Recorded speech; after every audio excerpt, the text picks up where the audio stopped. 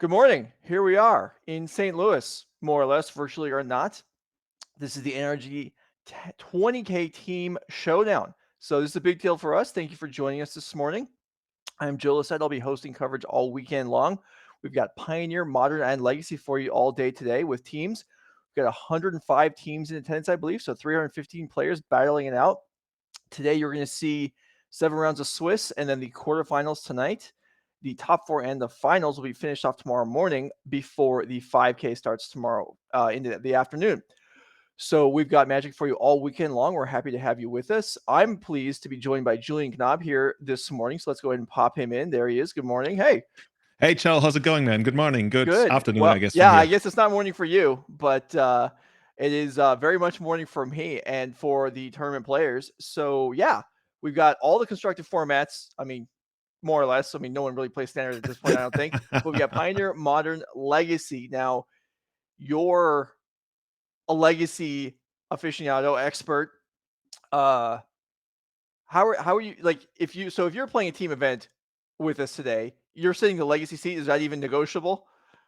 No, it's not. Okay. If I could sit down, like I'm very comfortable in Modern. I looked a little bit into Pioneer. I'm looking forward to learning even more about it today. But from what I can tell, Modern and Pioneer are probably even more balanced than Legacy right now. So I'm pretty excited to see those in action. Yeah, well, I got you covered. I have been playing an absolute ton of Pioneer for the last 2 months, and I'm very much enjoying it, I have to say. The format seems fairly, a good amount of variety in it. There's a lot of decks that are within the top couple of tiers, and we can see a lot of different things here today, so I'm excited about that. I'm looking forward to it. I've got a lot of players in the, house today, a lot of people on the leaderboard. Leaderboard points do matter. This being the showdown, more points on the line. And this is there's 2 events left in season 2 for Nerd Rage. This event, and then next month in Minneapolis. Then we'll lock up some invites for our season 2 championship invites. So here you can see the upcoming schedule. This is the season 2 schedule. So you can see that a couple events already in the books. Over there on the bottom left, you can see we're in St. Louis, actually Collinsville. We have our 20K Showdown 5K Modern event tomorrow. And then next month of September, to finish off the season, we have Modern and Pioneer. And that will lock up a few more players for the season champion for the year-long championship, which we're quite excited about. We can go ahead and put up the leaderboard right now, or the season 3 events. Well, let's go ahead and unveil the season 3 events so you can see what's actually coming for the rest of the year. This is I just newly locked in. So we have the October event in Newark, Ohio. It's another team Pioneer Modern Legacy with Sunday Modern event. So same as today, but not a showdown. So price pool not quite as high. Followed up, there's 2 events in November. One in Fort Wayne, the beginning of November. Another team event with Pioneer this time as a Sunday event. And then the end of November, standalone, I believe it's our first Pioneer 10K standalone and Modern on Sunday. And then you can see the last event of the year in Louisville at NebulaCon. So that'll be a new thing for us. Moving a little bit further south for the warmer weather, as it will be December. And that will be a showdown weekend, Modern event, and Pioneer. So we're happy to be able to announce the rest of the year-long schedule for you. And as the players are getting ready for the first round today, we can see the season 2 leaderboard. So the top couple players on this list at the end of next month's event will lock up slots for the end of the year. Um, you can see the players, some of them, many of whom you'll see in action. You see Joseph Bernal already locked up his spot. And if we have the year-long leaderboard, we can go put that up for a moment. And you can see how things are shaking out, who is doing well on the year, who you might want to follow this weekend. You can see Joseph Bernal up top there. Piper Powell and Andrew Ellenbogen also already qualified for the end of the year. So if things ended now, Zach Allen, Zoe Riederman, Adam Moss-Moses all looking very good. I believe Christoph Schlama also would get in at the moment, although we haven't seen too much of him since the early part of the year. It feels like whenever you put these on, Joseph Bernal is everywhere. Like Right, I any know. leaderboard you put up, anything like top 8 here, top 8 there, it's always Joseph Bernal. Is he like the superstar of the series? He is this year. Last year it was Will Kruger who was always on top of every list, and this year Joseph Bernal has supplanted him, and he has. We'll see. I mean, he has already locked up his slot, so the points don't mean anything. The further points don't mean anything else to him this year. But of course, it's nice to be on top, and the overall leader at the end of the year does have some privileges at the championship. So that may be something he's after. He is going to be in our round one feature match alongside his teammates Matt Hoey and Sam Kopperwitz, facing off against Connor Mullally, Max Komanowski, and Theodore Jung. So that is going to be our first round match. Players are getting ready to go. I don't know which format we're starting out with, but so the way things are going to work here is we're not going to waste too much time or any potentially on deck lists, going through sideboarding options. Julian and I aren't going to debate, well, should this come in? Should that come in? What goes out based on what the opponent's facing? What we're going to do is when players go to sideboarding, we're just going to jump to another match. We have 3 formats in play.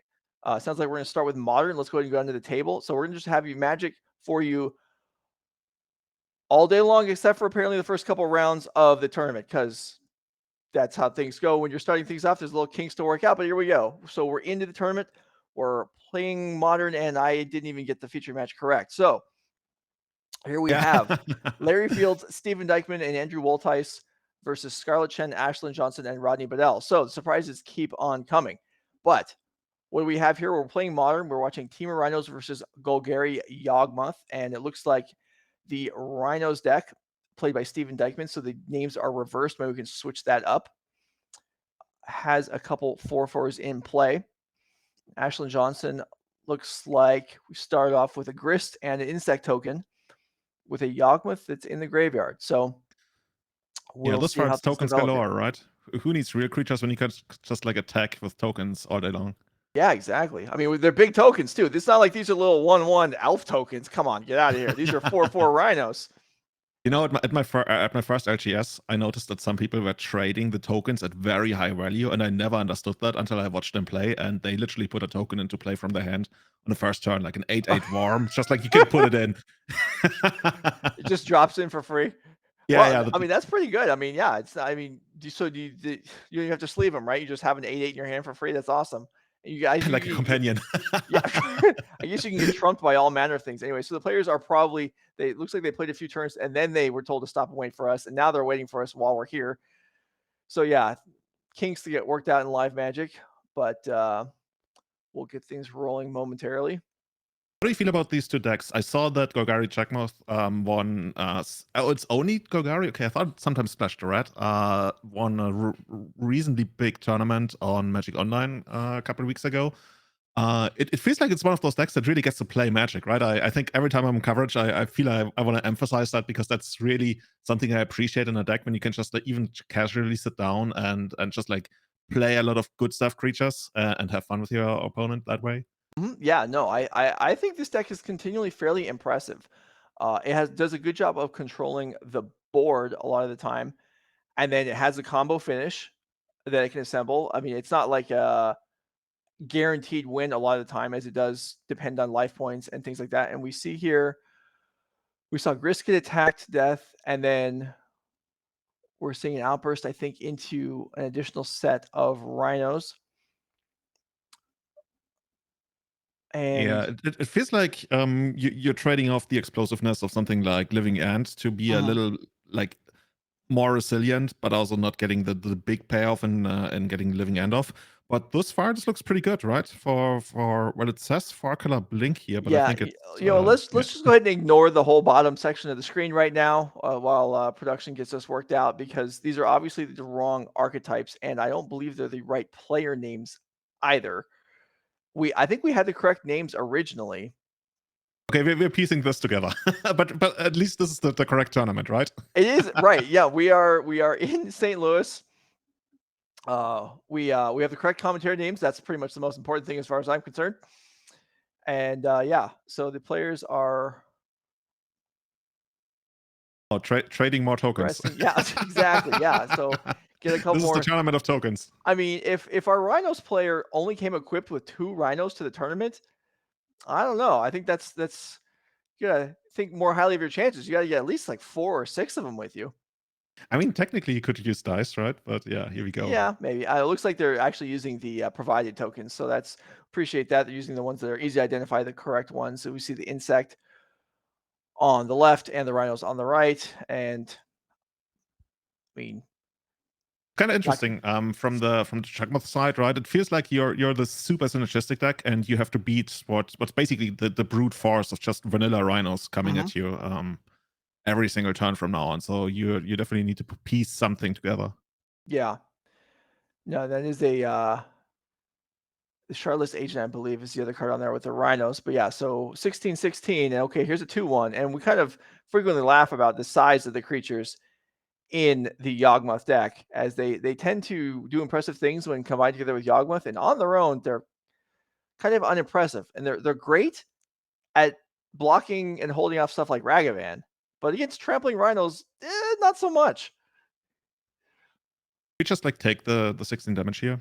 Probably like more like 18 even, depending on whether you block. Um, Guess it you just gotta looks swallow it up, right? yeah, looks like it with the Blood Artist in play. The Yawgmoth player doesn't have to worry so much about their life total if they are able to get Yawgmoth in play, as the Blood Artist will negate the life loss. So let's see if this comes together here. Okay, Quarter Calling, that's a good place to be in.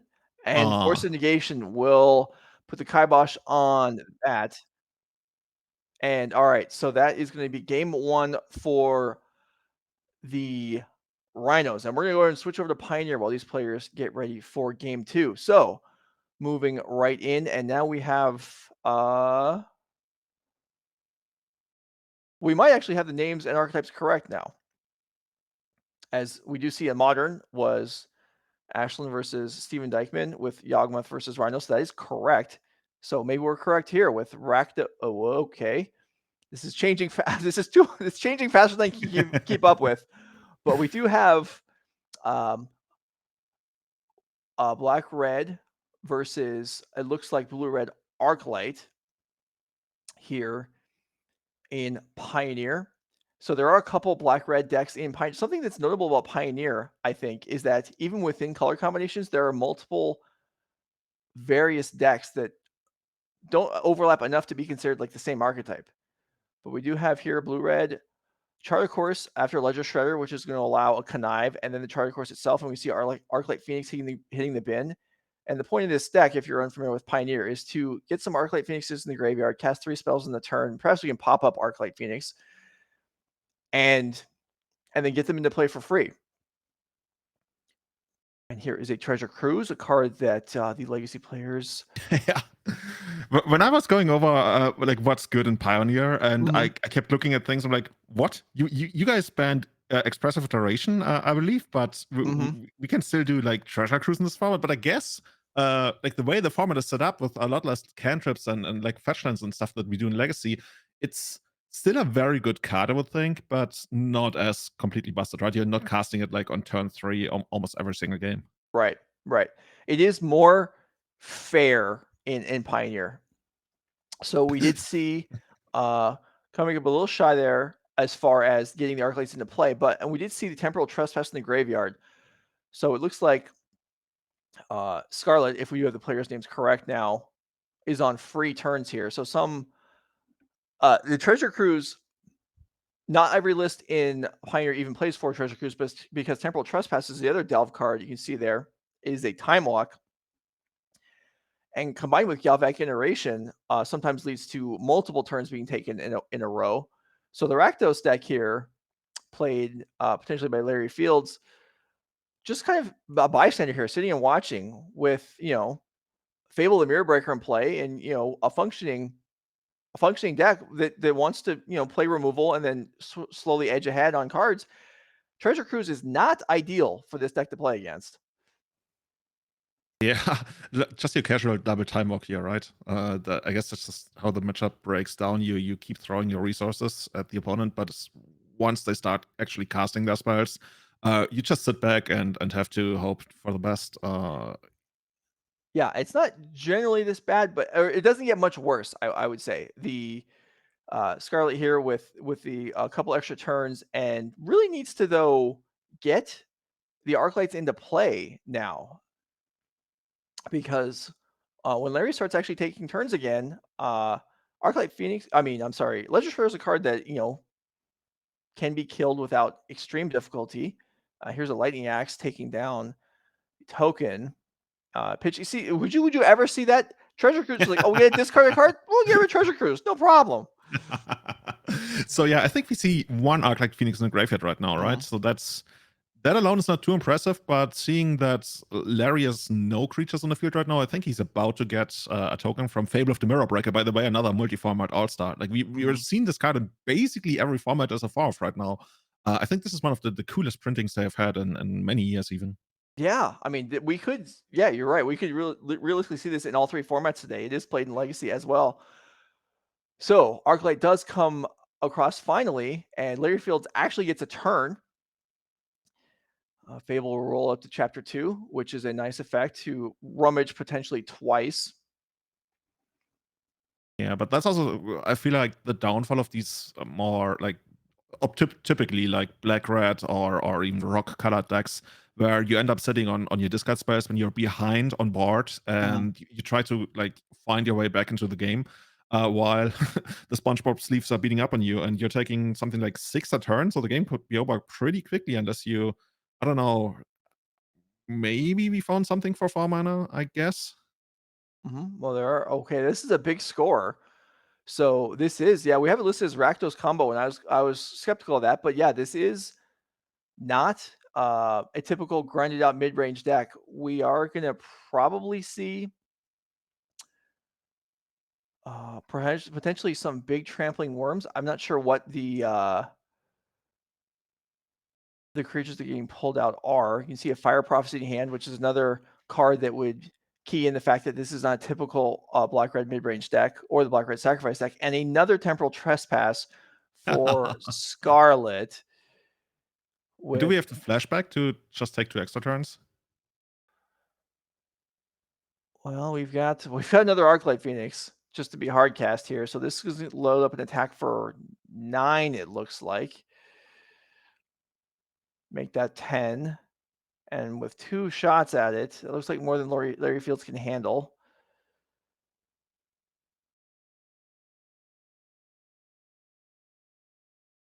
What All can right. we really do for 1 mana here? All Or I right. guess we have the So treasure token, so we get a little right. bit more. Yeah. So Fire Prophecy is gonna shoot down an Arclight Phoenix and cycle 1 card for Larry. So that's still 7 coming across, and with another turn coming, this is still lethal. This And is even more so lethal with all the Storm Giants. All right, so that is going to be 1 point to the good for the team of Scarlett Chen, Ashlyn Johnson, and Rodney Bedell. And let's go back to Modern, where they're getting ready for game number 2. We're actually going to get started from the beginning this time. That's excellent. And another multi-format, I don't know about all-star, but Dryad Arbor in play here. Yeah, how do you feel about going turn 1 Dried Arbor, right? Whenever I do that, I feel like, oh, my hand is so good. Please don't have a removal spell, please, please, please. Right. And I just want to untap into it. Yeah, no, it's League on Dryad Arbor is pretty scary. Oh, Although I was wow. going to say Team of Rhinos not having, many cards that cost less than 3, but Fury does take it out there. So That's excellent. quite a fury, right? Yeah. You're 2 for 1ing yourself, but on the upside, you basically get to negate your opponent's first land drop. In a way, it almost feels like it reverses the play draw, right? Yeah. Yeah, it does actually. You're absolutely right. You skip your first turn. I'm now down a card. So, so yeah. So excuse me. Steven Dykeman effectively going first here, but Ashlyn pulling ahead on mana anyway with Wall of Roots, which is actually out of range of Fury. Out of Roots is so cool. I just love that a card that has basically been seeing play for almost a quarter of a century now still Yeah. shows up in competitive formats these days. I can't believe you can even actually say quarter of a century regarding Magic, and it's actually like a legitimate thing to say because the game has been along longer than that. I believe that isn't the 30th anniversary ceremony tournament in a few months later this Yeah, I think in year. Las Vegas, right? Yeah, yeah, it is in Las Vegas. Another one You're of gonna these. be there? I am not gonna make it out for that, Yeah, too but, far for me as well. I may be interested to check in and see if that beta draft is broadcast. I may be willing to watch that. That's exciting stuff that you just don't see realistically ever. Is everybody gonna wear gloves or something? You know, at the last one they did, I think 5 years ago, they did give the players all gloves, which at the time seemed weird, but after the pandemic now, lots of people have worn gloves at various points the last few years, so now maybe it'd be something that you're more accustomed to. Cool. So yeah, we're seeing young Wolf here, and from what I understand, right, all of these creatures, we eventually can get to a point where we can actually combo off with Jugmoth, right? And then if Yes. you have, let's say, Blood Arthurst in play, we can combo out the opponent. So what's the most realistic scenario? I think we can do it on turn 4. Mhm. Technically, I guess we might be able to do it on turn 3. I'm not so sure about that. Whereas on the other side, Team Rhinos, probably not too much interaction going on, especially against creatures. I guess since we're fetching here, maybe we're just gonna put 8 power into play and pass the turn again. Yeah, I mean, that's generally what this deck wants to do. They Steven did have the Fury to interact with early, probably earlier than he expected, as you hopefully are gonna be something like a 2 for 1, not killing your opponent's land, but, whatever opportunity presents itself, and here we have Charlotte's Agent cascading into, Quite Crashing the surprise, I Footfalls. guess. Yeah, Oh. and we see here some of the, hard to conceal your deck list from your opponent when you're playing this deck, as, Ashlyn can see quite a bit of what's going on here as Know what I Steven like will. about Wall of Roots here, by the way? Sure. Like, if we It never use it, we can actually negate one of the rhinos. We can just, Yeah, like, sit back and keep blocking it forever. yeah, absolutely. That definitely matters too. Uh, the Team of Rhinos deck, I mean, it does have a decent amount of removal, but its offense consists basically of these rhinos, and if you can handle one of them or even two of them, it's not gonna do anything fancy, it's just gonna hope to acquire more, which it can do as a third of Steven's deck now becomes the top becomes the new bottom. And Ashland will untap here with one Undying Creature. And you were talking about, yeah, with Yawgmoth, two Undying Creatures and Yawgmoth is basically pay a life, draw a card as many times as you want. And then with Blood Artist in play, then that becomes don't pay a life and draw a card, and your opponent loses a life. So that is one of the ways that can just combo out and win the game. However, Slightly improved Chugmoth bargain. yeah, yeah, just a little bit. However, it does take a few cards to assemble. No land drop here for Ashland as the Dried Arbor was dispatched and may have been counting on that. We could still see a chord for 2 here as the Wall of Roots counts effectively for 2 mana on Court of Calling, but Unless you're playing on Magic Online. does Apparently, that this not. deck still doesn't work. Oh, wow, that seems significant. All right, so here we have big attack coming in. Does the Wall of Roots block? I mean, Ashland may not be able to risk losing it here. Is there a violent outburst, by the way, in Stephen's hand? Uh, Because that could yes, actually there take is. out the Wall of Roots, even if it blocks. You are correct about that. All right, so Ashlyn is going to cast an endurance here, putting a counter on the Wall of Roots. I Shuffle guess the back. idea is we could, like, double block with Young Wolf and, Yeah, yeah, that is what we're going to see. just hope that there's no creature remover. Otherwise, we 2-for-1 ourselves, of course. What, 2 for 1? Well, Young Wolf doesn't die. It comes back anyway. Just gets bigger. All right, Let's see. here is. Here's the violent outburst. Just Yep. take some extra damage. So an extra damage will come across and 2 more rhinos. So Ashlyn will be under quite a bit of pressure next turn with not a whole lot to work with here. But I could get the hang of this Rhinos deck. Like, it's all about the Rhinos. Yeah, Like, I it is. think if it didn't give away everything that you're playing, like if this was an open decklist tournament, which I think it isn't, Mhm. we could be able to just, like, theme our entire deck with, like, Rhino sleeves. You sit down in a Rhino suit, have a Rhino playmat, A just rhino like one of the suit. cooler creature types. What would a rhino suit even look like? You could wear a But you somebody okay. once wanted to pay me to play a tournament in a Pikachu suit, and they were even gonna pay for the Pikachu suit, and I declined, which is one of the biggest regrets of my life. Yeah, wow. That's, our, other occasional commentator partner, Anurag Das would have been all over that, I'm sure. He wants to wear a shark costume to Nerd Rage coverage I for mean, Shark yeah, Typhoon. So yeah, Pikachu, yeah, and Becky Bell who'll be here this afternoon. She would be all about that as well. As an attack for 14 comes across here, and Ashton Johnson could absorb all of this, but he's get a little dicey at that point. Well, yeah, oh, I think at least the block on the Shardless Agent like last turn is rather free, mhm, and that way also you don't open yourself up to any kind of like Fire Ice ending the game for you. mhm. Yeah, you can see Fire So Ice is in Steven's hand. All the interaction in the Rhino stack cannot cost less than 3 technically, even if virtually it does, as like Fire Ice and Dead Gone, both split cards that get around the Cascade issue. As Wall Roots here does take 2 damage from Dead, and combined with Charlotte's Agent, that is enough to actually kill the Wall Roots. I don't know what the naming nomenclature of Magic. We have a removal spell called Dead that doesn't really kill that many things.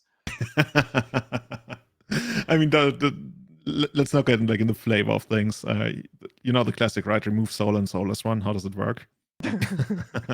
But yeah, here we go. So upkeep, yeah, we're just gonna basically cycle the ice to tap down one of the mana sources, Mhm. which like Ashleen doesn't really have a lot of to begin with. Now we won't even be able to cast Jugmouth. Probably just like land and scoop, yeah.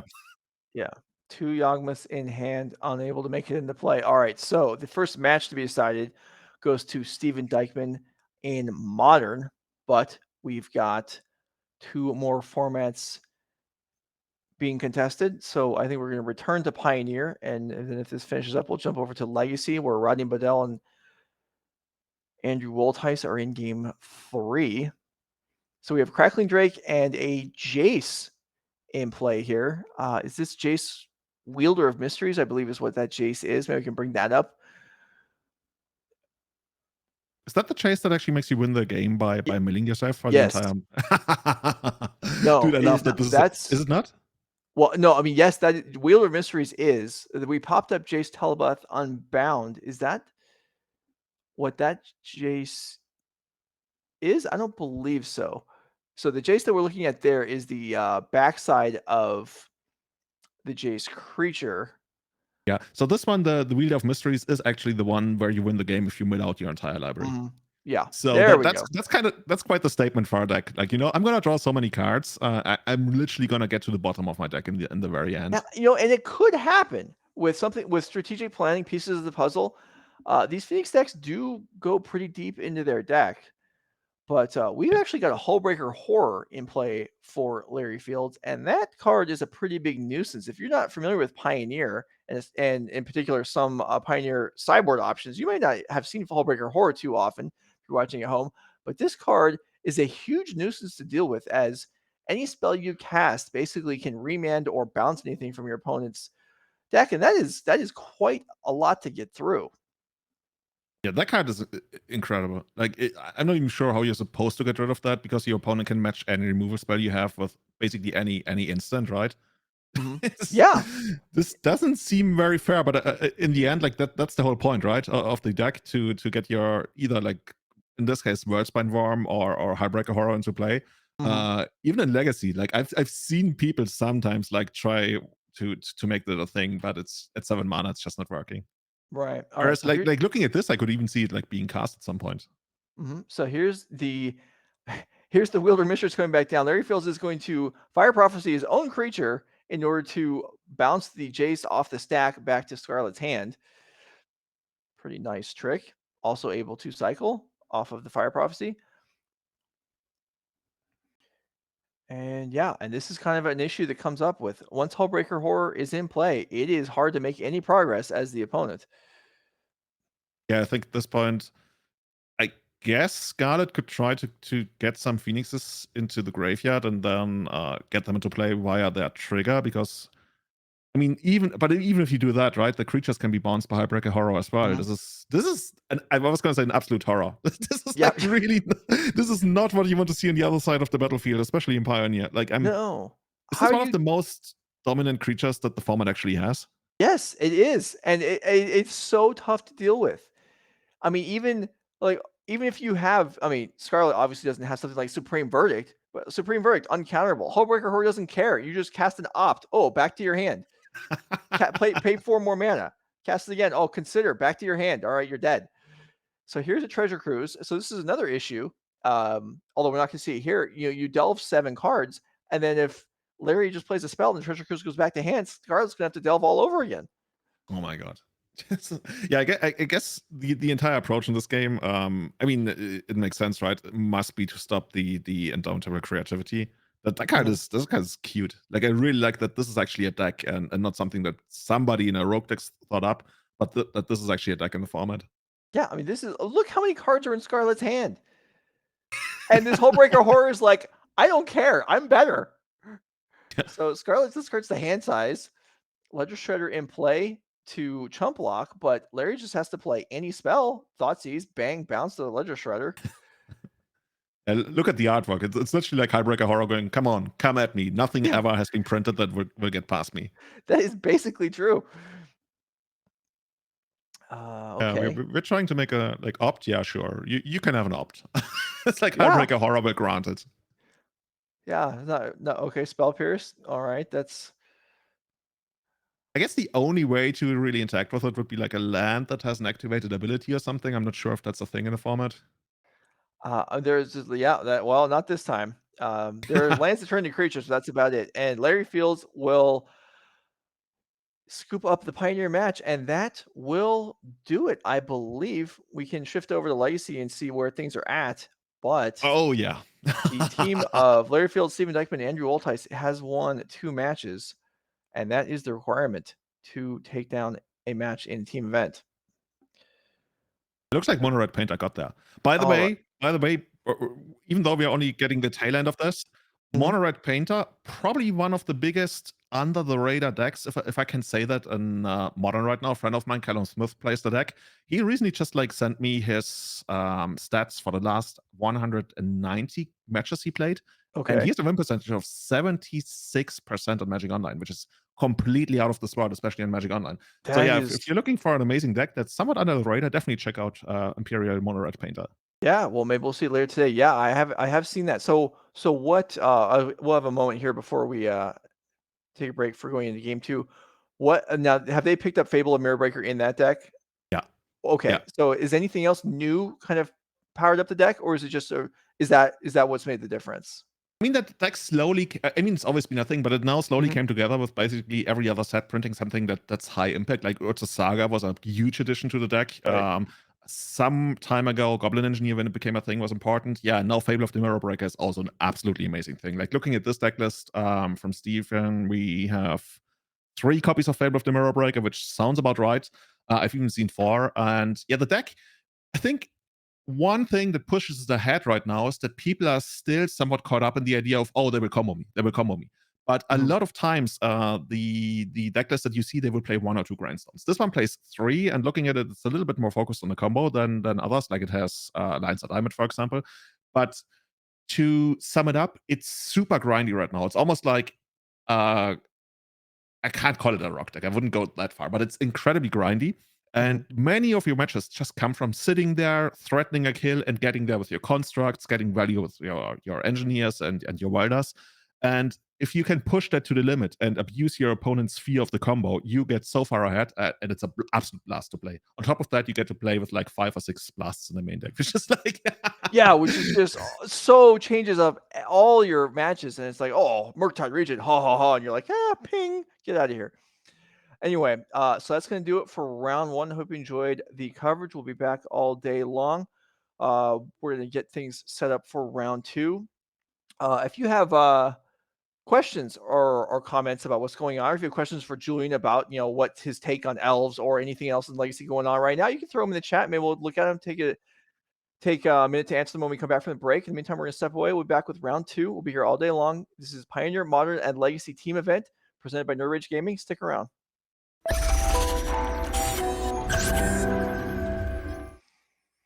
All right, we're back here for Nerd Rage Gaming. Julian and I are going to kill some time with you all because this is a team event and players, when there's down to like one match remaining, one format remaining, and the 2 teammates are consulting on every single land drop and every single decision, things just take forever. So the round is still going. We're getting towards the end of it. Time's been called several minutes ago, but it's not quite done yet. So we're just going to take a look at some Dominaria United spoilers that are out and just talk about them, how they might impact various formats. If you want to, I'll open to the chat. If you want to throw in your opinions on certain cards, go ahead. Let's go ahead and start with one of Julian's picks here. So why don't you go take us through what you feel about this thing? I feel this card, when I looked at it, I felt like this is probably gonna be legendary, and it's not. And since this is not legendary, this is basically gonna be an auto include, I think, in all of the Murfolk, like all of the Murfolk decks in Legacy. We don't have that many these days. Used to be a tier 1 staple in the format. But Mhm. yeah, this is not only a lord, this is a flash lord, which has the potential to completely mess up combat. And you also get to counter non-creature spells. And I think now it vanished from the screen. Here we are back again. You basically get to force spike a lot of stuff. And since this has flash, and you also like your opponent can't counter back, right? So this is the beauty of it. I think this. I mean, it's not gonna put Murfolk over the top, but Murfolk has traditionally always like, yeah, kind of struggled against combo decks. Like, yeah, technically it has Force of Will, and these days it also plays Chalice of the Void, but half the combo decks in the formats they don't Whoa, let's go care back. that much about Chalice. Mm, So yeah, I think this is a pretty strong inclusion in the deck. The only thing is, are we gonna have enough room in the deck? I hope the deck is never right. gonna splash Yorion. Let's go ahead and go back to the Merfolk. So the let's slow this down a little bit here. Um, so yeah, I mean, we have like 2 mana lords in Merfolk is not something that we're shy on. This is kind of basically what the deck consists of is almost exclusively lords. And yeah, and then this one is smaller. It's a one while all the other ones are two twos. But like you were saying, yeah, Flash being able to interact combat, maybe significant. And so this force spike thing. So how relevant is this? How often are efficient legacy decks tapping out for their spells? It's like all the time. So yeah. Man, I don't is legacy okay, is Merfolk even playable in legacy now? Like what are the odds you see a legacy Merfolk opponent across from you in an event right now? It's really low, right? Pretty low. Yeah. Pretty low. Um, Thing is though, it's slightly better than people give it credit for. It Mhm. always has like this stigma of, oh, it's a stupid beatdown deck, which I think is somewhat true to a degree, but really only to a degree because whenever it comes to these decks, sequencing is also quite important. Mhm. And I think while this is not going to put it over the top, it's just like another thing that's going to make Murfolk hit harder. Right. And I really, really, really like the flash aspect of it because part of it is that your opponent, they don't know whether they can actually pass the turn because they might be dead, especially with Island Walk in the mix. And now this guy comes Yeah. down. Like imagine you're sitting across from Murfolk, and at end of turn they activate Wild for 2, and they flash this one in. This could sometimes be like, let's say, 8 damage out of nowhere, Yeah. and all of a sudden, like the clock is cut short by like 2 turns, even. So I'm really excited for this one. There's other cards in the format that I also quite like. There's another Murfolk. I'm actually not sure which set it's from. I think it's the same set. It's the Emperor Mihail II. I don't know if we can put that on screen. Okay. Well, we'll see if we can dig that one Oh, up. perfect, perfect. There it is. Joe, have you seen this Okay. card before? I have not seen this one, or at least I didn't process it. All right. Emperor Mihail II. 3 mana, 3/3. You may cast Merfolk from the top of your deck. You know, if you do, okay. Well, all right. So this is something that Goblins has this type of effect, and Goblins Merfolk has this kind of effect, yeah. did not. Okay, so now we have card advantage. And that's something That Merfolk has always been short of, right? right, right, right. When Yeah, I played Merfolk, I always felt like Silvergill Adept, basically the cantrip Merfolk, was one of the yeah, best cards in the deck just because it draws you deeper yeah. and synergizes with the rest of the deck. Now all of a sudden you've got this very, very serious card advantage engine in the deck, and I'm all about that. And you know what's great about this one? You see what you could be doing with this? Like we didn't even touch about the, oh yeah, you can also like create Murfolk tokens, which in a heavy Lord and Island Rock Mhm. deck is even better. But the beauty of this is, can you imagine that this actually has a combo kill? I mean, Merfolk. Okay, It's so more for, goblins. I feel like goblins is again like this feels like a goblin. How is this even a Merfolk? Makes I mean, these tokens. That's days, not Merfolk. Don't make tokens. Everything's a Goblins make changeling these tokens. days. All right. Explain to me a combo that involves Emperor behind the second. Okay, here's the beauty of it. You might have heard about a little known Murfolk known as Thassa's Oracle, which is Sure. a Murfolk. And so what you can do with this is you put both of them into your deck, and which already exists, by the way. People already play Thassa's Oracle and Murfolk from times, Hmm. and they play something like Paradigm Shift, which removes your Right. library to win the game. That's a little bit of a clunky combo kill, but what you can do here is play Thought Lash, which maybe we can also show on screen. It's a 4-mana enchantment, and you can exile the top card of your library at any point to prevent, I believe, the next damage dealt to you. Right. And it Yeah. also have cumulative upkeep, so eventually you run out of library. So the beauty of this, you get Emperor into play, and then you start removing cards from the top of your library until you find Oracle. Then you cast Oracle, put the trigger on the stack to win the game, and in response, you remove the entire rest of your library and you win on the spot. So whenever you have Thought Lash and Emperor, which is a Mhm. little bit clunky, but you win on the spot. And Okay. Okay. All right. I wasn't sure I was buying it, but okay. That is true. So it tutors for the Oracle. So then so these Merfolk decks currently they're probably if they're playing Paradigm Shift or whatever, they're playing a bunch of Oracles. Now you don't have to play one potentially. That's true. That's true. You get to cut But 3 from the deck and maybe just fill it up with like Emperors or something. okay. Okay. I can get behind that. That's interesting. I don't know that I would bet on actually seeing it at some point in the future across from me in an event, but okay, I'll get behind that. That's cool. And what blows my mind, and this happens every single spoiler season, is new cards come out, and I'm reading these new cards. I'm like, okay, this is cool. This is not whatever. And then inevitably, someone is like, oh, well, this card, if you combine it with 4 other cards printed 20 years ago, is an instant kill. And I never see stuff like that. But there you go. There's one for the Merfolk Lord. Here's a combo with cards that come from a couple different generations, and here you go. Here's a kill. All right. So let's put one of mine up. Let's put up Joint Exploration. So this is a card. Obviously Julian's card is relevant for Legacy. Mine is more of a Pioneer card, or maybe standard. I don't even know what's in standard, but for Pioneer, this is a card is interesting to me. Joint Exploration for 2 mana. Scry 2, draw a card. Okay, not super exciting, but fine. But then if you kick it, you can put a land into play. Kicker's green. So for 3 mana, you scry 2, draw a card, you can play a land. Now, Growth Spiral sees no play in Pioneer, but it is legal.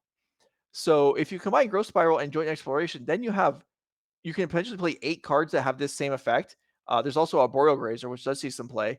So there's now a a flashpoint. There's a lot of cards with the same effect. So whether you want to play Grazer or not, but if you're playing a control deck, you can play effectively 8 Growth Spirals, and generally that's a fairly powerful card. Being able to at instant speed ramp your land, get ahead. You hold mana up for counter spells.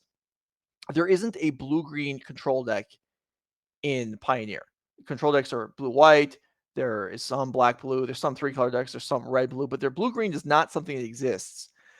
And maybe the addition of another instant speed growth spiral type effect is enough to create one. I don't know if that's true, that whether that'll be bear out or not, but I'm interested. So that is one of the cards that I immediately keyed on in Dominaria United. All right, so I don't know where we're at in the round.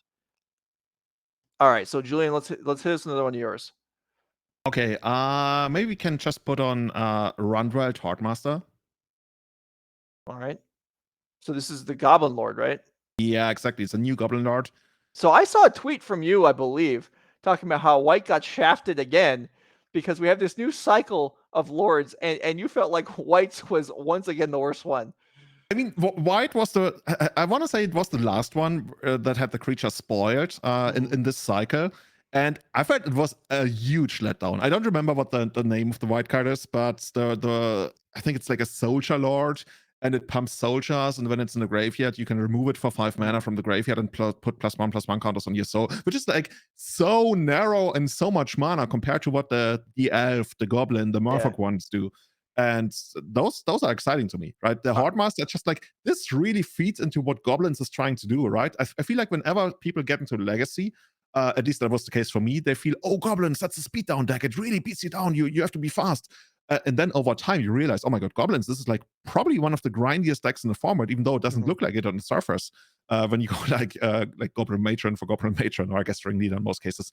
And all of a sudden, this is like another creature that's gonna allow you to just like keep up with any kind of control deck in the format easily. Mhm. And yeah, I wonder if this is at this point, I think Goblin players really have to decide how much they want to lean on the grindy aspect, because you could build the deck to be super super grindy. But I mean, you're more of a Goblins expert than me. But do you see this card making No, cut? I it's I think you'd have to adjust the deck. For example, like Skirk Prospector gets way better with this card. Or Prospector is a card that you may play one of at currently, and this, I mean, you can effectively just yes, you see sacrifice a goblin, draw, and make a mana. But now, if it's sacrifice a goblin, make a mana, and play the top card of your deck if it's a goblin, I mean, that allows a lot of potential, and goblins already is so good at just digging right like you were talking about ringleader, matron, things like that, conspicuous snoop. And now there's especially with snoop in play, you actually can see the top card of your deck. And yeah, there's just I mean, I don't really know, but it's at least I could imagine it Like where Mock you War Marshal, I don't know if that's still a card. I mean, yeah. the two slot is probably like rather contested. Yeah, it certainly is. Just like in Merfolk, there's a lot of two mana plays, but still, it just adds potential. Maybe not even so much for legacy. Maybe we're in a lower powered format. I don't know. Is Prospector's legal in modern? I feel like it could be potentially. Um, but yeah, there's that is a powerful effect. Like just like the Merfolk one is a powerful effect. Is the white one a powerful effect? Well, it's a playable effect, Or is it? perhaps, but well, maybe, but it's not doesn't have the element of card potential card advantage that we see in some of the other ones. So it sounds like I believe I heard that the pairings had gone up, so we probably are getting close to the end of this interminable break. So they are sitting down. All right, let's do one more. So let's go with cut down. So cut down is kind of like a new cheap black removal spell. We've had Fatal Push for a long time. And here's Cut Down for one black. Destroy a creature with total power and toughness 5 or less. So this is interesting. I feel like Fatal Push, this is weaker than Fatal Push, but I feel like Fatal Push has maybe overperformed expectations of how good it was. It kills an awful lot of things, up to 4 mana with a fetch land or some kind of sacrifice. Here, this is a less powerful card, still kills most cheap things. This will not see play in more powerful formats, but I do think it's a reasonable alternative version of a cheap removal spell. It actually looks way better than I thought it would be. Like usually when they printed stuff like this, it was like sorcery speed. But Hmm. now one mana instant kill like I I don't know what percentage of creatures in most formats, but like just like looking at it from the legacy perspective, like I guess you don't kill like Murktide and like Myriad Large or something. But other than that, this is incredibly versatile. I mean, it kills all the elves, that's for sure. Almost all you have. Like Yeah. sometimes they grow. Yeah, they do. But yeah, I think this is I always I feel like it's Magic's existed for so long, and there's only so many varieties you can come up with the same cantrip or the same removal spell, right? And yet, well, at least that's what I feel like. But then they always come up with new things. Like this is a unique cheap removal spell, and I appreciate the fact that they continue to come up with new versions of these. They all play just a little differently. The all right, so I think round two. Okay, I got bluffed on that one. So round two is almost ready to go. But yeah, all right. So they are sitting down to play at the very least. I think we're going to start with Legacy this round Oh, as we and I didn't. see one of the decks was registered as Grixis Murfolk, and that caught my eye. But we were lied to. This is literally not Grixis Murfolk. This is straight up green white depth on the right side of the board, I believe. We'll see. We'll Yes, see. less than So a reclaimer. I see. Well, yeah, I know. I don't. Uh, I after the first round, I don't have faith that these archetypes and names are going to line up with what we actually see. But we're getting ready here. But on Cody's side, it's supposed to be blue red Java, which I mean, yeah. I guess we see in a moment. But for now, if that's gonna be the matchup, that's a pretty classic matchup in Legacy these days. Like half the time you see a Isidara, and it's the protagonist having to fight an ever-changing array of opponents. And this round, it's gonna be Green White Depth, one of the most successful decks of Legacy in the last 1 or 2 years. I think I'm always like I keep saying how good green red depth is, even though it doesn't really get that kind of recognition. So I wanna make a point here that green red depth and basically every statistic I look at, it always comes out as one of the top three, top five decks performance wise and legacy stats Mhm. wise. And Well, it certainly kicked butt at our last month. We had the Green White Death deck, which I believe, well, it did win the event, but I believe went on a run and played 7 matches against Blue Red Murktide and oh, did it won every game. It every won single game? We literally every went 2-0 every like like yes, 14-0 in games. yes. It might even it was absolute smashing. I have rarely seen anything quite like it. The player just absolutely could not lose. They had a great sideboard with chokes and it was just absolutely brutal. All You, right. you know what I just like love about the deck? Obviously, it has this aspect of, yeah, I'm gonna make my 2020, I'm gonna attack you, I'm gonna threaten a kill here and there. But what it actually also does is the grindy aspect once again, and I think that's like a pattern in Legacy. When you're not playing Diver or a combo deck, very many decks these days they have a like two ways to attack the opponent. Like you have a combo finish like Painter, like Green White Depth, like Elves, but you Mhm, also have this grindy aspect, which allows you mhm. to play a really good mid range game. Which if it's not too mid rangey, it also gives you a really good shot against Delver. And on top of that, you also have like Prismatic Ending as another removal spell for any early game aggression. But yeah, we will see because right now on the right side we actually see Tommy drawing a bunch of So, yeah, Delver I was gonna say, related okay, spells. so the names were backwards there. So, yeah, we have Tommy on the left. I was gonna say, I know Tommy Tomsevich, and I know his arms don't look like Cody O'Brien's there. So, yeah, we got this straightened Maybe it out was a here. wild light, a wild Yeah. night yesterday. So it looked like Tommy was on 6, and Cody O'Brien might be on 5 cards here,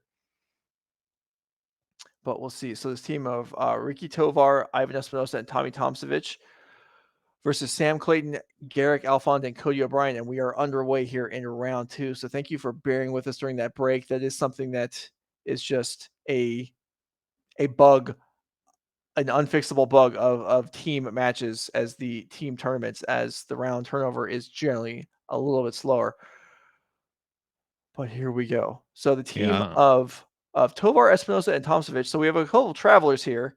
Ivan Espinosa and Ricky Tovar both live in Southern California at the moment. Ivan was our champion last year, and he will be present at the end of the year championship this year as a result of that. Tommy, a longtime Nerd Rage competitor, I believe has the most tournaments played, most NRG Series events played of anybody. Oh, is that so? Yeah. So lots of That's experience some here. serious dedication. Yeah. So we see here getting things going. Mox into Reclaimer with Mox plus a Wasteland and Reclaimer into a Force versus a White Border Dragon Rage Channeler. Yeah, it looks like the entire deck was apparently printed in 8th edition. Didn't know Force of Will was there, but apparently it is.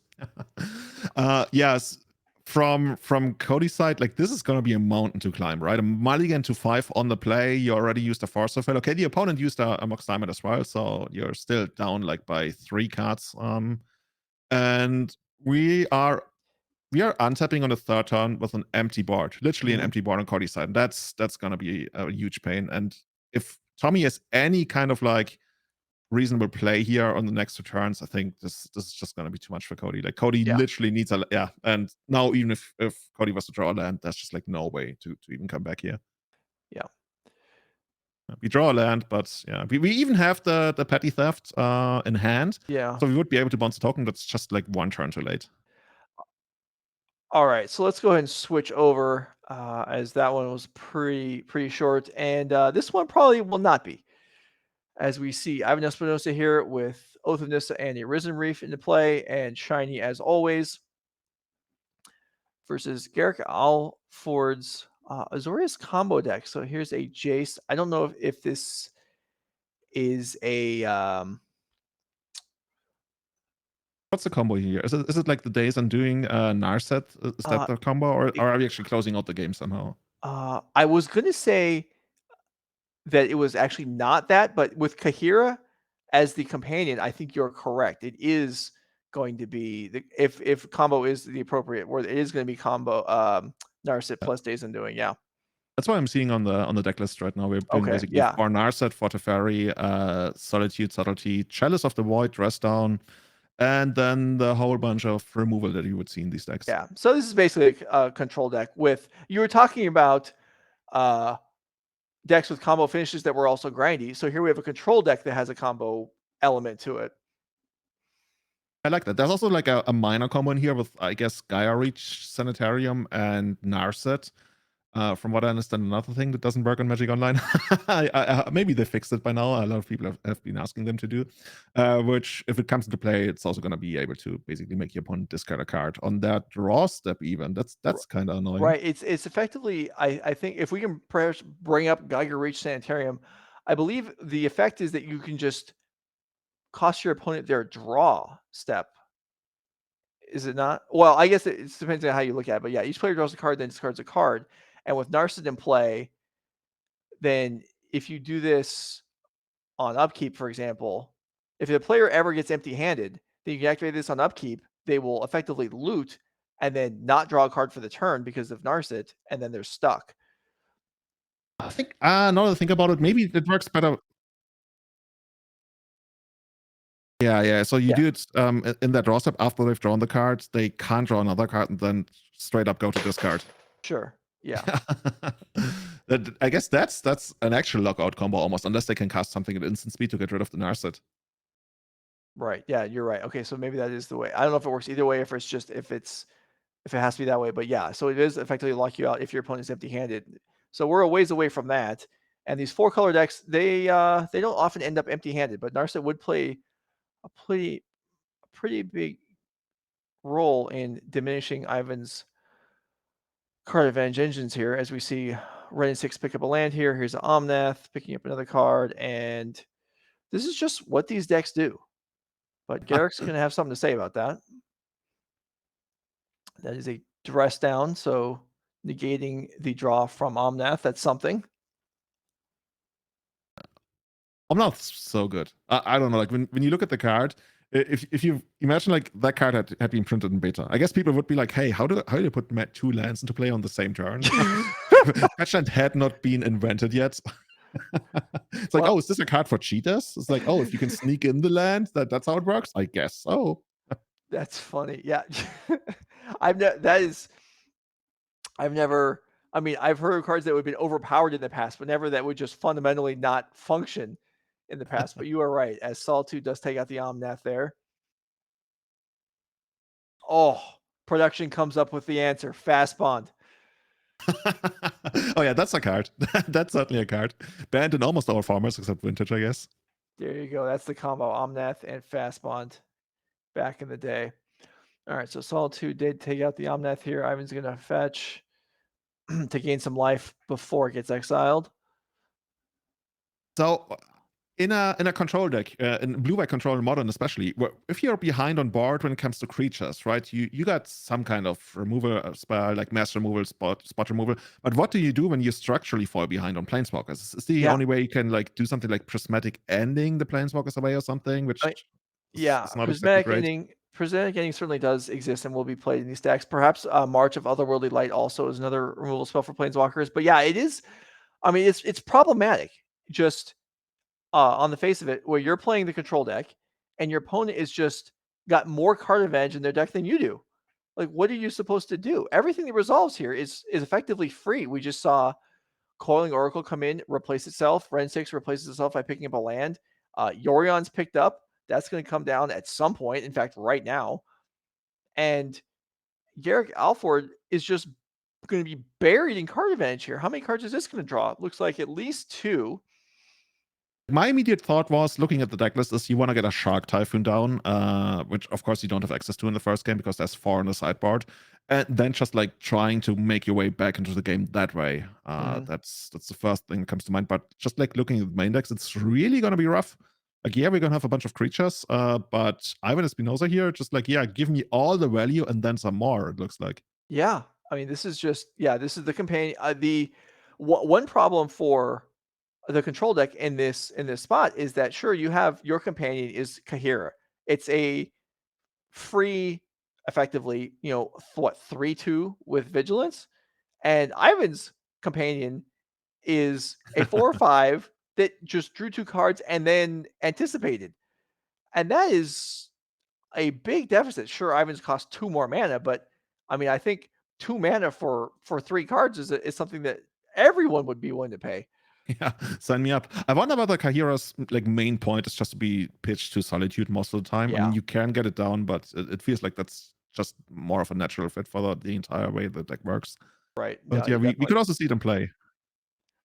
so Oh yeah, here and comes as we hear, it also buffs your Solitude. mhm, So you get a little bit more lifelink here. Maybe you can get past some other creatures. Yeah, I like yeah. that.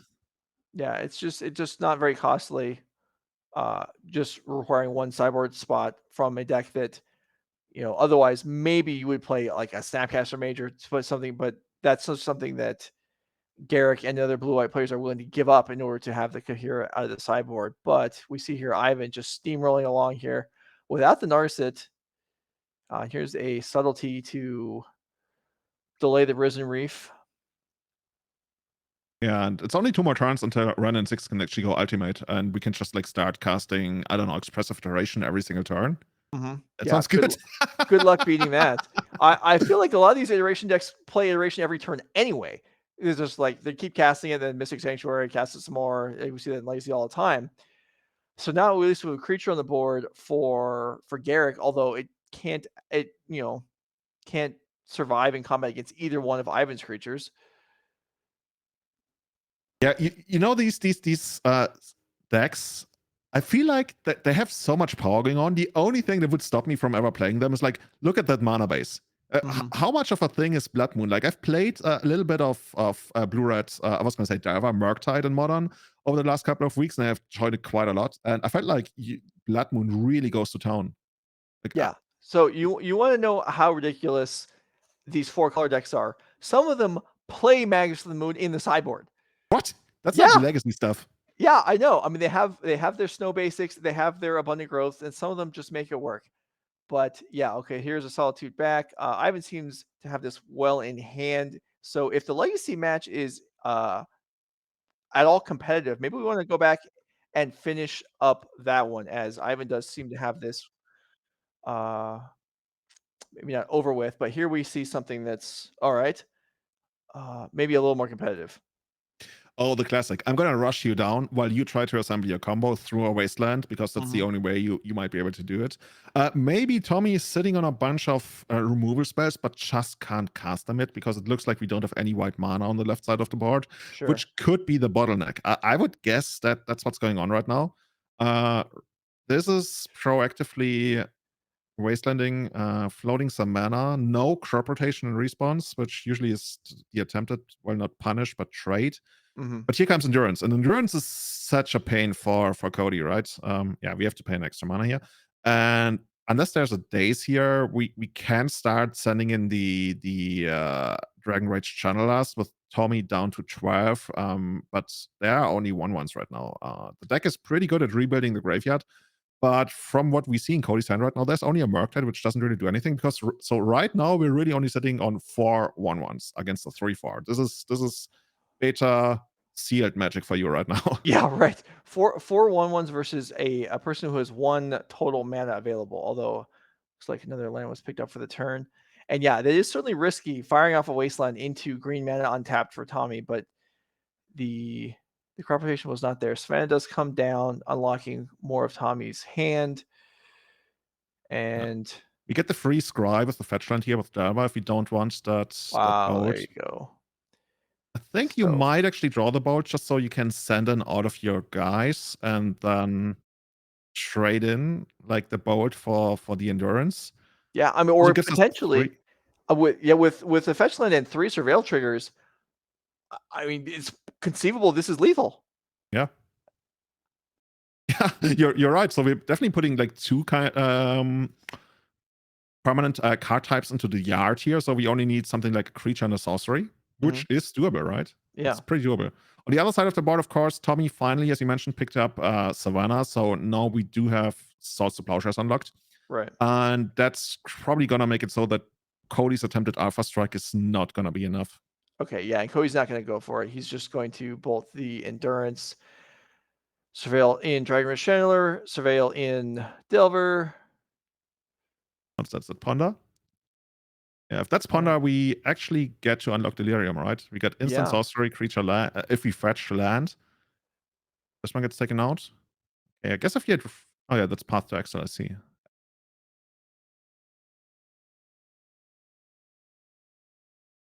All right, But the Mystic so Sanctuary is already in play, I see. I was wondering whether we could eventually fetch up Mystic Sanctuary here to get another Bolt, but usually that deck only plays a single copy, mhm. and that one's already in play.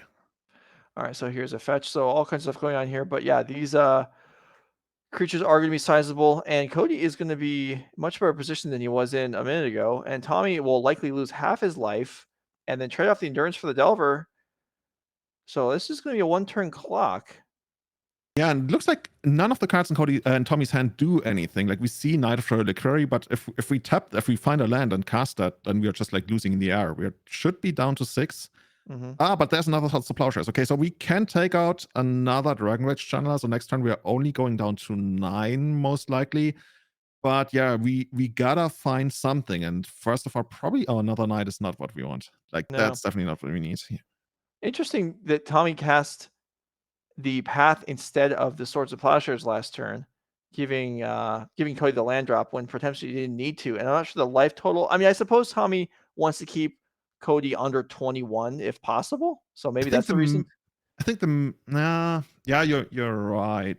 Uh, yeah, you're right. I was gonna say maybe he's gonna save it for the Murktide, but in that case, you'd still rather like you definitely wanna Murktide the Path to Exile and Murktide and do it the other way around. But yeah, you're right. Maybe just like literally want to keep him under 20. But now All we right. need 2 answers. We have 1 answer. We can only draw 1 card. So I guess Endurance would do it because it would shrink the Dragon Rage Channeler, but that's not happening here. Okay. So Cody O'Brien will tie up this match and will shift over to whatever is available. We okay. So we're shuffling up to start game 2 of Modern. And we'll see if Garrick can get you really can't. It's hard to catch up versus the 4-color deck Yeah. from the control deck's perspective. So you really want to have a good start in Garrick's position. I believe we saw last month we saw in a one of the elimination rounds and on the main event we saw Blue White Control versus a 4-color deck like this, and Blue White Control game 1 got out Narset, and then there was just counters and such, and just kind of crushed. But then both sideboard games, the 4-color deck just wasn't able to be held down, and then it's so hard for the Blue White deck to catch up. It falls behind because the 4-color decks don't run out. They have such momentum, even if there's not necessarily 3-for-1s, card drawing. There's just so much. I'm going to put this on the board and then draw a card to replace it. So you never run out. Yeah, I wonder whether that's why we see 4 copies of Shark Typhoon in the sideboard. That's just like Mhm. such a statement, right? I put 4 copies of this enchantment in my sideboard. It's probably gonna get cycled a lot of times, but if you ever get it down, you can really ride this to victory. Because when I'm looking at the 4-color list, there's not a crazy amount of answers to it, really. Mhm. Like I guess what do I see? Like I see a Knight of Autumn in the sideboard, and yeah, well, we're not gonna prismatic ending that's for sure. No, yeah, that is one advantage to something costing 6 is Prismatic Ending is not going to touch it.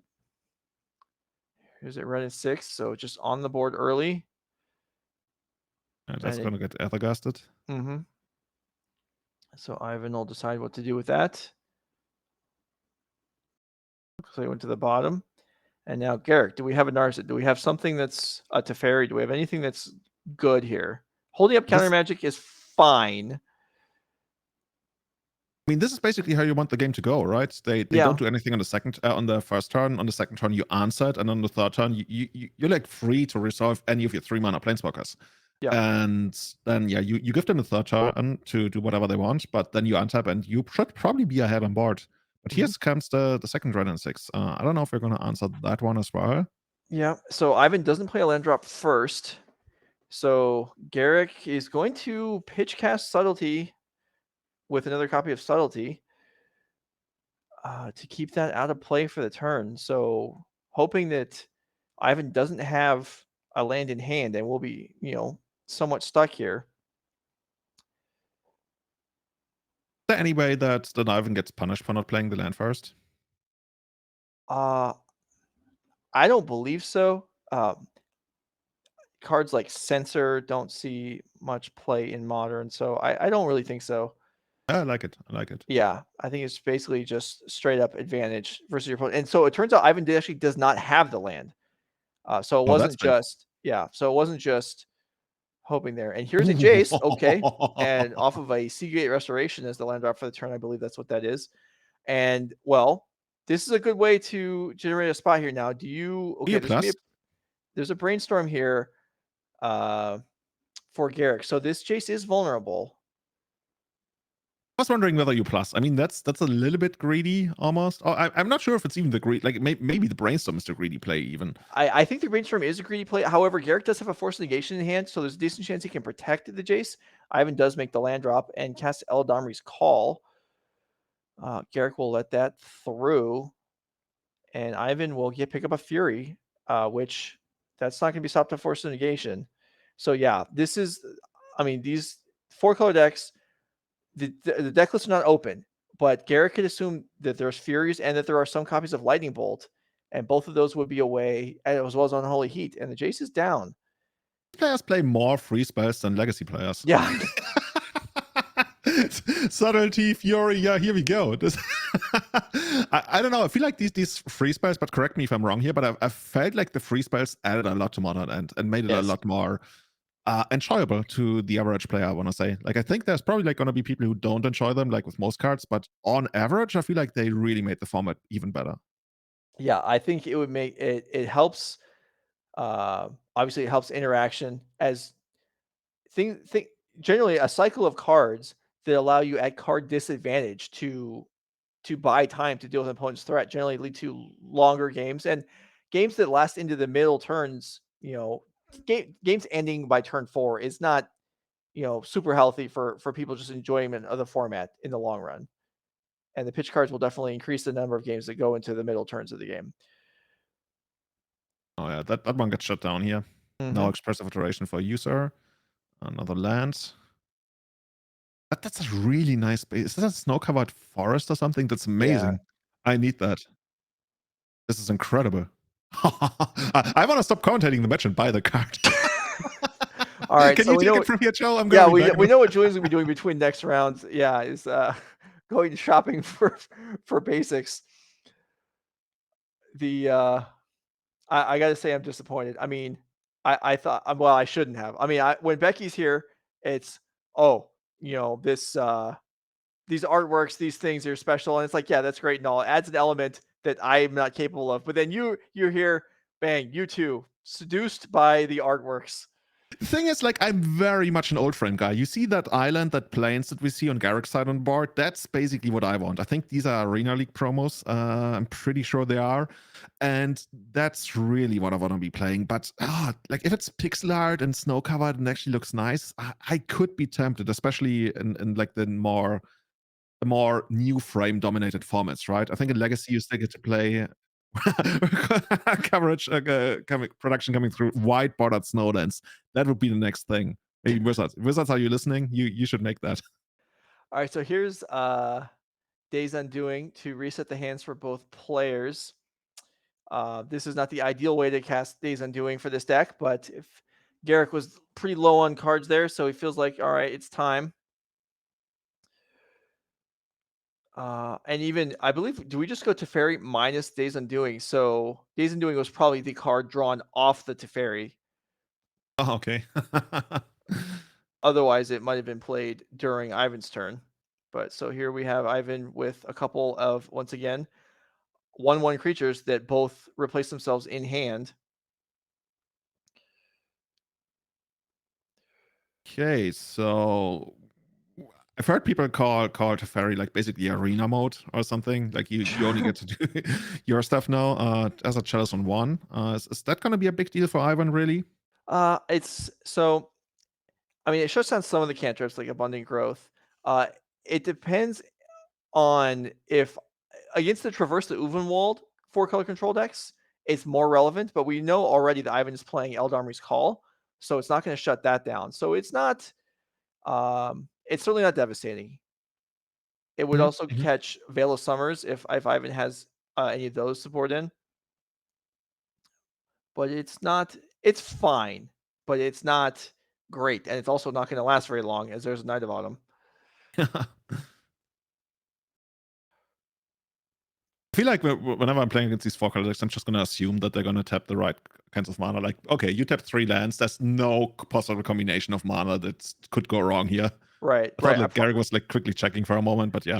he was probably he might have been inquiring as to whether the Cavern of Souls was making this uncounterable or not. So maybe we can get the spotter relay over to spotter and ask what the cavern is naming, whether it's elemental or whether this Knight of Autumn was actually uncounterable right there. But the chalice does get taken out. Yeah, Night of Autumn, dry at night. Uh, let's see.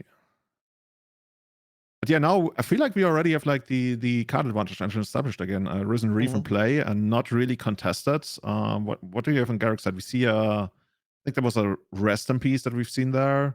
Don't really care too much about that right now, do we? No, not so much. Okay, so Fury is picked up here, and chat's pointing out Ephemerate's another one drop that is probably present in Ivan's deck at some number, and the chalice would shut down, but again is unlocked now. Here's the instant speed supreme verdict. So that is great for Garrick. Although again, it's not even really card advantage because you kill two creatures, but they both replace themselves. So Garrick's actually down a card after a supreme verdict. That's a bad way to roll. Yeah, that's not what you want to be doing when you're the deck. What is the matchup like in the first place? Is this something where you very much want to be on the four color side of the board? I believe you do in general. I mean, there are draws that there are things that Garrick can get going to hinder Ivan's advantages. But yeah, in general, the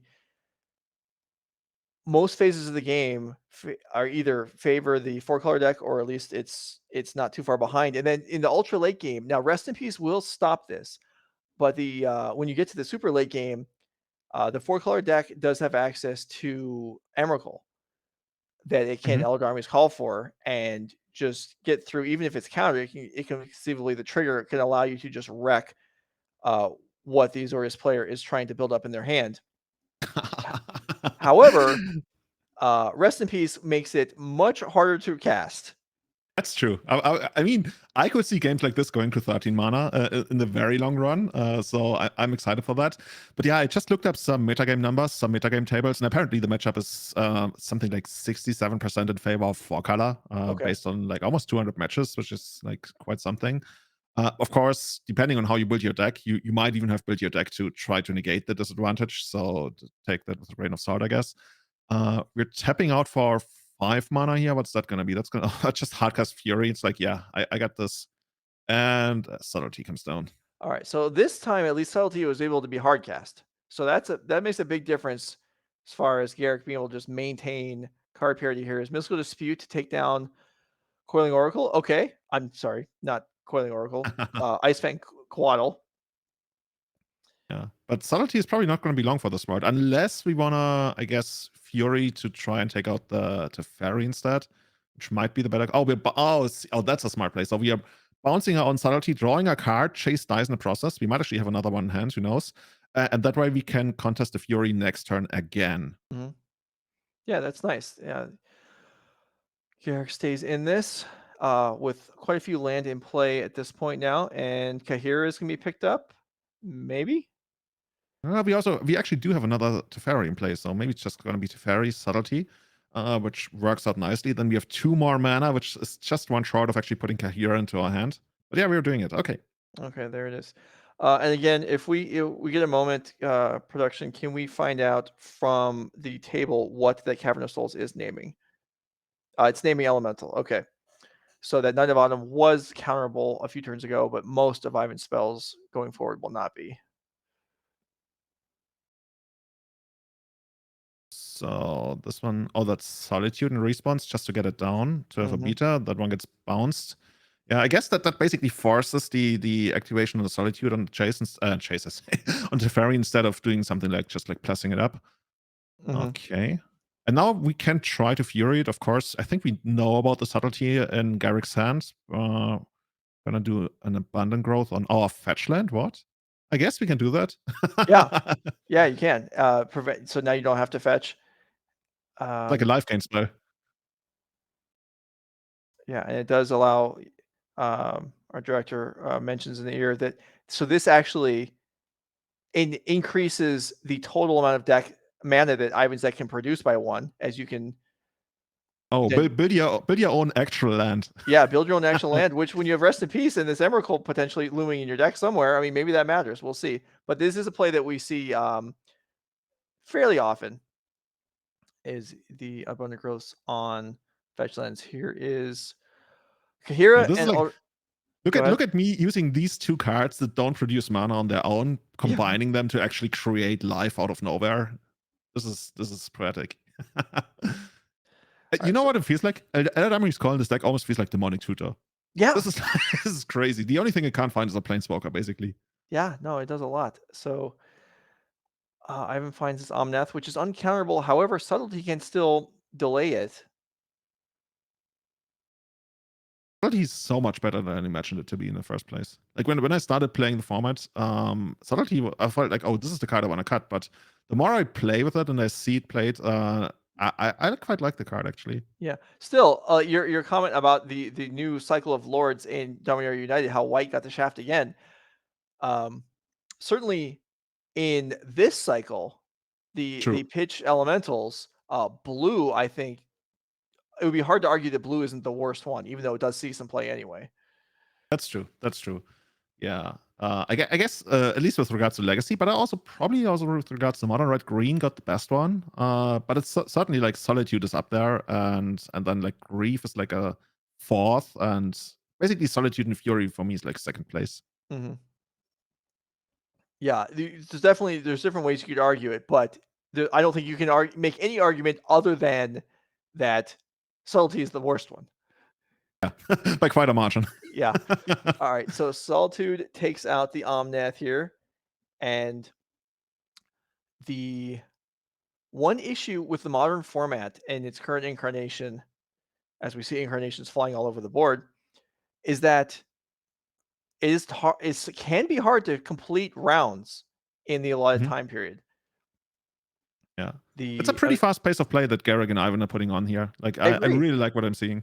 I agree. They are not stalling out by any stretch, and yet this is taking a while, and we may have trouble finishing game 3 if we get that far, if it looks anything like game 2 does. So we see Narset come into play finally, and we'll see. I mean, this is now Garrick has actually assembled a fairly meaningful board here, able to put some real pressure on, Yeah. Oh, sort of. and speak of the devil, there it is. Yeah. Endurance come down. Just basically really to try and put on pressure, even though that's gonna be hard. We already talked about, right? Solitude is actually gonna get pumped by Mhm. Kahira here. So it's gonna be like a, what's it gonna be like a 4-3? So it Yeah. actually can block and take out Solitude here. Right. Endurance here. But Right. I guess that's gonna be more from Ivan's side of the board in a moment. Yeah. So this is actually going to go for the trade. No, it's just going to block it here. Yeah. That's more along what I Uh, would have expected. So Kahira okay. bites it, and uh, Garrick will. That's an 8 life point swing, but we'll see whether that matters too much.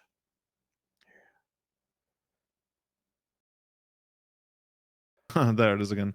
Omnath. Yeah, but Omnath with Narset in play is less good. Even though How many lands have we played this turn? Like, you know, we might actually want to sacrifice our fetch land, even though it has abundant growth on it, to eventually trigger Omnath, yeah, depending on that is like how many possible. fetch lands we have and stuff. Hmm. That is possible. Yeah. But as you mentioned, right now we're building up to Emrakul mana. I don't know whether we have it in hand, but I would love to see an Emrakul activation or Yeah. trigger rather. Yeah. Like Well, most, like, do people like scoop to it? I've never really played with it. Do people immediately scoop to it, or are they like, not okay, here, take my hand? necessarily. So one of the significant things about Emrakul against the control deck is that unlike a lot of removal spells that you can kind of just use up to mess up the player, if there's a Supreme Verdict in hand, there's no way to kind of get around that. You can Mhm. you can not cast the Supreme Verdict, but then when the player gets the free turn, they'll just cast it anyway. So the Emrakul's not going to survive on the board to just beat down. So that is, and there is a copy in Garrick's hand, Okay, but it is generally there's a bunch of fetch lands that are leading to failed defines and incarnations and such, beating up your own stuff and expressive iterations that are awkward. And there's all kinds of nonsense going on. Here is more cards for the card god. yeah. Another There's a Narset. Narset, finds a Narset, which I believe was the only option. But this matchup it feels like every turn, both players are like, I got this, I got that. Check this out, I got this. No, okay, here we go. Supreme Verdict, everything back to the beginning. Okay, I got another Planeswalker. Here we go. This is like action every single turn. This is Mhm. like not the kind of like magic that you sometimes see where both players like draw, go, cycle my stuff, pass, land, go. It's like, no. I got like, I feel like this is the third turn that Ivan just like end of turn casts one of his incarnation spells. It's like, yeah, I just like they keep coming. Yeah, no, they do. It's not like what I feel like 5 or 10 years ago, a control matchup would be players just passing turns, not playing anything. Here, everyone's tapping out every turn. It's time for. Actually, I've seen it a couple of times for Baneslayer Angel to make its return to the format. Sure. I think it might actually be not in these sideboards. Actually, is it? No, not in these ones. I've seen it though. Maybe it's just like not good enough anymore. I've seen people advocate for Baneslayer Angel in Legacy because there's protection from dragons, and then the Murktide Mm, Regent is a dragon. But yeah, sure. I don't know if the 5 mana sorcery speed card is an answer to it. Yeah, it's kind of too bad. Baneslayer Angel is such an iconic card, and yeah, I actually saw a week or two ago. I saw something talking about how Lyra Dawnbringer is actually better because it makes the new channel lands discount because the legend. Oh, that's so cool. That's so cool. And also it's lifelink. Yeah. Okay, I see the point. But the no protection from Murktide Regent, which definitely matters It's a big also. deal. So Yeah. all right, so what else do we have? I don't. It looks like there's a. Oh, there's a Gaia Reach Sanctuary in play, and we have Narset. Ooh. That's a good spot to be in. Here is Yorion. That's also a good spot to be in. So Yeah, that's blinking up. one way to get around the quote unquote lock. All right, abundant growth. No business resetting here as it won't draw a card, but Oath of Nissa still works as that's not a card draw. It's just look at cards and then put one in hand. So Ivan will pick up a Teferi. As you can see, he's left it revealed there. Ooh, I think we picked up a Days Undoing. Or is it? Well, that would be very strong. And Ivan's only card might actually be this Teferi. Let's see. Here's a Solitude. Take down the Yorion.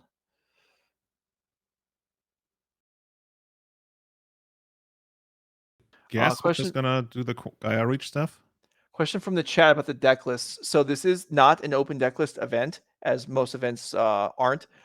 So once we reach the top 8 or top 4, then the deck lists online on MTG Melee will be unlocked, and you'll be able to see every deck list that was registered for the tournament.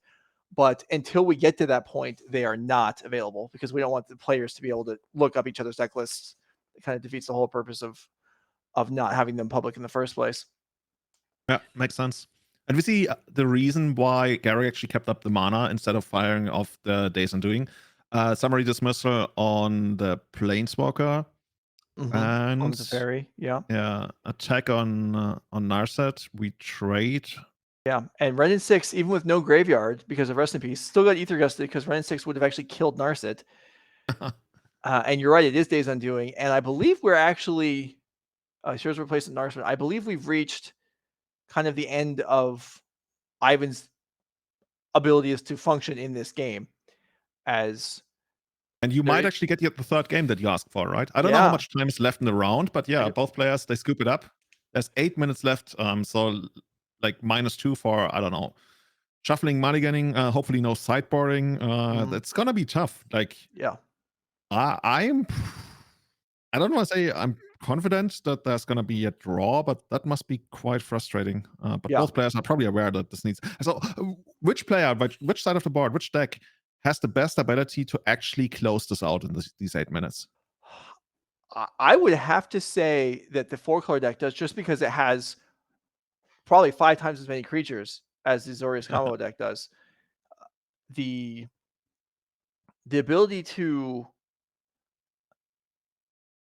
for I mean, Narset plus Days Undoing, that's great and everything, but if you do that on, turn 0, you're still not gonna win the game.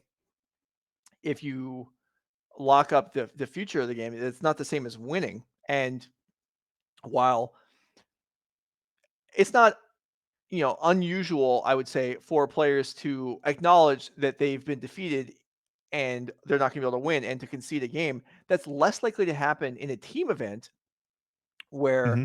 you're effectively conceding on behalf of your teammates as well. So Okay, so I think how does it actually work? Like you're sitting down on a team event, you get into a situation where the game is not decided, but you are behind, uh-huh. and then you you want to scoop. One of your teammates wants you to scoop, but your third teammate is like, no, no, no, we take the 1 point. Maybe it's gonna be worth it in the long run. So, who makes I that mean, decision? I I don't know how that you decide that together. I mean, it's Yeah, I I think suppose it's that's actually something you should talk about before the tournament. Now that sure. I think about it. Yeah. I mean, this is I believe we're looking at 7 rounds today. So because even though there's 305 players that or I'm sorry, 315 players, that results in 105 teams. So if you're following along at home, the Swiss rounds is going to be exactly like it would be if it was a 105-person tournament, and the cuts, everything will be the same. So 7 rounds of Swiss. So 5-1-1 is a reasonable expectation that you might be able to make top eight. So yeah, Yeah. whether you're, normally we think of draws as being okay. You go 5-1, maybe you intentionally draw the last round, but if you win the first round, run out of time in round two, and then lose one and win the rest, that's the same technically. So I don't know, and I mean, there's just no way around that. There are draws. There are more draws because games do go slower when you have teammates to talk to. And there's And your you chance. see what Ivan's doing? Ivan's fetching, putting the abundant growth down, and verbally announcing which land he's gonna get, so Garrett can already go ahead and make his turn Right, before the land's right. even placed. So this is like another optimization to really speed up the game. That's good that you're able to identify the poor person that plays when and not just get distracted by the beauty of the forest this time around. I mean, I can operate even in the face of beauty. Excellent. Oh, I mean, obviously you are because you're able to carry on a conversation while being in the booth with me here. I was setting you up for that. Yes, excellent. You're a good guest. All right, so here we are. Just a couple land drops here, and a quaddle for Ivan. So Oh yeah, on the the game might board, already be over. Like yeah, 19 more turns. I don't know. Garrick might actually enter the scoop mode now. we'll see. We'll see. Sam Clayton and Cody O'Brien might have something to say about that, but yeah. If we can production, if we can get occasional updates on the time remaining, if it's available. Okay, so 5 minutes right now is where we're at. Honestly, like I would think like the way to do this is to try and get Omnath down as soon as possible. And then is there any way to protect it with like pitch counters? Not really. Like you can make a way for it to connect with like Solitude, but your beatdown is rather limited. I guess Mhm. Solitude, but that's 5 mana. Yeah, this is gonna be rough. We talked about this, right? There's no Yeah, like sudden entreat the angels from the top for blue white control. So if anyone is gonna take it, it's probably gonna be Ivan. So yeah, probably. I mean, there is Shark Typhoons, but that's not quite the same uh, explosive damage potential as something like Entreat the Angels would be. And again, yeah, I mean, we have it listed as Orius combo because of the Days Undoing Narsa combo, but that's not a combo that wins the game. It's just a combo that creates extraordinary card advantage, and is that's Celestial Colonnade something that people still play, or is that completely out of the format? it's occasionally we see it, but you see like the Hall of Storm Giants in play, which is more common nowadays. Okay, okay. All right, rest in peace. That's not overly. relevant right now, I wouldn't think, unless Ivan draws up some more Ren in 6.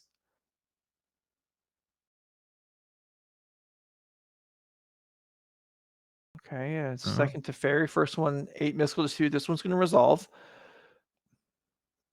what I really think is, yeah, Ivan needs a land drop. Okay, that's good because this way we can potentially set up a like solitude on the next turn because what we really need is beatdown. Like this jousting for position is fine unless you have a feeling that Garrick might concede. Like if you're like on a bad board, but that's not something I would really want to rely on. So yeah, both players trying to end the game before time hits. Chase certainly a great card, but I think here we're just gonna pass. All right, so here's a 3 minutes land. left. And so Garrick, counter magic off the table That dress for down. now because of the Teferi. So this is just a cycle dress down for the turn. Instead of replaying the rest in peace, he's going to cycle the dress down. And Oh, Ivan is interesting. So this is dress down on Garrick's own end step, I wow. would guess. Oh, Yeah, and this way, yeah, we. that's brutal. That is such a clean. That's a very aware play by Ivan Espinosa. Garrick cycling the dress down, and Ivan takes the opportunity to throw in the solitude into play and no evoke death trigger, sacrifice trigger because dress down removes it. That's the beauty. That It those are is. like such tiny, cool interactions. If you see those in action, that's usually a sign of a player who has played the matchup quite a lot or is super aware of all the Yes, I tiny agree. interactions that are not happening all the time here. And that costs Garrick the Narset, which allows the coin or the I keep saying that. The Quaddle to draw a card. Yeah, that was a brilliant play by Ivan Espinosa. Rest in peace comes back in. Oh, Supreme And Verdict. Okay, cleaned the board. mhm, Fairy ticks back up. We're really racing. Like you can really feel it. This. Okay, yeah. here's the Omnath I was asking for. All right. Land. Some Windswept extra life Heath. gain. Yeah, and that will there's a lot of potential mana advantage there. So untapping with or not untapping, but fetching here, generating 5 mana.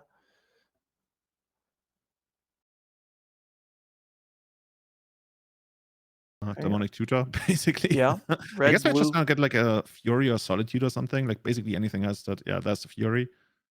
Fury closes out the game even faster. Basically Yeah. 6 damage a turn And and picks like up Yorion as well. So that was a real good use of the 5 mana there. And Hall of Storm Giants crashes in, wipes out to Fairy, leaving Garrick tapped out with one of that Omnath on means the that Garrick board. might have like Subtlety or something in hand. It could. Yeah. So no fetchlands in play. So Omnath's not going to get to level 3 trigger this turn without a Risen Reef. Abundant Growth the turn. Ivan just with a ton of cards in hand, way ahead effectively in the game. Honestly, like Omnath, with Garrick going down to 80, I think Ivan might actually take it in time, or at least in extra turns. yeah, yeah. So the fetch line stays in play. So that means next turn, another fetch line will allow Ivan to get level 3 on Omnath. We have a time update. It's probably getting pretty close to the end now. Yeah, we see All Garrick right. sitting on 2 copies of Force of Negation, which don't really do much here. Mhm. The Chase certainly is a good card. At the very worst, you could like, I don't know. So you could bounce Omnath here. You could try to brainstorm your forces away to find some kind of removal spell, maybe. Wait, we're plussing on Wow. ourselves. Interesting. Okay. 3 minutes was the time update when I asked 20 or so seconds ago. So probably about 2.5 minutes right now. Yeah, interesting. Jace up to 5 and a shock land and a Supreme Verdict. Okay, well, that explains some of that. Uh-huh, Flash creature would be significant here. Instead, it's another Eldor's Call. uh-huh. More creatures for the creature god. This almost feels like a Murfolk deck now. We talked about it earlier, how Murfolk can sometimes be the deck where it's just like you keep smashing creatures to a board and see what happens. And I mean, that's basically what the mode Ivan is in right now, right? Yeah. Just gonna All right. cast creature after creature after creature. All right. So Omnath into play. Fetchland's still in play. So even though this is a fresh Omnath, it could still do 4 this turn if Ivan has another Fetchland. And Ooh, he does. and that's the game. And yeah, that will do it. So Garrick was at 6, so with the 4 damage coming there, and there was potentially another 2, or we were short on the shock from last turn. Either way, that is going to do it. Ivan Espinosa is going to win this match for his team, aided greatly by his awareness of the dress down, allowing that solitude to pitch cast into play. That really changed the pace of that game. Yeah, and also the speed of play on both sides of the board, Yes. absolutely remarkable. I think Mhm. there's many times this match actually goes to time with no winner, but both players really, really pressed the everything they could. And yeah, I'm happy that we actually got to a natural conclusion for this match because Yeah, so am I. this is quite a slugfest. This is amazing, actually. Yeah. Yeah. So okay, so we went all the way through that round. We went through time. We got that match done. We're gonna step away. This round break should be much shorter than the post round one break. So Julian and I will be back for round three momentarily. This is Nerd Rage Gaming. Thanks for being here. We'll be back.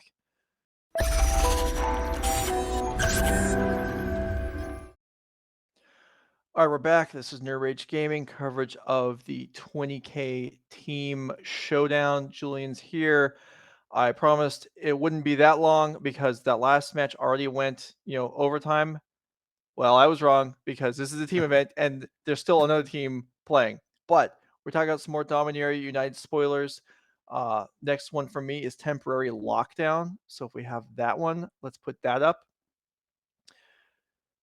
I think this one is a pretty interesting card. This is a Oblivion Ring type effect for everything that's cheap. And I think this is okay, it's not unbeatable because you could disenchant this somehow, naturalize whatever, and then get your stuff back.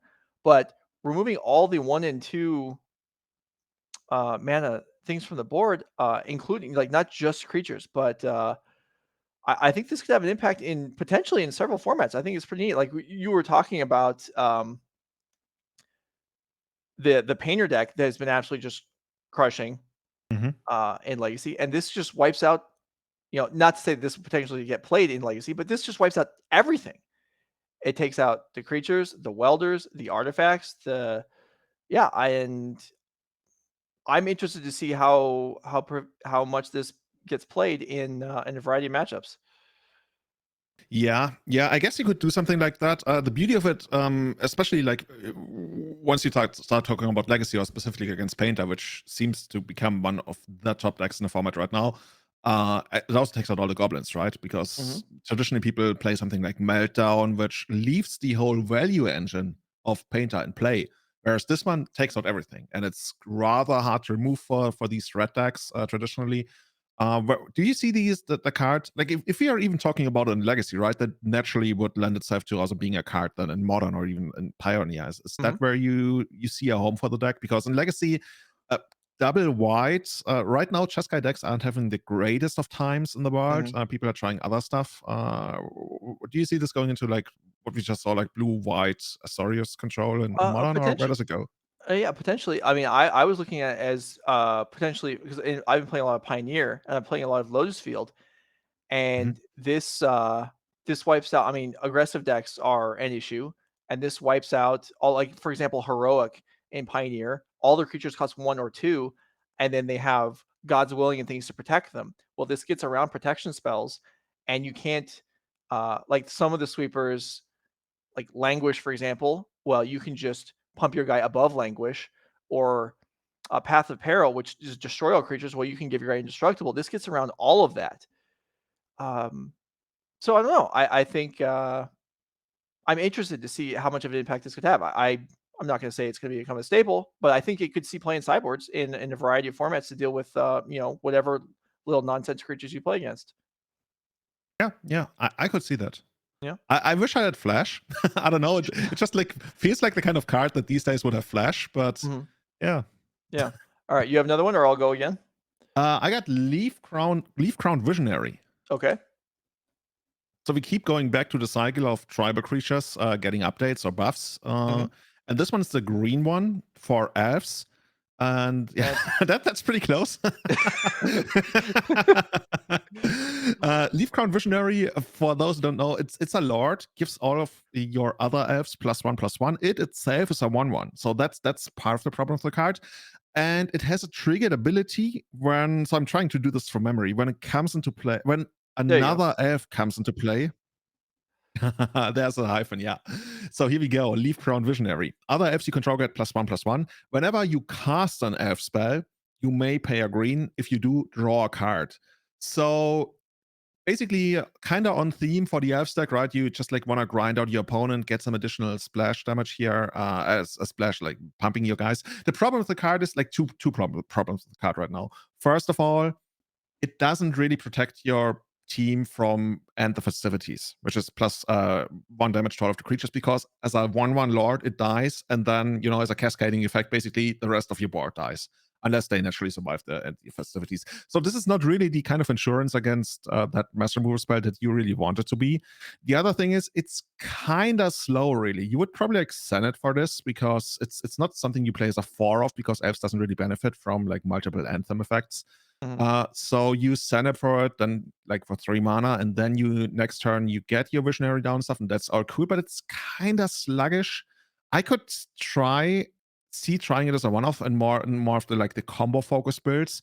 Mhm. In the mid-range focus build of elves that have been pushed by Newton Hang quite a lot, like over more than a year now, and especially in the last 2 weeks, I don't really see a spot for this. Like, the new big innovation legacy for elves has been Fiend Artisan, which is a 4 off right now, and this is this is cool, but we only have so much spots left in the deck, and yeah. But yeah, Fiend Artisan, that's all the craze, and probably more than all the craze right now. I think it's actually here to stay, and has transformed the legacy deck, the legacy elves deck, to a deck that's almost more like, at least at this point we can call it a rock deck. This is like green black rock, and the deck acknowledges that with mindback traps and stuff on the side part, because the more you go into rock territory, of course, the bigger issues you have with combo deck. Yeah, but this is um I want to call this like a endurance catapult. Like, once this gets going, every single turn you just throw an endurance to the table, and your diver player has to deal with it. It also helps you find your hate bearers like Opposition Mhm. Agent, even Mesmeric Fiend we sometimes see in Fs these days. So yeah, this is heavy mid-range now. And part of the problem with the card we showed earlier, the Leaf Crown's Visionary, is Yeah. that the first ability is almost useless for the deck, because we don't go beat down, and the second ability is cool, but right now elves can do better things with that kind Mhm. of mana, because the deck is incredibly mana hungry, even more mana hungry than it ever was before. No, that's from the legacy elves perspective. From the modern elves perspective, now we're back in Dana Fisher's world, and in modern, this has, I think, a decent amount of potential. Oh, definitely, right? Because the draw engine, I mean, there's Collect Company, but the draw engine that you have in Legacy isn't really present in Modern, and this could see play. This, and it gets around. It's a way to fight, even if it's not a sideboard card. Works against control, because the it's a cast trigger to draw a card. So even if you're fighting through counter spells, you're still accumulating an advantage, or at least trading up. And so that's, I don't know. I feel like this. Yeah, I feel like this one is interesting. The Um, beauty of this is like all of these lords, it's not legendary. So let's say mhm. you have 2 of those in play in modern, and then you play like your Llanowar elves. All of a sudden, you draw 2 cards of your Llanowar elves. Yeah. Like, sign me up. Like, the only thing at that point you don't want to draw, if you're like in the mid to late game, are lands. Everything else is going to be a nightmare from control decks. So I could very much see this. You already mentioned, right, in Legacy, we have a lot of draw engines for elves, most commonly Wild Symbiote and Elfish Visionary. And whenever I played modern elves, I liked it, but it felt a little bit more, not one-dimensional, but it's certainly like less spread out and strategically spread out than Legacy elves. And with this in the mix, I could see that. I'm not sure what modern elf decks look like these days, but I'm not now that you either. mention it, Yeah. I don't we don't see them somebody must anymore. know. Oh, I don't think we've seen them, much recently. It's kind of it wasn't, at the top of the meta game before anyway. Now it's kind of fallen out the bottom, I think. But, maybe it comes back a little bit, or maybe just, the dedicated Elves players have just another toy to work with. All right, the pairings are up for round 3. We'll do one more. I'm gonna bring up the Elder Dragon War, just to highlight the new read ahead mechanic, which I think is pretty neat. I thought it was a little odd at first, but I actually kind of like the way it works. So, read ahead is a new type of saga where you can start on any chapter you want instead of having to start on chapter one, and that allows a lot of play as far as the mechanics of designing the cards. So this is a 4 mana 4/4 flyer if you want it. which is it was just kind of cool. Like that's just there's this is a card that we're talking from the legacy perspective right now. Like kind of like this isn't the way things are built now, but maybe the older like the Stompy Red Chalice Trinister type deck. They're looking for finishers. This is a sweeper if you want it, and then eventual dragon, or it's just a dragon right away if you're not playing as a deck that has small creatures. I think that's kind of a cool design. The fact that you can skip to the other chapters is going to create a lot of decision points for players, and I think that's good. Yeah, I think that's part of the whole change design approach, right? That Wizards had, where they feel like they want to put a lot more different kinds of effects on the same card to Mhm. give you more options. Whereas previously cards were pretty like straightforward, right? You put a Yeah, creature down, it's big, or you have a removal spell, it's a removal spell, and now we have something like this. And yeah, you mentioned it's probably not for legacy, but the flexibility and even like the floor, right? You're a 4 mana 4/4 flying dragon. I mean, you can use it. Anybody yeah, can use it. yeah. No, I think that's pretty cool, and I think just read ahead is a pretty neat mechanic. It does. This has kind of been going for a couple of years now, but just the number of words on cards is just continues to explode out of control. But yeah, this Cool. is not going to do. It says read ahead. They're telling you right there. You're going to have to read because there's just a lot of text on these cards. All right. I was told we have time for one more. You got another one? Yeah, let's go for something like Leyline Bind. Actually, no, let's stay on theme. Let's go for Founding the Third Path. Okay. That's another one. So this has actually been discussed. Read ahead on this one as well. This has actually been discussed in Legacy circles as a potential inclusion because in Legacy we are all severely addicted to expressive iteration. Uh And huh. guess what? This card for basically 2 mana gives you 2 more copies of expressive iteration, and even like target player miss for cards potentially good. Like you can get your Murktide out. I'm not sure if it's actually gonna see play, but it's intended as a replacement for Snapcaster Mage. The problem, though, nobody plays Snapcaster Mage. Right. I know. What has But even happened to? It's not just Legacy. No one really plays many Snap except for Joseph Bernal. No one plays Snapcaster Mages in Legacy or Modern anymore. the body is not appreciated. Yeah, I I don't want to like know. body shame Snapcaster Mage, but it's just like not buff enough. I It's won like a third of the games I ever won in Legacy for just attacking for 2 a turn with Snapcaster Mage, and now it's just no. by the If wayside. Snapcaster Mage was like a 3/4 reach or something, then we're talking. But 2/1, Well, that's nothing. That's like a treasure. That's worse than a treasure token. that's so harsh. I mean, gotta be Man. the truth. I mean, that's why you have me on here. Mm. But All yeah, right. So, founding the third path here, yeah. So, effectively you get your mana back on chapter 1. yeah, yeah. I suppose maybe we see these in Pioneer, we see a lot of green decks now with Oath of Nissa and then playing planeswalkers that they actually don't have the manas to cast in their deck. They're just casting off Oath of Nissa. So founding the third path, you could just play mono blue, and then you play founding the third path. Like, oh, lightning bolt your guy because I can play that for free, right? Like, Yeah, I, if you used another founding the third path to put the lightning bolt into the graveyard in the first place, I guess, or something. Yeah, there's probably like interesting ways to yeah. If you want, yeah, it's mana fixing. Okay, sure. you good. We You can could be put it stuck. like that. What if you go Island Wasteland and then you can cast your iteration on turn 2 when you don't have volcanic yet? But you still That's gotta have it in your graveyard. Or am I missing something? no. With I'm talking mana about renew. chapter 1. Oh, chapter 1. Oh, okay. Yeah, Wait, you. Oh, that's insane. Oh yeah. Yeah, that's mana fixing. True. I never yeah, thought about it that way. But yeah, you're right. Yeah, the first one, of course, cast it from your hand. Uh yeah, so this is the more we talk about it, the more I actually really like it. yeah. It Like doesn't I seem. included it because it's been discussed and I think it has potential. Yeah. Yeah, Yeah. because so it's basically so now I'm kind of thinking this through more. So chapter 3 is basically you cast this is a spell. So you free cast one from your hand, and then on chapter 3 you actually this because if this just was another iteration, there are players that would certainly want to play more than 4, and this is a way, like you were saying, this is a way to do that, and it does help fix. I don't know. This is a kind of a neat card. I think if you actually want to make this work, it's gotta be in some kind of like dedicated, is it mid-range or control deck? Don't see this ever slotting into something like Delver. But Sure. there's already been a push on Legacy to make the Izzet decks more mid-rangey, and like we're not there yet that we have an actual control deck. Like I remember many years ago, people would try that with like Fire Ice and stuff. Mhm. But this is another potential piece of the puzzle. I'm not sure if it's good enough, but it's there. Yeah. Does it have any like applications in modern? Do you see this like becoming a modern card? I mean, I mean, the same thing applies that we were just talking about. All right, we can go ahead head down to the table now. We're gonna start round 3 with Pioneer. So we'll hang out here in this format for a while. But yeah, I don't know. That card's interesting. It is. So one of my friends, I got a message a couple days ago. They're like, oh, there's this new card, Founding the Third Path. You could like this. So they missed in chapter 3. They misread it, and because in chapter 1 you get to play the spell for free, right?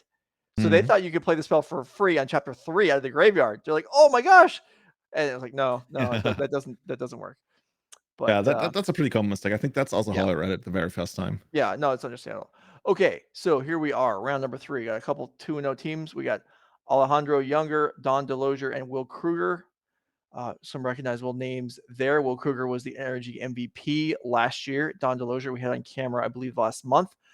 The other side, some more names that, if you're regular viewers of Nerd Rage coverage, you will recognize Dominic Palercio, Skylar Warfield, and Ethan Cummins. So we're going to be watching Selesnya Company and Mono White in Pioneer to kick things off. And what? Look at that. If we get to Legacy later in the round, there's an Elves deck. I'm excited for that. But for now, Joe, how does this work? Like, this is two beatdown decks going at each other. So first of all, to get a better understanding, who's the beatdown, who's the control deck in this? I'm going to say the mono white is the beatdown because Alejandro is going to with Collected Company. Alejandro is going to have the ability, obviously, for some nice stuff to come in and card advantage wise. Mono white creatures are probably going to be smaller, but with Thalia's Lieutenant pumping up the board, the ability of the creatures to grow is significant, as well as Luminarch Aspirant. I'm assuming that's in the deck also. Both of these decks are going to have some hate bears that aren't going to actually do much hating in this format, in this matchup, but at least Thalia has first strike, so that's something. Hmm. And we're on the board first with Alejandro with the Bodyguard. This is a card that it's a 2-1 for 1, so it's a Savannah line. When you play it on turn 1, it's just a Savannah line. Later in the game, it can do more. And there is an Adeline in Alejandro's hand, which is a huge beater. There's a Felix Lieutenant. Okay, I believe the names are reversed, Yeah, I just noticed as well. or So the we archetypes are have Mono reversed. White on the left and Mhm. Celestia Company on the right side. So Yeah, this is a pretty big war. It has the potential to become a pretty big wolf, right? Starts out as a 3/3, turns mhm, into a 5/3 with trample later on. it But does. not forever. So you gotta okay, interesting. Yeah, and here's an Adeline. So this creature is so I've really gained a lot of appreciation for this card. This is a X4 where X is the number of creatures you have, and whenever you attack with any creature, you get a 1/1 attacking token. So you can see here the wolf attacks, and Adeline creates a 1/1 attacker, and Thalia's Lieutenant just lets it go through because it doesn't want to trade. So I've already Alejandro's in for a pretty big attack, and then the werewolf will start drawing cards, and things will just snowball. So Dominic really needs to have a good start here to catch up because this is turn 3 Adeline is about as good as it gets. Uh, this is a hopeless initiate, I think, Looks uh, like it, right? for Dominic, which is a 1/2, which is just not going to do a whole lot right now. Yeah, but you get to, I think, destroy artifacts and enchantments. Is there anything on the Celestia board that you would even want? Like, it feels like the Celestia deck, or rather the Mono White Humans deck and the Celestia deck, feel like the Humans deck of the format, right? It's just like Mhm. bunch of creatures in one of the decks for Collected Company. The other one is using like Brave the Elements as their only spell. Yeah. This is some serious magic. I feel like whenever these heavy creature decks clash into each other, like you could lose the game on like one tiny tactical decision Mhm. where you make a wrong attack, you lose one of your creatures, and then it completely snowballs out of control as your opponent gets to crack back, and then you don't have like any good turns left.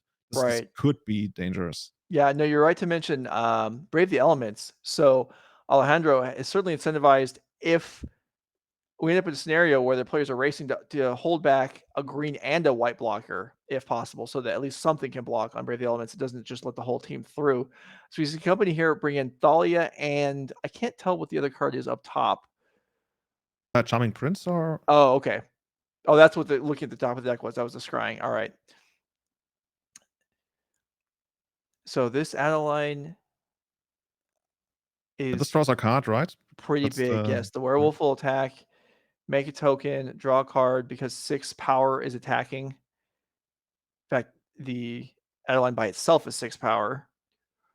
pretty sure I lost against Adeline the other day in Legacy, but that's a different story. Really? Well, this is certainly Yeah, a some big night swing deck. in here. So several creatures die from Alejandro's side, but yeah, picked up a card and still has the biggest thing on the board. And yeah, Dominic missing a land drop here is the issue. Yeah, another bodyguard. So this one actually is more relevant because it can now sacrifice to give its chosen creature indestructible. I assume Thalia's Lieutenant is the choice. Maybe we can find out. I would guess so, right? I Yeah. mean, there's not too much value in the other guy. And here is 2 Thalia's Lieutenants from Alejandro, and Dominic's like, yeah, even if I had 4 land, I might not be able to keep up with that, but with 2 land, it's not even close. So Alejandro picks up game number 1, and we are going to rotate to a different match. Yeah. Modern it is, as Legacy is shuffling right now. So Skylar Warfield on the left versus Don Delozier on the right. Living End versus another 4-color Yorion deck. And yeah, that any no, it doesn't look like any Living End has went off yet. We have a hardcast Grief in play. But yeah, I think in this matchup, like Skylar really gets to sit back, right? There's not many ways that Living End can really achieve card advantage. Like when I played Living End like long times ago in Modern, against the control decks, very, very often it really came down to just like hard casting creatures and forcing their move and forcing their hand almost. Yeah. And then like as a backup thing, almost like you tried, okay, end of turn Living End, untap Living End or something, and hopefully you would get there. But the real art was in using all the limited creatures to get there. Right. And and I think it is still that way to some degree, but the living index are probably a little stronger now overall with subtlety and force of negation. So they can actually put up a better fight to try, especially early on in games, to try and resolve living end. So I think, yeah, so I think we have subtlety in play here for Dawn, which is swinging across in the air. And that's about it. That Yorion is still in the companion zone, I am pretty sure. Sneak it into play. Do it. Like, oh, turn 2, I have this dragon. 4/5. It says so on the card. Yeah, Okay. boy, I don't know about the German players. I mean, you're talking about cheating on this. You're talking about throwing 8/8 tokens into play on turn 1. Jeez. Maybe that's actually how it works, and nobody actually read the rules. Like, oh, I why mean, would I I put the don't think token the into play? rules address tokens all that well, so maybe you're right. Maybe so. If you read the comprehensive rules, no, okay. Yeah. No, of course not. As I read the anyone, yeah. Probably half the judges. only half. Oh my god. All right. So Teferi bounces subtlety, which cannot be recast immediately because of the Teferi static effect. So Dawn's offense is going to have to be restarted here. And Skylar leaving Yorion in the companion zone. So Dawn will have to respect the fact that Skylar probably has an interactive card to play as well. Which looks like from the makeup of the actually no, it's only 2 mana, right? So Yeah. what It would could be be like straight up counterspell, I guess? It could be counterspell. It could, some 4-colors do have counterspells. In fact, a lot of them do. It could also be I can't. Why is the matter with me? I keep thinking Coiling Oracle, and it is absolutely not. It is Icefang Quaddle Yeah. is the card. Here is a Grief from Dawn. You know what's so annoying about Grief? Like if you actually had counterspell, you kind of want to counterspell it, but then it's in the graveyard. But Yeah. if you don't counterspell it, it's in play. It's like no matter which way you go, it's just like you hate it. Yeah. Well, that's the ideal kind of card you want to be playing, where your opponent just hates it no matter what happens. All right, Yeah. so Grief resolves here. Blind And eyes, I would guess there's gonna be 4 copies in the living end list. Yeah, here we go, 4 and you're copies. right, there is the counterspell, and it's just not cast. Skylar isn't interested in wasting the mana, leaving behind Traverse, Prismatic Ending, Omnath, in fact, 2 Omnaths, and a Solitude. I guess you could eventually try to get your Solitude into your graveyard if Dawn doesn't have a lot of creatures, so you can get them back with the Living End. But right now, yeah, Living End would look pretty good for Dawn. Mhm. And as it looks like, it would just like actually no, it doesn't resolve, right? Doesn't Teferi stop that? Yes. Yeah, that's the problem. Okay, I Yeah. see. Yeah. Alright, so, How are we ever gonna get rid of that Teferi? well, potentially, attacking with Subtlety you could do it. There's also, most lists have Fire Ice. Okay, I'm looking at the list right now. There's really only like attacking. There's no Okay. Fire Ice. There's no Fury. I guess there's a one of Brazen Borrow. Yeah, Brazen Borrow. Okay, That actually, when I could said most lists have Fire Ice, I might be thinking that might be, the Rhinos decks that all have Fire Ice. Mhm. Um, okay, so you're looking at the list and you're seeing so there's Brazen Borrower Casting and big creatures and turning them sideways. okay, alright, well, that's where we're at then. And this is still game 1. Elves is down a game, I'm sorry to say, Julian. It looks like Elves is up a game here on my You're side of the correct, screen. Elves is up a game, I read that backwards. You were testing me. You were testing Yeah, my faith, I was just Raider. I mean, I just it's so easy to just assume that Elves is lost, Oh, is but it? yeah. Is it? Not in this case. Will Kruger is down a game. So the team of Younger, Delosier, and Cummins is actually up 2 games so far. This far actually Although kind of cool. We didn't have any aborted matches, right? Because that's something that might happen in team games when like the somewhat. other 2 matches finish.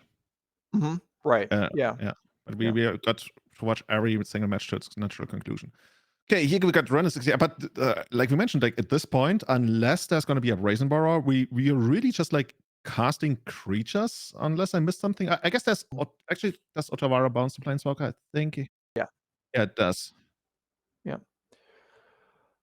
Yeah, there's 2 cards that still allow for Living End to become a thing. Other than that, we are really playing the oddest creature deck in the format right now. Can we I've been a little tripped up by these fetch lands on Dawn's. So I think that's there's no, 2 that's not the graveyard grave. does Dawn Oh, have two 2. graveyards. Yeah, I think Dawn has 2 graveyards. Which Oh, that's kind of c weird. I see. yeah, because the card that's at the top of the screen, I think was the card that got exiled to Grief. So I think there are 2 graveyards, one of creatures for living and the other one for other stuff, maybe? I'm envious Um, that you can do that in modern. I It don't not think you can, well, but, not 2 graveyards, yeah, but changing graveyard I order. mean, I guess we can let it slide for now, although it did now that we've sorted out what's actually happening, I guess it's fine, but I was curious why those lands were over there at first. But I was anyway. wondering why those were tapped in the first place. Yeah, me too.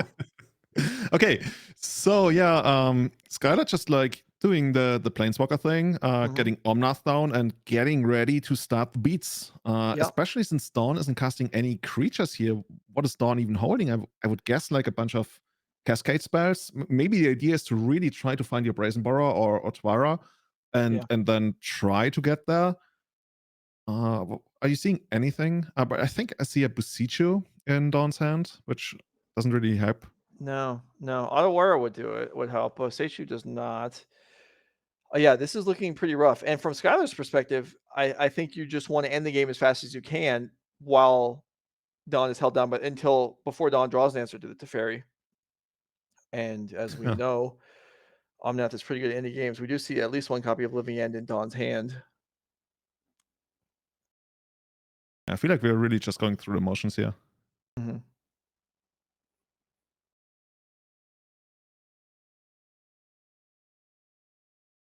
It's very much a lot to a little. There's a living hand in Dawn's hand. Oh, Legacy already going to game 3, maybe. Oh no, I guess they're shuffling up right now. Yeah, that was quick. We are still in the Yeah. first game here on this side.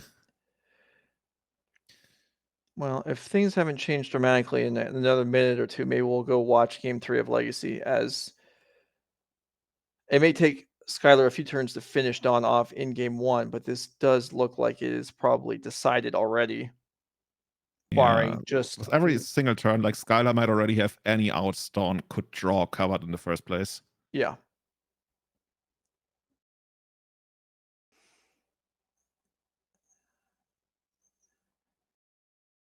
Yorion picked up.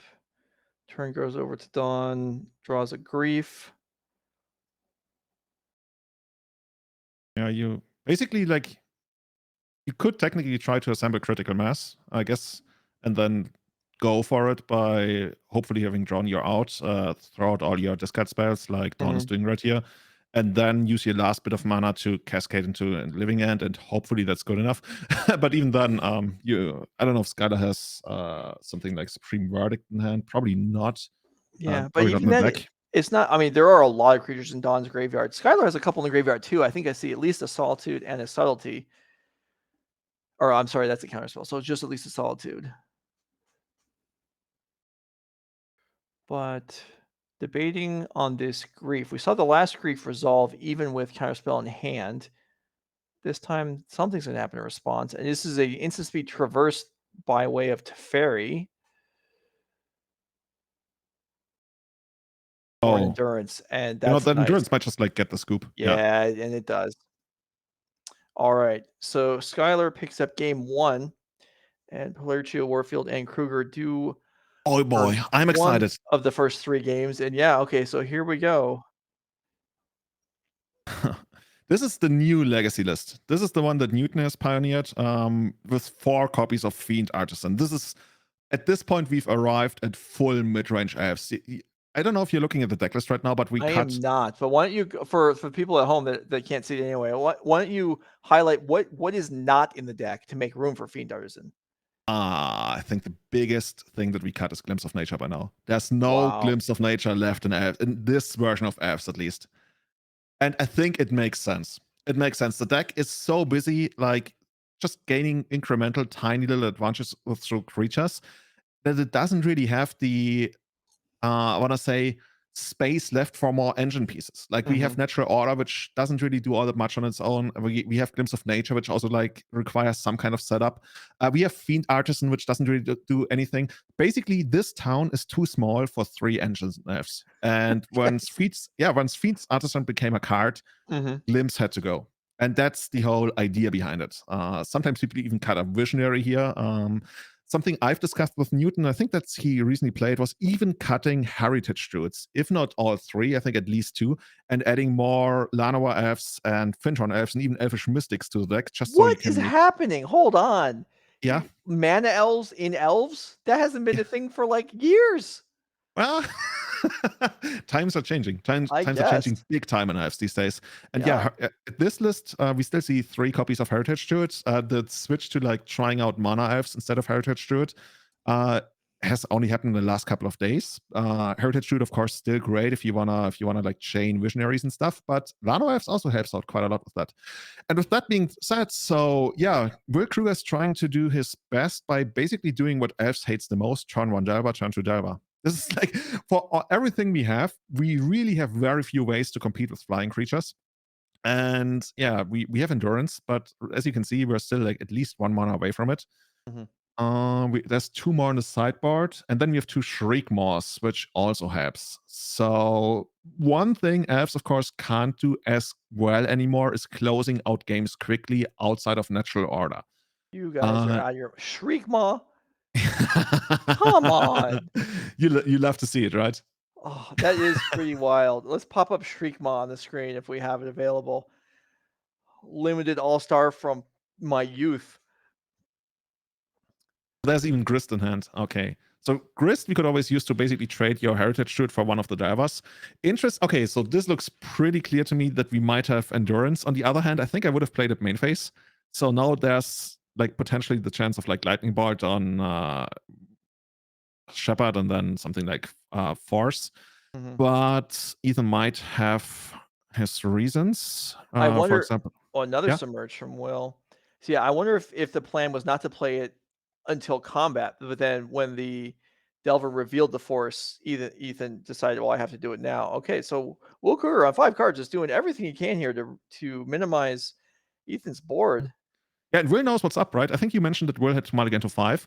And if you Mhm. mulligan to 5, you know you're probably not going to win the long game. I mean, there's always like these games where you do.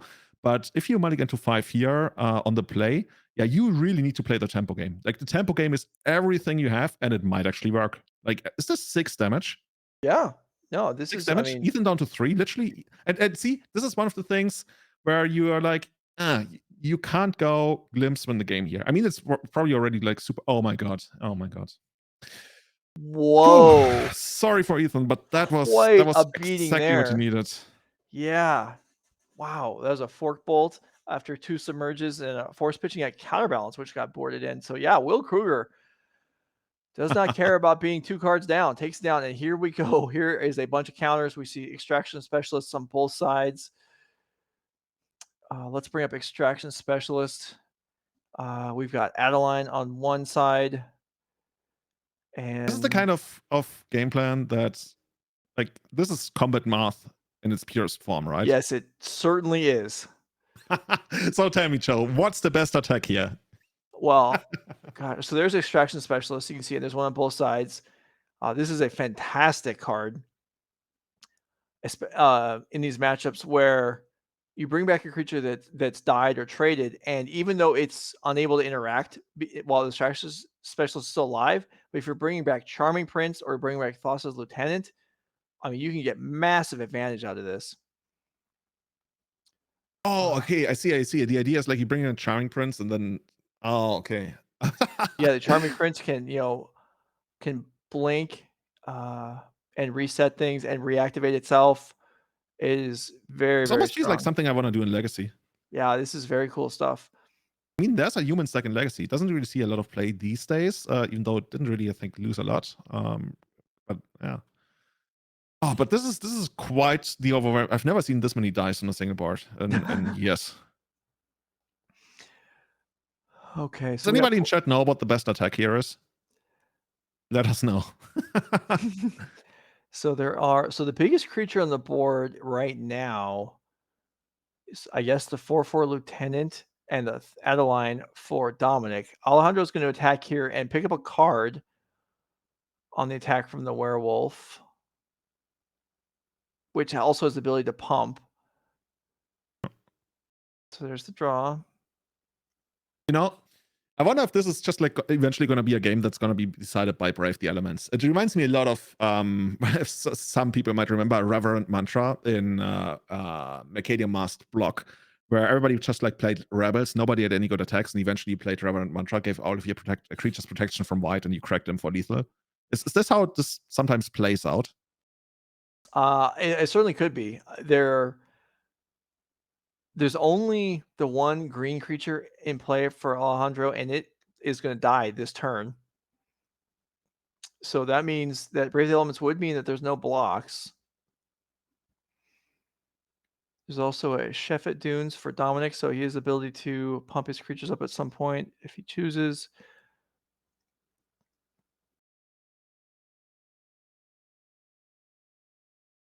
Have I tried to figure out board states that are like this complicated? If I can't immediately see it, I think of any player. I try to see whether any player has some kind of engine, anything that keeps growing every single turn, to eventually like get some kind of advantage. Is there anything going on like that here? Well, there was the werewolf that could draw cards, but that is now gone. So we've got the biggest creatures are on Dominic's side, but Hmm. they're not that much bigger. And Adeline still will trade if it attacks. It will die.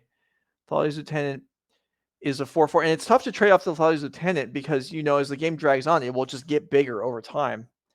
Hmm. Anytime you Hmm. play, well, most of your creatures. So yeah, no play here from Dominic, who is down a game, but his team is up a match now with Wokuger defeating Ethan Cummins in Legacy. I think Dominic drew a declaration stone. Yeah, I thought that's what that was too. Pretty sure that's what it was. Yeah. So Declaration in Stone, if we can pop that up, I believe that only hits the opponent's creatures. It doesn't hit yours as well. Yeah. So it's only gonna hit even if you have the same creatures, it only hits the opponents. So that's a great way to clean out some stuff. However, they do get clues and will rebuild. It feels So like you can use it like as a tempo spell, right? mhm, Maybe you're even gonna get some kind of card or like card quality advantage at least. Um, as the opponent also like needs to recast a bunch of stuff that they might yeah. have drawn off the clue. So yeah, it's a pretty good way to maybe clear a path to get in for a win.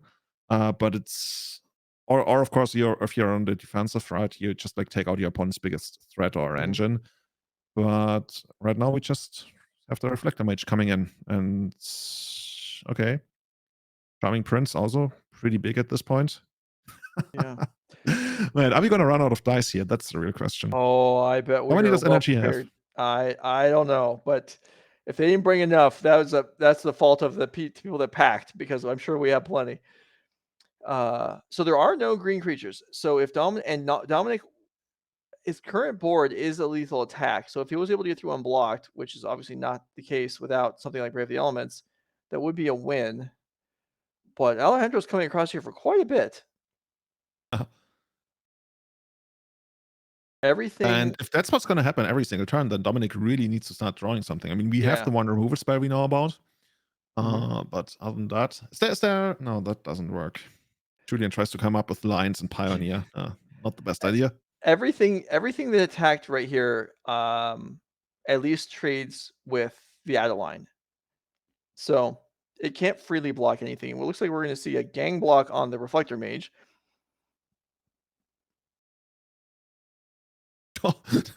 That's quite the gang.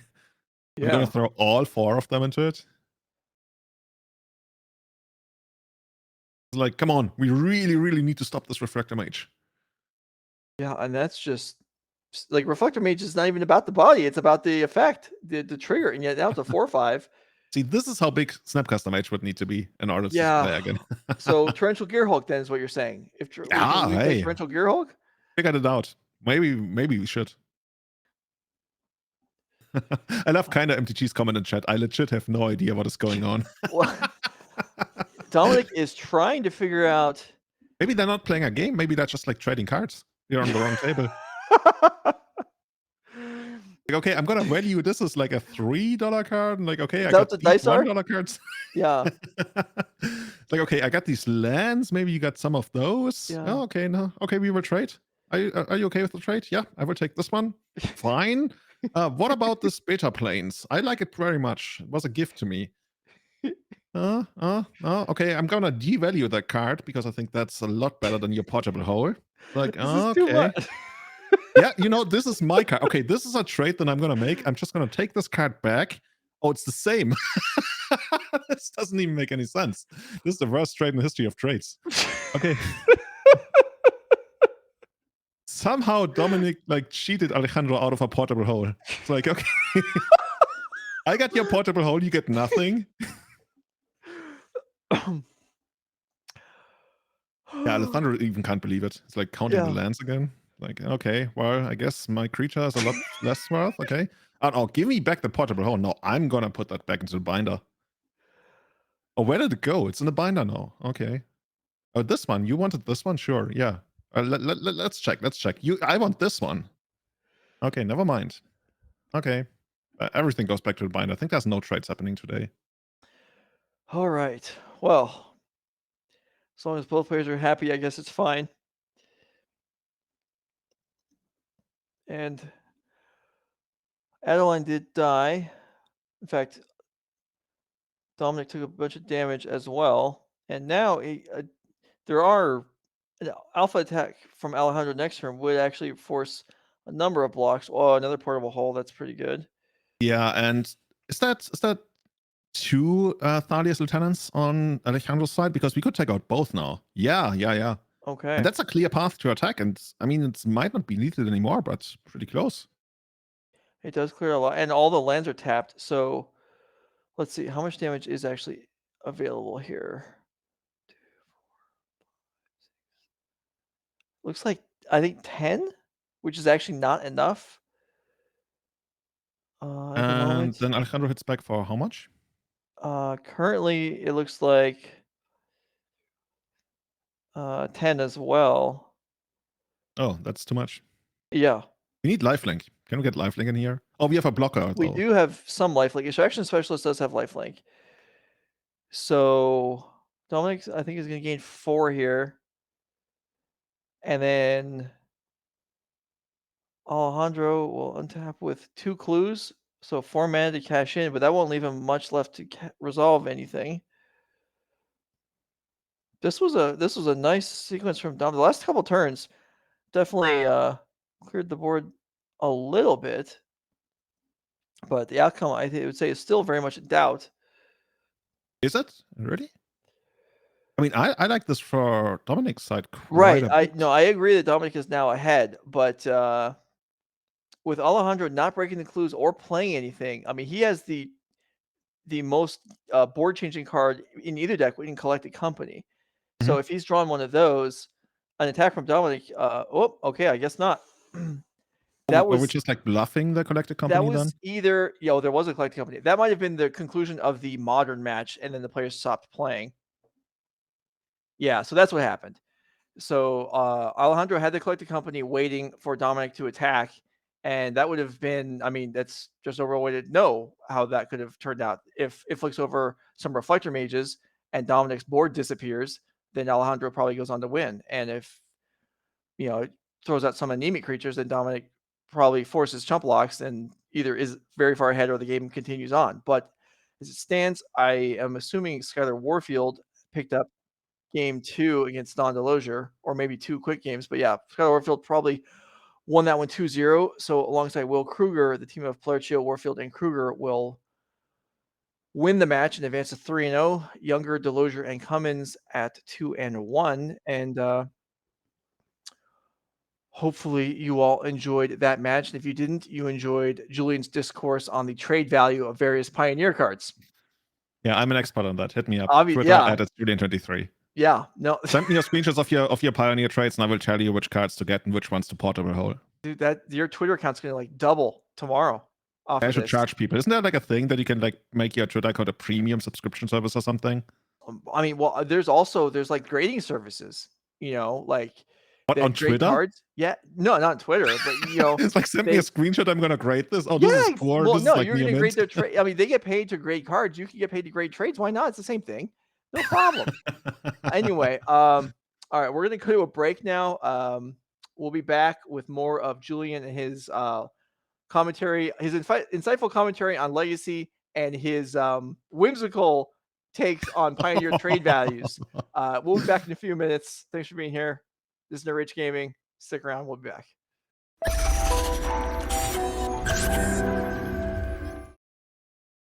All right, here we are. Round 4 incoming. Julian's still here. I'm not going to pre-announce the feature match because they keep tricking me on those. So instead, we'll just go over maybe one more card each is how much we'll have time for Dominaria United spoilers. So I'll put mine up first. Haughty Dijin is the card that caught my eye. So if we have that one, this is a 3 mana X4 flyer.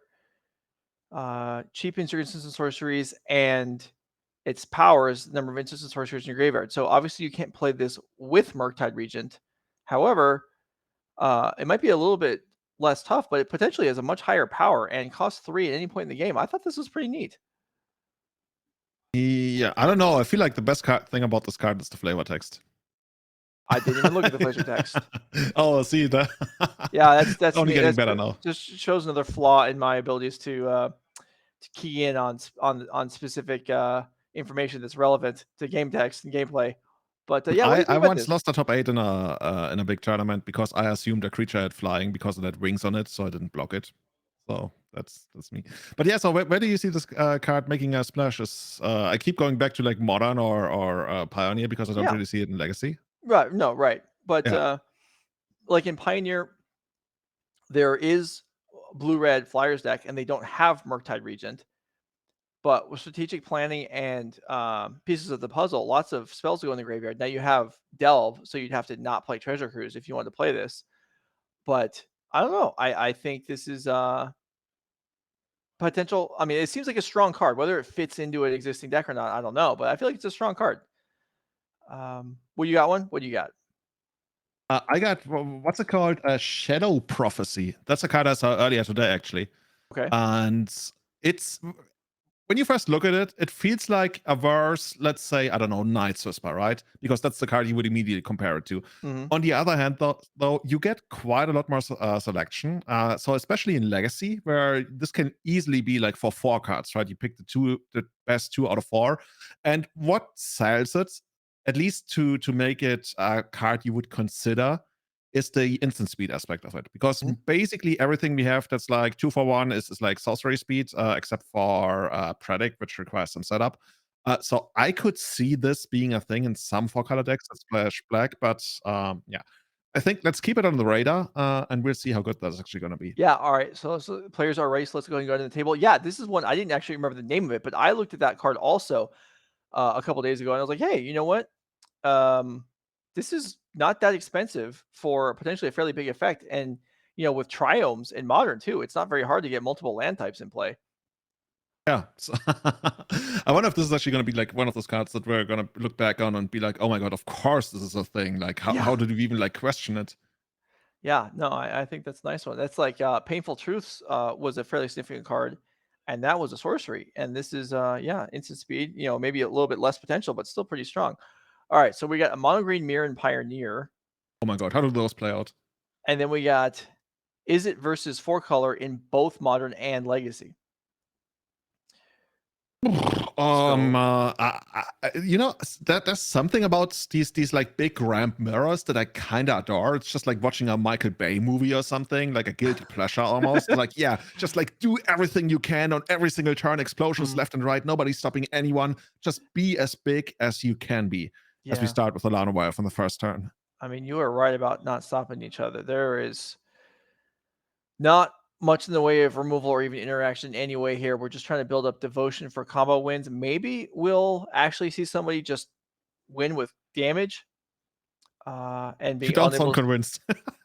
I mean, no, it could easily happen if you're unable. It depends on like Old Girls Trolls is a good start to be trying to win with damage. Caleb with a early Nykthos, so actually unable to play an Old Girls Troll even if he has one. As a Kiora comes down, so more mana potential here in the future with the Nykthos and being able to tap it twice, but not enough green pips yet. And we'll pull him.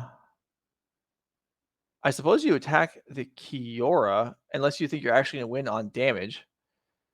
Yeah, is this matchup all about stopping the combo? Really? Well, I mean, you can't even really stop the combo, I mean, but by basically making but yeah, sure that, well, yeah, yeah, you're right. Like they technically they could like sorcery speed the entire combo, right? Just like get the yeah, planeswalkers down and everything. yeah. So with 5 power on the board, Will could knock this Kiora down to 2. Okay, a Karn revealed on the Oath of Nissa.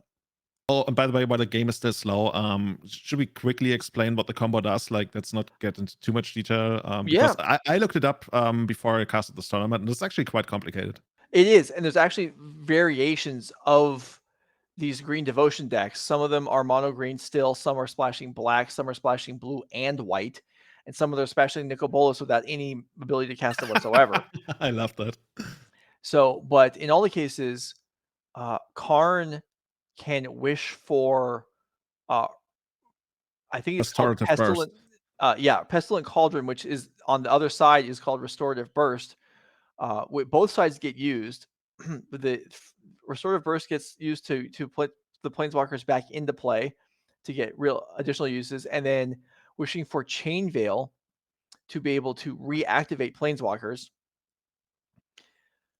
and And I that think that is the beauty about Chain Whale is that it not only makes it so that your current planeswalkers can be used a second time, but any planeswalker you activate this turn, right, or have Mhm, come into play this turn, you can be used an additional time. that is And that's correct. how I guess to sum it up, you get Kiora into play, which allows you to untap Nykthos as many times as you like, make a bunch of mana. And yeah, that's probably like, I'm not even sure how you actually win the game from there. It's probably going to be a Karn minus. Yeah, And yeah, then you just like kill them with Pestilence Cauldron or something if there's nothing yeah, else. yeah. You can mill them with Pestilent Cauldron. If you're the black versions can actually take infinite turns with Ugin's Nexus. by wishing for This that. really is a Michael Bay movie. I Yeah, have I to know. say. Boy, there's a lot going. Cavalier of Thorns here missed for Caleb Busby. Did not find a land in the top 5, so unfortunate there. And Will Pulliam trying to figure out, without access to a Nykthos, how much can he actually do with this Karn, and is it worth even getting right now? These sideboards of these decks, they used at the begin, like go back like 5 or 6 weeks. These sideboards were like 11 artifacts to wish for, and then a set of Skylashers. That has changed dramatically. Now the couple cards to play defense with actually get boarded in are sometimes Voracious Hydras, sometimes Portable Holes, sometimes Fatal Pushes, depending on what color you're playing. As a Storm the Festival here for Will Pulliam finds another Ogre Troll and a Nykthos, which means a whole lot of mana if he could activate it this turn, which I don't believe he can. So I'm looking at the sideboards right now, and it's actually 15 one-offs on both sides. Okay. On one side we have Voracious Hydra as something Mm, that's probably gets sided in, and I feel like all the other 29 cards are just like wish targets unless I missed something. okay. Yeah, the Yeah. Hydra in this matchup can actually pick off an elf early, which actually can make a difference. So here we go. Wolfwillow Haven for Caleb off of an elf in the forest. And now that we talk about it, by the way, when I was first preparing for this, I asked a friend of mine, so how does the format work? And he told me, so the way Pioneer works is you sit down and then Mono Green punches you in the face. Is that how it usually goes? I mean, Mono Green is good. Yeah, it is not unbeatable. It is definitely one of the top decks of the format, as we see here. This Nykthos activating twice, using up the Kiora to make some mana, but not. You know, that would be Uh, quite interesting if this was unbeatable, because then the mirror match, like, that would be something. yeah. The unstoppable force running into, I guess, also the unstoppable force then. Yeah. So Storm the Festival for the other side, 2 mana floating. So if a Nykthos is found, it can be activated. And I believe Nykthos is found here. It's just a matter of what can Caleb muster here, because Will Pulliam's one card in hand is known. It is a Karn. Ooh. And okay, the find is Cavalier and Kiora. So Nykthos is passed up, but this gives another Nykthos anyway, because Kiora can untap the one that's in play. And a card can be drawn off of Kiora, Is, which is a bizarre yeah. interaction uh, to me. That How Kiora exactly do we draw the card here? So with Kiora, if you have a creature with power 4 or higher come into play, you draw a card. And the Kiora and the Cavalier came in simultaneously, and that's good enough for the Kiora to trigger. Yeah, I guess the somebody correct me if I'm wrong, but like if something technically happens simultaneously, you still choose the order. And Yeah. yeah, yeah. So here we have a Nykthos reactivating to go from 2 mana to 10, and we'll see. But unless Caleb wins the game or takes even turns this turn, he can do whatever he wants to the board, but it's not going to matter if Will Pulliam is able to do as much back. Although playing a Karn does matter Yeah, that stops the because combo on the other side of the board, right? because that stops the artifacts from triggering on the other side of the board.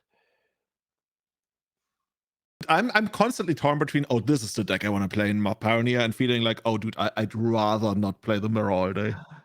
Well, I do not play this deck, but I've certainly played against it a lot of times, and it is frustrating because it is consistent and it is strong, but it does have bad matchups.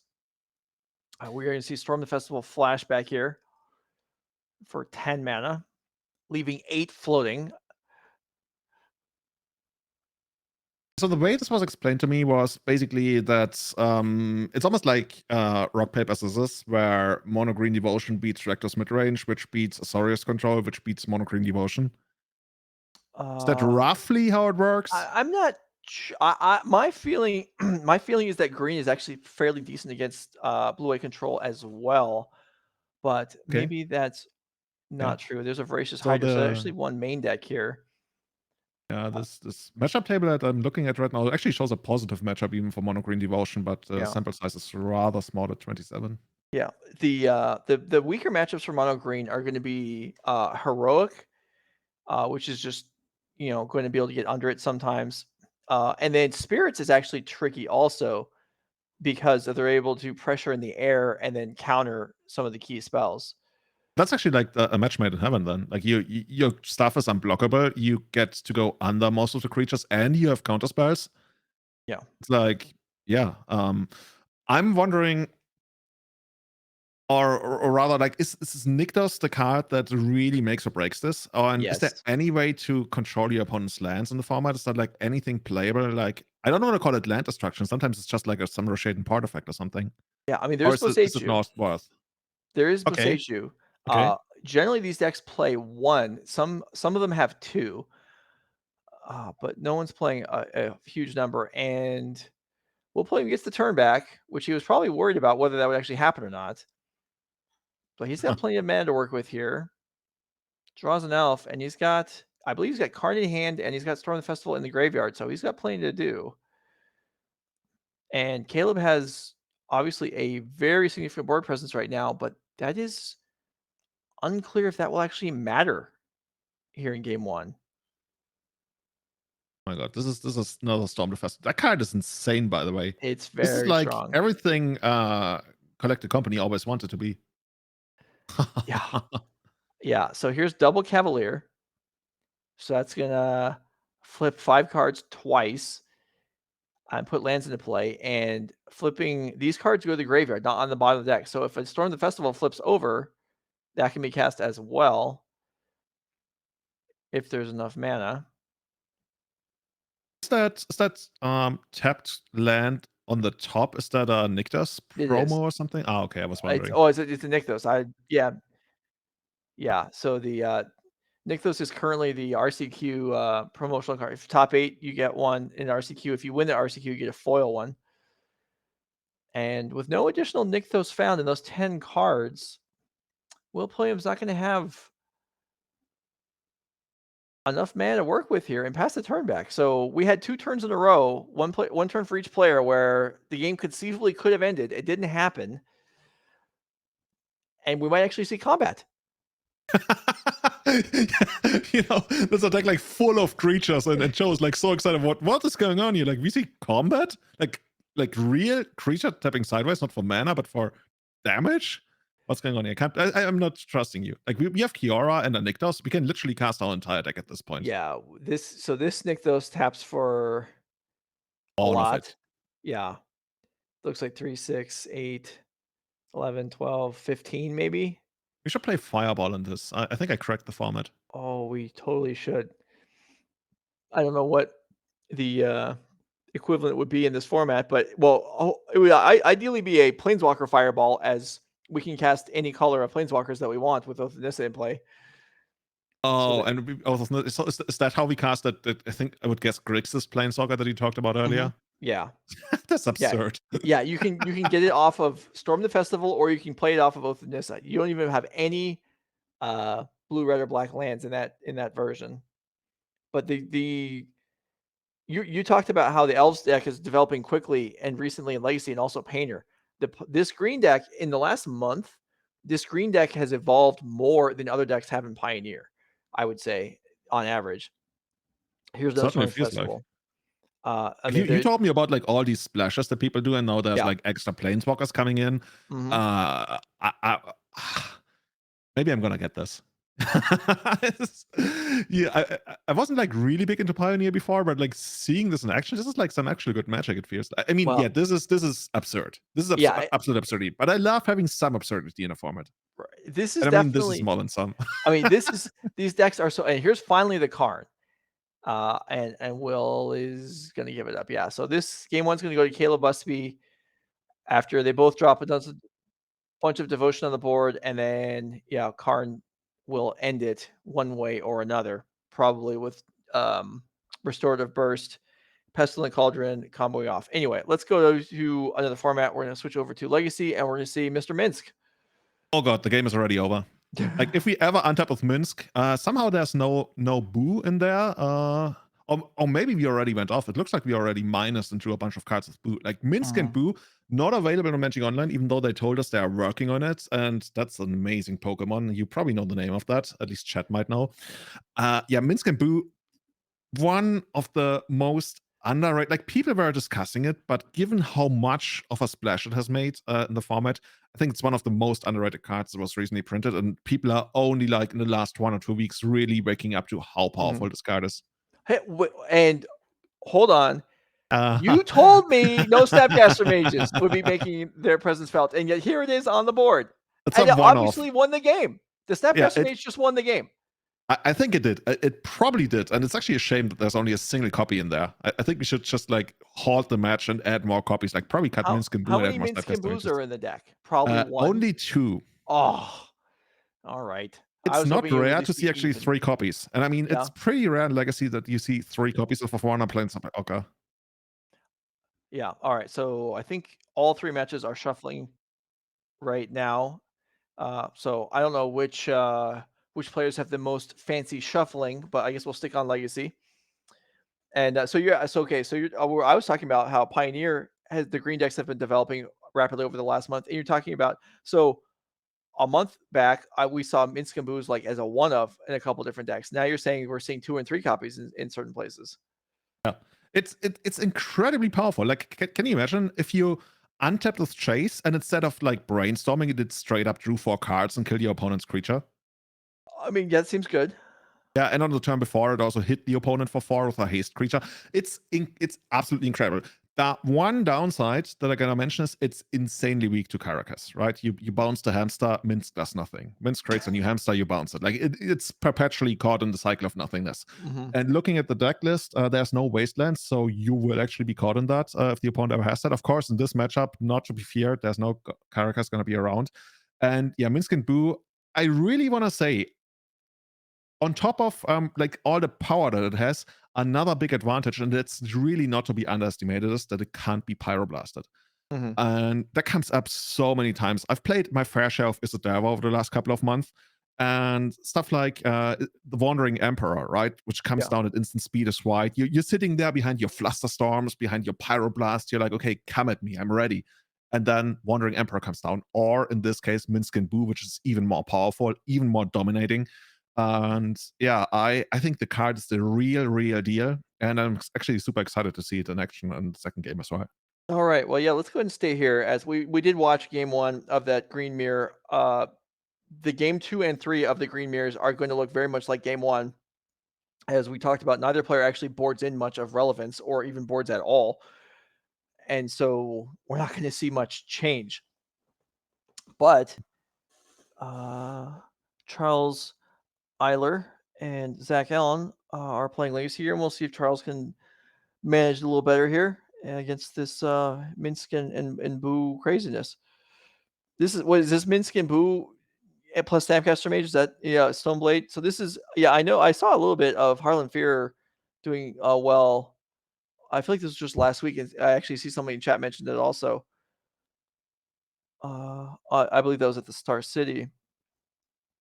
Yeah. So I don't know if it's the same list or not, but I know Zach Allen and Harlan Fear do run the same circles and do speak quite a bit. So it could be very similar deck list to what we saw last week. It's interesting because what I'm seeing here, decklist wise, isn't really a thing, at least on Magic Online right now, which of course is big part of that is that Minsc and Boo is not there, like I Mhm, already mentioned. This is 4 color Stoneforge. When we see 4 color, it's usually more like something like Teferi. I guess that we have that one here as well. Narset, Uro. But here we see Stoneforge, Minsc and Boo, and the rest is pretty much the same. But yeah, Stoneforge already like fills up 7 of the slots, which explains why there's nothing else of that going on. And it really speaks, it's a testament to the power of Minsc and Boo that we don't even see Uro in here. It's like, mhm. we have Minsc and Boo, it's fine. I won't care about any of like your Graveyard Hate or about your Pyroblasts. Obviously, Pyroblast, actually, when you think about it, the only real card that's annoying is like when you get your Forceful Pyroblast or maybe a Teferi. But the rest is super powerful. Also in the sideboard, 3 copies of Carpet of Flowers, which is like an absolute MVP against all these Stalwart decks. Yeah, Carpet's so strong. I know Harlan did have 3 copies of Carpet last week as well, and that is Carpet of Flowers is, of all of the possible hate cards in, it's such a nice one. It doesn't just end the game. It's not demoralizing to play against, but it's just so nice to have. Yeah, it really shapes the way the game has to be played from the Delver opponent because when it comes down, sometimes you can force it. Like dazing is usually a rather easy call, but also not most of the time. But there's a lot of games where you feel like, okay, the game is gonna be like all my tempo stuff doesn't really work all that well anymore. I have to Mhm. close up the game quickly. So now all of my forces, if I still have them, I really only go on the cards that influence the board, like your swords, plowshares, your bigger creatures, and all the other stuff. I'm just gonna let happen, and I hope to close it out before I run out of cards, and it's it's that extra strategic component that really makes adds to the enjoyment of the games. Of course, not so much for the Delver player because even though it's a strategy, like it alters the strategy of the matchup, it usually also like your win percentage takes quite the hit if a carpet resolves. All right, so changing tack a little bit here. We're talking about Minsk and Boo a lot, and you're talking about your new elf decks that are just all mid-range stuff. When are we gonna have elves with Minsk and Boo? Elf I was hamster tribal team up. Let's go. I was thinking about it actually. Well, When yeah. Winston Bulak was spoiled, I was like, yeah, 4 mana planeswalker, it's we played 5 mana planeswalkers like Nissan Vital Force and Elfson was great. The thing is, like in Legacy, we don't really do that heavy data dedicated control gaming anymore. So there's nothing to really like go on top, like properly go on top of the mid-range decks. So it feels like everybody has been pushing their decks into the mid-range Mhm. range, except for combo decks, of course. And they almost want to say like rule supreme. I don't know. Maybe there's gonna be like some insane fast combo deck gonna come in, like the Epic Gamble comes to mind, or somebody's gonna make a proper control deck. But right now, it's not really happening. Well, yeah, but if you're gonna trump Minsk, like we saw in Modern, these four-color decks, now it's pretty common to see Emrakul's main deck, whereas for a while it was just in the sideboard, and before that we kind of didn't see them much at all. Now they're all over the place. So yeah, maybe Minsk and Boot. Okay, well, scratch that line of thought as we have carpet here from Zach Allen, and that does mean a force of will pitching iteration. So that's costly for Charles, but yeah, it Definitely. does. Uh, I mean, a minor aspect that might also go into this is that Sack hasn't presented any white mana yet. So mhm, who knows? Maybe like we know better. We've seen the basic planes in Sack's hand already. But from Charles' side, you might think, oh, maybe Sack is starved on white mana, can't cast mhm. removal spells, and I would just like get in there. Especially like if you cast a creature next turn. We will see how much damage this is going to be. So it's going to be already flying. We need some dynamic animations on screen. can, Absolutely. can our production team do that? Whenever a creature like hits delirium or something, we draw little wings on it and +2/+2. Yeah, or at I'm least down. yeah, a sticker, some kind of yeah. It's really we just need something on the table, or yeah, an animation would be simpler, but you know How they have it- like these big chess pieces with like actual humans and they move around? Maybe we yes, can have like people like invite all the cosplayers in the world and somebody dresses up as Murktide and stuff wow, and then we film that instead of the actual table. That's the future of Magic. excellent. That Yeah, I will look I'm forward to out of this. here. I just took a chop by Wizards of the Coast. See you. Bye bye. Okay. All right, So yeah, that's gonna be a Stoneforge. Oh no. Okay, we're just trying to take out the counterbalance. Fairway Great. Chandler is the reveal. Caramel's out of here. Didn't even need to review. Oh, of course we blind Yeah, revealed. you Yeah. do. Okay. We didn't Yeah. know the top. All right, in for that looks like a 12, so 3 and a second one. All right, all right. Well, if Zach Allen's turn is just Stoneforge Mystic, he has potential to fall behind here. Yeah, at this point, you might almost get like Batterskull. I've played my fair share with Chitta and Batterskull as well. But Batterskull not so much recently, and I felt like they almost don't feel up to standards of Legacy anymore. In this deck, I can see it because you're playing more of a controller's aspect than in most Stoneforge decks. But yeah, we see Zack going for the Caldra and basically saying, okay, I'm still going to race you, which, yeah, I was going to say to me tells me, okay, there's probably going to be more Ice Fang Codals and removal spells. Hmm. And I think yeah, there's an Ice Fang Codal in hand. Playing it to stays. Well, that's going to mean a Pyroblast here, and Zach Allen's going to lose half his life, and he's going to need something. He is currently dead on the board, even with this all-powerful, indestructible Trampoline Cauldron Complete coming down. Yeah, and even Better Sky wouldn't have done it, right? So the only Mm-mm. card that would have even kept us alive would have been Chitte. But now we found a removal spell, so at least we're only dead to Lightning Bolt now. Now, Unless Prismatic there's Vista something else. is a great land, but it is going to somewhat punish Zach Allen here. Unless he has a second Plains in his deck, this Stoneforge Mystic is not going to be able to activate this turn. Let me check. I think there's a second Plains in the deck, yeah. Okay.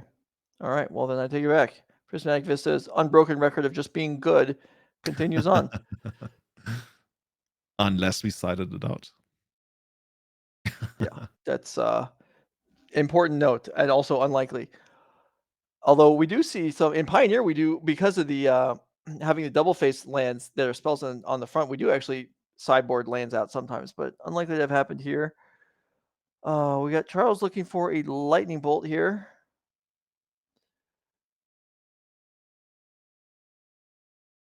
If you can find one, he's probably going to be clean through this game. Bang, there it is. Yep, and in response to the Not good. fetch, Zach Allen will take 3 damage, and that will do it. Tie up this match. Oh, imagine if that Snapcaster we had in hand wasn't a real card. Say a Yeah, removal spell. a real card. I mean, yeah, I wonder, you know what? I wonder because if there was a second Plains, Zach could have Snapcastered the Prismatic Ending or put in the Cauldron on his return. So that is interesting that he didn't do either one of those things here. And we're back to Pioneer, and we have Karns on both sides now. So how does it work out when both players have Karn? I see Well, like the what's it called? Sky flagship something? yeah, Sovereign yeah, that, Skyship? right. Almost. So Caleb could actually Karn wish for Sky Sovereign and use the Sky Sovereign to shoot down Will's Karn, which would then turn on Would his be rude. artifacts. But at the moment, Will's Sky Sovereign cannot crew because of the opposing Karn.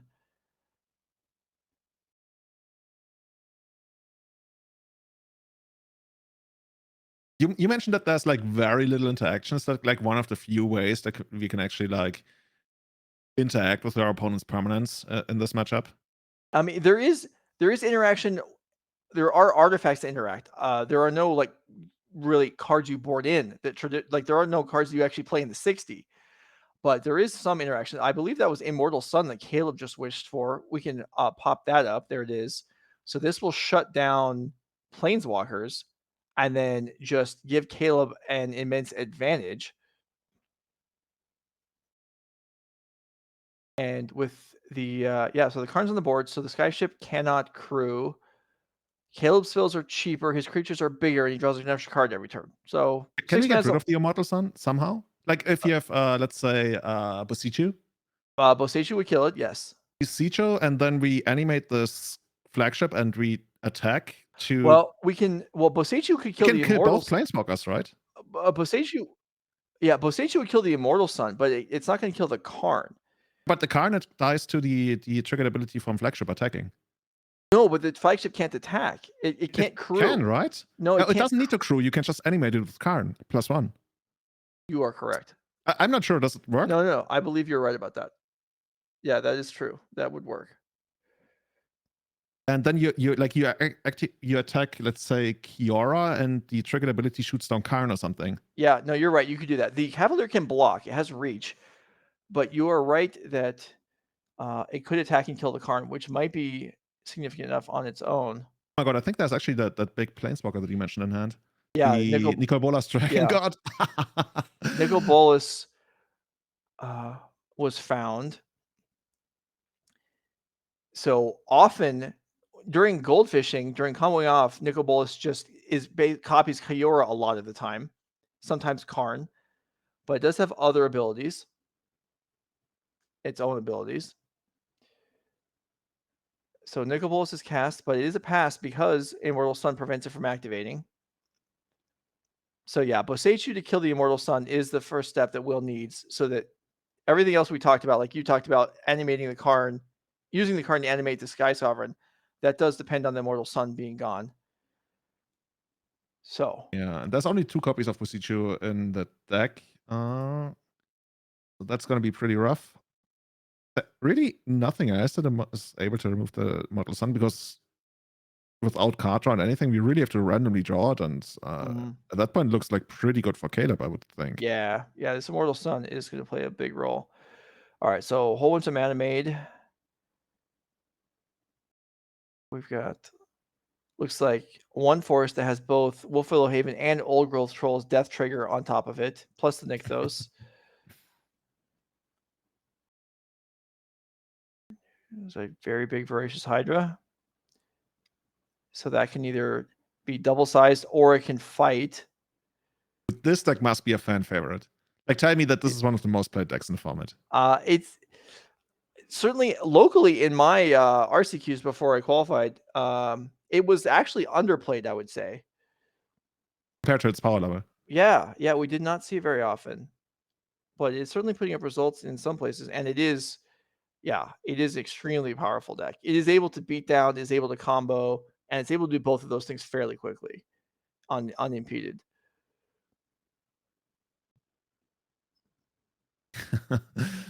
I feel almost like pretty bad for Will. Like most of Will's card, like straight up just like don't matter. We are drawing to 1 Busichu left in the deck. Mhm. And I guess there might be some creatures we might be able to like cast and try to attack and make something work, but with like a 5/6 blocker on the other side of the board, that's going to be pretty rough. Mhm. Yeah, it looks This like he's is got, yeah, yeah, this it might not actually just much. like be a concession here. Yeah, Yeah, yeah, that's gonna do it. So Caleb Busby is gonna 2 will play him in the green mirror. All right, Director Dave, find us another game. All right, we're going back to Legacy. No sounds good. Minsc and Boo at the moment, but we do see Stoneforge and Carpet, so plenty of mana for Zach Allen. Ooh, I love that black bordered tropical island here. Okay. Oh, it's an altered sleeve we hear from production. Oh, I've been misled. I can never trust anymore. I should have known. I should have known. But yeah, so we got Expressive Iteration, one of the most played and appreciated cards in Legacy right now. Mhm. One card, I think, was the card kept on top. I think so. And you're probably picking up Days here and playing Ponder. Okay, so that means we are probably having another land in play. Or about to have a land in play. Yeah.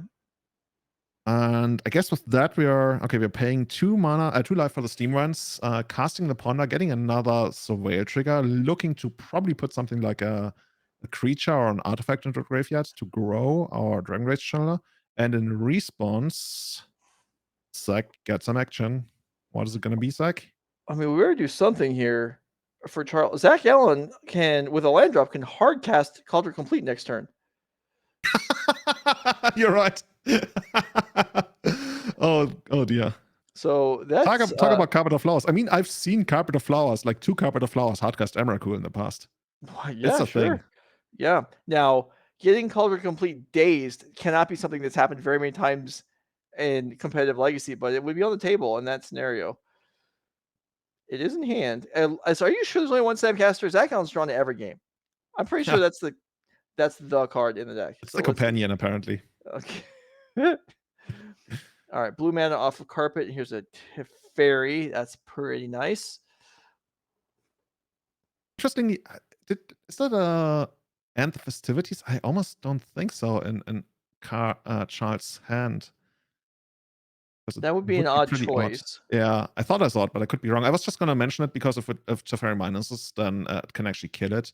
But I doubt that's what it says.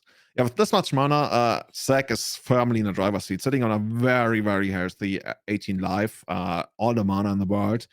Mhm. Planeswalker shutting down half the deck of Charles. Yeah, from Charles' side, this is gonna be rough. Like, you're not gonna get rid of the Carpet of Flowers. I would guess, wanna do something like a couple of. Do we play Ledger Shredder? Let me check that out. We are not playing Ledger Shredder, so this is a little bit more beatdown oriented, less grind potential. At this point, we probably have to like chain a bunch of expressive iterations and ideally even Mystic Sanctuary them back, because right now we're not winning this. Like, there's too much Yeah. value in Zach's hand.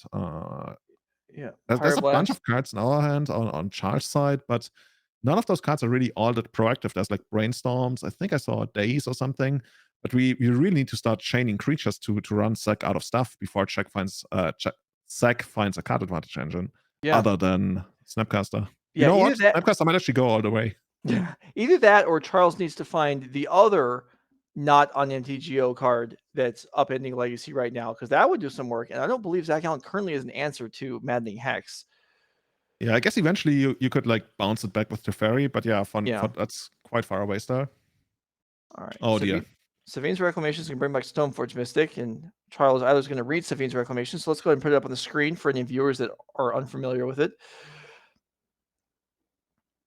To me, this is just like the Anorak dust card. I saw Anorak play that card like a year ago, and somehow it's stuck around ever since. This is the card of infinite value if you actually get to like use it from a Yeah. flashback. So bringing out Stoneforge here, which gets back Calder Complete, which got brainstormed back. So yeah, things are looking very smooth for Zach Allen here. However, he does need to win this match to even up the overall team standing, as his team is down the Pioneer match so far. Yeah, feels pretty good. Yeah, and oh, it actually was End of Festivities. Okay. Wow. There you go. All right. You know what? That's actually one way to try. I don't know. It's sorcery speed, right? So that doesn't even kill Minsk. That doesn't even kill Boo. Never Yeah, mind. Zach Allen's like, You what know is what? that? Go ahead. I figured it out. It's to deal with the Snapcaster Mage. Well, yeah, it's the most powerful card, so you would definitely want to be able to deal with that. Why Yeah. not? It's just One that's for one just trade, and you get to good deal one to the Planeswalker. Like, good this is amazing. Like, we're good back in the planning. driver's seat. Yeah. And Mystic Sanctuary just picked up the end hostility. It just picked it up. What? Wait, To, to hand? no, you went on top of the deck. Now it's being brainstormed because it's going to be cast again to kill the Stoneforge Mystic. Oh, that's beautiful. That's the Mona Lisa of plays here, at least for this game. This is incredible. You're still So playing like spending 2 cards on a card that's +1 on the opponent's side of the board, but still, I mean, well, this. yeah. I mean, it's pretty miserable on objectively and card advantage, but it does get the Stoneforge and the Teferi off the board. So No, if I was Sec, I would actually consider just like jamming Hydra Complete here. I think we even have 8 mana, so we can play around like Days or something. Maybe that's too greedy, and I know it's too greedy. I just want to put on a spectacle for the viewers. Come on, Sec, do it for chat one time. I think what we're seeing here is actually Safine's Reclamation flashback is being dazed. No Surveil Trigger. I think it has been missed. Unless we know the top card. We Oh do no, know the there we top go. card. We brainstormed to put 2 back, surveilled one of them already. Zach's like, I'll pay 1, and Charles is like, okay, that's all I got. So here's Teferi and Stoneforge Mystic. Pretty good deal. Zach will look through his deck again, grab another equipment.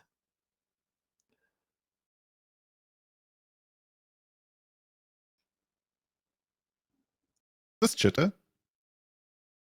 No, it looks like Better Sky, right? I think that's a better skull. I have no idea. I think it's a better skull. It looked like one word.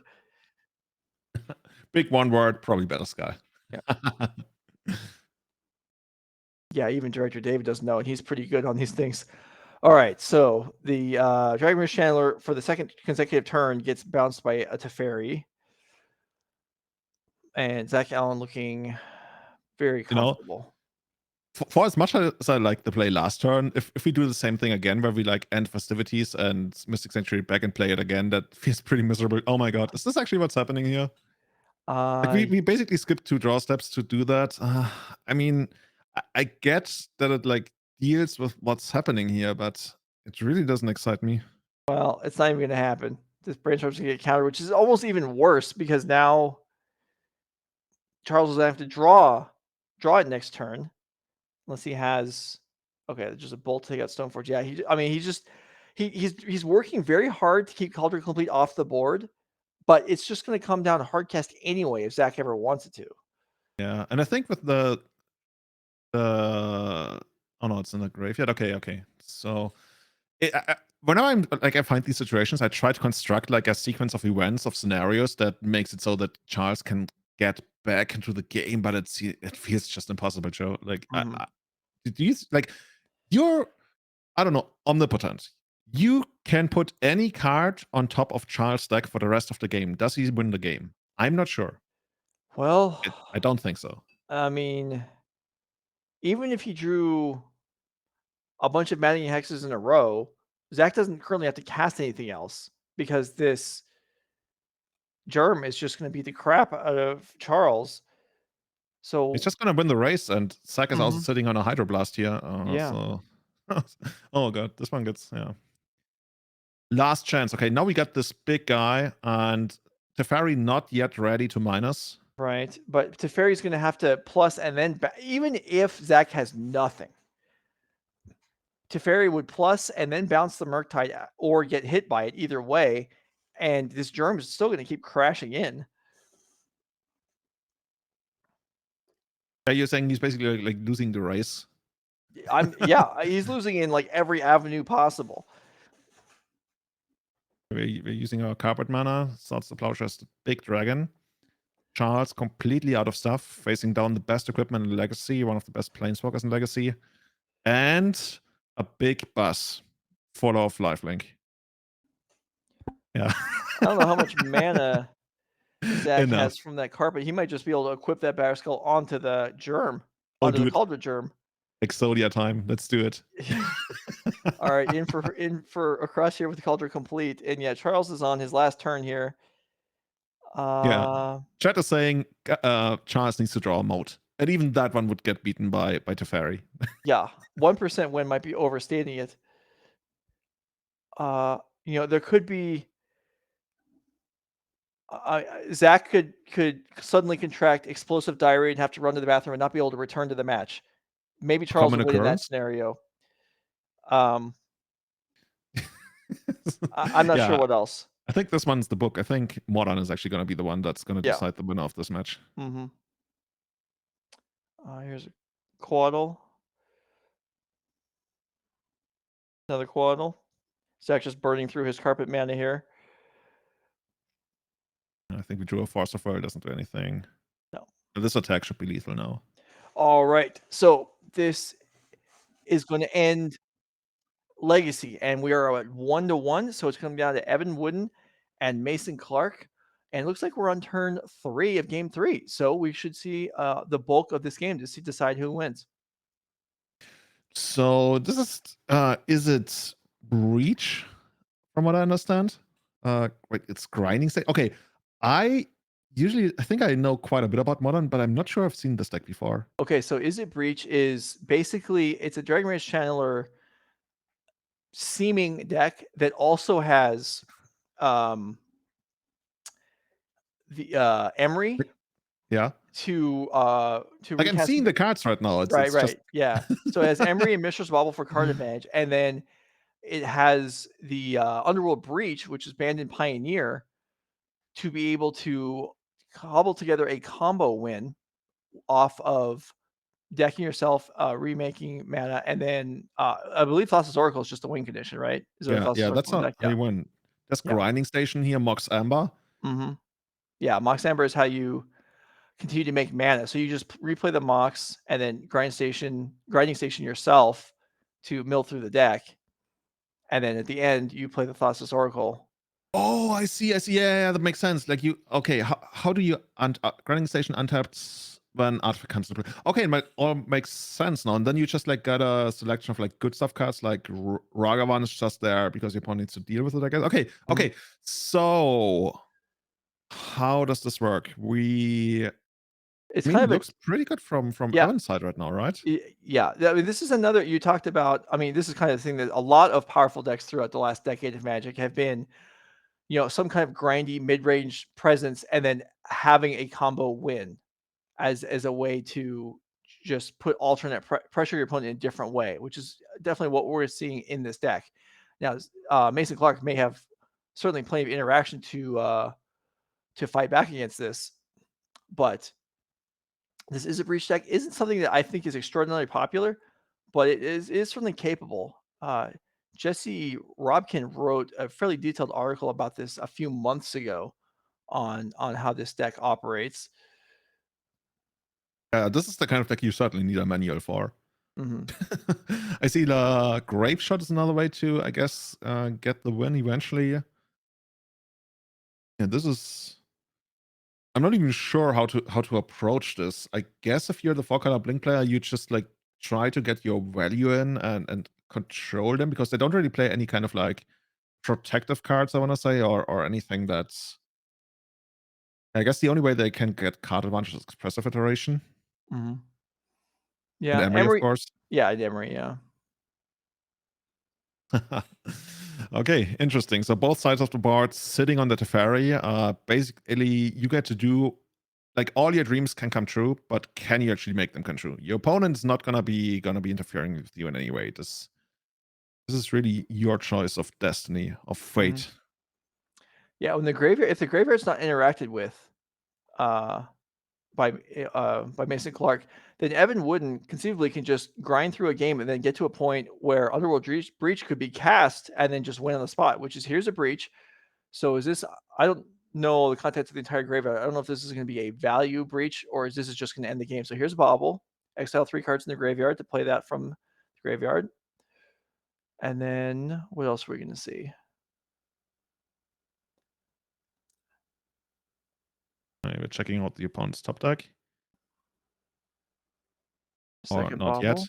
All right, so this might just be for value here because Underworld Breach, since it sacrifices itself at the end of the turn, it's not going to Can stick you just around, like obviously. minus Teferi on it if you really want to? Yeah, I mean, you Teferi could. would die in the process, Yeah, right? right. You lose your Teferi, which is a cost. But if you're basically playing Underworld Breach to draw 3 cards, uh, with 2 baubles and the Teferi, I mean, that is respectable. Although it does, yeah, giving up Teferi does matter.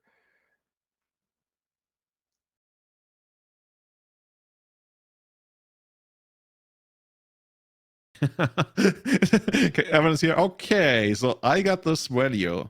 Where do we go from here? Hmm. Just like draw a couple of extra cards. Maybe that's actually the exact thing that we're considering. Like, do we just like cash into Teferi? Well, here's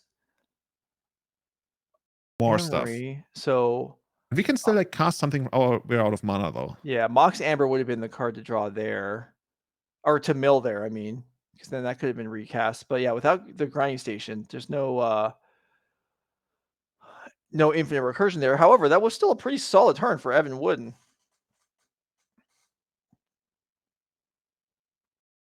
I was gonna say, why are we not drawing cards right away with the bubbles? But I guess since the opponent has Teferi in play, there's not really any like need to. Yeah, I suppose it doesn't really matter. I mean, you could have just learned a card that they're going to draw instead of learning later on. There's no black in these decks, so discard's not going to be any concern.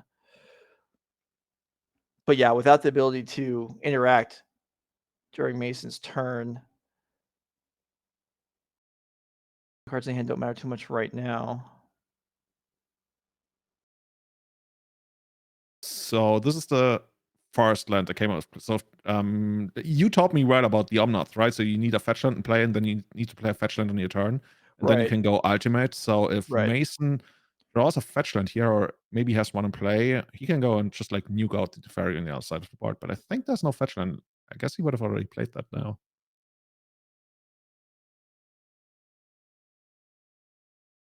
Yeah, he's trying to figure it out, but might just be a pass here. Hmm. There's Well, another hand coming to. Whoa, yeah. that was creepy. Third hand coming in, and we're gonna solitude. Yeah, okay. No card advantage engine for you. Makes sense.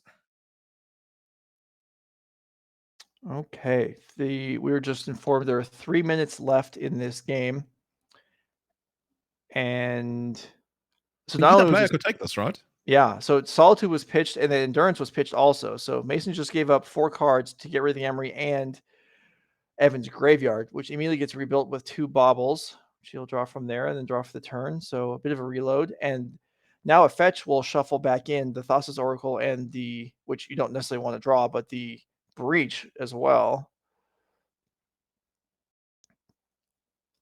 And something is shuffling Okay. later in a game like this, with I believe 6 or 9 cards exiled already for Evan.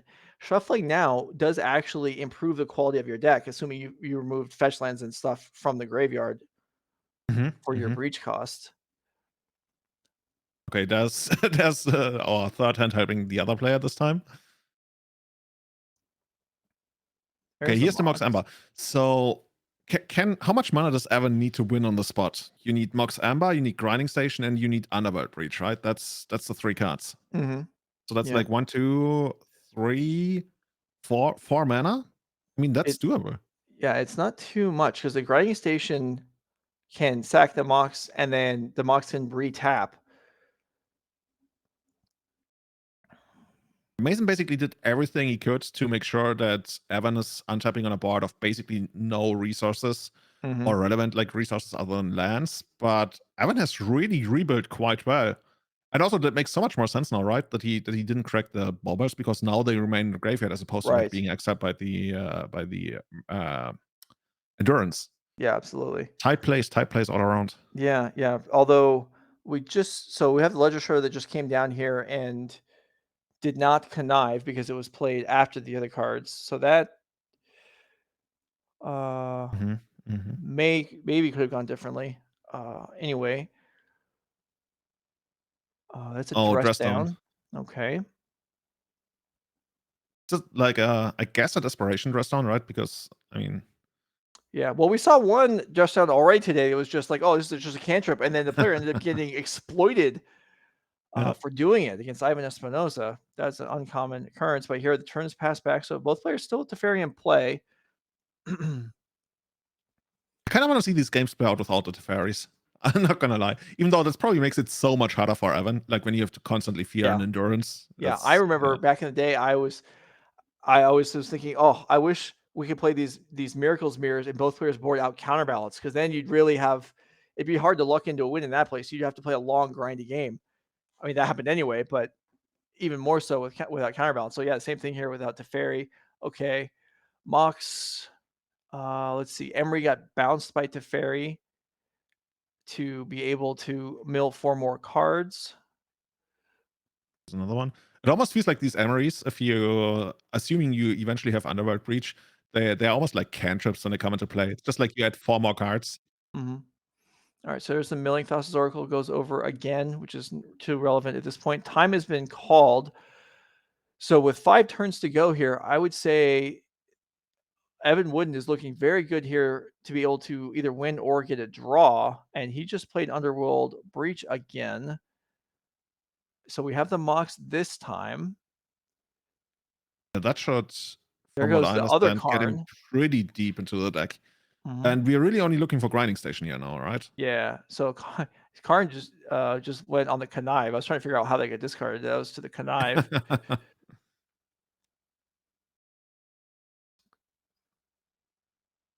That breach, I believe, is in play. should be, Oh, right? Oh, okay. it's not part of the lands? Here It yeah, it is. Okay. we go. Okay. Yeah, see, this is what I meant, right? These emeries, they feel like cantrips. This is Yeah. like 1 mana impulse. Or even better, like you draw those 4 cards, kinda. Yeah, yeah. So, You know what would be really good in this? Like Black Lotus. yeah, Anyway. yeah, yeah, I suppose. Where's the Creating grinding lots of station? scenarios. It is not here. So let's look at it from the other side. If Okay. Gavin really fails, which is from what I understand rather unlikely, we have 9 power in play. We next turn we 9. Yeah, I wish. We have 3 power in play. Next turn we can make it 4. We can attack twice. We can attack for 4 and 5. So technically we can take it from here. How are we I'm not sure how we're counting this. 4 and 5 is Evans at 9, Mason's at 21. Oh, see, I was attacking myself. It Yeah, hurt at Stefan's confusion. these Elves players, I don't know what they're doing. But, uh, but yeah, so no, I don't think Evan can win with damage, and I don't think Mason can win at all. But Evan could win with a combo here, whether it's this turn or maybe in one of the 2 additional turns he's gonna have. In the meantime, he's just casting Emeries over and over again, burning off cards. I guess he can just with every blue mana, he can do this.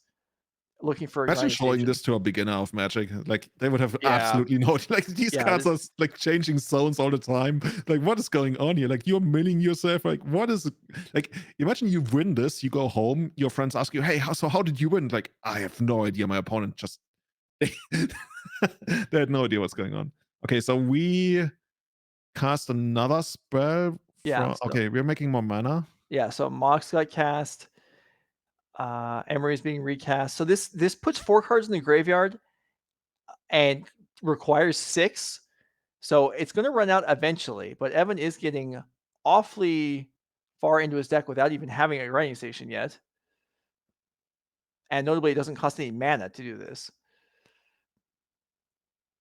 Yeah, so the Moxen are gonna give him more mana, but eventually you're gonna run out of cards that you Right. can. Oh my, how many cards are left there? Yeah, Ooh, that wasn't too many. And there's 3 devotion in play right now.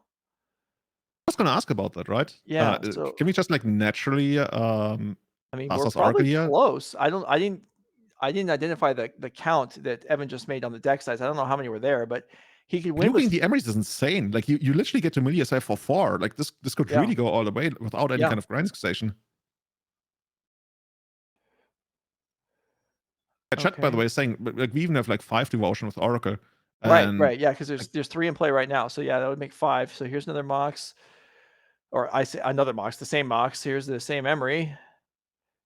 Okay, I guess a bobble, activate bobble. I think he's doing that because he needs to be able to eat it. Yeah, mhm. there it goes. Just leaving the Oracle. So we've reached the end of, or at least close to it, of how much milling can actually be done here. But I'm not sure how much deck is left. I think it's close enough. Here's a Oracle for Yeah. 5, and that's going to do it. Evan Wooden is going to jury rig this combo together without drawing one of the combo pieces and take down this match for his team. So congratulations to him. That was well played. This is beautiful. This is absolutely clean, beautiful Magic. And I felt like Evan was exactly knowing what he was playing towards the Mhm. entire time. Yeah. Right? We were like, oh, no grinding station again, no grinding station again. And Evan was like, you know what? I'm just gonna keep looping these. I'm gonna keep milling myself, and eventually Mhm. the Murfolk is gonna go all the way. I don't need no grinding stations. That's like Yeah. that's training wheels. We don't need that. Okay, so some comments from chat. Um, whether that's correct or not, I don't know, but we obviously can't go back and fix it. Anyway, that was the conclusion of that match. It does appear that the team of, we don't see it anymore, but Evan Wooten's team did win. So let's, oh, that's unfortunate. All right. Anyway, so that is going to conclude round 4. We're going to step away for a moment and we'll be back with round 5. 4 matches still playing, so the break probably won't be too extensive, but it's hard to judge on these things because some of these team matches do last a long time. But thanks for enjoying the coverage. We'll be right back.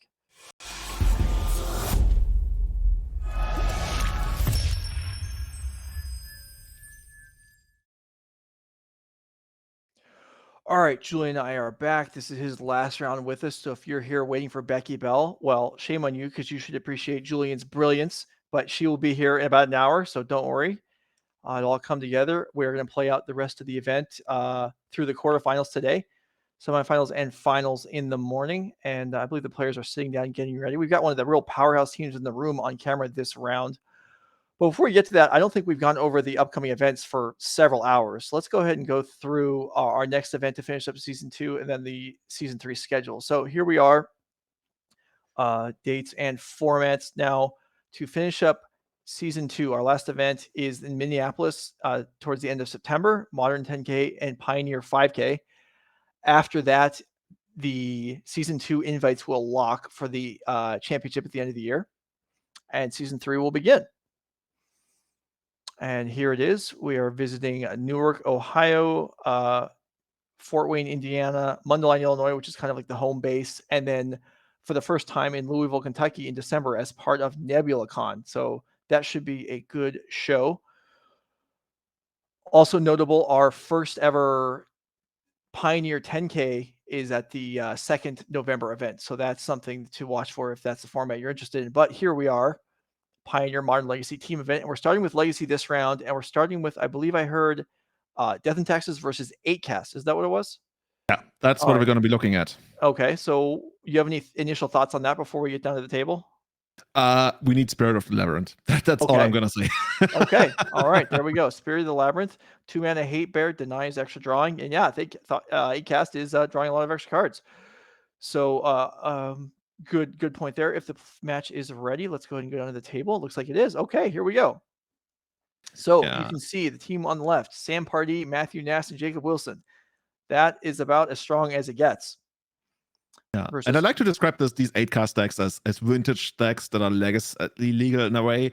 Sometimes they just don't come together, but a lot of times they have absolutely insane starts. Esper Mhm, Sentinel quite annoying because there's a good chance that this is just going to draw an extra card for Jacob on every single turn, but there's also a chance that it won't matter too much because 8 cast, if it has a decent draw, we'll see that in a moment, can potentially just like walk all over Death and Texas in the first game. But like I mentioned, if there's a Spirit of the Labyrinth gonna come down, that's gonna blank so many of S% of mono blue 8 cast cards. The first 2 turns are gonna be pretty formative for the rest of the game. That's mhm. also why we're watching this as the first match of all the 3 formats. So 4 lands flip over there on Emery, although one of them is an artifact land. And so Joshua Cook here with a hand that's, well, he's got a Thoughtseize, which these decks often have a draw 2 in it. So got some business as long as, like you were saying, Spirit of the Labyrinth is not in existence. Yeah, we see a Swords to Plowshares in there, which if we don't have a Spirit, there's a good chance it's just gonna go after the Emery. Yeah, there it is. Oh, we're even splitting the plains and snow-covered plains. I'm not Yeah, sure. That's probably like the extra value against potential predicts and stuff. I'm loving it. sure, why not? All right, so let's flag the table real quick that Emery should be in exile, not in the graveyard. And we'll continue on here. So this Thoughtcast, yep, there we go. We caught it. Yeah. All right, So yeah, Bobble. Thoughtcast probably pretty close to being cast here, right? One, two, Yeah. three, four, five. I think we can cast it this turn if we want to. Yeah, Of that course, on the other side, sorry to interrupt you there. That's that's going to okay. give Jacob an extra card because we Yeah, that's won't be able to pay true. the upkeep for Hmm. Sentinel. Well, that's a lot less good because that's actually, yeah, and although Joshua doesn't go for it, he also doesn't play the Bobble, which I feel like you may want to. It doesn't look like he's doing anything else with the mana, so playing the Bobble when you can pay for the Sentinel doesn't seem terrible, but maybe there is something else he's got planned. Especially since like Thalia might be coming down. That's even more the reason to play the Bobble. I'm trying to think of any reason like you could represent something, but not maybe there's no dismember in the main that I'm seeing. Maybe we're gonna be enlightened to it in a moment here, but it looks like we just didn't cast the extra Bobble. Okay, so Field of Ruin is going Yeah, to take down. there's gonna be there's actually 2 islands in the cast deck here. Okay. So that's not too problematic. Of course, it's quite annoying that we're not going to have our saga working Hmm. out here. That's another way to just like sometimes steal games when your opponent is sitting on a very reactive draw, which is not the case with Death and Texas all that often. But no hate bar coming down, nothing proactive, just Field of Ruin. It's not exactly super exciting. So it's giving me some hope for Joshua. But yeah, here I am, like teasing this as a vintage deck in Legacy. And thus far, nothing exciting has happened yet. But maybe there's going to be some fireworks in here. Dude, that Asper Sentinel has been so annoying. Like every It time I has. come up with a play, I feel like, but then the other side draws a card. Yeah. Okay, that's a good one. But doesn't Texas not shy of having a lot of answers for cards like Hmm. that? And Okay. by the way, that's the reason why we Yeah. kept the bubble in hand. Yeah. No, I just realized that also. That does explain why Joshua didn't play the Bobble last turn and pay the taxes because he valued getting the token more than the card for Jacob, which may in fact be correct. We'll see. That's a hard judgment to make, but that does explain it. Yeah, the thing is about 8 cast in these like grindier matchups, if you don't get a really good start, it's Hmm. kind of hard to really Yeah. make something work because you see what's happening here, right? We have some decent cards, but Show us. Jacob, Oh, huh? Jacob didn't show us the card that he showed Joshua on the Bobble. Oh, Very how disappointing. rude. There we go. Recruiter the guard. All right. Okay, I think I also saw a remove a spell for the Psy there that might have been, I don't know, Skycliff Apparition, which would Hmm. make sense. Yeah, there's 2 Yeah. Skycliff Apparitions even. But yeah, sorry, I kind of cut you off there. But yeah, you're saying that this ACAS deck needs to have a really good start in order to be able to keep up here, and we most certainly did not see that. Yeah, part of it is like you usually you do something on the first 2 turns that puts your opponent like in the back seat, and they feel like, oh, I really have to like try to keep up with you instead of like trying to put their own game plan together, and then you just like have too much stuff going on. But since Joshua's first 2 or rather 3 turns really weren't all that explosive, this there's a good chance that Jacob has a window next turn to make something meaningful happen, and of course that would be Spirit of the Labyrinth. Mhm. Well, there is a force in case that were to happen. I'm not sure there's a force in a blue card, but it's the Yeah, Thoughtcast. I think that's Shadow Spear, Trellis, Force, and Mhm. a Thoughtcast. Uh, yeah, this is not how we want the games to go. No. Alright, so here's a Thoughtcast. No free cards drawn on Sentinel this turn, and a Kappa Cannoneer is among the cards drawn. Yeah, So, actually 2 of them. yeah.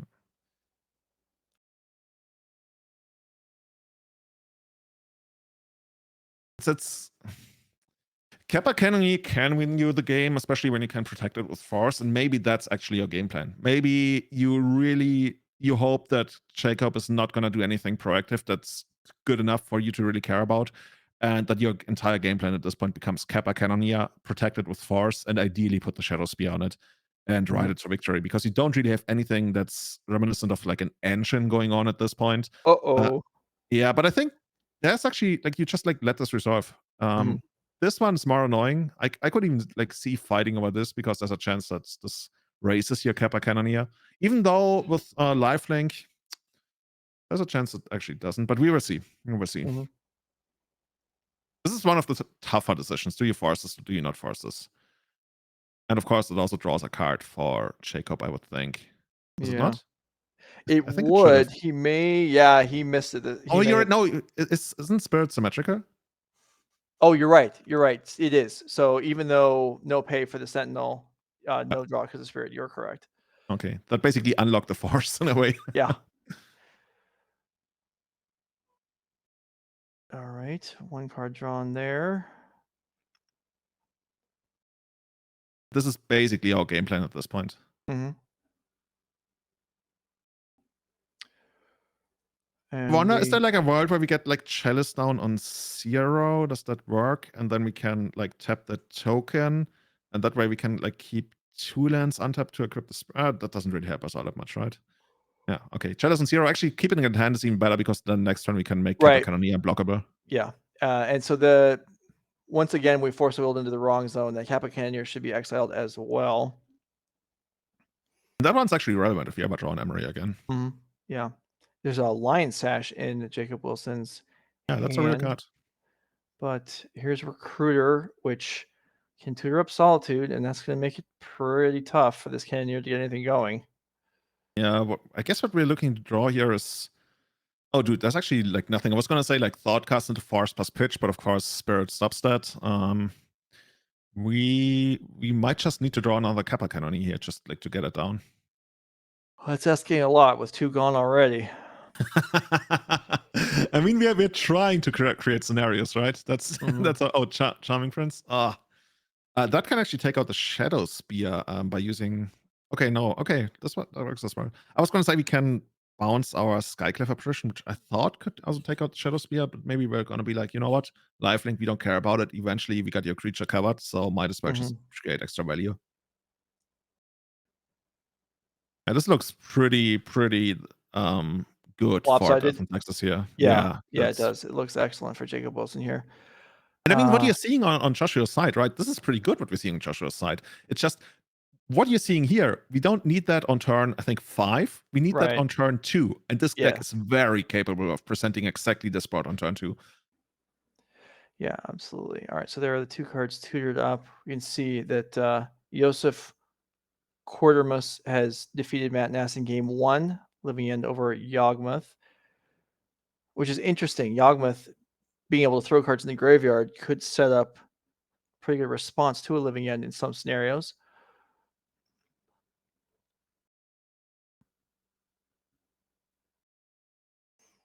This is Okay.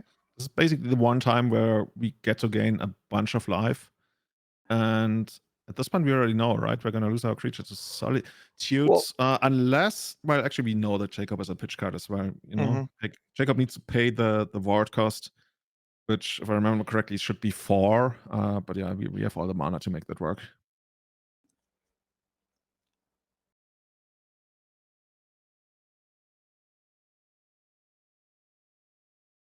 So this is a pretty That's for sizable 7. attack here, but this can, yeah, okay, it's gonna come across for 7 it should be, I 7. think. Yeah, okay.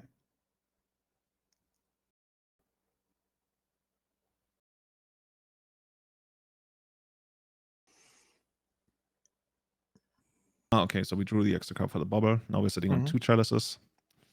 Lovely. Yeah, the excitement. I can definitely feel it, like, all the way across the Atlantic. Alright, so we'll attack across here for 5. Does token wanna trade? It does. Alright, 4 through, and then, yeah, are we gonna see a hard cast, Solitude here, perhaps? But Hardcast would be pretty problematic, right? Because then we Oh, couldn't because the pay for the ward, ward. yeah, right, Yeah, right, yeah. right.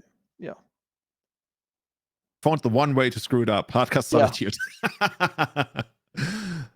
Okay, cool. Alright, A alright, forward so 4. Lion's Flash goes away, and Wasteland standing ready. There are actually a couple targets, and Joshua, well, yeah, okay, no reason to waste there. Here's another Stoneforge Mystic. Yeah. Probably gonna be Kydra complete, I would guess. Gonna be like 1, 2, 3, 4, 5, 6, 7, 8, 9, 10. 14. Almost lethal next turn.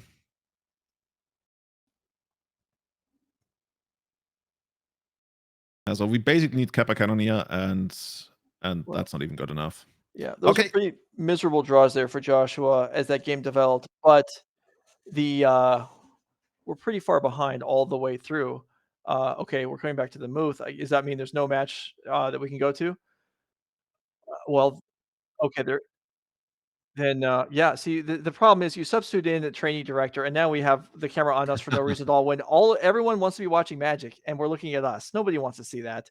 Let's go. Here we are. We're in Pioneer. We got Sam Pardee against Marcus Neal. We got 2 Arclights in play for the I take that back. There's a let's see. Yeah, there's 2 Phoenixes in play, and we have another player that has multiple graveyards. Is that a new trend? I hope it doesn't become one because it's quite Yeah. confusing for coverage. So we've got we've got an exile and a graveyard under the on the upper right, and then we've got another pile of cards there. Maybe Huh. I don't know what's going on. Maybe those are currently being. Oh, it's the pieces of the puzzle. That makes perfect sense. That was just hard to recognize on initial uptake. Okay, so that's pieces of the puzzle resolving. Ooh, Oh man. You know, this. this Phoenix deck, I don't know, like take with all this like multiple turn taking and all that kind of stuff. Mhm. This must be one of the most powerful decks in the format right now. It's certainly it's got some cool stuff that can happen. So this is Galvanic Ration on Strangle to take down Fable the Mirror Breaker and a token from a Fable, leaving Sam with still quite an extensive board here. We've got some clues and some blood tokens, and we've got a couple other things. Can we have the spotter? What is the? They must be other treasures as the other. I would guess so, yeah. Yeah, the other dyed So up wait, we card got down there. clues, we got blood tokens, and we got treasure. Is that? I think that's what must be going on. Is this the deck trying to like create all the tokens that are legal in the format? Is that I like a hidden win condition? Yeah, it's like a pirate theme. Yeah, why not? Pirates and vampires together. Treasure, blood, clues, everything. We're going searching for whatever we can find. There's Ixalan some all over again. other card exiled at the bottom there. I can't tell what that is. It's not a companion because Sam's companion's at the top of the screen. You can see it there, Gigantha. Oh, it's a witch's Untapped. oven. It is a witch's Yeah. oven. Okay, so 13 to 8 are the life totals, and the Arclights are not attacking, so you can understand that Marcus is in defensive mode here. Yeah, but it doesn't really get better for him like on any of the turns, right? Is there any way that the Arclight Phoenix deck can catch up other than like taking multiple turns? Uh, I mean, a couple of removal spells to take down the Blood Tithe Harvesters would certainly help a lot. Marcus has a lot of cards in hand, and there's not really profitable attacks here for Sam unless he wants to kill the Arclight Phoenixes, which is not great. This is Village Right, sacrificing the Cauldron Familiar. So that's a pretty free draw 2 for 1 mana there, and I believe he picked up Mayhem Devil, which is gonna make this much more complicated for Marcus Neal. Yeah, but as long as the board is stalled, you just get there with the oven, right? Well, Eventually. you can't yes, I mean, the oven will get there, but the Mayhem Devil will dramatically increase the pace of that. Basically doubles it, right? Yes, and then also, like, these blood type harvesters, these blood, these treasures, everything is sacrificed to do damage. Mayhem Devil really Anything sacrifices are permanent, like the game mhm, might like almost be over like in an yes, instant. Mayhem Devil is kind of the key card that, uh, is the differentiator between Rakdos Sacrifice and Rakdos Midrange. This deck scares me. This could actually be like It good in Legacy. yeah, this deck has a lot of stuff going on. How is this deck even legal in this format?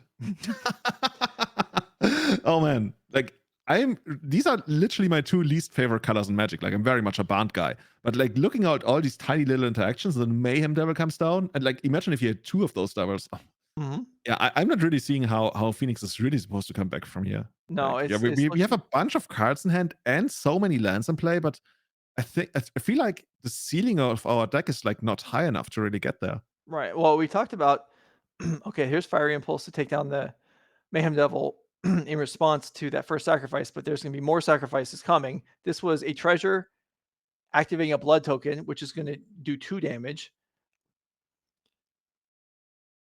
And Sam's going to do that again. Fishing at Croxa. Yeah, A, cat comes back. This a is a food is this sacrificed. That's what those are food. A food is sacrificed to bring back Caldera Familiar. And Sam's like, yeah, you're demolished. All right. So that is the end of that. Sam Party takes down game one of the Pioneer match, and Legacy's ready to go. looks like I would guess an Emery came down the first time, which got immediately bounced back by Caracas. And oh, this is a really good card, right? This Yeah, is what Death and Texas doesn't want to see. This reduces half the deck to draft comments again. yeah. I mean, Torp Orb is great. It does actually kind of mess up Joshua's own Emery, but yeah, here's Yeah, but Esper as long as you Sentinel. if at least the one of the baubles in play, right, you can still keep using it. And Mhm, from the Death and Texas side, I think there's only like one creature that still like properly operates to get rid of it, which would be Cathar Commando. mhm, Oh, that's a really good one as well. This is one of those cards where you feel like it's only really there for dedicated combo decks, but no, this also messes up this deck quite a lot because you really want to like deploy your entire hand to the board and yeah, like do all the broken stuff. And no, that's not happening. On the other side, though, we see Joshua sitting on two Force of Worlds, which once again would make me feel like maybe this is the kind of game where you play Protect the Queen, right? You just get down Kappa Cannoneer and mhm. try to get there that way because thus far doesn't really seem like the most explosive start. Are we sitting on is that two Emery? No, I think the other one is a Psy. Alright, so Emery does return to play, no mill because of the Torpor Orb, I think like and a Reshaden Pod, right? You play the Emery, so your opponent has to tap their Caracas. yeah, and boy, you're right. I mean, both decks are just significantly depowered this game because of these sideboard cards that are in play already. It's Port gonna be and interesting. Caracas, yeah. Like you probably like really have to alter your strategy, at least from the 8-cast side. From Death and Taxes side, I feel like the things are pretty scripted. You make the best of what you have.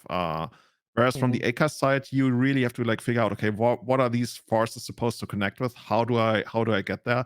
Because both creatures that we have, Emery and Sai, they're just like they roll over to Caracas. If you mhm, ever want to make Emery, oh no, that's also like another thing. If you want to make Sai work, we need a bunch of artifacts in hand, but we can only really play one afterwards. So right now, our best course would be like Psi, Artifact, Pass, and create like one Thopter token to eventually get mhm. there. Yeah, It's a well, plan, but it's not a great one. right, I don't think Josta has an artifact. He's got 3 Force of Wills. There's a Speculative Apparition to do what? Nothing. Just like Probably oh, it's right, just yeah, like that's a just a 2/2. Gray Ogre. Mhm. This is beta. Like, oh, we have a bunch of Well, beta Gray tests in Ogre deck now, is the biggest creature on the board. So, and yeah. it probably will be for quite a while. Are Yeah. we forcing Gray Ogre? Oh my god. Yeah, I mean, we might have to. I don't know. Wow. Drawing the extra card? Are we? No, Joshua paid for it. Oh, he did. Okay, cool. Okay. Alright, so there's a Mox. So that can at least I can make a token now. So actually, let's try to figure this out. What do we see on Jacob's side? We see a bunch of lands and a 3 mana 1/1. All right. Interesting. Okay, so Launch, we really want to pay make sure for it. that Jacob doesn't get to draw extra cards. Mm-hmm. But now our side doesn't do anything. Like we can run it out, but it just like doesn't do it. Yeah, I guess we're just gonna keep the Caracas. You know what the deal would be? We need to get Sai and Emery down on the same turn. So then Jacob can only bounce one of them. Well, there you go. That is what's going to happen here. It will cost the Lotus Petal, but that's tolerable. No, I think that's okay. Definitely sounds that allows all the creatures in the world, just only one spell per turn, non-creature spell. So Lotus Petal gets expended here, No, and both creatures are on the board. I think this is where Jacob just draws another Caracas. Close. Swords to Plowshares. That also does the trick. Yes, it does. Do you really want to go Swords after this? Because like this coming down keeps 3 mana tapped on Joshua's Mm-hmm. side. On the other hand, of course, there's a scenario where Joshua draws an artifact and then can make a token. So I see why you would want to do it that way. But this is Joshua is caught in a never-ending cycle of despair almost. Oh, there's a wasteland to take down another land. And yeah, this is kind of ridiculous. I mean, I think even beta decks might be overpowering this, or Yeah, limited. This is this. Yeah, maybe it was correct to force the gray ogre, the Skyclave apparition, because it would be just dominating the board right now. it would. What is this game? This This Emery's is been cast Legacy. 5 times.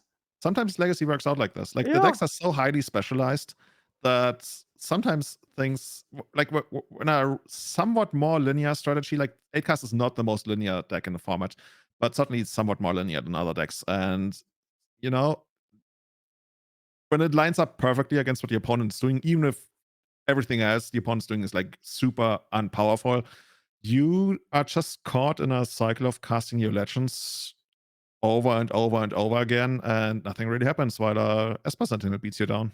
Mm-hmm. All right. Thoughtcast through Ancient Tomb gets the tax gets paid for from Esper Sentinel. Thought Monitor was drawn there. Why shouldn't the Psy be in exile? I see a Force of Will in exile. Yeah, it should It be. should be on top. Probably not gonna matter, but yeah. So there's some comments in the chat about like, oh, this player, there's some things missequenced or misexiled. Yeah, keep in mind that this being a Pioneer Modern Legacy event, it's not too hard to imagine a group of friends who no one regularly plays Legacy. Someone just kind of has to do it. You pick up a deck, and so it's conceivable. The same thing could happen with three legacy friends where someone has to just play Pioneer without a ton of experience in the format. So we could see some things that aren't quite Yeah. um, up to par as what you might be hoping for, or what we might be seeing from the Party Nask Wilson side, or a team of three very experienced players. Imagine I mean, just name-wise, this might be the most recognizable, accomplished team in the entire tournament here. I'm Yes. not saying that they're gonna win it, but just like name recognition-wise.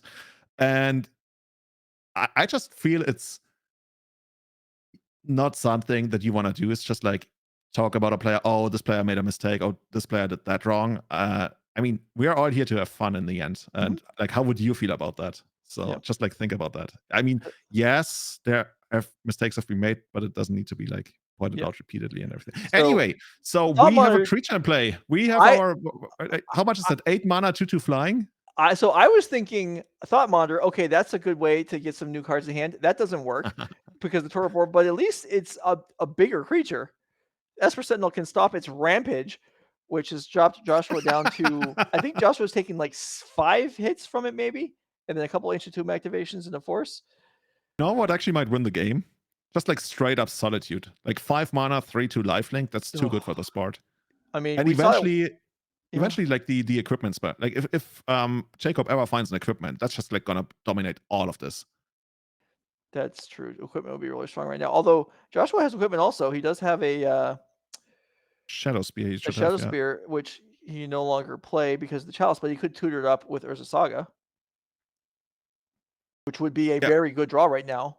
Saga would actually be one of the best cards. I think no, the Wasteland has already been used by Jacob. Maybe he's got another one, but yeah. So like running Saga, something like that, that could really put him in the driver's seat.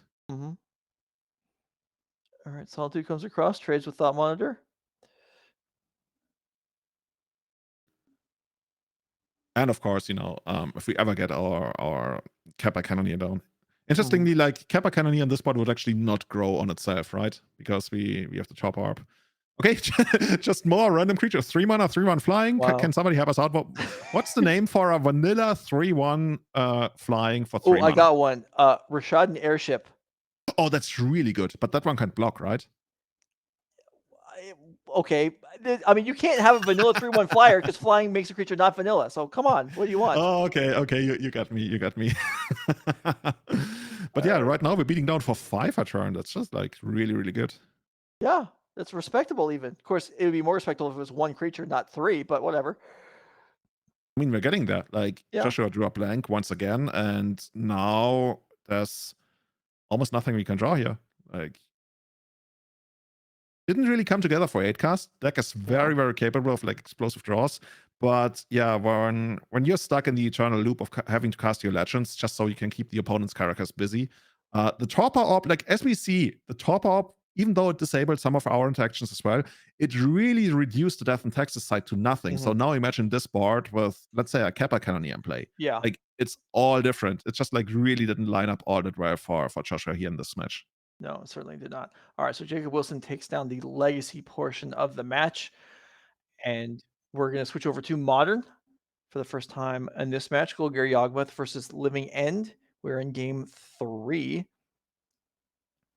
So let's see how things shape up. We see Ignoble Hierarch here from Matthew Ness to kick things off.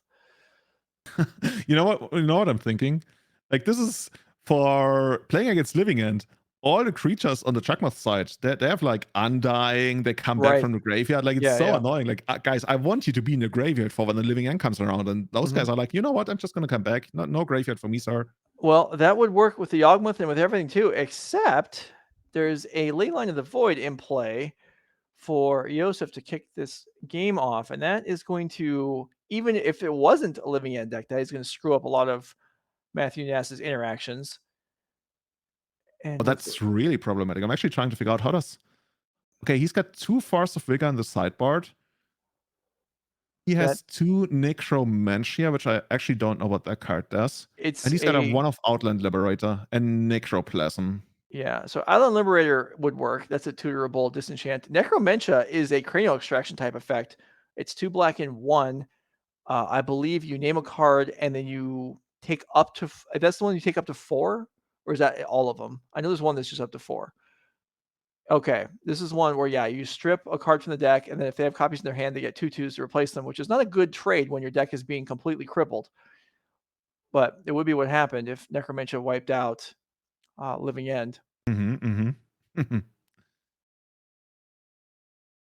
So yeah, right now Matthew is just like gonna go beatdown mode, right? There's nothing really he's setting Mhm. up or trying to find any kind of like hate bears, I would think. Maybe Outland Liberator, like you mentioned, that could be a thing. Like if you get Outland Liberator to remove the ley line, and then you eventually get Chakmoth down, like that's pretty potent, right? You can just like Mhm. sacrifice your entire board in the Yeah. face of Living End. Yeah. Just gotta do it right. Like actually wait for the opponent to cast the Living End. Like I've seen people like sacrifice their entire board, and then Living End was like, oh no. Yeah.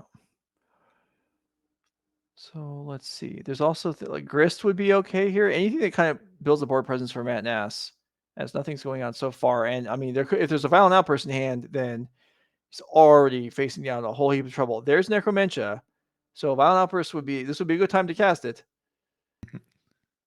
If this Necromentia resolves, Violent Outburst is not going to do you. Oh, no! Oh, he doesn't have one. Ah, Okay, so Grief, Forest, and a White Ley Line. So this is going to be a very interesting game. Yeah, I mean, you thought Torpor Orb shut down Death and Taxes deck. Losing Living End is really going to mess up this Living End deck. I want to say like this makes Matt something like a 90% favorite, right? Yeah, More probably. more than that. Like I looking at the mean, hands that we're seeing right now here. yeah, I mean, Yosef, all that's left is hard casting a bunch of creatures. which, I mean, some of it, like this Grief, some of the decks have one filter land to be able to cast it. Otherwise, it might just be stuck unless Matt plays an Urborg. So, Yeah, and with Matt's team already 1-0 ahead, I think this makes mhm, them the overwhelming favorite to take the yeah. entire round and go up to 5-0. Is it 5-0 though? Actually, I don't know what score they're at. They're 3-1. It's right up there. It's above the player archetypes. It's right there on the screen. Ah, there it is. There it Yeah. is. Ooh, so, I almost want to say that this is close to a formality, right? Unless like Matt completely flats out and the Grief is gonna go all the way, which technically is a possibility, but with a deck this full of creatures, it's really only about like, okay, let me get my creatures down and Yeah. just And like do it. and this Grief, it would not be even very easy to get into play in the first place. That's true. So, a bunch of Curator of Mysteries would be good. Matt Ness doesn't have another. Well, okay, now he has a land, and there is a Yawgmoth. So the Undying tricks aren't going to work, but given how um, limited Yosef's operations are going to be, it might just be enough anyway. Necromancy is a really good card. I mean, there have been so many versions of that printed over the years, and all of them have irritated me at some time or other. I mean, My they're crowd favorites. Like people just Yeah, like love this kind of effect. yeah, Necromentia, Slaughter Games, Cranial Extraction. There's even several in Legal and Pioneer right now. Unmoored Ego is another one. I loved Slaughter Games. I think that one was actually one of the best. I remember Cranial Extraction was actually like a chase rare back in Standard. I Mhm. think it was like a 20 euro Yeah. card or something. But yeah, Slaughter Games, a decent legacy was the one that actually saw play in those 4-color loam decks because it actually Mhm. gave them a really decent out against a lot of combo decks they otherwise couldn't really beat. Yeah. Okay, so there is a Curator, and Yawgmoth with the Ignoble Hierarch Exalted bonus does attack through it. So Matthew Nass with a life total lead here for the moment. That's the biggest creature that the Living End can actually produce here. I think there's Waker of Waves, I guess. That's Mhm. the only other Yeah, there's one. a few 7 drops. There's also the Cycle 7 drop. For the right Riverwinder. Yes. Here's an Endurance, which is going to Oh, we're shuffling our own stuff back in. put the Necromentia back in. Yeah, looks like it. Wait, help me out. Why is the Necromancer in the graveyard in the first place? Oh, that's a good point. That's well, no, just Leyline. Yeah, you're right. That should not have happened. Leyline shouldn't have been in there. Yeah, I guess we take the card from the bottom of the deck and Well, just like this of all the possible things to have to fix, this one is more manageable. yeah, All yeah. right. Well, the judge is being called. Let's go ahead and pop over to Pioneer and see what's going on there. Phoenix versus Sacrifice. Oh, dude, the Sacrifice deck, that was the one that actually impressed me, despite me Mhm. not being a fan of the colors. Of course, So, boy, excellent this choice of this is basic a whole swamp new on Sam's level side. to whole new level of trying to be an unbiased caster. You're just straight up saying you're rooting against red and black regardless of scenario. Yeah, and yet I absolutely love the way it plays. Yeah. Okay. All right. Marcus Neal with a very full hand of cards. That strategic planning that actually saw go down there. Yes. Formerly one of the most expensive cards in Magic. I know. That card used to be infinity, and now it's probably like it's a common now. Yeah, it's probably I like a couple cents. Yeah. That card used to be $100 very briefly, I think. Yeah. I think in Europe it was like 125 euros or something because it only was it's like Portal Three Kingdoms, one of Mhm. those sets. And people played in Vintage where it was a thing Yeah. for like some of the Mindslaver decks and stuff. But yeah, he got Thing in the Ice. Eventually going to turn into what's the backside of it called? A Woken Horror. Yeah. Okay. Well, we're gonna put this to the chat. First 2 votes gets it. You guys want to stay here or go back to modern? We'll see what happens as Sokenzan First puts two votes is in. bad. You can actually create a tie. We should make it first three No, votes. no, can't be. So yeah, okay. See the first two votes. Let's stay here. Bam, we're staying here. See, can't have a tie. Okay, okay. Let's watch the match that's actually competitive now. Yeah. All right.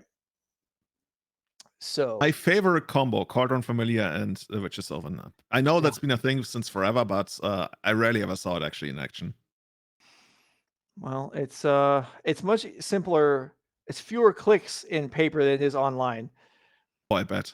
Yeah, but so okay, Sokenzan come across for 2 here, Calder Familiar and Witch's Oven, which is a free point of turn even if it can't attack, which at the moment it looks like it can, even though Hall of Storm Giants exists to block. I don't think that's a good use of Marcus's mana, given that he's got a full hand.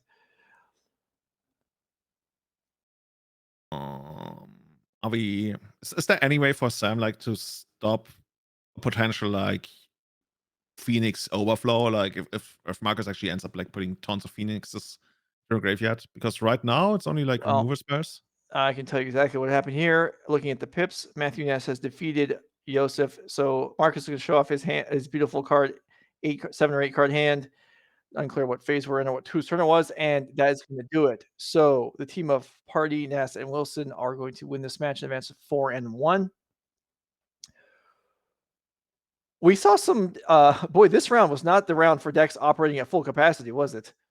I mean, it happens at times, right? Yeah, And you just gotta move on. You gotta make the best of what the hand you're dealt in Magic, and sometimes it just doesn't work, and you move on. yeah, yeah. You got Leyline of the Void, you got Necromantia, you got Torpor Orb, just ripping these decks to pieces. And we got a bunch of 1/1s and 2/2s trying to fight it out. All right, so we're through 5 rounds. We got 2 more rounds today, plus the quarterfinals. Becky Bell is going to be around for that. Julian, it was a pleasure as always to have you here. Uh, tell people where they can find you. What's your podcast and where they can find it? Yeah, thanks for having me. My you can find me on at it's Julian23 on Twitter and it's Julian on Twitch. The podcast that I'm running together with Callum Smith and Kai Savatari is Everyday Eternal. We're gonna release the next episode next week, talking a lot about mailbags, maybe also Painter. Callum just won the Legacy Challenge with that. So yeah, check it out, Everyday Eternal. Joe, everybody, thanks for having me. Have a great rest of the tournament. I'm gonna be tuning in and see you again next time, everybody. Bye All bye. See right. you. It's a pleasure to have you here. Thanks. All right. So we're going to take a break. We'll be back with round 6 of the Swiss with Becky Bell. We'll be right back.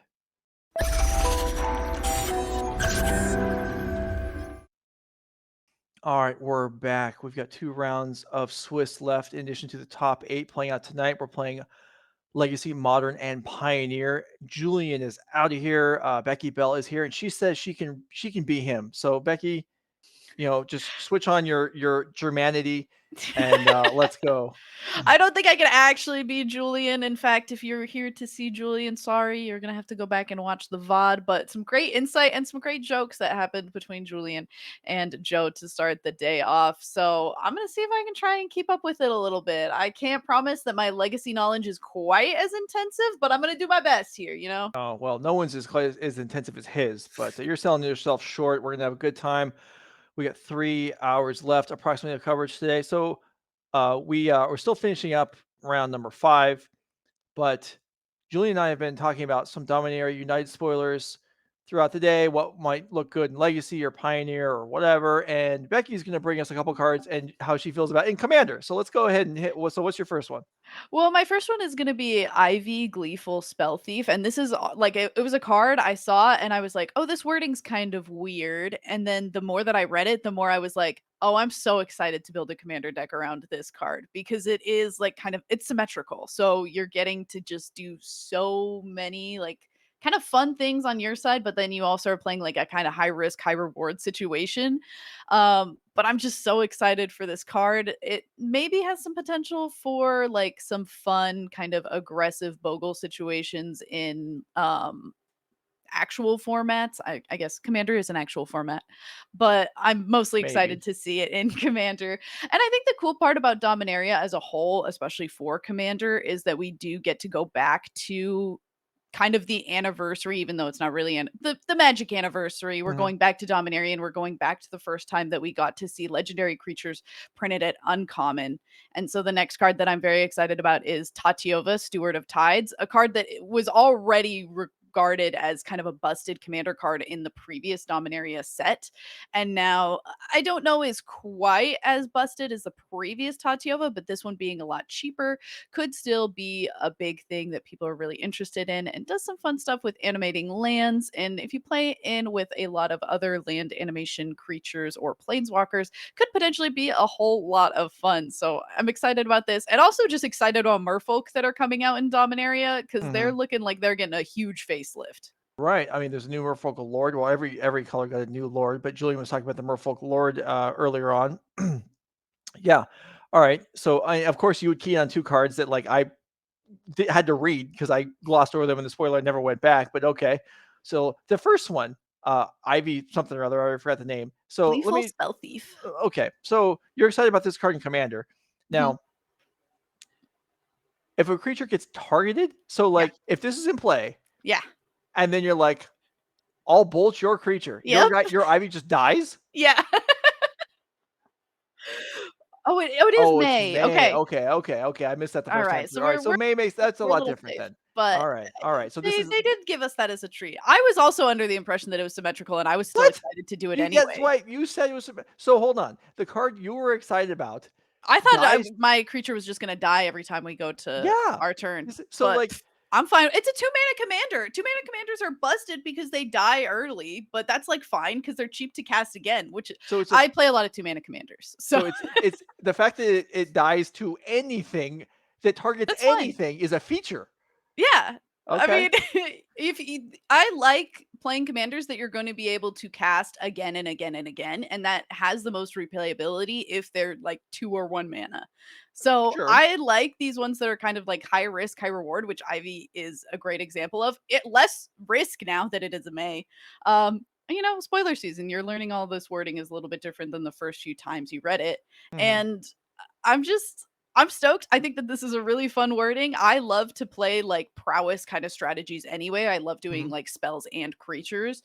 I also really actually like enchantments, and I like that this interacts with auras. I know they've just like so canonically been bad over Mhm. time that it like has always kind of been a little bit heartbreaking for me, but every time there is like a heroic or a prowess thing that interacts nicely with auras, I'm always super excited because that's something that I've always liked about creatures in Magic since starting to play the game. And I love how this is just like making copies of them as tokens. I It think is that this pretty is gonna neat. be Like if it's gonna be a cool card. you cast Curiosity in one of your other creatures and you get a free one on top of Ivy, Yeah. that's pretty cool. I'll give you that. I looked at the chat and the first thing I saw was Mapamonte saying, "Yeah, it's horrible." But then it turns out he was actually responding to somebody else, not talking about this, which Oh, is okay. too bad because that would have been amusing if that's the way it was. Anyway, so those are your commander cards for this set. All right. So the players are sitting down for round 6. Now we're kind of getting to the point in the tournament where probably you're looking at, okay, do we have a good shot at making top 8 if we win this match, if we win our last 2 matches? This is no more like feeling. We're past the feeling out phase. Now we're kind of where the stakes are clear. And this is a big event. This is a 20K event. If we have the prize pool, we can pop that up. 20K overall, including for the winning team invites. And you can see there it says invites is plural Ooh, for a because whole team? the winning team gets invites to the Nerve Rage Championship and to the Regional Championship DreamHack in For Atlanta. me and the homies. Let's Yeah. go. How sick is that? And you can spend your prize money on your trip to go there. Yeah, this is a good deal. Me crying every time I look at flight prices to Yeah. Atlanta. Yeah, Oh. well, we'll deal with that later on. But Regional Championship number 2, you know where that one is? It's a little bit closer. I don't recall where it is. I've It's been in so focused on Anaheim. Yeah. Right. Oh, I'm Yeah, so excited that they're that works going for us. And back. all of you Nerd Rage locals watching this from the Midwest, yeah, tough luck for you. But for Becky and I, it's great. Anyway, players are sitting down, so let's go ahead and go down to the table for round number 6 Ooh, of the I NRG Showdown event. Modern Pioneer Legacy teams.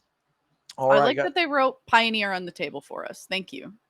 well, yeah. And of course, it's been upside down. Each round, notice these are little notes. They're not like it's not like they move them sometimes, and yet they're Mm, still upside down after 5 hours. you know, it's fine. I guess.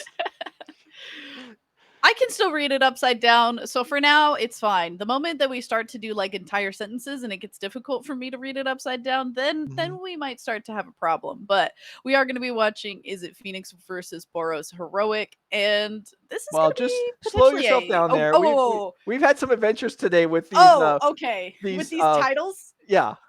Okay, so Okay. maybe we have it right now. After I just have to give it a minute for the adjustments to be made. Okay, okay. You know, that's kind of how it goes. Like the start of the day, Melee, sometimes players just love to put that their names are completely different. And but this time we are good. All right, so we've got Scott Pulera, Caroline Kavanaugh, and Nam Dang versus Aaron Mint, Nolan Zoller, and Blake Donnan. Caroline Kavanaugh, longtime Nerd Rage viewers Mhm. will recognize as she has done commentary for us a few times in the past. She's on Modern, so we'll get to that later, but we're starting in Pioneer this round. Phoenix versus Heroic.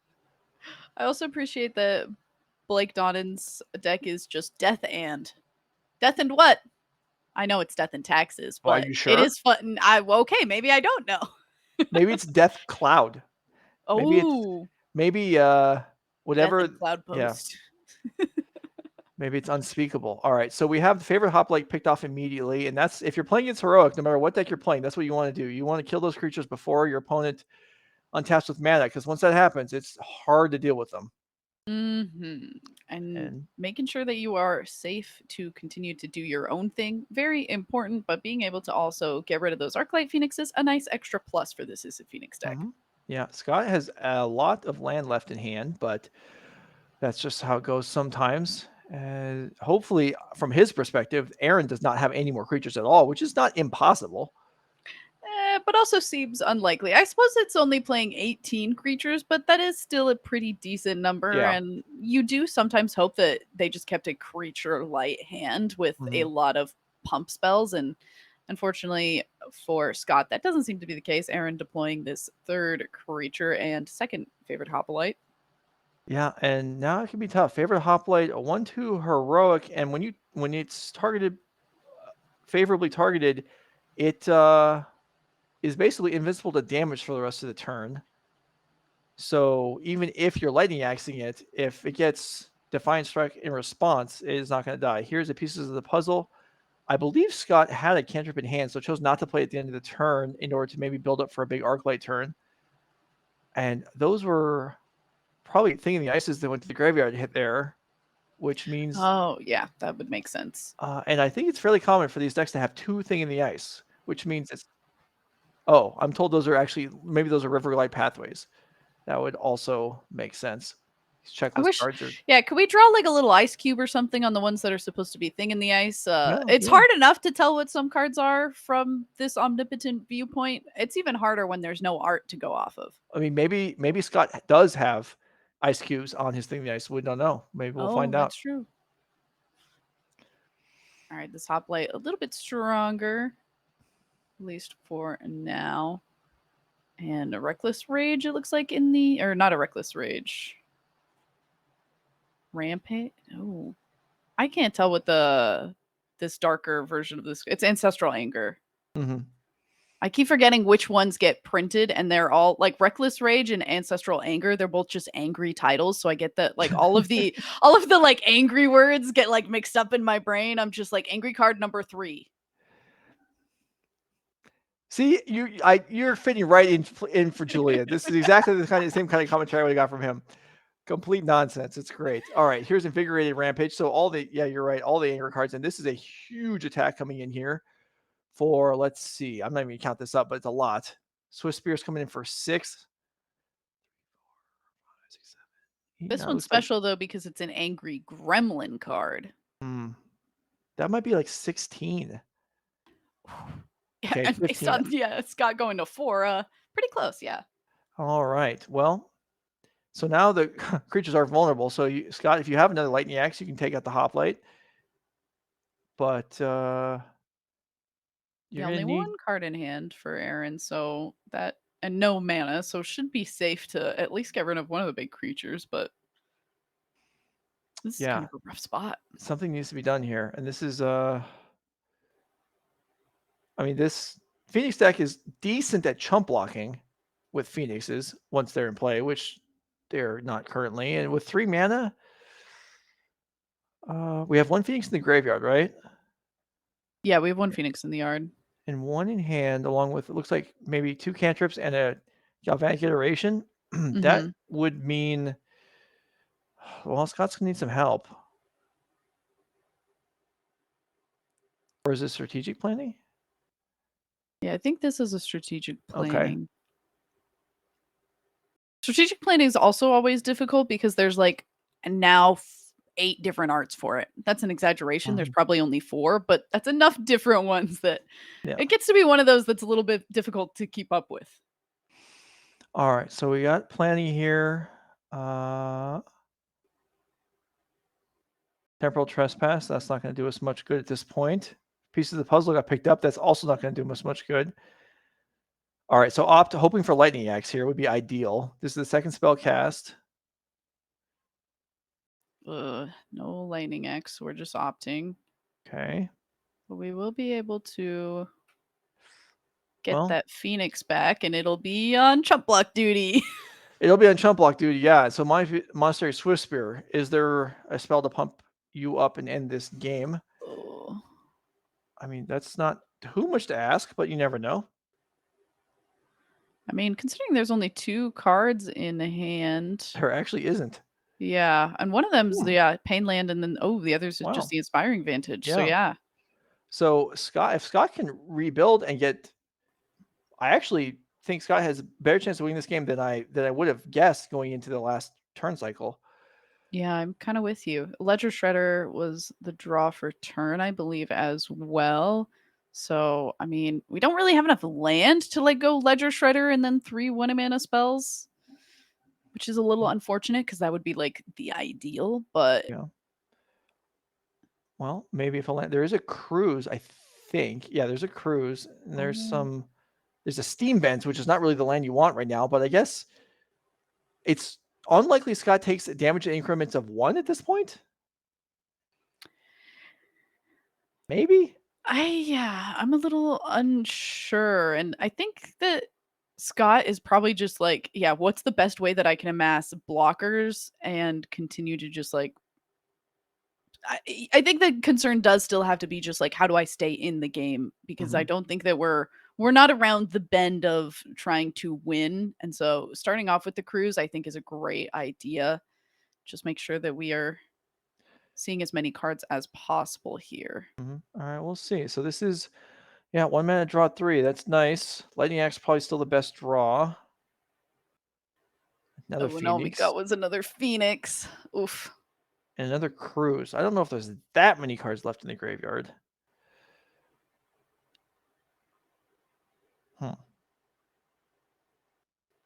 This is so awkward because it looks like it's like a lot of ops and stuff. Like I don't even know if we have a way to get these Phoenixes out of our hand and into the graveyard right now. Yeah.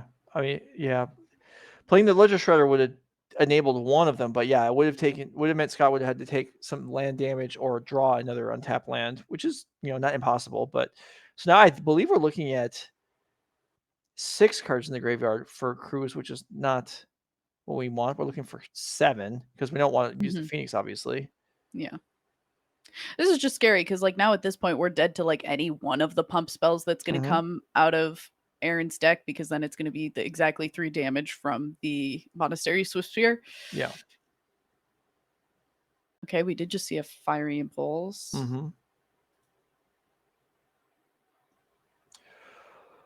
Okay, another Cruise. I mean, this is one of the reasons to play this deck, is because Treasure Cruise is very, very strong. So we're looking at 3. Still hoping for a Lightning Axe. Negatory. But so what's going on? Maybe, let's see. Can we kill Swift Spear and then discard the hand size? I don't. Oh, but that doesn't trigger getting our Arc Lights back, unfortunately. Well, we get the one that's in the graveyard back. And then be well set up for the next turn, maybe? Ooh, okay, here's an opt. So we still have a land drop. That obviously wasn't the winner. And it's just another Cruise. We're shocking? Oh my gosh. Okay, yeah, to impulse away the Swift Spear, and then that's gonna give us a Phoenix back to block, and we're rocking it 1 life. 1 life is all you need. Yeah, I mean, it's not dead, so by all accounts, still in it. We would be dead to a drawn Monastery Swift Spear. Yeah, we would. Or 10th District Legionnaire. Oh, by the way, I do have to discard to hand size here. Oh, yeah, I'll just get rid of this Phoenix. It's okay. How convenient. All right, Defiant Strike draws. So there's at least probably 8 instant win cards here. One of them was not found, and Scott's going to get another turn. And Jagantha's into play. I feel like that's generally a bad sign for Heroic.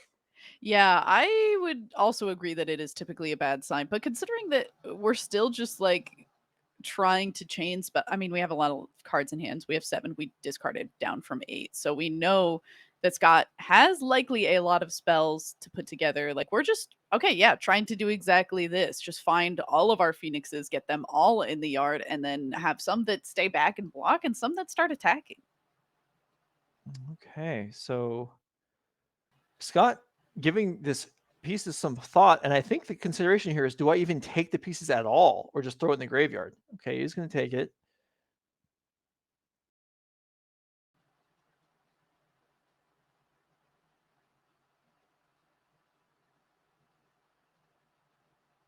Land. Okay. Really just going through 2. Okay. Galvanic iteration. Okay. And oh, okay. All right, takes down the Jagantha. Nice copy, and that does allow for both of those phoenixes to come back, and now only one of them has to block, but I think it's safe to keep both of them back. We Yeah. are still at 1 here. Is Jagantha the... I'm not sure that's what I would have killed. Maybe I would have killed the hoplite? Yeah. Either Potentially way. still too afraid that there's a spell in hand that could have protected the hoplite. Mm-hmm. Okay, so here is 10th District Legionnaire, which is... Followed up by double Homestead Courage. Yeah, okay. That's still not lethal. No, it isn't, but I mean... Aaron's Scott's doing a good job of at least keeping Scott, like, saying, all right, you have to do this thing every single turn. People in chat asking if Scott missed bringing back the 3rd Phoenix, and you know what? I believe he did. I think you were correct. Because the one got flipped over on the pieces of the puzzle. Yep. Yeah, all right. Shredder to start. Cruise. I think we're going to figure that out now, too. Oh, there was this other Phoenix at the bottom of my graveyard. Oops. All right, so Connive first after costs are paid. Phoenix number 4. Aaron's still at 17, so Phoenixes aren't threatening lethal here. All right, what do we got? We got another Galvanic iteration in hand and an opt, so we can for sure get these Phoenixes back. And we can start to have some of them on offensive duty as well. But it looks like we're going to stick to just 1 mana spells and holding on to those Galvanic iterations for potentially a more potent copy on a later turn. Well, there is Lightning Axe. That's a good one to copy. Yeah. Well, except for that both of these creatures are too big. Well, yeah, it's crazy that you have to copy it to kill anything. Yeah.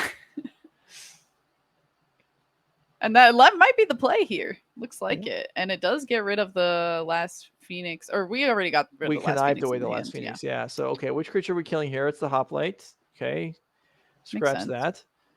And here is the whole squadron of Arclights. How much are we attacking for? Yeah, they're doing their best Squadron Hawk impression. So it's... Reckless Rage can kill 1 creature. Mm-hmm. Invigorated Rampage, if it's drawn, it gives trample. Would push. But there's only 1 more Invigorated Rampage in the deck. And that would push up to 11 power, I think. Which 2, 4, 6, 8, 9, 10, 11. Oh, Scott could actually survive, barely. But that's if he doesn't attack with anything. Right. Which there's no way you hold back for that.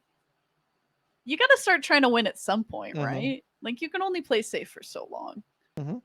And I don't know if Aaron even has a card left. So here we go. 6 damage across. So this is Reckless Rage can be shrugged off. and another creature with haste is no problem.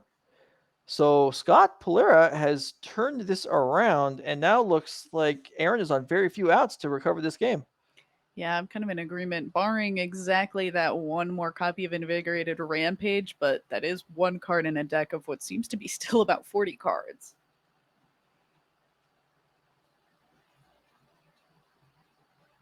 And we need a Sunscorched Desert.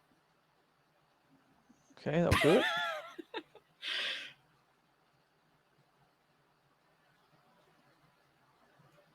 This is just a God's Willing. Oh, unfortunately, there isn't a color that we can name that gets through everything. Oh, Yeah. that's so rough. Stupid Ledger Shredder being blue. Yeah, who thought that we should make that blue and not a red card? Come on. All right, couple try. Ledger Shredder blocks. Aaron's like, dang, you found the line. Oh, no. All right. Wow. So Well, Scott what a Polera first picks up game. game one. Yeah, that was pretty cool. You were talking with Julian earlier. You were like, "Oh, we've seen a lot of decks just like not really operate on their correct axis." And the moment that you said that, I was just like, "Oh, but that's more fun to watch." I would rather watch decks just like not quite get there and like have to cobble something together in a weird way than just watch a bunch of, because then somebody else, I think this might have been in chat though, there was a comment that was like Legacy, a format where people can win on turn 1, but it often goes to 20 turns. And I'm just like, that's way more fun to watch, like what people have to do to like put together these crazy wins. Mm-hmm. All right, over to Legacy now. As we see Scott Polera, we watched up win in game one. Nolan Zoller won game one in Modern, so the teams were even up. And here we have Blake Donnan, who is up a game already over Nam Dang, with Death and Taxes showing a vial on the board, and that's always a nice way to get going. Actually, looks like it's the second vial. First one might have encountered or blown up by a meltdown. Yeah, that looks like a meltdown in the yard, so I'm inclined to agree with that. And stuck on one land now after that strip mine was the only other. Okay, nice Cavern of Souls, but I do still believe that Nam's been able to make an extra land drop over this, and that's going to be a Thalia, Guardian of Thraben. Well, that's a pretty good card if your opponent was planning on doing something fancy like Expressive Iteration into a land drop. And That is something fancy. do we have Delirium on the Dragon Rage Channeler? Oh, unclear. Well, looks like we don't. mm-hmm. Ooh, that's a big boy there. Death and Tax is well equipped with ways to deal with Murktide Regent, but Blake is definitely going to need one. Giver coming in off of Blake's Vial at the end of turn. Everybody got their shiny cards. Everybody's got their shiny cards, and we got a lot of Wastelands, because that's like the third one that's going to be coming down in this game. And oh, maybe it was a Rashad Import and not a Wasteland, but all right, Port the Volcanic, but how much damage is on the board here? Looks like 8. oof. It's a scary number to take going down to 3 when you're playing against a deck of lightning bolts. I feel like they always have the lightning bolt too. Thankfully, Thalia is going to keep us safe for a little bit longer, but it's a little bit rough. Yeah. All right. So Stoneforge coming in here. Not enough mana to do something like, well, to gain any life off Jitte or Batterskull this turn, and Blake's still going to need answers to now at least 2 flyers next turn. Mm-hmm. That's a lot to handle. Yeah. 2 and potentially 3 flyers next turn, because this Dragon Rage Channeler is just like waiting. Violent 3 does enable Flicker Wisp, but there's a well, there isn't. Okay. There were a lot of creatures in the air to have to block, so not Yeah. that crazy. And at 3, you would literally have to be able to block like every single one of them, which just is Pioneer too does, much. or I mean, Flicker Wisp and Solitude might have done it.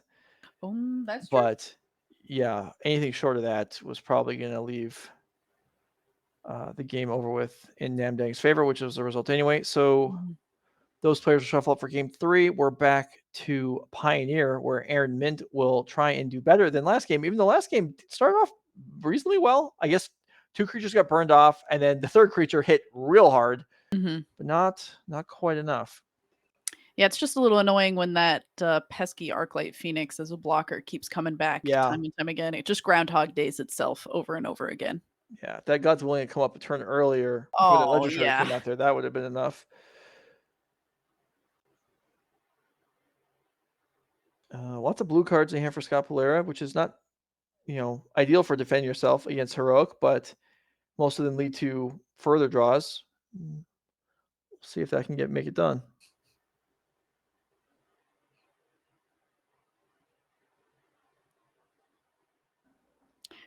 This is kind of, I think that this is one of the more interesting matchups in Pioneer right now because they are kind of both aggressive decks, but they're aggressive decks that kind of just go. And I like decks that are I'm trying to play a creature, make it big and just hit for a lot, and then a deck that's like, well, I'm trying to do some like kind of combo oriented things, but I'm also going to kill all your creatures in the way that they have to play around each other. These are just like my 2 favorite style of creature oriented Magic playing. Yeah, no, there's definitely a lot of cool stuff going on in these decks. Like a lot of these decks in Pioneer Julie and I talked earlier, just a lot of decks in general. A lot of good decks are we have a plan, but then we have like a combo finish, or we have some kind of whatever. Heroic maybe isn't quite on that track. It's just faster. But is it Phoenix? Like, yeah, okay, we're going to try and value our way into Phoenixes. And oh, by the way, we have this temporal trespass plan that's just kind of bypasses the normal progression of turns and ends the game a lot of the time. Yeah, and Heroic does have that extra little bit of oomph of being like, oh, we're just going to try and go really fast. And if you don't interact with Heroic, you usually end up dead pretty quickly. Okay, looking at a lot of lands again for Scott Polera, going to 5 this time. This is the most fun part of a Magic tournament is just watching people mulligan their hands over and over again. Is there something? Well, it's fun for Aaron Mint right now. I'm sure he would love to continue watching this show for several more minutes. I mean, if there's something stupendous happening on the modern table right now, I guess we could jump over there, but we can just wait out the shuffling. It won't take too long.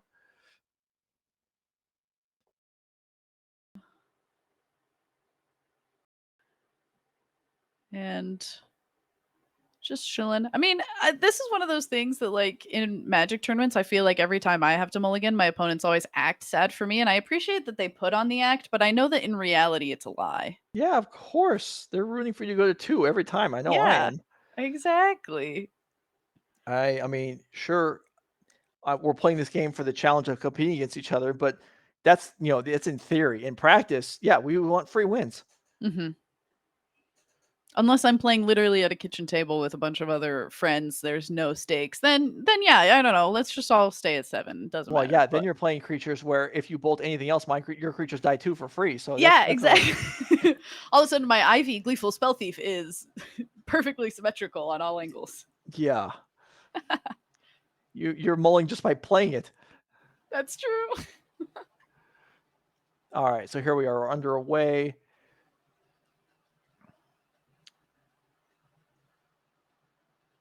No 1-drop this time for Aaron. Yeah, that seems like a rough thing to encounter, but this is going to be a good creature to have, as Adonto Vanguard can keep a very sticky presence on the board. It sure can. I don't know that Scott Polera's deck can even get rid of it. I mean, aside from Thing in the Ice bouncing it, this thing might just be attacking every single turn until Scott succumbs. I mean, I guess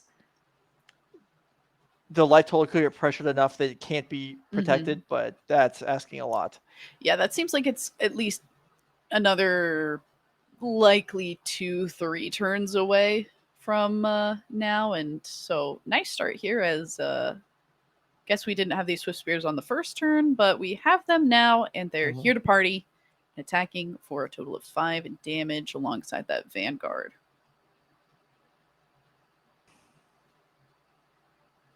Yeah, it's kind of weird, isn't it? Two 1-drops came out on turn 3. But yeah, you're right. That's exactly what would have happened. Drawn on turn 2, drawn on turn 3, and then here they are. Well, actually, the white land came to play tapped on turn 1, so it might also have been just a mana issue. Oh, that's fair. That's fair. And then the Battlefield Forge was just something that was drawn later. Potentially. All right, Scott. 5 cards here. What do we got? Pyromancer. Well, that's good at blocking. That's very good at blocking, especially all of these creatures. That's also especially good at blocking things like that Adanto Vanguard with those 1/1s. Yeah, it is. Damage is going to start accumulating on both sides if there's not a Reckless Rage here. Bang. That's Ancestral Anger again. Mm-hmm. Or as I've affectionately now named it, Angry Card number 5. Okay. As long as you keep a spreadsheet of the different names of the cards, we'll go with it. All right, that's gonna be my tweet later. It's just all of the different anger cards numbered and named as Angry Card X. All right, Defiant Strike. So Adanto Vanguard, I believe, is 1, 2. Let's see. I guess it's just 4 plus its trigger, or 3 plus its trigger. And Scott's like, "Ha! I have an opt. You have to lose 4 life." I mean, that's pretty good. That is pretty good. Yeah, an opt for your opponent to lose 4 life seems pretty good to me. Yeah, scry 1, draw a card, you lose 4. Shoot, I'd play a whole deck of those. You know what? Burn would love to play a deck full of those. Yeah.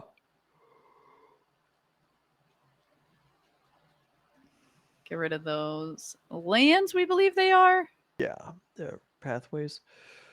That's where they were coming from the top of the screen last game when they eventually came into play. So yeah, Stupid checklist cards. I had an experience at one of the PTQs. Judge tells me, "Oh, your sleeves aren't good enough. You need to get different ones." And I was like, "Fine. Which one? You pick them out for me so that I know they'll be good." And the judge is like, "These ones. These are the ones." And I was like, "All right, I'll buy these." And I take them out, open them up, and the same sleeves I already had on the deck in the first place. Judges cannot be trusted. They do not know what they're talking about, apparently. Oh my! Don't listen to Joe. Some judges are okay. Some maybe, but I guess just like some players. They're not. Their capability as judges is not dependent upon their ability to identify, what sleeves are quality or not. So no, that I will agree with. So I guess that's not on the judge test. Can confirm as I've taken it. All right, 2 tokens in. Huh. We have to come up with some fun with Becky judge test questions for later then. Oh, okay. I mean, I don't know what production in our ears. Oh, we are ready. All right, so here we go. I don't imagine we're gonna want to block with Pyromancers here, so I feel like one of them might want to attack, but we're not even done making tokens yet. We're not done making tokens. We're not done dealing damage. We're not done with anything. Scott, once again, getting life total pretty low, but like all things considered, is looking to be in a pretty okay spot here. Yeah. Yeah, certainly. And Aaron deciding whether maybe the Swift Spear can be saved. That would require a God's Willing. And God's Willing looks pretty valuable right now, given that there's only red creatures for Scott. Yeah, so this Swift Spear goes down.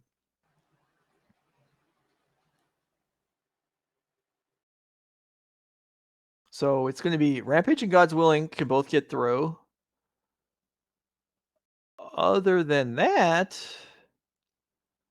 the ground is kind of closed. Yeah, and unfortunately for the heroic deck, we don't have a ton of means of air travel. These young Pyromancers putting in a lot of work here. Yeah, they've been impressive. So Scott has used all the I imagine he's deciding whether or not he can attack with the one Pyromancer that is not summoning sick. I feel like he can, but I understand being unsure. This feels like a time where we wish we had an end the festivities in our sideboard. Yeah. Although we saw one of those cast last round several times, and it didn't actually in Lacey, it didn't actually amount to a whole lot. In fact, they got cast 3 times in the same game, I think. Oh, geez. Okay. Yeah, I kept getting Mystic Sanctuary, but it was cast it to kill cast it, and then Mystic Sanctuary, Brainstorm, cast it again to kill Stoneforge Mystic. That wasn't too exciting. Sometimes you gotta do what you gotta do, Yeah, but you yeah, do. that Absolutely. sometimes what you gotta do feels a little bit bad too.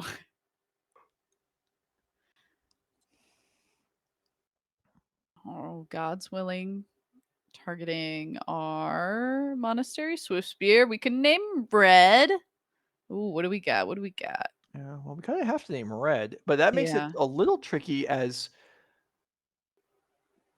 obviously we can't play any more red pump spells on it, and there are some in the deck. Yeah, and especially because that's all of our mana that's left is red. Well, Battlefield Forge can do different color. But it does feel weird to do that in that order then. Well, if that's all you have, maybe you just have a couple God's Willings. You're going to fire off one next one turn also, and hope your opponent doesn't draw a blue thing. Yeah, that's fair. But looking at the hand, it doesn't even look like that's the case. It actually looks like it is an ancestral anger, which That is not going to work. not gonna work. Yeah. Uh Is that Homestead or is that Anger? That's Homestead. oh, that's Homestead. Okay, yeah. Aaron's just playing the dark version of both of them, so they functionally look the same. But we did tap the Yeah. Battlefield Forge for it, so Yeah. So we're safe. yeah. We're safe. So it gives vigilance. That's why we're still there. So okay. So some damage came across there. Looks like probably 3 or 4, maybe 4. So that's fine and all, but Scott is not gonna win the game this turn. Yeah. So really a blue creature would be ideal, or a Time Walk. I guess those are the two number 1, number 2 options here. Yeah, it doesn't look like we have either of those in hand, but we're gonna start with the strategic planning. It's also hard. Like the Izzet decks, like it doesn't really matter what's in your hand when you start the turn off because you end up drawing and like filtering so many different cards most of the time anyway. All right, can we? Oh yeah, there we go. I was gonna ask for life totals to be updated, but do we see Scott at 3 now?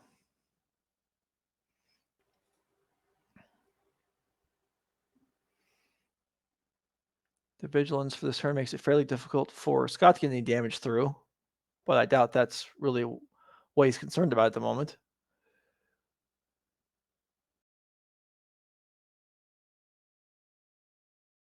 Lightning Axe in hand. Maybe debating whether that can be fired off now.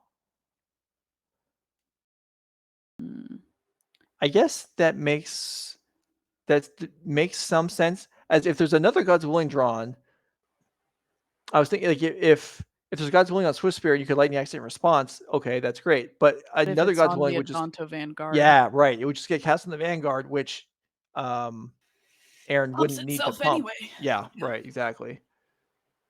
Smart. So yeah, I think that if you were gonna do it, using it just on the same turn to at least try to count towards Phoenixes makes a lot of sense. Looks like that will be the call. Just go ahead and get rid of Swiss Beer. Yeah, and you might as well just be trying to attack as much as possible. Yeah. Save some things, but for the most part, yeet the dice off the table. That's fine. I guess an attack here is actually Aaron's not even inclined to really block. No, you probably just take it. But I think you also have to start attacking. Like you have what 4 summoning sick tokens, so you can attack for 4, 5, 6, 7, 8. Put Aaron down to 8. Force it next turn. Yeah. At least. And if Phoenix is coming back here, also that's another hit in the air. It would be interesting to see if I don't think he can make that many land drops, but if Scott got to 6 additional lands, he could actually use Hall of Storm Giants as a blocker to have a blue creature. Oh, very true. But But doesn't it cost like 6 mana to yeah, activate? it's very far away.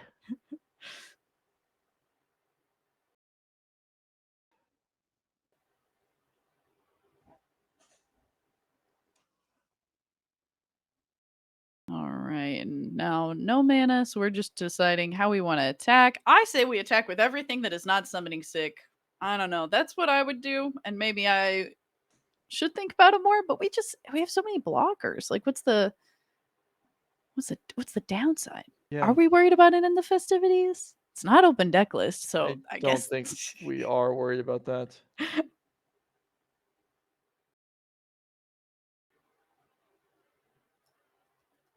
Yeah, I'm with you. I think even the pyromancers can get in there, and Mhm. I don't think it matters. Yeah, because like even if one pyromancer gets blocked, okay, each one of these pyromancers respectfully made about 5 tokens. Mhm. So worth. Yeah, Turn it there it sideways. is. You Let's called it. go. Scott Blair is in with the team, and Aaron's just gonna take it all. So that's 8, 11. All 6 right. toughness on defense. So if we have even an invigorated ramp, I think we literally just need, yep, God's Well, willing, and that is not there. Whew. yeah, God's willing or some combination of cards, but like Mhm. a trample plus something else. But yeah, and Yeah. that's it. So Scott Polera takes down a heroic, and it looks like Nam Oh, Dang did defeat Blake Donnan. So the team of Polera, Kavanaugh, and Dang has won this match. We didn't make it to modern, but they do advance to 5-1. Congrats to them. They may be in a position to draw next round. They'll find that out when they get a chance to look at their tiebreakers when the pairings next go up. And for the other team, 4-2, 105 teams in the event. So it's the same as if you're thinking about 105 players in a 7-round Swiss individual event. Possible to make top 8 with 5-2, maybe. Maybe. yeah, it really just depends on how your breakers kind of end up looking. And Mhm. on top of that, if people have some weird draws, it is a team event. So the amount Yeah. of weird draws that happen are Yes. much higher than normal. So that's You something to certainly take into account. Yeah, you're absolutely right about that. I'm sure there's been draws all over the room just by evidence of the fact that these round times we haven't starting so late each round. Anyway, so we're gonna take a break in a few minutes while we wait for the last round of the Swiss to start. But so we watched the bulk of Heroic versus Arclight there. Your impression there? Did we see a fluke, or does that seem like? I mean, those Pyromancers. That seems like a pretty solid plan to gum up the board. Yeah, I think that the Arclight deck just always kind of impresses me. Every time I look at it in a matchup to start, I'm always like, oh, the Arclight deck probably loses here. Probably just like can't quite get something together enough. But the amount of reactionary things that you can have in that deck while also still in a weird way being proactive with the Phoenixes as well as being able to sideboard into things like the Young Pyromancers, Mhm. it allows for it to have like a certain level of potency that I just think like it always takes me by surprise a little bit every time I see it. Yeah, no, I agree. All right. Well, that's going to be the end of round 6. We'll be back for round 7. There is an interview that Matt Pamonte did with some players. I don't know if that's ready to roll or not. Okay, it's not ready to go yet, so maybe we'll get that up after the next round. In the meantime, hope you're enjoying the coverage, and we'll be back.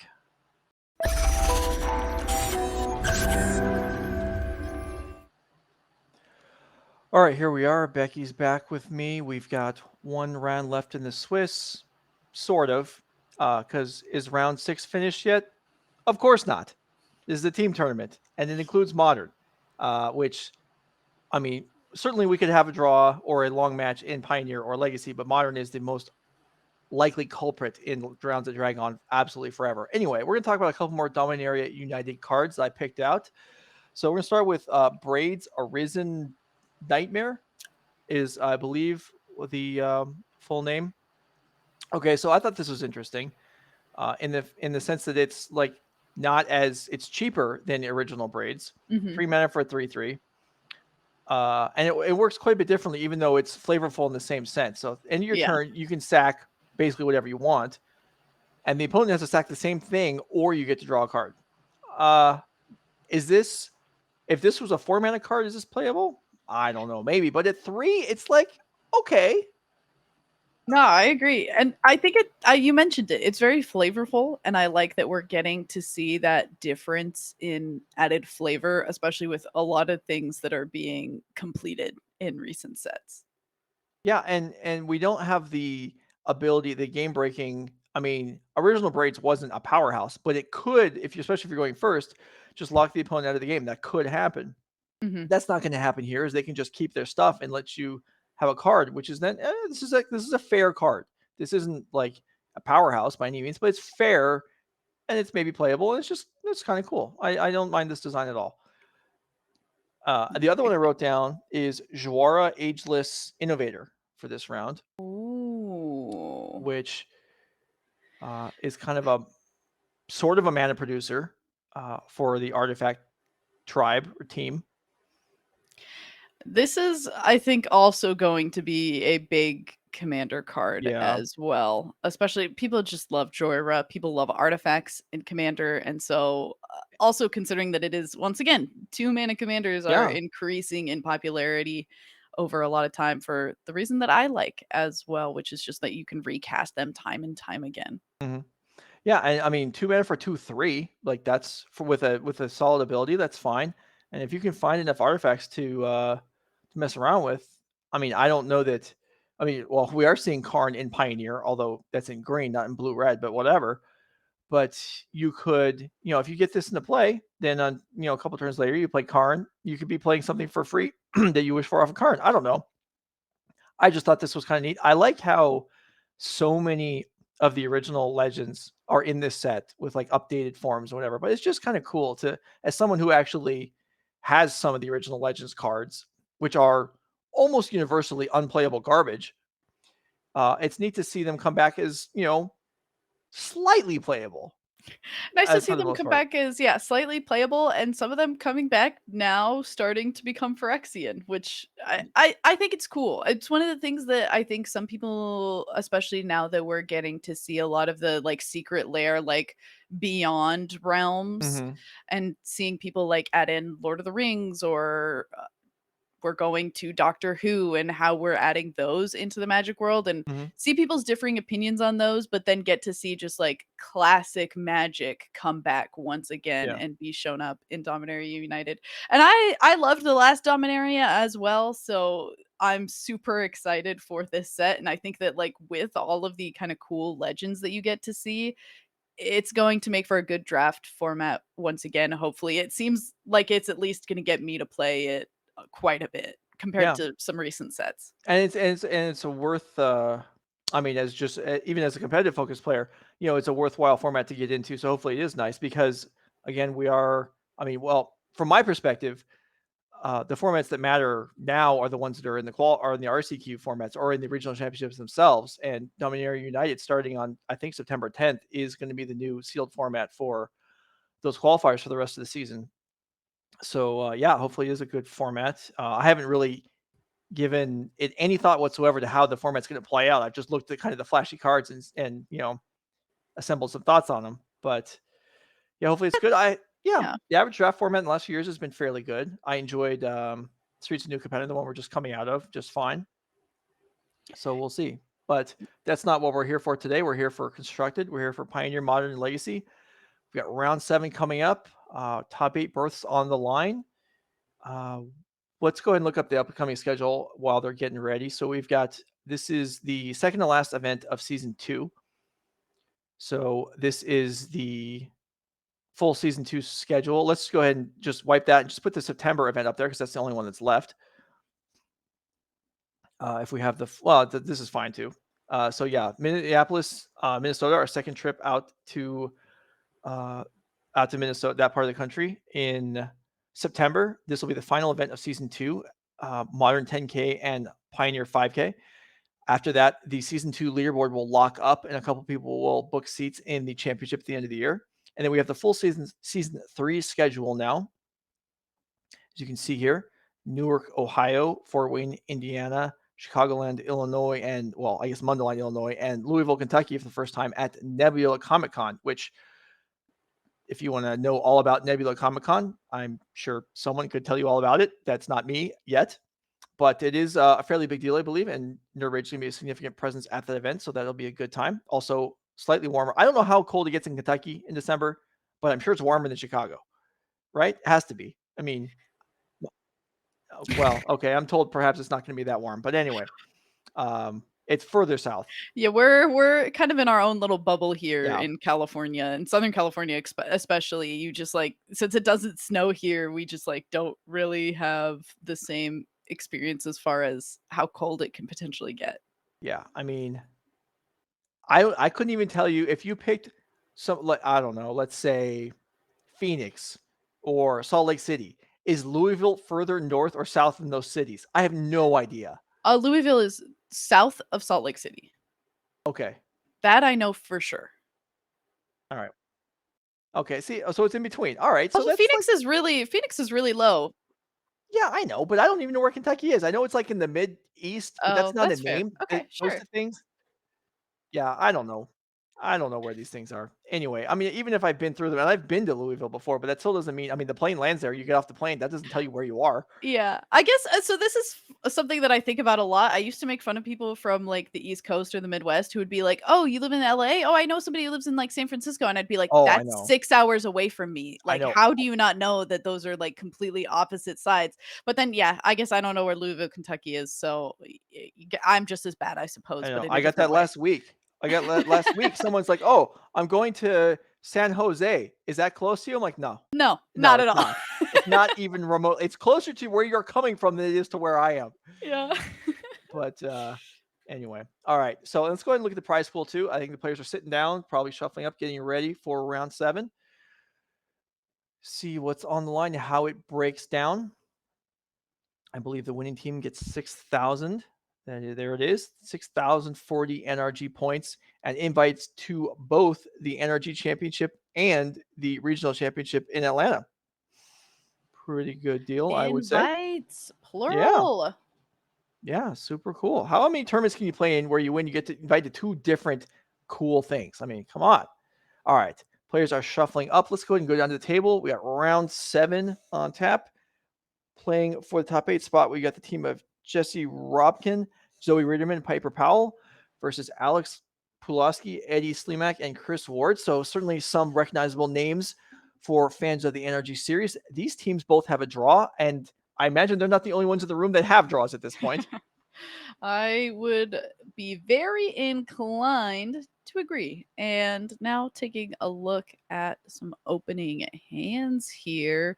I mean, this certainly with records like these are leaning very much. If you are able to get this one, you will be going into that top 8 spot. So Mhm. very much on the line here for these players. Yeah. Okay. So we haven't seen lands in a little bit, but we see Chris Ward with lands here against Piper Powell with blue red Delver, several Force of Wheels in hand. Now, this is we're still in closed deck lists. We are not in the top 8 yet. So these players are going into this. I mean, you always later in the day, maybe you know what your neighbors are playing, but in the team event, when you see less of the field because your neighbors aren't all people you're playing against; they're your teammates. So I guess you're maybe less likely to know what you're facing as you sit down for the match in game 1. That seems reasonable to me, although I'm not entirely sure that it's true. That's very true. Yeah, since these teams do have draws, there's potential that you could have walked around during other times and been able to see what Mhm. they're playing. But we're going to start off with an exploration for Chris Ward. Exploration is a card out of lands that I feel like is one of the cards you're more likely to force a will than anything else, just because there aren't that many even spells, and you're not going to feel good countering Life from the Loam, although you do it once in a while. So yeah, this exploration is going to take a hit. Pitching the Brainstorm, I feel like there's, probably Piper spent some time thinking about what to discard or what to exile, but Mhm. force or not was probably a fairly easy choice. Oh, nice. Altered Brainstorm, too. And Wasteland takes out the Taiga. All right, Life from Loam costs 2, so I'll try and keep you away from that. Ooh, Oh, that's a little spooky. Chris is like, Expressive Iteration costs 2. I'll try to keep you away from that. And then here's All right, no lands. Again, Legacy, a format where you could win on turn 1, but also you could wasteland both of you and your opponent for 3 turns in a row. Piper does have a volcanic, but no play. And here's a loam to set Chris up for the next few Nice turns. wasteland here. Let me get Yeah. those back. Ooh, tough for Piper here. Like I just said, we're not wild about forcing Life from the Loam. There is a Daze in hand as well. But this is a 3-for-1 already if you count all the lands as having value. The Wasteland certainly does. Mm-hmm.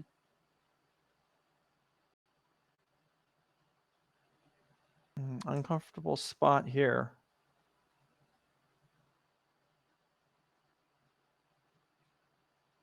Yeah, this is gotta be kind of a rough decision. There is that force of will in hand, and you just, kind of have to decide, is it that? Is it the days? Are we setting ourselves up for lands going back again? I At guess least if we're already going to be behind in lands, might as well be more behind. I don't Yeah. know. It's hard to pick at this point. a creature drawn is big, though, because now Piper's on the board. So Dragon Mhm. Rage Channeler, still a 1/1. But the force now provides some additional value as the Surveil trigger.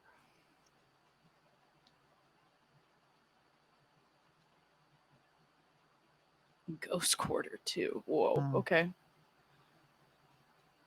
There So is a Chris Dark Depths there too. probably would have preferred to be able to play the Wasteland or the Taiga this turn, but not wanting to run into another Daze, plays the Ghost Quarter out first.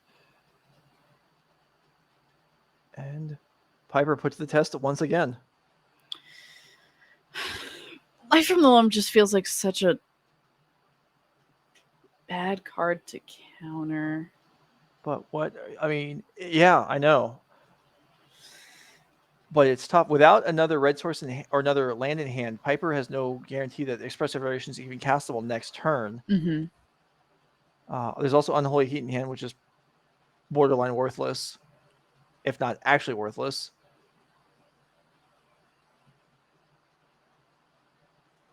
And the decision is made. Expressive Iteration thrown away. Surveilled trigger kept.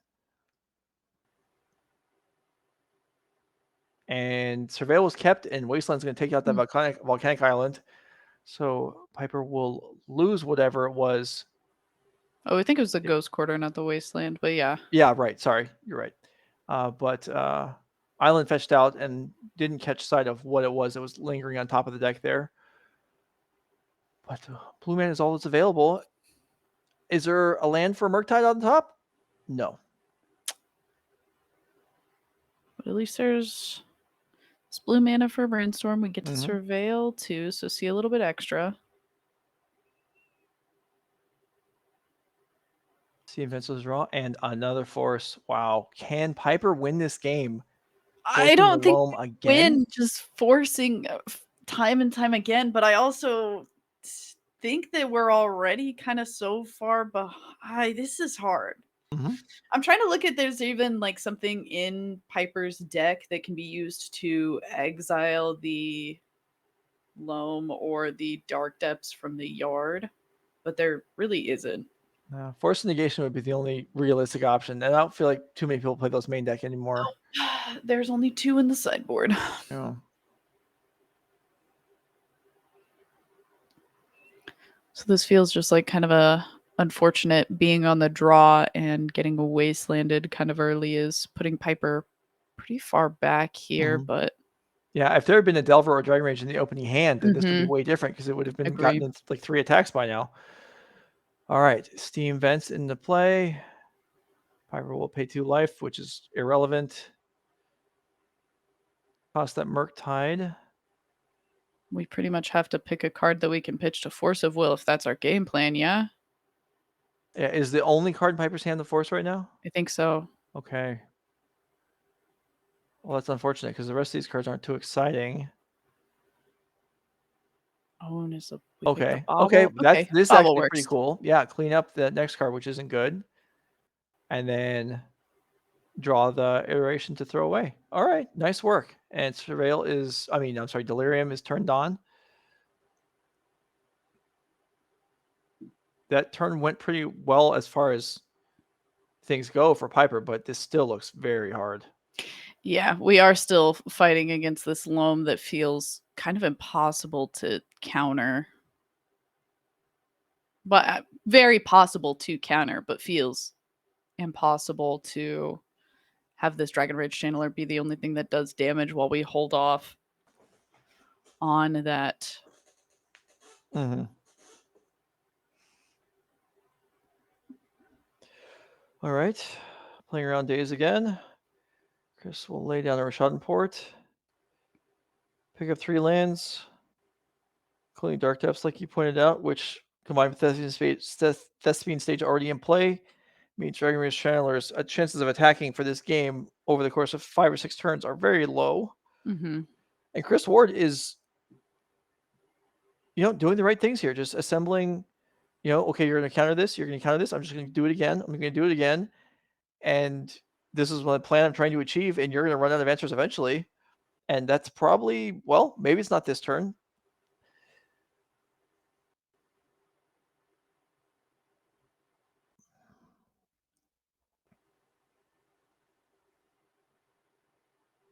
But if you're Piper, what are you forcing if it's not this?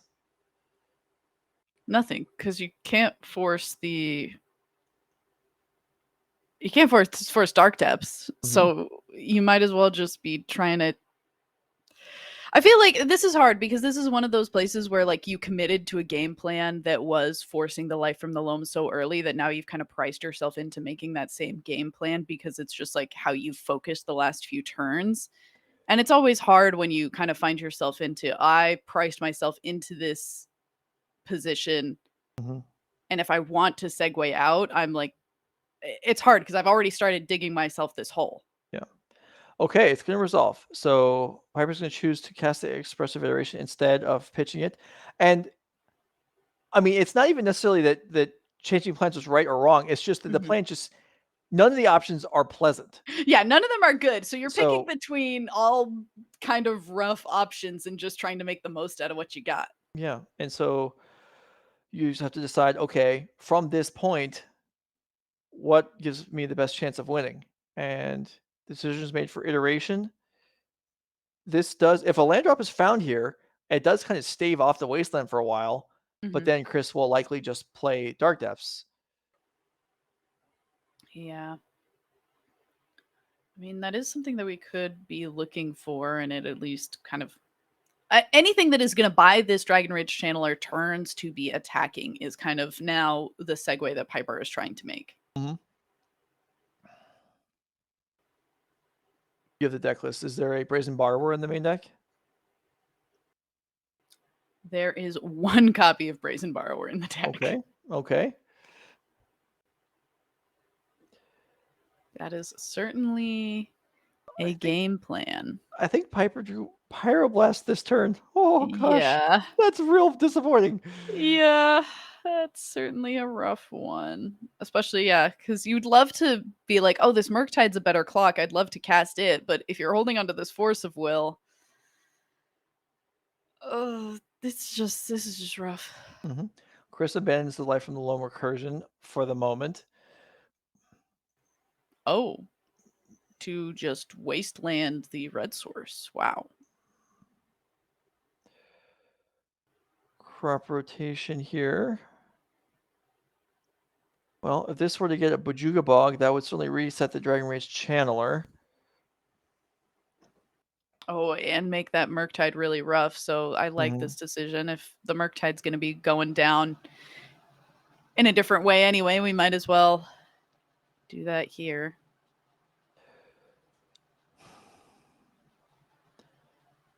I mean, Chris down to 13. This turn getting attacked down to 10. But it's hard to feel optimistic. Yeah. When your card is an uncastable, or uncastable doesn't even matter, an irrelevant Pyroblast.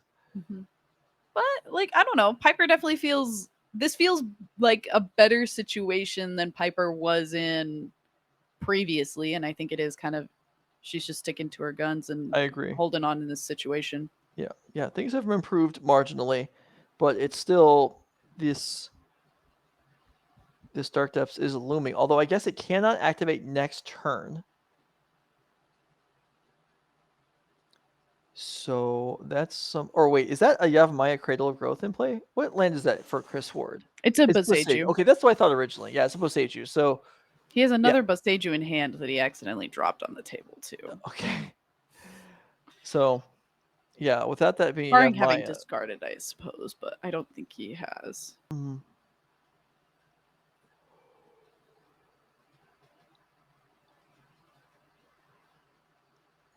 Nice that Ponder is really living up to its name here. Yeah, I mean Piper is not rushing these decisions, but that's fair because these are the none of these decisions have been easy this game. No, absolutely not.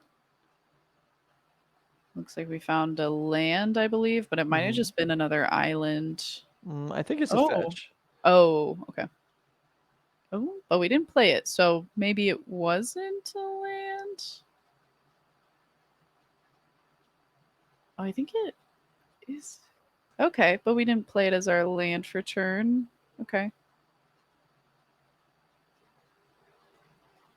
Now we have another Dragon Rage Channeler and the Pyroblast, but Well, I think that second Dragon Rage Channeler could make things a little bit better for us. right. It makes it closer. Chris Ward, at least will have to be a little bit nervous about it. Interesting. Is Piper hoping to bluff petty theft to get Chris to not go for this? Oh, it doesn't look like it has stopped Chris Ward at all. No, it doesn't. He didn't waste any time throwing in that Merit Lage out there. Not going to wait for Piper to play a Wasteland. So if the Dragon Rage Channeler if the second one was in play right now, then I mean, was the petty theft on top of was the Razor Bar on top of the deck? Did Piper know the third card? I mean, from the Ponder, yeah. Okay. But I mean, that would be a reason. That would be a reason. Do things that way. But it doesn't look like that's what's in hand. But this one will at least be able to block the Merit Lage. That's true. You're right. So we stay alive a little bit longer by keeping it in hand. Yeah, that makes sense. This did buy a turn. I absolutely agree. Unfortunately, our other Dragon Rage Channeler is flying a little bit too close to the sun this time around, but yeah. No, yeah, holding on to this Dragon Rage Channeler was very smart. It slows the clock down, but it's the only way that Piper survives the turn without drawing another flyer. Survives the turn and tries to get closer to petty theft. Yeah. Yeah, no, this was well done.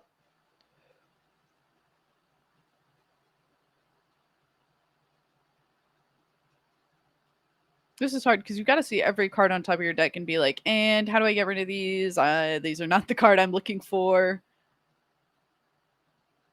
Yeah, so the problem is that even if this works and petty theft is found, Piper still loses both Dragon Rage Channelers and has the Bajuga Bog was found on the loam. That'll wipe the graveyard and allow Dragon Rage or Merit Lage to attack. So cool. The that was played just fine on both sides, and just the matchup and the loam and the draws led Chris to having an overwhelming advantage there, and was able to ram home the Merit Lage for the full 20 and take down game one. All right, we are switching formats. Let's shift over to Jesse Robkin and Alex Pulowski. Mono Green Devotion versus Rakdos Sacrifice.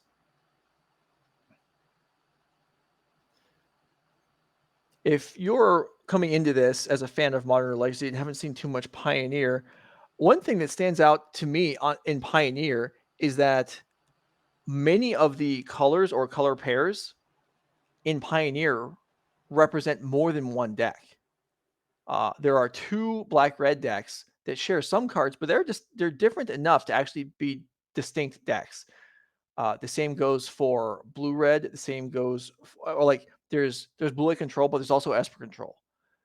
There's Indomitable Creativity decks in multiple different color combinations. There's white humans and there is Bant humans. There is blue spirits and there is Bant spirits.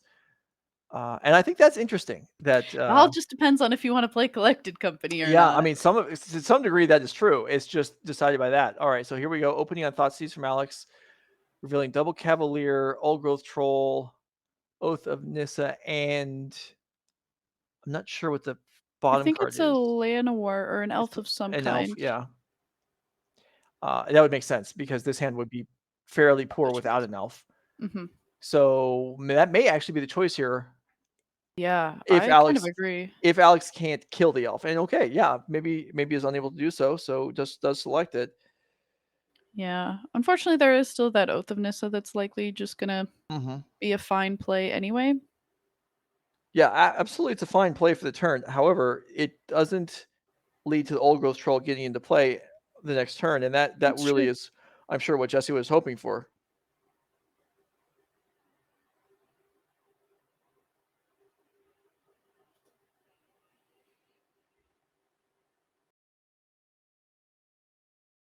A lot of alternate and full arts coming out of Yeah, Alex's deck. in the last year, I feel like that's everybody. Just Gosh. all of a sudden, I mean, they did print a lot of things for us to be able to kind of make these decks look a little bit nicer with. So, Mhm. Alright, so if you're unfamiliar and you're seeing Temple Garden and you're saying, "Hey, it says mono green," this Temple Garden is here. These mono green decks do tend to splash planeswalkers of other colors. This one will be splashing with Temple Garden, presumably splashing Teferi, who, slows the sunset. yeah, something sunset. I wasn't sure if it was Sails the Sunset or what, but Teferi who slows the sunset, which can be cast off of like a Temple Garden and a Sylvan Caryatid, but for the most part Also is can just be being cast off of the Oath of Nissa. right. Oh, Is being, yeah, for the most part is being cast off Oath of Nissa or making it into play on the Storm the Festival card. But a few lands can allow you to cast it in some scenarios. all right. So Alex has an Unlucky Witness and a Cauldron Familiar stepping onto the battlefield here.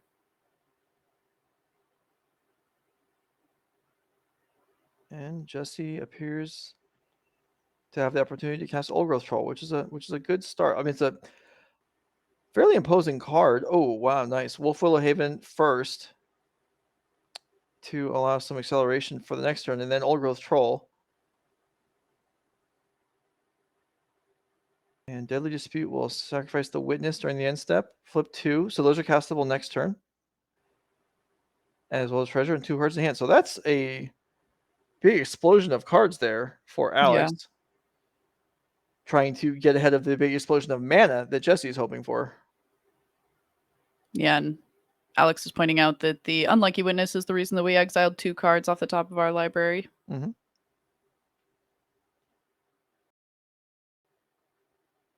And maybe there's a question for a judge, but that did appear to have been executed in the correct order. Yeah, I was gonna say that looks correct to me. Yeah. So always good to be safe, though.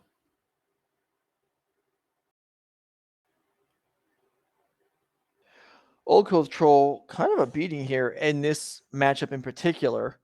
A fairly large creature that, if it gets killed, becomes an enchant, basically a fertile ground or a wild growth type card, and then also can be converted back into a 2/2. So lots of options over the course of several turns with Old Growth Troll, and in some respects, it's just there to provide a lot of devotion. So it's does some good work.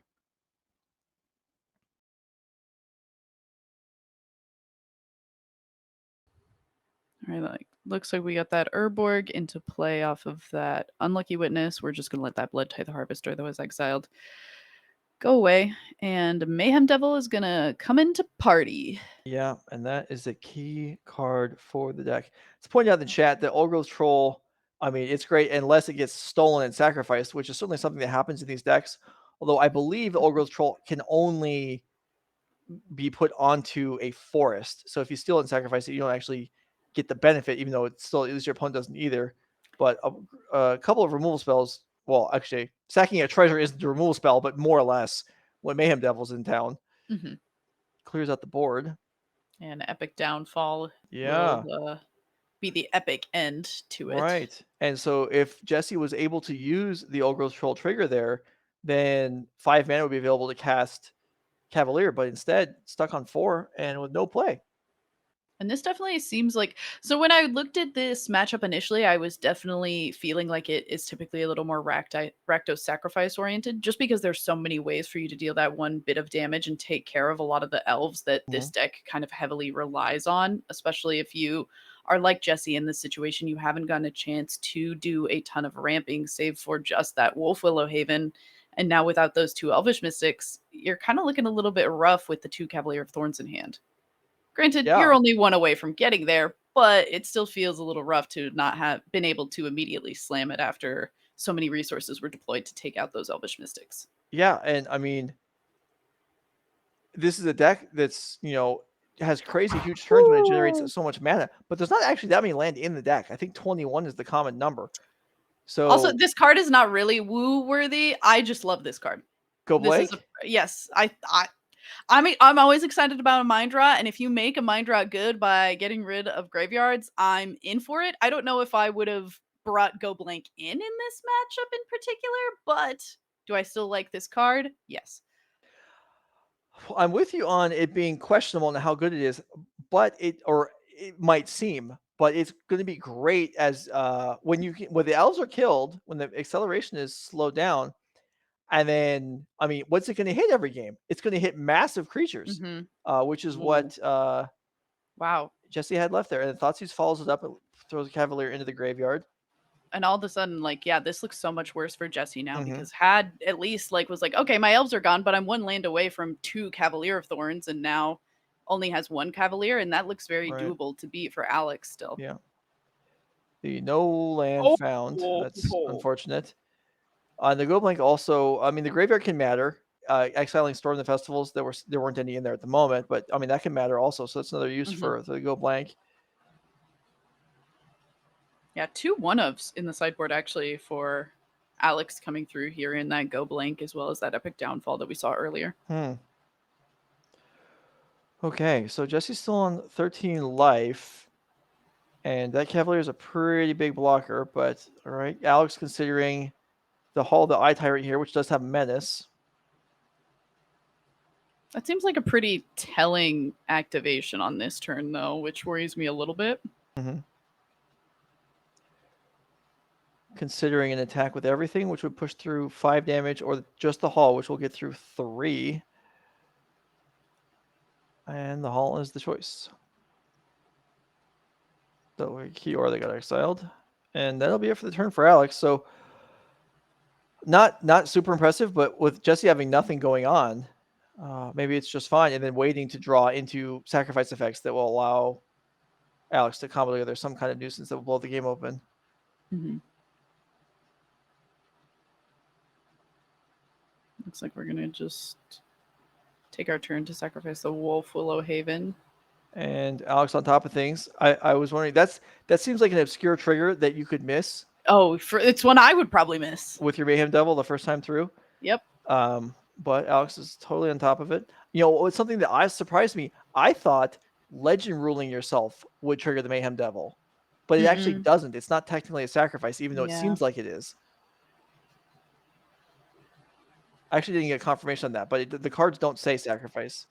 So that's a rules twister that I would have failed.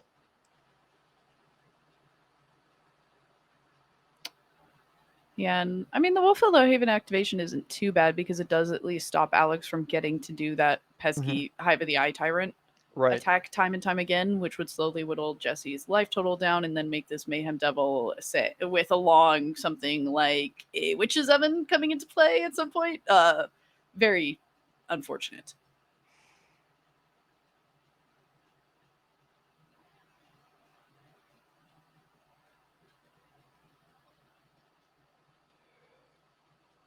Okay. Yeah, do you start just attacking in for 1, see if it gets blocked, and see if you get to flip over 2 cards? Maybe so. That seems to be what Alex is considering here.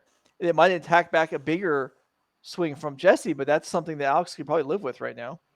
Yeah, land and a Thoughtseize in hand, so it's just looking for a little more action. Yeah, what the heck? Let's see. I mean, I'd just take the 1, so it looks like that's what Jesse's gonna go for as well. And this is kind of like this is a Tron situation here. I think the average top deck card for Jesse is either an absolute banger or just like a small piece. And Jesse's got to just be hoping for it to be like that chance that it's just like a Karn liberated. Right. I mean, that's not in here, but well, we understand that. Yeah. Another one, and this time it's a block. oh. And we got land, and is that Fable? Yeah. Nope. Oh, nope, it's a land. It's 2 lands. Oof. Well, Okay, at least Alex. I And they're mean, 2 lanes off the top of the yeah. pit deck. This. Whoa. Whoa. All right. Well, 2 Mayhem Devils. That's scary business here for Alex Pulowski, who just needs virtually anything. And Unlucky Witness attacking in now is that's now very frightening to block. Yeah. Are these sacrifice decks not playing the Eldraine fetch land anymore? Doesn't look like it on what I can see, but does seem very different from like the popular Rakdos sacrifice decks that we saw for a long time. As Village Rites is going to be the sacrifice outlet for Unlucky Witness, and we're Yeah. figuring out which order cards get drawn and happening. All right, so this is going to be pretty brutal as 2 damage comes across just from the Village Rice itself. And yeah, it looks like that is going to be a kill spell that's going to allow for the attack for the final 6 to come through with the Mayhem Devils. All right.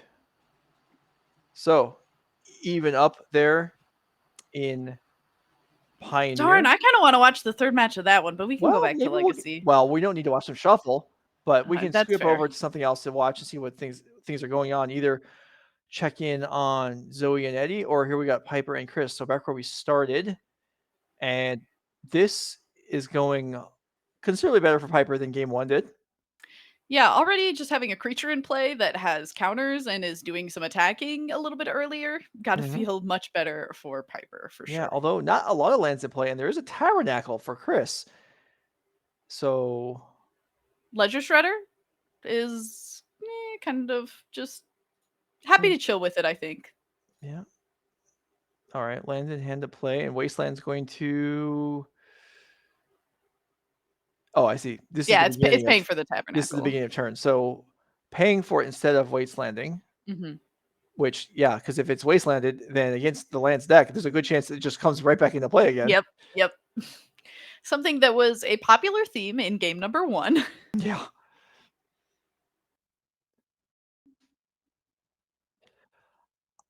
All right.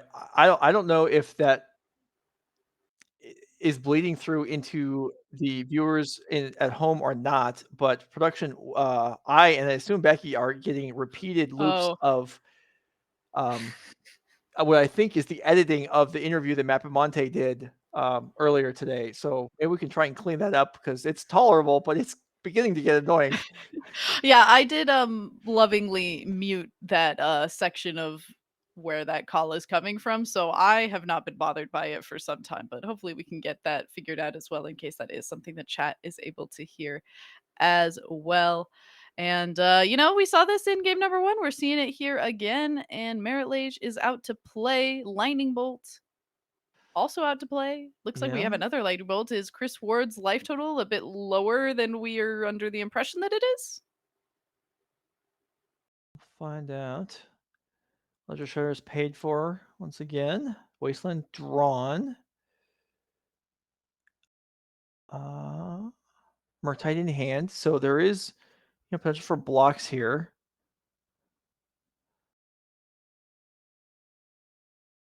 Taking 2 life, no cost at all. 19, the exact same as 1 at this point. Well, I guess you only get Punishing Fire to death. We don't. Is this a lands deck that is still playing Punishing Fire? I think I saw it in game 1. Yeah. Okay. I know some of them are not playing Punishing Fire anymore, and I hadn't looked at this one in particular that much.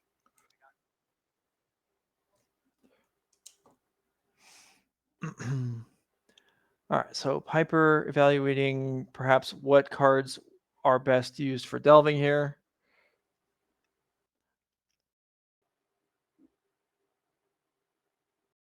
And there is Murktide. Okay, so an attack here from Merit Lage would lead to a block, presumably from Ledger Shredder, and then a lethal attack back. So Chris is going to have a little bit of work to do here to figure out how to finish this match off. Looks like there's a Blast Zone in hand, but that doesn't quite do it this time around.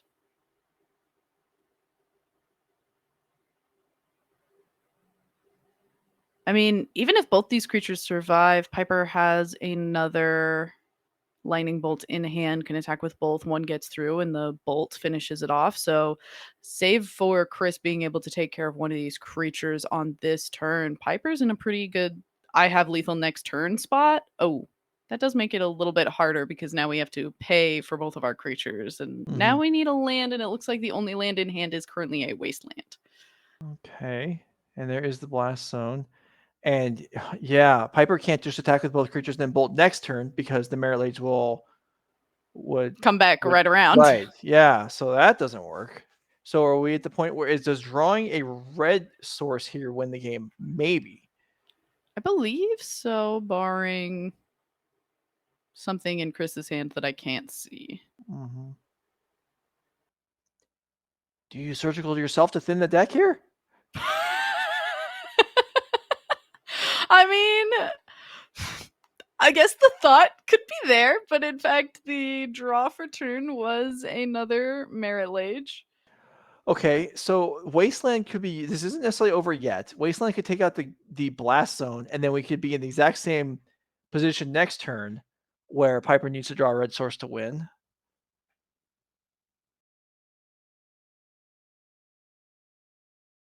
All right, so this is ongoing in chat. Yeah, so Merit Lage is indestructible. Tabernacle does not have to be paid for because it technically Can't destroys destroy the it, creature. yeah. And so Chris can just let it be destroyed from Tabernacle. It will not go to the graveyard because it's indestructible. All right. Ledger Shredder blocks, and then Maze of Ith comes Mazavith. down. Well, Oh, that's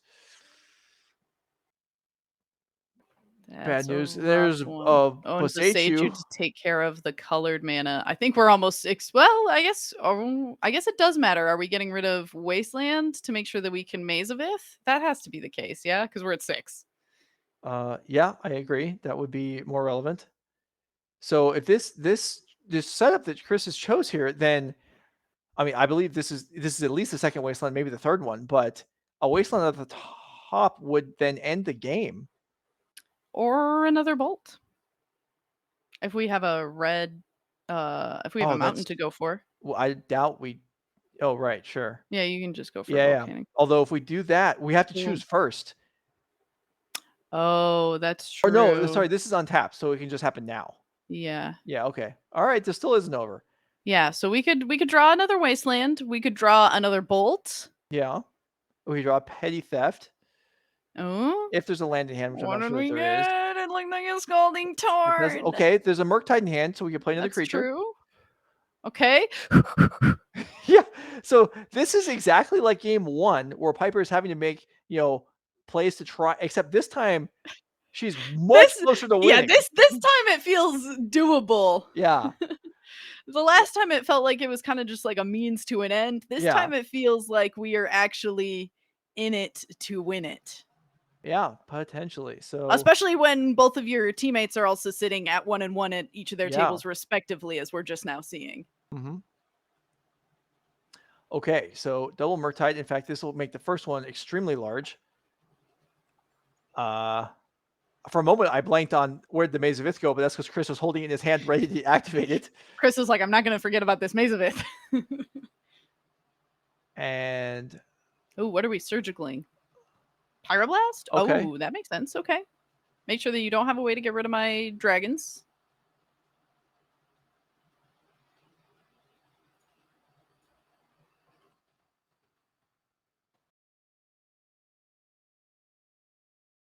Right, and we do, now that we're Chris, I guess we just get to keep attacking with this Merit Lage, huh? I was going to say we have to find a way to get rid of one of these Murktide regions, but we don't really. I mean, we have an answer to one of them.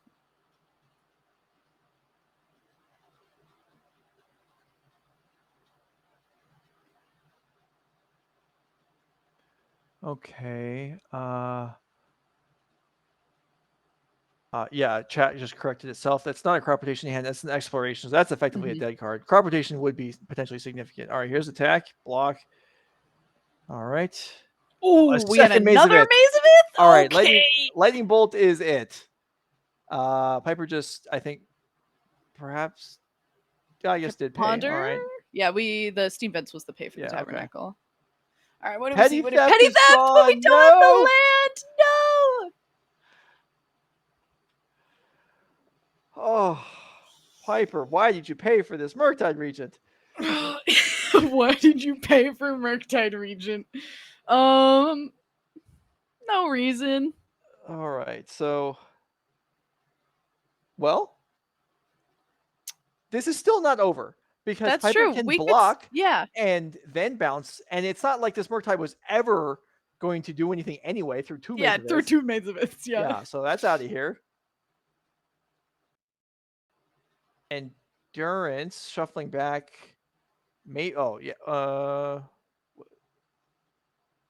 Yeah, Endurance shuffling the graveyard back. I don't know if there's some of I don't know if I would do that. Yeah, with some of the lightning bolts in We're that at group. 3. Yeah. Well, I mean, they're Wait a not back minute. immediately. They're But yeah. Okay, bang, get out of here, Merit Lage. yeah, I'm all of a sudden a little concerned. All right, so now Piper with a shuffle might be able to put some more I mean, lightning but bolts back in the deck. we could also just cast the Brazen Borrower. I mean, I guess there's Maids of Iths, so Well, yeah, that doesn't really do it. that's But covered. Here's a Bojuka Bog does nothing now. Iteration. I'm like tilting my head to the side like it's gonna allow me to see into Piper's hand better. Oh, so this is land, force, surgical. Anything that shuffles your own deck is good right now, assuming there were bolts in the graveyard, which I really think they Yeah, were, I'm unless pretty sure they Piper were. exiled them. I just don't know why that would have happened. So yeah.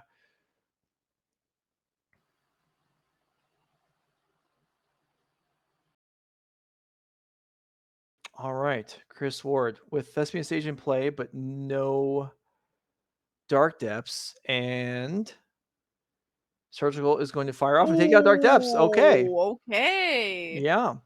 This is a game. I mean, it really is, which is kind of remarkable. It sure seemed like it was over, but yeah, yeah. these players are playing for top 8. Piper Powell does not want to give it up. I mean, Piper Powell has her back against the wall here too. Mm-hmm. All right, now what? Chris is hoping to Punishing Fire in the game, Urza Saga in the game. All right. So in response to the chat, one question: should Piper have waited till draw step? That is something that's possible in case Chris draws a Dark Depths, you get it for free. However, if Chris draws a crop rotation, then Piper is destroyed. So that's kind of the trade-off on that one. Because then in response, the crop rotation would just put a Dark Depths into play, and Piper would have one turn to get out of it, which is not especially likely to happen. Endurance would also do it, says producer or director David, and that's correct.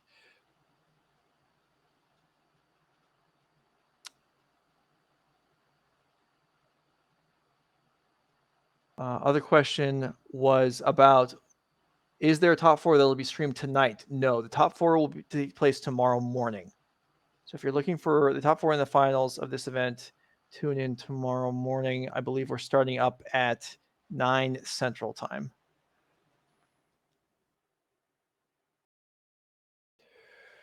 All right. Well, card filtering is now turbocharged for Piper Powell.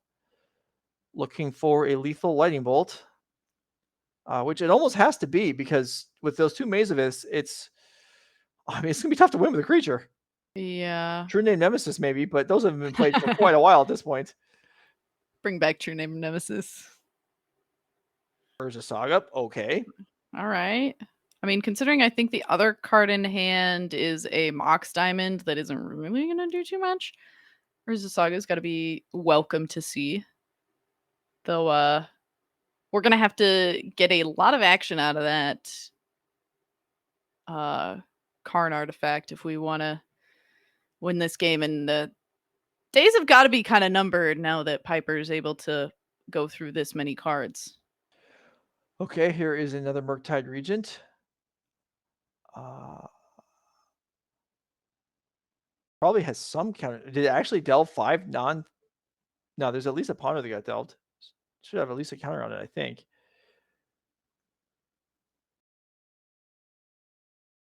All right, so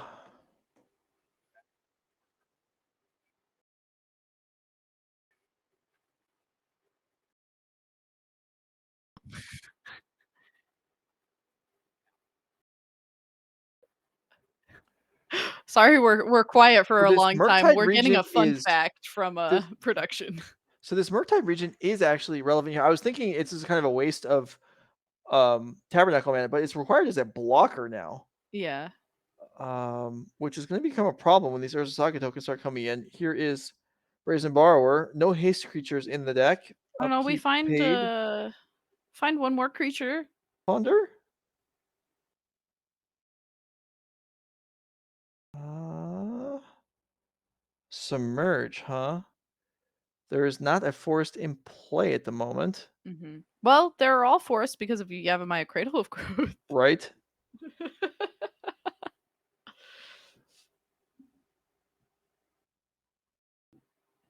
Oh, that's what's up top next to the Tabernacle.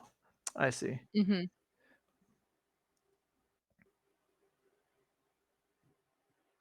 Brainstorm? Still looking for it? A Oh, we found a wasteland? wasteland. We could get rid of That's one of these Mazaviths. well, that's enough. Yeah.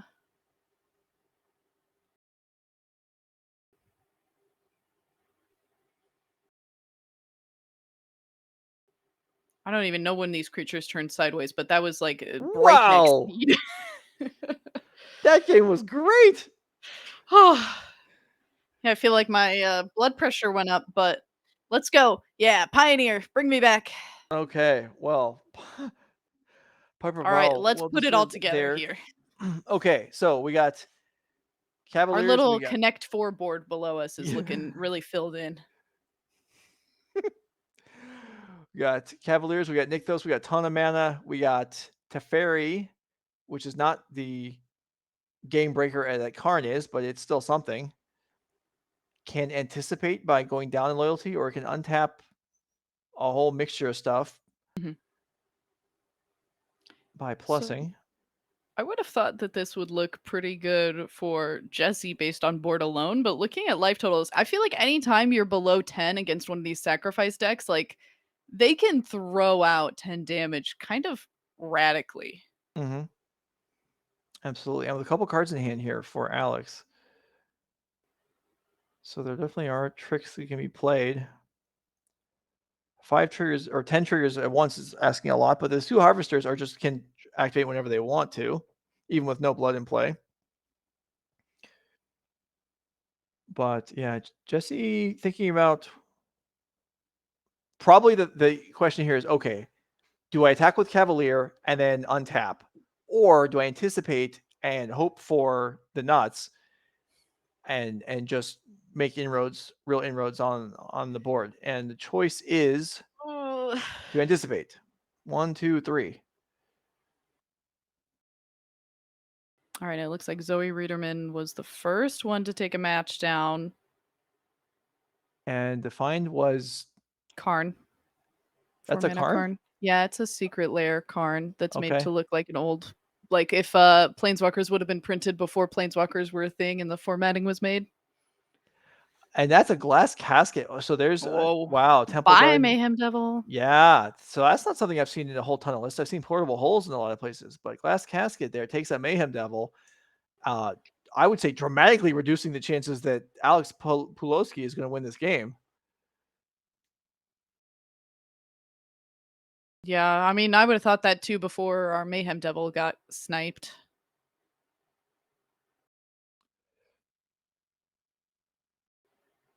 All right, so if we just use a 9, what kind of things do we have that we could even go face? I don't even think we can. Oh, it might. Yeah. Is it just we have to kill the planeswalkers? Yeah, I think we do. Okay, they both get Which wiped there. sucks because that's at least like 6 damage that could have gone face, and then Jesse would only be at 3, but Mm-hmm. you'd be taking You're taking 10 back. Oh, which is yeah, but oven. you'd go Okay. to 1, and Right. there's not a ton of ways for the green-white deck to do 1 damage. Mm-hmm. Hmm, that's interesting. Alex, what are your cards? Looks like they were lands. It's a go blank. Oh, that's not going to help. Well, I guess it will. If there's a way to deal with Cavaliers, you may as well clean the graveyard first.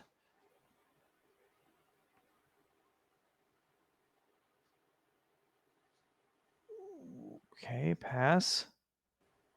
These Cavaliers What have are we reach, but saying not that trample. we can just like block Cavaliers and we're just trying to Bang. Bosechu Okay. takes it out. Jesse Robkin takes down this game 3, and the team of Robkin, Riederman, and Powell most likely will advance to the top 8. I would go based on Jesse's little dance that she just did. The answer is they've done the math and they probably will. Yeah. Wow. I mean, those were some close games we just saw. This one maybe not as much, but the Legacy game was extreme, and that match doesn't even actually end up finishing. It doesn't end up mattering. But just for, building a career, building a story, it's nice to have a game like that on camera that you can go back and be like, hey, I won this game, even if it didn't actually matter. It's just nice to be able to go back, and that was a good effort. And then the Pioneer match, Devotion takes it down, and so there we are. That was the Swiss. Hope you all enjoyed it. Wow. Yeah. I mean, if we're going to be seeing some even close to as intense games as we've just been seeing in these last 2 rounds in this top 8, we're in for a treat. Yeah, no, it should be good. Yeah, don't leave right away. We still have the quarterfinals left to go today.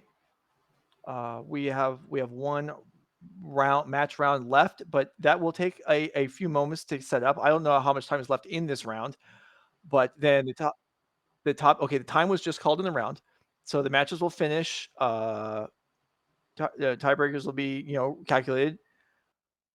Top 8 will be announced. Pictures will be taken. Celebrations will be made, and then the players will sit down to play the quarterfinals. So it's going to be a bit of a break before that actually gets going. Let's go ahead and pop it back up.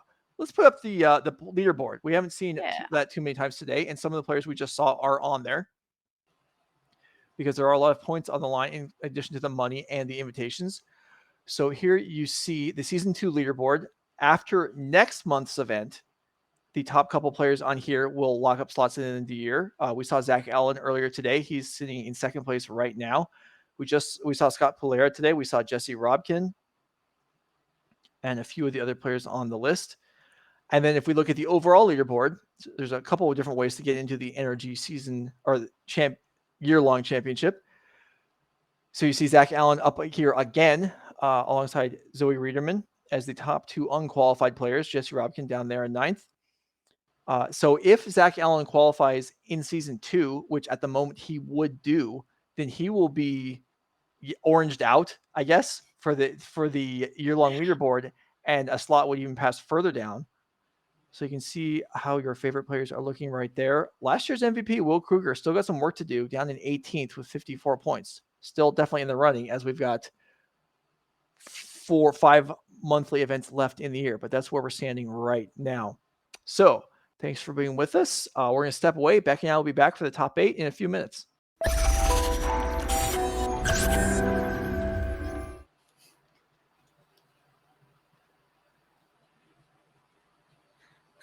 Whoa. Okay, so here we are. We're back. Becky and I are here for the beginning of the eliminations rounds. We got top 8 coming up. We have the bracket ready to go, and we had a complete collapse in camera quality, it looks like, but such as it goes. Maybe you all can't see that at home, even though we can certainly see it ourselves.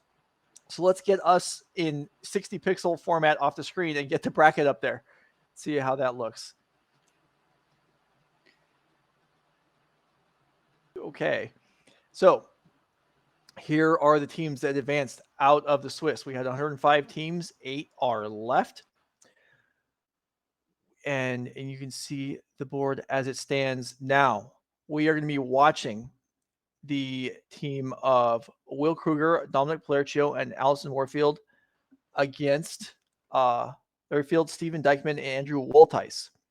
So we've got some interesting matchups ready to go. The players are perusing each other's deck lists. So we can go ahead and go down to the table if they're shuffling and ready to go and get this thing started. Again, a reminder, the semifinals and finals are going to be tomorrow morning starting at 9 Central. I'll get confirmation if that's the right time. I believe it is. And we will finish up this event tomorrow morning, followed by the full day or minus a round or two, depending on how much gets overlapped by the team event of the 5K event. Sorry, I'm a little distracted here. Our I just want to check. Our viewers, are you seeing crisp footage right now, or are you seeing? It looks fine on the Twitch feed, but ours does Okay, look so it's just very us. slow. I mean, the quality looks worse than before, but ours is definitely like borderline unviewable. So we might be seeing if there's a way for us to fix the feed so that we Okay, can so at if everyone, least yeah. commentate at an okay pace with the game. Okay, so what you all are seeing is fine. All right. Well, this will be a bit of an adventure for Becky and I think, unless this gets cleaned up.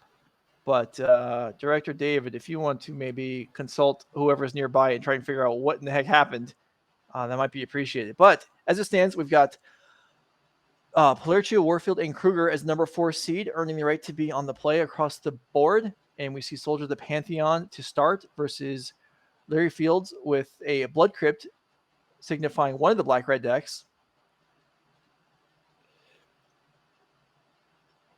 We have it listed as Rakdos combo. I'll take a look and see how we actually are identifying this. Okay, this is actually neither one of the traditional black-red decks. This is Indomitable Creativity Super Duper Nonsense. So we're seeing a lot of very interesting decks on the right side of the camera. Yeah, and the camera just cleaned up too. So that is excellent. Gosh, That will make things much easier to handle for Becky and I. So we got Soldier of the Pantheon, we have Bodyguard, we got Initiate, and then we have Fire Prophecy. So this deck is actually probably a lot more affected by Thalia than the average mid-range, deck. than the mid-range black red out of the black red decks. Yeah, because this deck is a spell-based deck. If you're unfamiliar with it, it is Indomitable Creativity for 2, tutoring up World Spine Worm. If we have that, we can pop up World Spine Worm before it pops out of Larry's deck. And Xenagos, God of Revels. So that is a 15/15 trampler. Xenagos will give it haste and double its power. And the idea is to just win the game on the spot. There you go. There's World Spine Worm. Also, conveniently, you can discard it to one of your rummaging effects, and it just goes right back in the deck. I believe Xenagos was just drawn. You can't do that with Xenagos, which is a bit of a nuisance. But Thalia's Lieutenant powers up the Soldier and the Initiate, and damage comes across here. Dominic's not going to give Larry too much time here. Fable is something. Yeah, this seems like it's got to be kind of a rough matchup actually for Rakdos combo, especially in game number 1, I would imagine. I bet that there's some instruments in the sideboard that make it a little bit better for Larry, but I certainly have to feel like game number 1 is just not exactly where you want to be. All right, there's a Bodyguard to put a counter on Thalia's Lieutenant. And the frame rate has just absolutely collapsed again. So something else got cast. I see the dice is at 2 now. I don't know what it was. I think it's another Initiate, isn't it? Yeah, it's another Initiate and a Dauntless Bodyguard. Yeah. All right. So a sizable attack comes across here. And Larry's going to need... This is going to be tough because it takes 5 mana to fully execute the combo. And yeah, Larry decides, you know what? That's just... I don't have time for this. Because even if I survive this turn, I can't win next turn either. So that is it. Dominic takes down game 1. Quick and brutal over Larry Fields. Blazing speed. All right, so let's get us over to Legacy. So if you were here earlier, we heard Julian talk about how the Painter decks have improved lately with the addition of Fable the Mirror Breaker. So we see that here in the hands of Andrew Wolteis. He is playing Fable the Mirror Breaker against Will Kruger, last year's MVP of the NRG Series with, is it Delver? With actual Delver.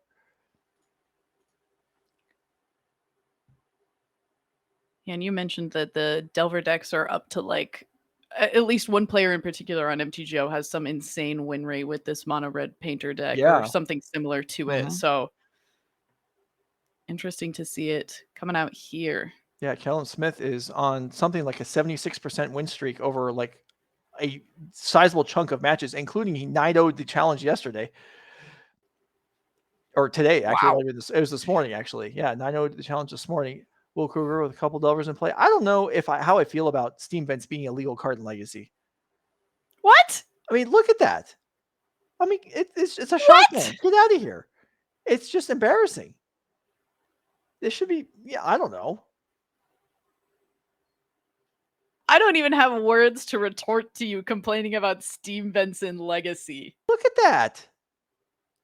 You're gonna be like all the people who were complaining about when Death Shadow was being played in Legacy, and you were playing like the Pain Lands on purpose because that was just better than playing like Underground Seas. Sure. Yeah, that's ridiculous. I mean, sure, it fits your deck, but in this case, it's just what? You just want extra dual land? I mean, come on, I understand, but still. All right, Days on Goblin Engineer here. Just looks bad. Have some, It does have a different show some vibe to style. it than the Volcanic Islands, that is for sure. Man, 6 damage coming across here. We are seeing some one-sided games here to begin the top 8. Dominic Palercio, Will Kruger. They're trying. Maybe they just said, you know what, Skylar Warfield, we're going to try and not let you win a game this round. We're going to try and both win our matches before you get a chance. I mean, the 4-color deck does commonly play very, very, very long. So, Yeah. but against Team of Rhinos, that may not be the case. I feel like the Team of Rhinos player is either going to run it over really quickly or not be able to keep up with 4-color at all. And we just got confirmation that the modern seat is actually on turn 2 compared to these 2 games in Pioneer and Legacy that are complete. Jeez, what a complete slaughter. All right, so I don't know. Julian might need Well, you to. said we're on turn 2 of Modern. Let's go to Modern. Well, it might be turn 4 by the time the Pioneer match is over. We got to go back to Pioneer. That's where the action's All at. right, that's fair. All right, oh, they're Oh, pile shuffle. shuffling All here. right. Let's go to We Modern. can see the whole game, or we can switch over to Modern, see some land There drops, we see what's go. developing. Okay, so 4-color versus Teamer Rhinos.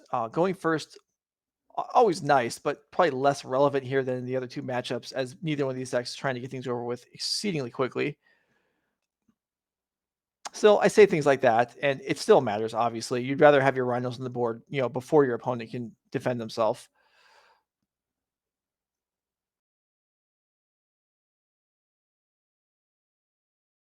So Ren 6 rolls up. Yeah, the Ren and 6 on the board is got to be a little bit spooky, but not as spooky as something like a Teferi. So, Wow. Stomp on the Ren 6. That's nice for Skylar. I mean, if the bonus crush giant's coming down anyway, sure. I mean, of course you would do that, but still, it's just a nice feeling of like, whoa, my opponent just used resources to do something that didn't actually amount to very much. I do agree that this match will probably be here when we get back from either one of the other ones. So if players are done pile shuffling on the other table, I'm down to go to the other table. I just didn't want to watch pile shuffling. You heard it here. Becky Bell hates Modern. All I right, so wanted to go to Modern. here is a suspended footfalls. All right, so we've well established that I am not style conscious or anything like that. What would you call that handpiece that Skylar Warfield is wearing? That is pretty cool, but I don't have any idea what that would even be described as. Oh, I don't know either. I would probably just call it like a skeleton hand bracelet. Okay, well, it's pretty neat. Do agree. I'd like to pick myself up one. All right. Well, I feel fairly confident in saying that this match will still be going on by the time we get back. So let's go ahead and go to Pioneer for a moment. Yeah, who are already on turn 2 of the player who was on the draw. So speed is the name of the game here, and Dauntless Bodyguard is trying to be a part of that. And Thalia. And yeah, Thalia is going to be a nuisance. It's going to. I'm sorry. Somebody said, "Can we crowdfund one for Joe? I think he'd rock it." And the image of you wearing one of those in my head was so good, and I'm on board. I will fund one of those for Joe Lisette to wear at a Magic tournament. All right. Well, I'll have to come out to one of the events in person and I get some advice on Skylar on how to wear something like that. Okay, Fire Prophecy takes out Thalia, and I was saying Thalia really matters for this deck. I mean, it shuts off the ability to play Fable the Mirror Breaker on turn 3. We don't know if Larry has one or not, but still, that's probably one of the ideal plays of the deck. And instead, yeah, actually, I think there was one there. Prophecy takes out Thalia, and Bodyguard can attack. See if he can find some friends, add a line to shove in, or More hate bears. I mean, I guess is Thalia even a hate bear? I mean, it's 2 cost, but it's 2/1. It's 2/1. It's Bears not are even a bear. Yeah, really. It's I'm a bear expert. That doesn't okay. count. And we Production. cast That's a Redane, God of the Worthy. okay. I got So you. you do indeed. So Redain God of the Worthy makes spells that cost 4 or more cost 2 extra. So Indomitable Creativity is going to cost a ton. Never mind, scratch that. Redain's out of here. And now finally Fable does make it onto the board. Yeah, Rending Volley, a 4 of in the sideboard. You got to have a lot of cards to get rid of the very pesky small creatures that Dominic's deck is playing. Mm-hmm. All right, Bodyguard in for 3. Larry's life total staying high much longer this game, although a replacement Thalia is going to be annoying. Also, that token was looking like it could attack in and at least trade for something or just get through. Now Thalia is kind of a roadblock, but Larry might want the treasure, so he may have to attack anyway.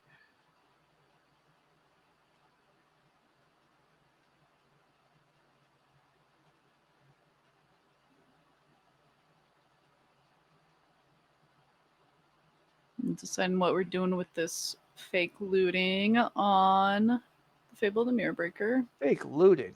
Becky Bell, it's called rummaging. Get with the program. I'm sorry, but We it's like have a double rummage. I know, but it's still not. It's not fake looting. Okay, okay. I mean, I guess we are functionally looting, but it's not like faithless looting. I don't know. What are we calling it? Faithless looting is looting. No, we're I don't. There had to be. Why do we call it rummaging? There must be a card that inspired that name or a mechanic. It's a goblin rummager. Okay, there you go. See, I knew it had to come from somewhere. All right, so that is completed, and now, well, let's see. So with Thalia in play, the Rakdos combo execution is going to cost 6. Also, it needs to be done pre-combat. I mean, you could do it post-combat, but that is risky. Mm-hmm. All right, Path of Peril going to come down. Don't even care that we got blocked there. Mm-hmm. Yeah, a Path of Peril, also another 4 of. So as we mentioned, likely a lot of ways for this Rakdos deck to sideboard, and Skylar Warfield does pick up that first game. Okay. Likely going in the anticipated fashion of we saw the run-in 6 on the field, and it just outvalued, and Teamer Rhinos could not keep up. Potentially. Here we go. Indomitable Creativity 4/2. If we have Indomitable Creativity, let's go ahead and pop it up, and we're likely going to see, barring some sideboarding, we are going to see Xenagos and Worldspine Worm here, which may take down the game, or maybe Dominic has something that can defend against this. I'm not sure exactly what that would be, but I'm sure it's conceivable. There is, nope, he doesn't. So Worldspine Worm and Xenagos, that is going to combine to attack for 30. Yeah, bring Indomitable Creativity up on the board. Yeah. Dominic being at only 20, that is not enough. Yeah, is there any deck in Pioneer that gains a lot of life so that you don't worry about being attacked for 30? Oh, your Fog deck would do really good. I don't know if I called it Fog deck. I know, I wouldn't call it a Fog deck either, but I think it's funny to do so. All right. Yeah.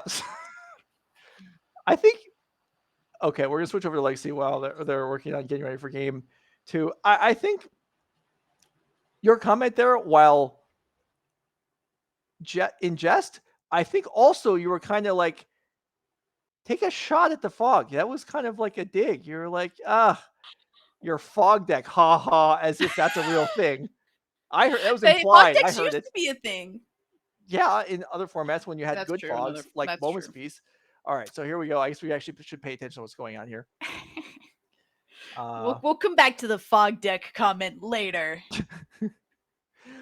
All right, so the Monored Painter deck at least has a little more going on than last game, which was nothing. So Engineer in play, Delver, as well as a new Delver.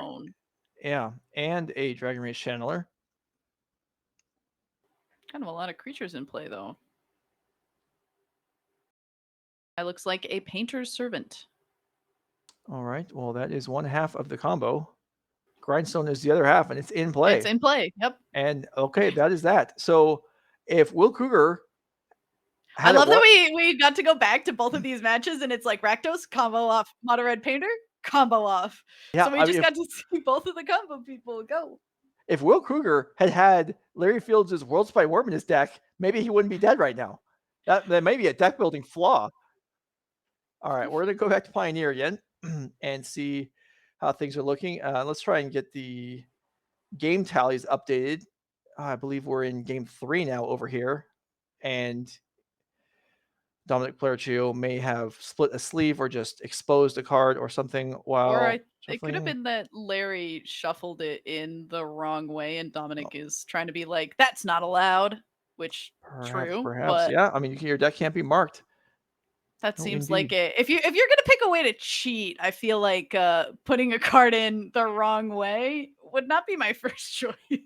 Yeah. I mean, many years ago in a qualifier, I my opponent played turn 0 black ley line, and then I was going to concede. I won game 1. I was going to concede game 2 because they were winning to go to game 3, but I had a surgical distraction in my hand. Like, well, I'll just look at their deck first, and I cast a surgical, and the 3 remaining ley lines in my opponent's deck were all upside down compared to every other card, Oh, and they threw my opponent out of the tournament. So, pff, yeah, having okay, your cards upside down backwards, not allowed. not good. You shouldn't do that. Wow. Okay. I was expecting this to be you like being a shark in some way and like just having like a gotcha moment, but that like only like 10% is. No, that's like all right. I wouldn't have ever even thought to do that. I would have, yeah, just snap conceded to it as well. So that's wow. Yeah. All right. Hopeless Initiate, not the most powerful one drop, but let's see if it gets going. It does boost it up by a Thalia's Lieutenant. Thalia's Lieutenant, probably not the ideal turn 2 play, but it's Yeah. something. Yeah. It'll be able to get bigger. And if you're just trying to like get out the gate, although I imagine you would like to play Thalia herself instead of her lieutenant first. Right. And the Lieutenant would want to like follow the leader, right? Yeah. So yeah, this is all screwed up here for Dominic. He wants to lead with actual Thalia so that the Lieutenant can then spread his power more widely. No play here Hmm. for Larry, which is no problem for him. Yeah, it looks like we got 2 Path of Perils in hand, so we're just saying, yeah, throw what you want into play. I'm not going to worry about it too much here. Okay, is So that wedding festivities okay? or wedding That's a nice announcement, one. excuse me. Yeah, wedding announcements. That'll pick up a card here for Dominic. As when he reaches the end of the turn trigger, he has attacked with 2 creatures this turn, picks up a free card. Okay. Wedding announcements. There it is. There it was. And no impingements of Larry's mana this game. And Path of Peril, yeah. Say goodbye to your creatures. So next turn, wedding announcements will just be making a token. Not too bad though. I think wedding announcement seems to be a sideboard card, though I imagine it's probably got to be a fine one to have main as well. Let me double check on that before I commit too hard. Oh, so 3 creatures dropped by Dominic here. Follow-up removal spell would Whoa. be problematic. I do think that I believe there's another Path of Peril in hand. Mm-hmm. So, and an Urborg coming down. The wedding announcements are 4 in the sideboard. Main deck, it is 34 creatures, 22 lands, and only 4 Brave the Elements. So we're going back to some like old mono white creature shenanigans. Mm-hmm. All right, so no follow-up sweeper for Larry Fields. But it's in hand. It's right there. We're just waiting. Well, I don't know what to tell you. Chef at Dunes is going to sacrifice here, Whoa. so that's going to pump 4 more damage onto the board, and this is a pretty big attack. It's +2/+2 to each creature, isn't it? I believe it's +1/+1 counter to each creature. Oh yeah, it's +1/+1 until end of turn. Wow, I'm thinking it's overrun. You're like, yeah, okay. And here is a Windfall. okay. It's the alternate big score, right? Yeah, you discard a card, you get 2 treasures, you draw Yeah. 2 cards. Yeah. So it's the Performance. same card as big score. It's just the other version. I don't remember the name of it offhand. Let's see if I can find that. Unexpected Windfall. There. Oh, okay. That's what you're saying. Yeah, Windfall. I knew Windfall wasn't the entire name of the card because that's something Yes. Oh, else. sorry. But I mean, that's good enough to identify for anyone that has a clue what they're talking about. So just exclude me. Whoa. Okay, we're And not even gonna mess around with the other path of well, peril in hand. We're like, Xenagos, let's get onto the field. Let's go. and Dominic is What if we tapped put out. a Does not have 11 toughness worth of creatures in play to block here. but it's gonna make Larry show that the World Spine Worm is still in the deck. I mean, I guess you're a top 8 in the team event. You're not going to want to risk doing anything silly like just throwing your table face up on your deck on the table face up and saying it's in there. Just find it yourself and eat it. 30 damage coming across, and this is it. Wow. Larry Fields will defeat Dominic Palercio. What a fun deck. I mean, I'll tell you what. Someone I know found a list from a league online, played it, 5-0'd themselves, and I was like, okay, we'll take a look at this. And I tried it, and it seemed miserable.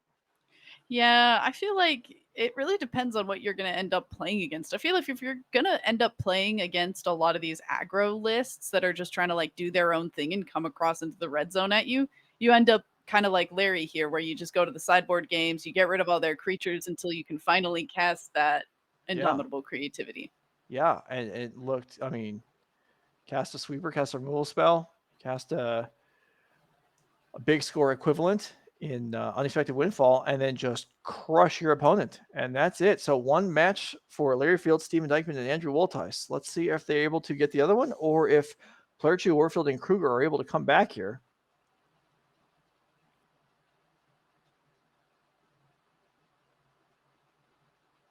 I love the pixel snowlands.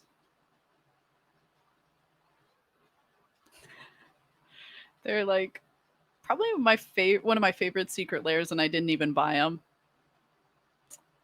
Mentally, I was like, if I need snowlands, I'm gonna need like 20 of them, and I'm not gonna want like the other 4 that it comes with because it just comes with one of each color. So I'll just buy them separately later. Yeah. All right, so Bauble into play here for Skylar, but no Planeswalkers yet. And Steven Dykman, certainly his deck is capable of doing a lot during end steps. So Skylar may be taking that into account and not wanting to commit anything here. Like even if there is a Teferi to be dropped, Dykman could easily just cascade in response with Violent Outburst. So if there is counter spells or something in Warfield's hand, holding them up makes some sense.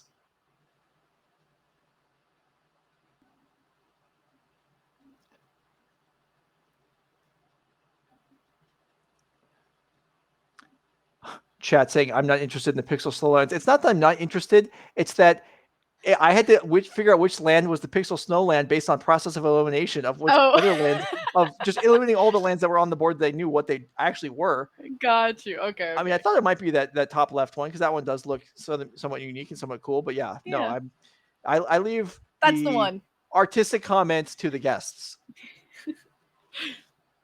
I appreciate it. It's a part of the thing that I enjoy the most, is getting to point out all of the cool different arts. Doing my best to try and keep up with all of them, and Wizards is kind of giving me a run for my money by continuing to print so many of them.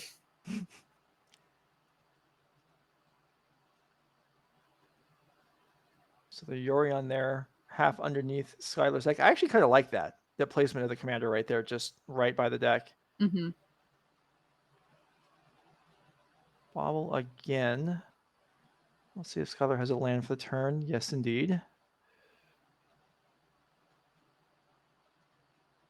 Scott, seems like it has to be very different from how game 1 ran through, and I wonder if a part of it would be just like the difference in how sideboarding went for Skylar compared to what Steven maybe did, and maybe we just have like a few more counter spells this time for Skylar. I mean, that would certainly make sense. Question about where to find the deck lists. So the deck lists can be found, all the deck lists in the tournament can be found in MTG Melee. They're either available now or they will be tonight after the round is over with. I don't know which, but maybe we can get info from the director on that. And of course, while I'm answering that question, oh, okay, and that's it. So I was trying to interpret what happened. Was happening? Yeah. And what has happened is that Andrew Wolteis has won his match Do we have confirmation that it was with the same combo again, and that the 4 combo wins just won this entire right side of the table of the match? I mean, that was the deck. I mean, Julian did say it was only like 40%, 50% of the games will get win by the combo, and the rest won by just grinding with Fable and Urza Saga. So Oh, huh. that's true. I don't know. We have no way of knowing at this point, but what we can tell you is that Larry Field, Steven Dykeman, and Andrew Woltice have to wake up early tomorrow because they are still in this team event. For Dominic Plerichu, Skylar Warfield, and Will Kruger. Good fight, making it through to the top 8. The run ends here. Enjoy your prize money and your Nerd Rage points, and maybe we'll see you tomorrow to battle through the 5K event. Looking at all those names, they're definitely coming back for tomorrow. Oh, yeah. I mean, these are mainstays on the series. So, if we have an updated bracket, we can take a look at it. If we don't, we don't. Okay. This might be the first match to have finished. Oh, I didn't even consider that. You're right. Yeah, there might be nobody else finished yet. All right. Well, because the teams do take up all 3 of the cameras on their own, we don't have a backup match for team events. So that will conclude the Magic for today. The semifinals will start tomorrow morning at 9 Central Time. So expect the finals sometime around 10. And then maybe around 11, give or take, whenever we flow into the start of a round, we will pick up the coverage of the Modern 5K. Becky Bell, you're going to be here tomorrow afternoon too, aren't you? I will, yes. All right. So Becky will be here tomorrow. Should we put up next month's event? Let's go put next month's event up. Let's We're look at talking next about month's when event. people can come watch. They can watch tomorrow. They can also watch next month. They can find assorted highlights on the NRG Twitch and YouTube pages. The YouTube page in particular has seen a lot more activity in the last few months. That's awesome. Okay, check out the YouTube. Yeah, the next month's event towards the end of September in Minneapolis. As you can see here, 10K Modern, 5K Pioneer. That is the end of the season. So that will lock a couple players in. I don't think we have a list of the qualified players at this point, which isn't surprising because there's not that many of them. Mm-hmm. But anyway, trying to lock up slots for the end of the year championship for Nerd Rage, which is always a good time. So a few people will do so. 3 people will do so tomorrow morning. The winning team will earn the right to contest the championship at the end of the year. And so will the couple players who are top of the leaderboard in season 2. Meanwhile, in season 3, which is, we're going to show you right here. So if you have no Nerd Rage points at this date, is there no way that I could ever make it, Joe? There is, Becky Bell. There is. See, well, you're probably dead in the water for the year-long leaderboard. I mean, somebody with no head start in your skill level, it's going to be tough. However, that's true. If you just start in season 3, which starts in Newark, Ohio on October 22nd, which randomly enough is my sister's birthday. Oh, so you will not be there. Well, I'm not sure I would be there. I don't know that I could call off of working for the rate. I mean, we can celebrate her birthday on a different day. That's no problem. That's fair. Anyway, so if you're starting fresh, well, you've got 4 events here, and there's a season 3 leaderboard, and the top 2 players at the end of it qualify for the championship. So there you go. There's your route in. This would be a lot of flying. What are you talking about? There are people listening to this that live anywhere in the country. They could. That's true. I'm talking about for me. For me, I'm looking at this and I'm like, this is a lot of flights. But for you at home, are fine where you are. You show up and do commentary with me and pick out pixelated artworks and all kinds of random nonsense. Although you failing on what Skylar's jewelry was called was disappointing, I must say. I'll find the name for you. I'll DM it to you. We'll figure it out. All right. We'll ask Skylar. Okay, we can do that too. Okay, so Newark, Ohio, Fort Wayne, Indiana, Mundelein, Illinois, and then Louisville, Kentucky at Nebula Comic-Con. So those are the events for season 3. The December Showdown winner at Nebula Comic-Con will also auto-qualify for the championship. So that's what's at stake here. That's what's going on. I don't know what else I've got for you today. That concludes the coverage. Yeah. So if you enjoyed the coverage, consider following the channel. Ooh, that's some, I didn't mention that one time today.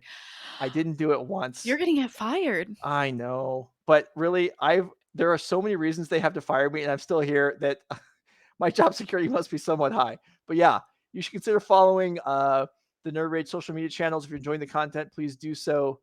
Hope you enjoyed the day. We'll be back tomorrow morning at 9 Central for the semifinals. Have a good night.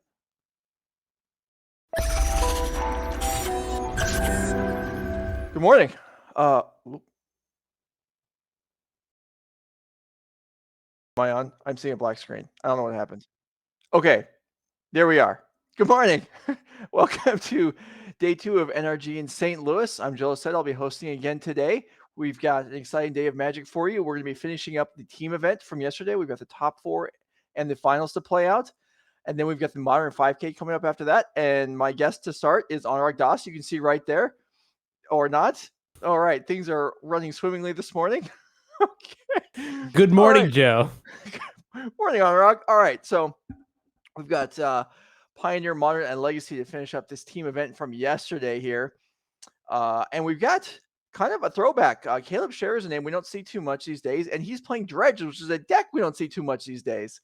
So how do you feel about that? The appearance of Dredge in the top 4 here. Well, I think I'm more shocked that Caleb Scherer is playing Dredge because, I mean, I remember when I was first getting into Magic, just Legacy in general, Caleb was like one of the de facto Storm player names. You know, every day you'd see like Caleb streaming, playing Legacy Storm and Modern Storm and things like that. And so now to see Caleb on Dredge is a big indictment. Well, okay, more against Storm in the current metagame, given that, I mean, Izzet Delver has just been literally everywhere, you know, match after match after match. So Dredge is one of those decks where, like, I always feel like it's beatable if you can, you know, if you have the proper sideboard for it. But given how the metagame has shifted, Dredge seems like an excellent choice because it has just gone completely under the radar.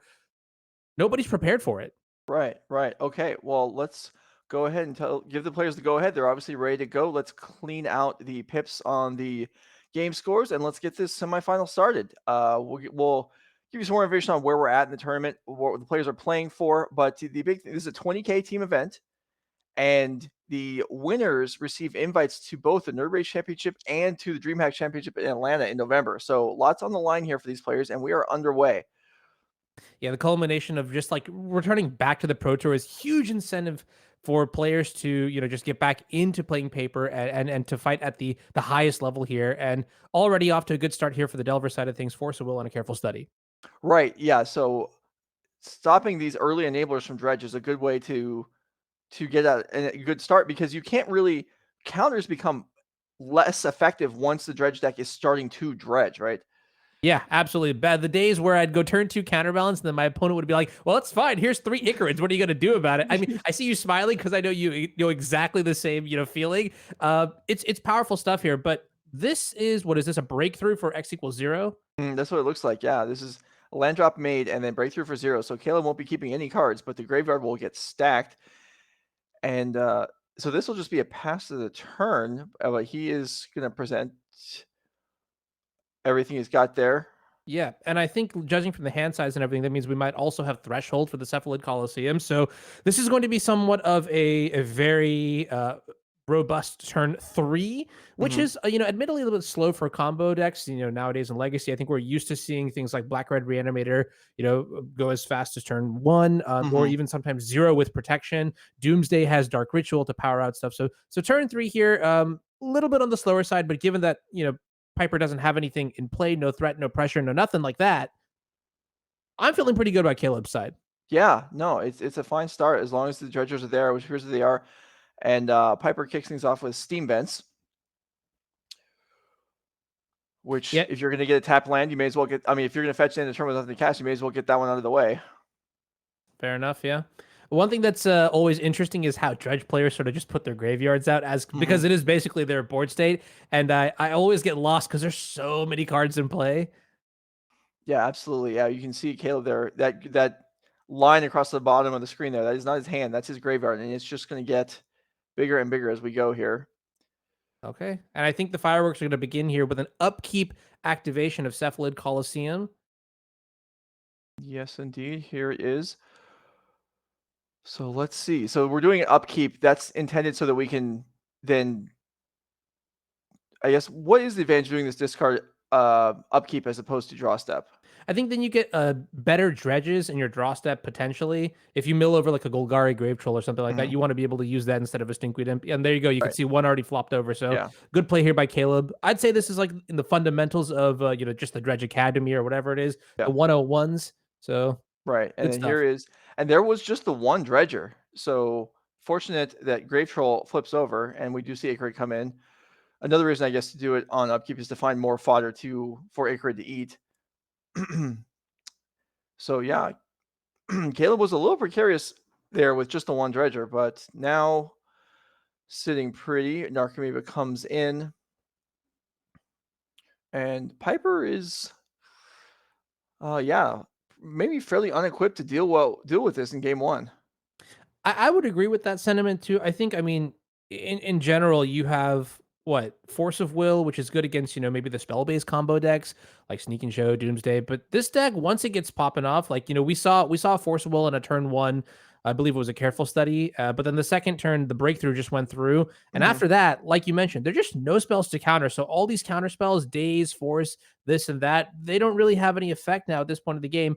And you can also see like Caleb only has one land in play, but I don't think we're going to see another spell really get cast, maybe outside of like Cabal Therapy or mhm. Dread Return if it's in the main deck. Right. Nothing with mana is likely to be cast from now on. I believe there's one bridge. There's at least one bridge. Oh, we're gonna see a therapy here. Creating a zombie token. So yeah, there's the therapy that you were expecting. And I'm not exactly sure what Caleb would be naming even here at this point. Maybe Murktide, or because it's the biggest creature that can block his zombies. Yeah, maybe there's like a sneaky read on expressive iteration. I mean, turn one, no threat, turn two, no threat. Like, what else is Mhm, left in the hand, right? Honestly, anything but Force of Will, because I don't even know how relevant Force of Will really is. One mhm, thing I will say, and this is just something that I've noticed over time, is that Dredge players just happen to be the best Cabal therapy players just in the world, period. And you can see it right there. Hits on the lightning bolt. That is insane for game one. Yeah, no, that's super nice. Yeah, hits blind. And then, well, obviously with 2 iterations, if there's another therapy later on, it's likely to hit if he wants it to. Yeah, I'm just imagining how over this game would have been also if you had named iteration. Both are justifiable. I think Lightning Bolt being able to stop taking out the Lightning Bolt so that it can no longer get rid of Icarids and Narcomoebas and whatever like the like is fairly good. I will say though that Caleb's board right now not as oppressive as I Mhm. would expect for Dredge. I mean, we did see a couple mediocre mills here as expressive iteration now on the stack. Yeah, I agree. Now, this is not, you know, so impressive for turn 3. A lot of decks would be, you know, happy if this is all that Caleb had in play on turn 3. Another reason to name Lightning Bolt is it's probably one of the only ways Piper has to deal with the bridges by bolting a Ledger Shredder of her own. Uh, Yeah, very good point there. Yeah. I think that's one of the few ways you can actually win game one from the Isildur side, whether it is to just wasteland and deny your opponent of mana in like turn one or turn two, or get rid of multiple bridges, bridge from belows, at an opportune time somewhere in the mid game. I always mhm, found that like the turn two like rest in peace line in post board games never felt stronger than the turn 5, 6, 7, and I think the same might even apply to sneaky tactics like um the bolt on your own creature line, like you mentioned. mhm. Yeah. All right. So Piper sorting through this brainstorm, which is probably not the ideal iteration set of cards there. And Caleb will get another turn to just go nuts here. So let's see what he's able to do. Look, I'm secretly rooting for Piper and Zoe and Jesse. They're all great players. We've seen them on the NRG series a lot of times. But something in me is also just I'm cackling seeing that Pyroblast being put back with the brainstorm. I mean, Mhm, suck it. I love to see Dredge as a choice. You're punishing the conventional deck building in the format right now. Um, that being said, though, I think we are slowly getting to the point where maybe Caleb is going to pull just drastically ahead here. I would have really liked to see and I'm not sure if there is one in the hand or somewhere in coming up soon, but a plan towards Murktide Regent because yeah, and you can see here that the board yeah. is just a bit too overwhelming, so we're gonna go Yeah. to game two. Two Icarids was just gonna add a lot of pressure to that board, generating Right. tokens when they died. And yeah. And that's just a match that like Piper is just not equipped to fight that game one. All right, Yeah. so let's go ahead and switch over. We're not going to waste time looking at the sideboards. We're just going to go to where the action is. So we're switch over to Modern here. Zoe Riederman versus Brandon Dalloway. Looks like a couple Dragon Race channelers for Brandon. Not much for Zoe, but then Living End tends to do a lot of work all at once. Yeah, Living End, a little bit scary here. We see two Dragon's Race channelers in play on the other side. And if I had to guess, they are Delirious. I do see an artifact, land, sorcery, and instant in the counterspell here. So they are swinging for 3 a turn each. Now, oh yeah, Zoe at 4 life. This is going to be pretty scary here, but maybe if there is a Cascade spell, we are able to clear the board, vomit a lot of creatures into play, and then just take over that way. I mean, once the Living End is successful to resolve in game 1, I find it difficult for the Grixis Death Shadow side of things to come back. So this is probably going to be the most critical turn. Kind of sweet that we got to just pan in at the right moment. Yeah, absolutely. So the breeding pool coming into play tapped here. So Zoe's not going to go for anything at the end step. So it looks like it's going to be all in on Charlotte's Agent. And that makes it a little tougher because the Force of Negations aren't live during her own turn. But yeah, if a Living End resolves here, there aren't any creatures in Brandon's graveyard, and there are probably, even though we don't have a good side of it, quite a few in Zoe's. So let's see it, and it looks like it's not there. Okay, Yeah. well, moving things along, we'll switch over to Pioneer, as Legacy isn't ready to start game 2 yet. One So thing we I was got going to say about that board state is with the double Dragon's Race channelers, the other 2 lands left open were blue-red duels. So, there was no chance of something like a Drown in the Lock or something. That's true, Kind yeah. of critical. So, Yeah. oh God, this is a All mess. right. Okay, Joe, so we got you're the Pioneer expert here, so you're gonna have to like catch me up and walk me through what the heck is going on here. I see a Goblin token. That's cool. Yeah, we got well, Austin Collins's side is much easier to decipher as we've got the Fable the Mirror Breaker and Buddy token in play versus Jesse Robkin with Cavalier of Thorns, Oath of Nissa, several. Well, I'm gonna have to consult the deck list here to see what an Elvish Mystic, but what are Are you talking about the tokens? Oh, is Asika's Chariot is in the graveyard? Those are Asika's Chariot tokens. That's what's happening. Okay, so cats. Asika's Chariot came into play, and then it looks like it probably attacked once to create 1 extra token. So that's what those are 3 2/2s in play there. So that's a reasonable board there for Jesse Robkin, even if it's not ideal to what Monterey Devotion is frequently trying to do. And Austin Collins here with Graveyard Trespasser, which is a card that I'm very impressed by. Yeah, I think just even if you look at the rate there, 2 and a black for a 3/3. Flip side is 4/4. Ward discarded card. That alone already is pretty sweet. But then the ability to interact with the graveyard in a meaningful way and Sky something happening on the board. Sky Sovereign comes in here, wipes out the Fable of the Mirror Breaker. I may have lost Honorog, but Karn, the Great Creator, wishes for a Sky Sovereign, which is cast and takes down the Fable. And now this is a very powerful vehicle that the black-red deck is just not going to have an easy time dealing with. And there it is. That is the end of the game. Okay, so things are happening quickly here. We get 3 games decided, and I guess let me know if Honorog returns. Testing 1 2. Oh, there you are. Okay. I am here. Yeah, that was pretty exciting. I was I don't know if the audience could hear me or not. Just going on about Graveyard Trespasser and how it's a pretty sweet card, but no time to reminisce on Pioneer because we're going into game 2 for Legacy. And I mean, I'm just gonna straight up say it. I think this dredge deck might be a pretty good choice here. It really does just depend on the sideboard here from the Delver side of things, and it looks like there are okay. I see 2 Force Negations, 2 Counterbalance, 2 Surgical Extraction. That one's gonna be pretty good. Pyroblast Meltdown, Price of Progress, Pyroclasm. Okay, that's a sweet one. Maddening Hex and Submerge. There's really not too much here, like for dedicated Graveyard Hate, just the 2 Surgical Extractions. I think Pyroclasm could be pretty sweet for evening up the board, but otherwise, it doesn't feel great. And I think the fact that Caleb has made it here this far into the event, you don't get this far into an event without playing against a lot of Delver. Right. So I think if I had to put a bet, I'd say Caleb's going to take this game in 2. Yeah, I think he does seem to be fairly well favored. And you're saying this Pyroclasm is good, and I agree with you. However, it's only going to be good when Caleb's deck is functioning. So it's a way for Piper to catch back up once she falls behind. So the surgicals really are the key card to prevent Caleb from getting out of control. And what you just said, there's only 2 copies, so that's asking a bit. Although there is a copy in hand. Oh, yeah, okay. Well, I mean, that's what you want to see this early on. And I think we got lands and spells as well. One thing that I was really interested when I mentioned the Pyroclasm, typically these sort of Delver strategies, they're going to be playing rough tumble so that it doesn't kill your flyers. Mm-hmm. But then I looked at the list. There's no Delver secrets. Mm-hmm. So Pyroclasm makes a lot more sense. You just need to make sure that your Dragon's Race channelers are delirious. Right. Maybe, and then it gets much better. Because I guess that means you could also technically bring it in the mirror and mise on some value there, which is to me kind of hilarious. Yeah, sure, that could definitely work. Also, I mean, if Piper kills her own creature with a Pyroclasm, that's not the worst thing when there's Ridge from Below on the other side. Yeah. I mean, Yeah. Caleb would get the tokens anyway from that turn, but still, it's something for the long game.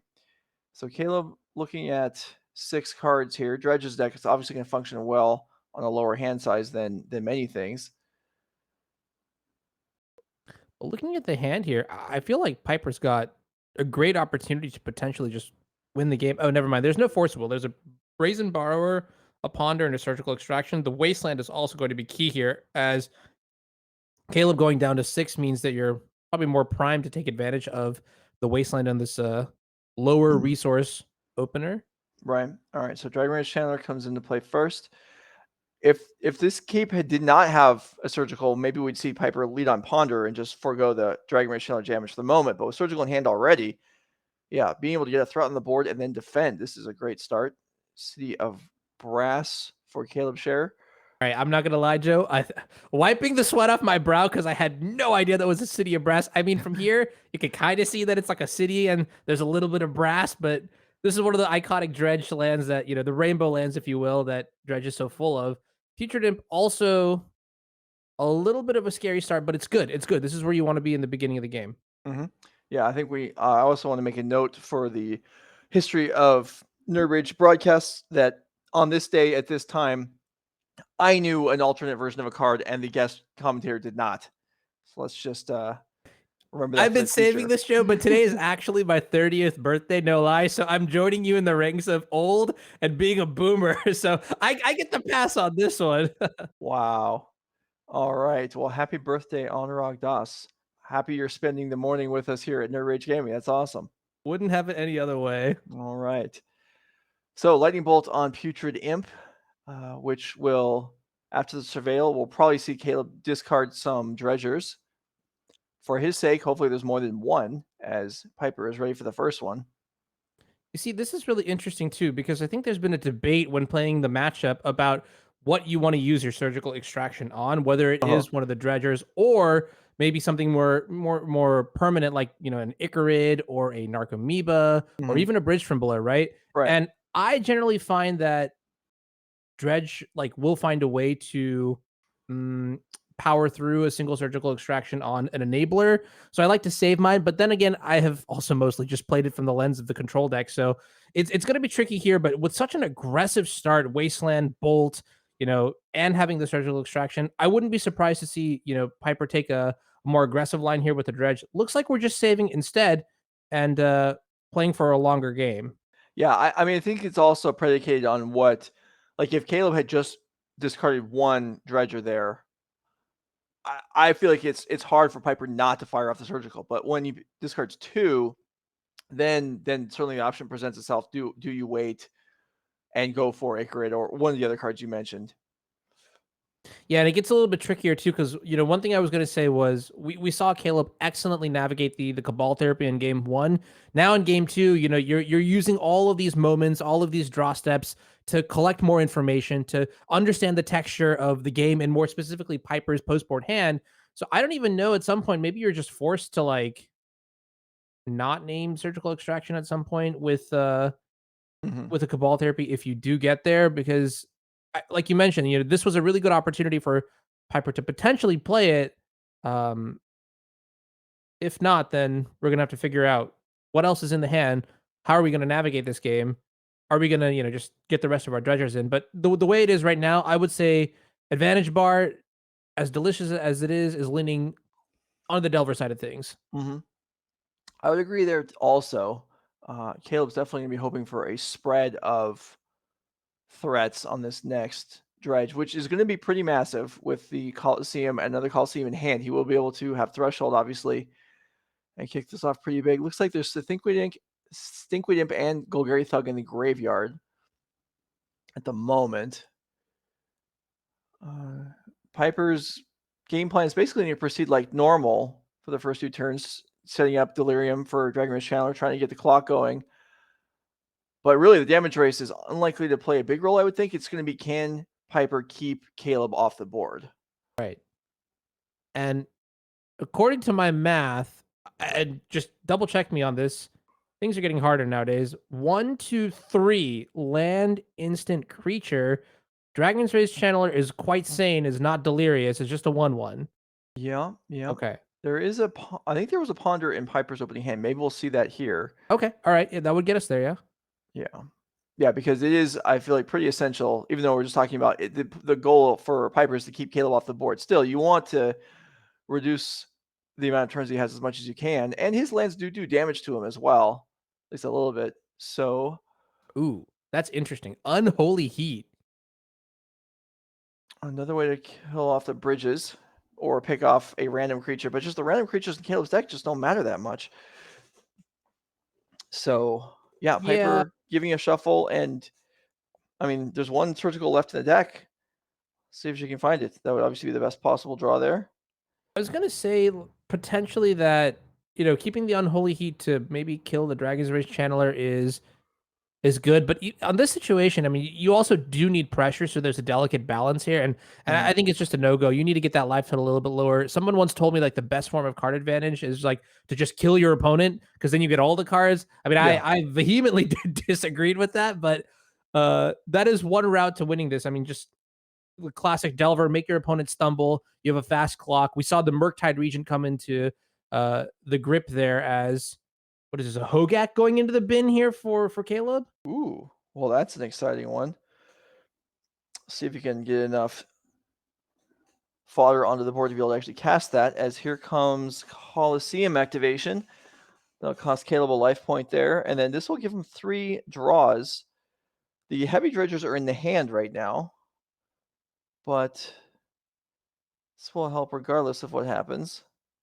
And Piper, so I wonder, so Piper kept 7.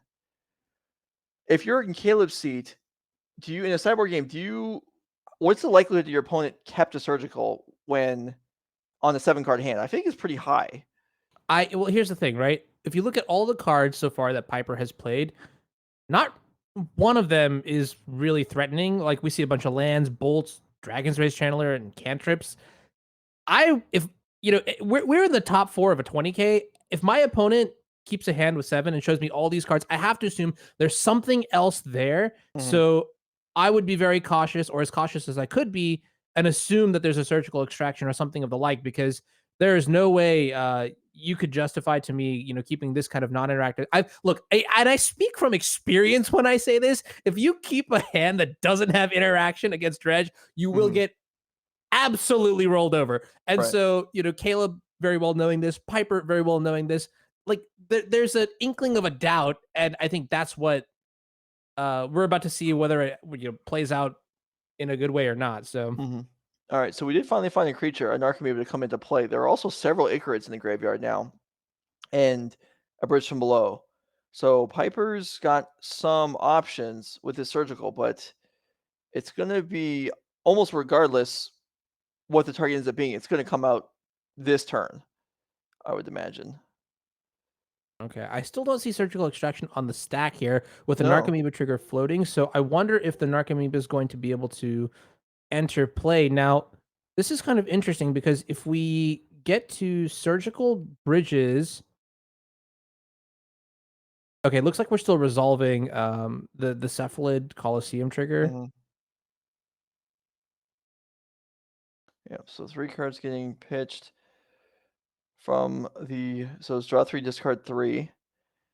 And now, I mean, you talked about the potential of Cabal Therapy and whether you would name surgical extraction, which seemed kind of silly, but we are very near the point where that actually could happen. Right, so this is starting to get to the point where, like, especially in paper, with all of this action that we just saw here, right? It was like, wait, pause, let me finish doing this. Something's going on. There's a chance that I mean, okay, I think at this point, Caleb might very well know that there's a surgical extraction going on, or sneaking around in Piper's hand. Which now brings us to the next level: is that are we just forced to use the surgical extraction on the Narc Amoeba? Because if we don't, you can bet that Caleb's going to flashback the Cabal Therapy. That's the first card that Caleb's going to name. So Mhm. we're slowly getting to the point where the window of opportunity for surgical extraction to be like this, like in the dark blowout, is dialing down. And Right. here's the thing, right? Surgical extraction is really good against Dredge, but there's so few cards that are actually good against Dredge that you bet Caleb is going to have it on his radar, and you bet that that's one of the few things that he's going to try to play around. Right, absolutely. And this is open deck list now in the top 4 deck lists. Players are able to review their lists before sitting down to play, so he knows what Piper has access to. It's not a guessing game on what kind of hate there might be. And yeah, so this is so let's just go through the options here while Piper's giving this some thought. If Piper surgicals the Narcomoeba from the graveyard right now, this will be the end of Caleb's turn. Then next turn, the Ichorids will all jump back into play with Cabal Therapy able to be cast and Hogak potentially. If the other options are to name the therapy, so the Narcomoeba can't be sacrificed here, the bridge, the Ichorids, I mean, there's a lot of choices, and there's only one surgical. So here is the therapy on the stack. So the Narcomoeba did come in. This is tough. I don't know what the right decision is. I really don't either. And I will say that the Hogak definitely does complicate things as well, because Mhm. I mean, so I think at this point, okay, naming, you probably go after. Okay, I take it back. This is complicated, Jim. Yeah. So this is. It looked like Piper was selecting Ichorid, but it's actually Piper just identifying what all's in the graveyard, and Caleb saying like, "Yeah, you got a surgical. Okay, What do you want to do?" I think my answer is I'd go for the Bridge from Below's. Mhm. Because we have the Murktide Regent in hand, we can Yeah. somewhat temper the aggression from Ichorid. We could just, I mean, it's kind of silly to say that we're going to just race a bunch of free 3/1s with haste coming into play every turn, but we are going to race a bunch of free 3/1s coming into play every turn. So, that is what it is. And extraction is resolving. It looks like we're going for the Ichorids. Ichorids. Okay. Okay. All right. So Ichorids are out of here. One zombie token will come into play. And then you talked about these dredge Cabal Therapy snipers. So Caleb still got this Cabal Therapy on the stack. So we know there is the Murktide, which potentially could come down as a pretty sizable blocker and attacker, but Caleb's got one shot here to blindly take a card out of Piper's hand. We'll see if that's able to be hit or not. Yeah. I mean, I think at this stage of the game, understanding what's important and what's not. Oh, that's crazy. I mean, we named Lightning Bolt earlier. I think that one was pretty straightforward. Naming Force of Will or something like that, I'm not a fan of. Maybe, I mean, the process of elimination, right? You can name Mhm. Expressive Iteration, but is that what the game's about at this point? And then there's also Murktide Regent. So it's not really conventional to name like a creature, but Murktide Regent is quite warping, and I wouldn't mind it, Mhm. but I do think this is going to be make or break here. This Cabal Therapy for the rest of this game. Oh wow! Caleb is on top of it. He just doesn't miss. Yeah. I told you, Dredge players are in. I mean, okay, well, here, this is both a dig and both like a compliment, but like when your only interaction is just Cabal Therapy, you better be good at it, Yeah. otherwise you're not gonna win. No surprise. I mean, this is probably a holdover from like the Gitaxian probe days. I mean, Caleb not really shy to Cabal Therapy, but we're seeing this. This is good magic right here. Absolutely. All right. So there was a second therapy. So iteration gets knocked out as well.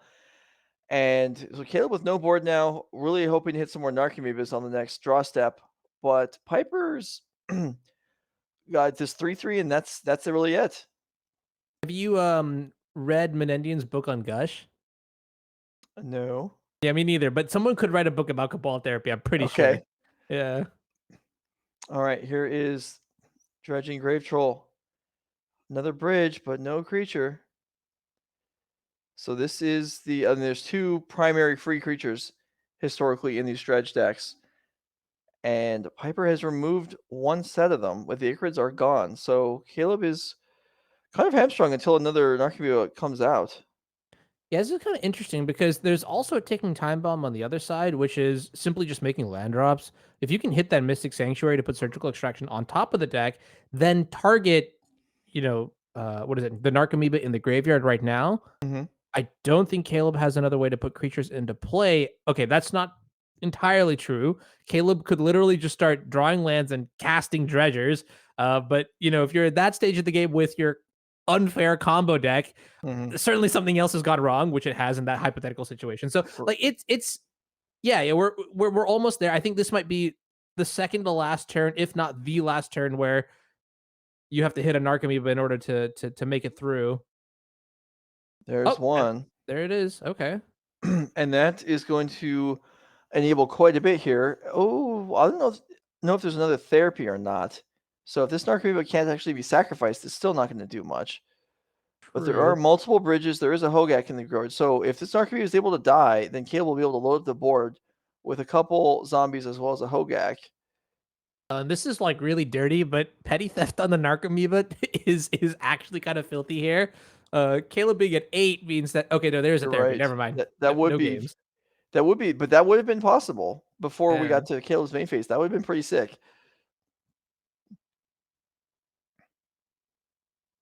This is okay. This is to bounce one of the tokens on the way in.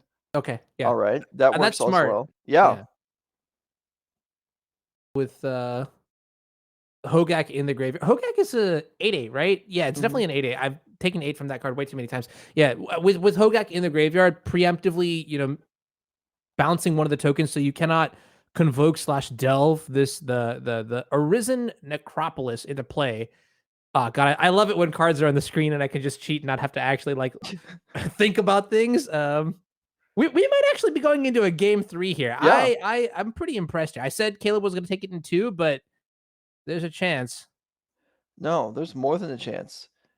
Stinkweed Imp is dredged. There are still a couple more Narcomoebas. Unclear how many cards are left in Caleb's deck. It's not a huge number. That did not provide much help, and that's gonna do it. Okay. Okay. All right, Modern it is. We're going to game 3 in Modern. Jesse Robkin has defeated Austin Collins in Pioneer. So only one more game win will put the team of Robkin, Riederman, and Powell into the finals. Turn 1 Ragavan, though, for Brandon Dalloway is a good way to start off game 3 of their match. Indeed it is. A little bit of work here left for the Collins Dalloway Share team in order to take the dub here, but they're playing against arguably the most powerful mages, in this top 4 here. I wouldn't be surprised that this is how it is right now. Living End versus Grixis Death Shadow. I tend to favor Death Shadow decks in these situations. Generally speaking, the deck that has a lot of cheap interaction, thought Mhm. seizes, and 2 mana counter spells, and even post board, you're bringing in all your relevant interaction. And speaking of relevant interaction, we should also just check out what that actually means for the Grixis side of things here. So as I pull that up, All right, I would say this is a good start here for Brandon. it definitely is. This is not a matchup where Ragavan is going to often find a card to play, but the treasures are still valuable. And here we see Dragon Rage Channeler and a Thoughtseize. So the interaction you were talking about, surveilling an extra way Ragavan away, that's nice. And okay, the way the first card came out of hand, I thought maybe it was going to be a pitch for a Force of Negation, but instead it's just the resolution of Thoughtseize, revealing Curator of Mysteries, Brazen Borrower, Endurance, Street Wraith, a Forest, and a Scalding Tarn. Interesting here. While they figure out what the Thoughtseize target is, and I can see Joe sort of just like leaning into the camera, just like trying to read the cards and figure out, oh, what would I take here? You can't see this stuff on the screen here, but it's just, if I can take a dig at Joe, I definitely will. One thing I do want to mention is that I did say earlier that, the Grixis deck is probably favored in Mhm. post-board games, but keep in mind, Zoe also won the first post-board game. So I might just like eating my own shorts here. I don't know. All right, so you're looking at the list. What did you find there? What does Brendan Dalloway have here for? A decent chunk of stuff, actually. So 2 Okay. copies of Unlicensed, 2 Spell Pierces, 1 Chalice of the Void, 1 Flusterstorm. Those are cards I definitely do like. To round out the sideboard, there's a couple Terminates, 3 Mystical Disputes, Snapcaster Mage, and K Command. I'm not. And then 2 copies of Dress Down. And the last few cards I'm not a huge fan of. Maybe Terminate could help in certain racing situations and things like that. But otherwise, I think we have a solid, at least 5 cards, 6 cards that we're Mhm. bringing in here, and they all spell the same story here, which is low to the ground interaction and then cheap threats. And I'm just going to take a lot more game actions than you are, and develop this board that you can't come back from, as is Right. typical with tempo strategies. Yeah. Okay. So Regiman connects again. 2 treasures now. Maybe something Architects of Will. Okay. Brandon could cast that. It does have an ETB ability that's Yeah. very relevant. All right. Chooses against. Gonna hold up the mana. It's nice that John the Lock is basically guaranteed to connect on anything in this deck, because the graveyard's always full for Living End, and even if it's not, it doesn't take any cards in the graveyard to be able to counter the Living End itself. Which And this I is pretty guess, good discipline here from Brandon's side. I think I saw a copy of Counterspell in the hand here, and choosing not to take the free value off of to Ragavan is I mean, in this situation, I think and at this stage and at this like tier of gameplay is probably straightforward for these players. But I do want to commend that, we're not topping out of our mana. We're understanding that putting a 3/3 into play is not what the game is about right now. The game is about making sure that I just don't get completely blown out by powerful interaction, like Living End and the Sweeper and all these sort of things. I actually, oh my goodness, is that a second copy of Counterspell? Is that two? It's hard to see from I'm not here. sure, but it's at Yeah, least one. Yeah. because if it is, I would just say that we're gonna go back to Legacy and see how that Delver versus Dredge match is playing out, because this is a really scary hand here. Mhm. Um, and not so much the board, but we'll eventually get there where the Dragon's Rage Channeler will become delirious and whatnot. Yeah. We are also in a board state where if Zoe just hard casts a Curator of Mysteries, that's actually the best creature on the board if it makes it into play. Please don't So say that. Oh no. we'll see. We'll see where we get to here. Zoe does have a land drop, no red mana, and Yes, no Shardless our Agent. game with $100 mythics is just going to devolve into I have a 3 for it. Is my draft playable going to beat you? Yes, it will. Okay. It happens. We certainly saw a little bit of it yesterday. All right, so a third land for Brandon here, and yeah, you're right. If he's just 2 counterspells in hand, that's already a lot with the pressure on the board for Zoe to deal with. Agree. This is a weird dynamic too, because I don't remember what exactly the thoughts he's took earlier on, but if it wasn't the endurance that we saw in the hand, then we have a problem here from Brandon's side, because you're right. Now suddenly these big booty blockers are going to be a problem. Sorry, I'm still taking a take here. It's my birthday. I get away with a couple things here, Joe. Of course. Yeah, it's a problem, because like now you have to expend your counter spells on cards that you don't really want to. And honestly, countering a 3/4 is good for Piper. Sorry, for Zoe, because you just bring it back into play with Right. your cascade spells. Yeah, absolutely. Yeah, it's a very unproductive counter. But on the other hand, then is Brandon just gonna pass on the turn here? I mean, that's not great either. Right.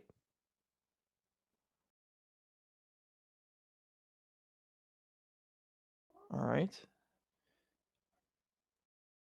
Dragon Shell number 2 onto the board, and it is Watery Grave and perhaps two counterspells, but just 2 cards. So okay, here's an attack. So this means that yeah, counterspell is going to fire off here.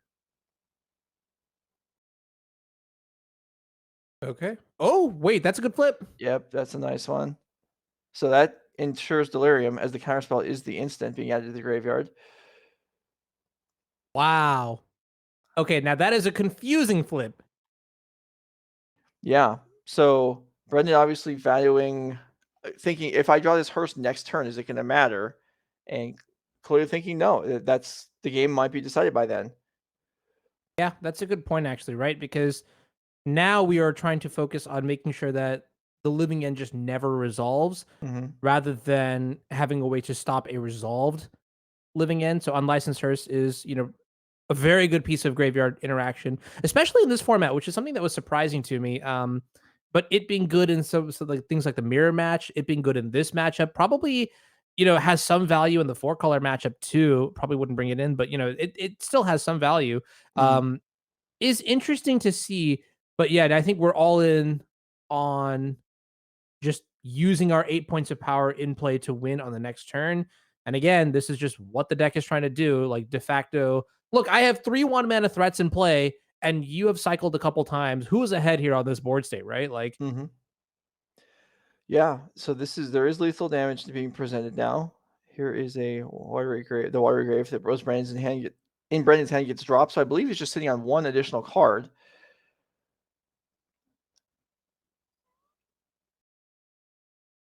okay, this is it. This is the turn, and it's Yeah. very possible to get out ahead here. Something like a grief, take your last card, and then cascade, and Zoe Right. Reederman can just steal this game 3, but as it looks right now, 8 points of power in play. The Dragon's Rage Channelers are delirious. Wait, 3 plus 3 plus 2. Okay, yeah, they are delirious.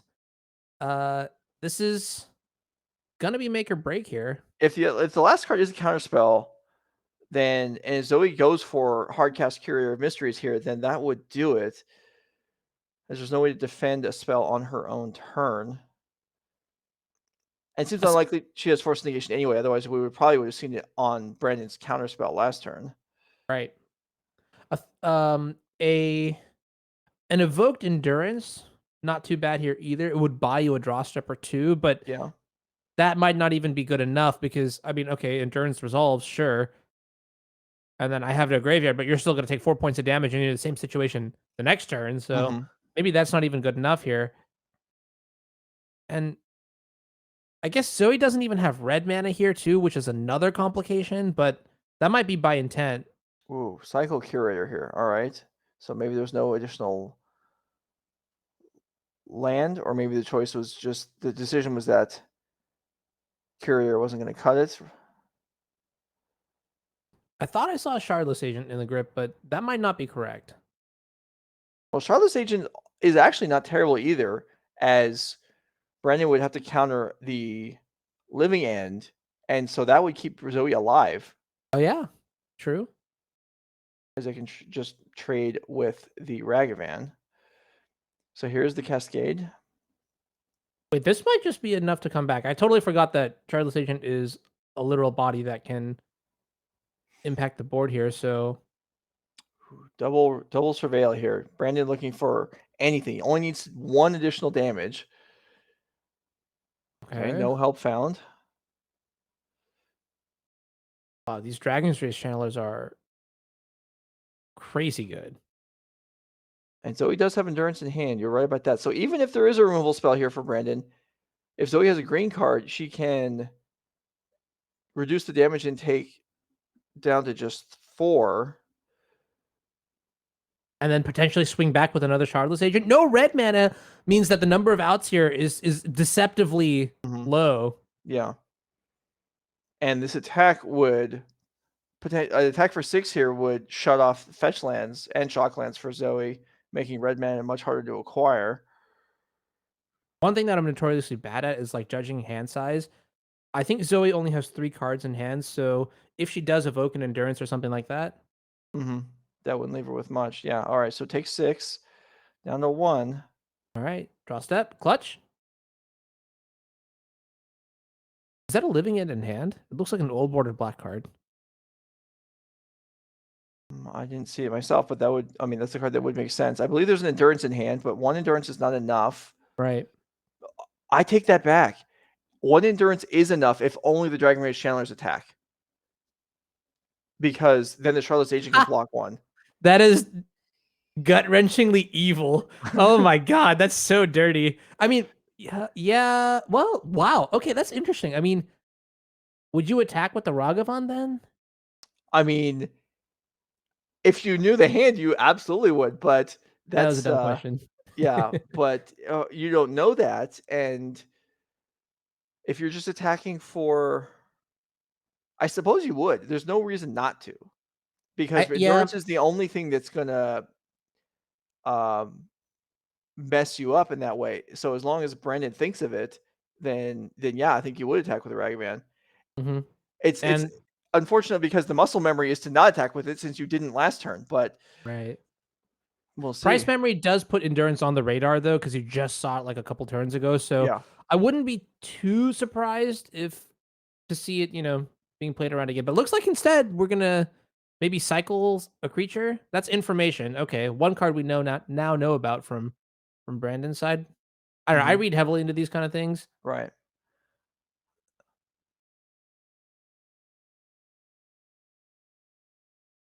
and it's a good cycler too. It's Waker of Waves, right? That Could be gives you a Waker little of bit of Waves. selection too, right? Could be Sky Turtle. There is a Misty Rainforest in hand. There is the Waker of Waves. All right. Right. Better hope one of the two is good. Well, at this point, when we need a land for Zoe, that's not Okay. going to do it. Uh-oh.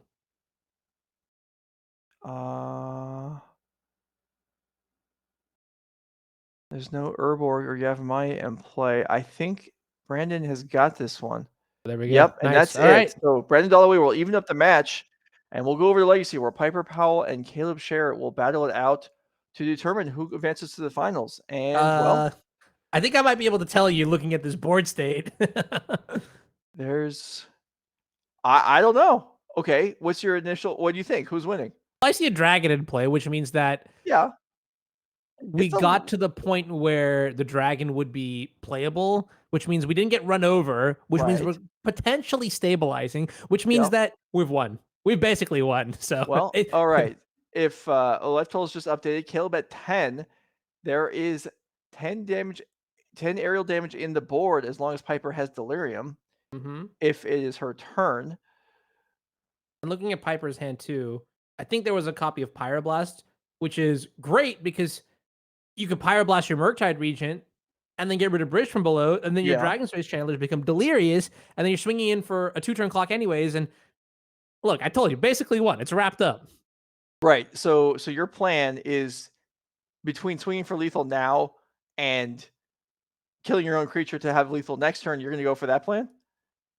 Look, Anurag Das, ladies and gentlemen, on his no, birthday wait a with minute. the key tech. Yep. No. I got you. See, look, Dragon's Race Channelers are not delirious yet, but with the Pyroblast on the Murktide, then they will. I think, because I see Wasteland, Unholy Heat, Force of Will, and Brainstorm. So that's 3 Right. card types. So, Yeah. Well, how about Pyroblast on the zombie token to try and get Delirium? I mean, you're putting back 2 cards. It looks like we're resolving a Brainstorm right Yeah. now, anyways. Yeah. So I guess. Well, Pyroblast looks like it's going back. Okay. All right.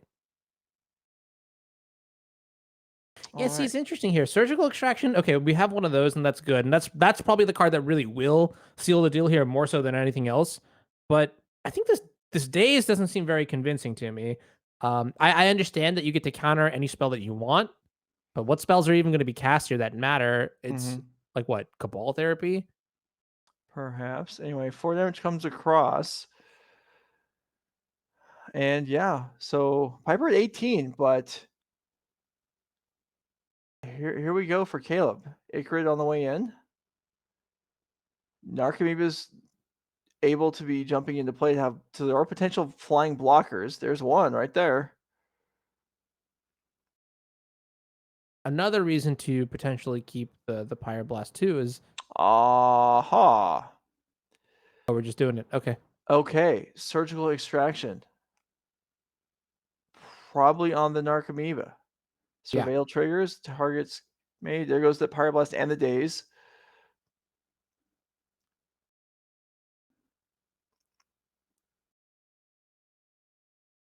All right, right. so is this going to do it? There's also a Daze. Are we dazing our own surgical and paying for it? That's okay. Interesting. Well, there's a sorcery. All right. They fly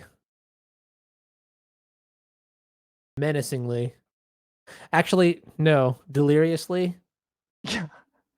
All right, so we did see surgical on Narcomoeba. Daze, pay for it.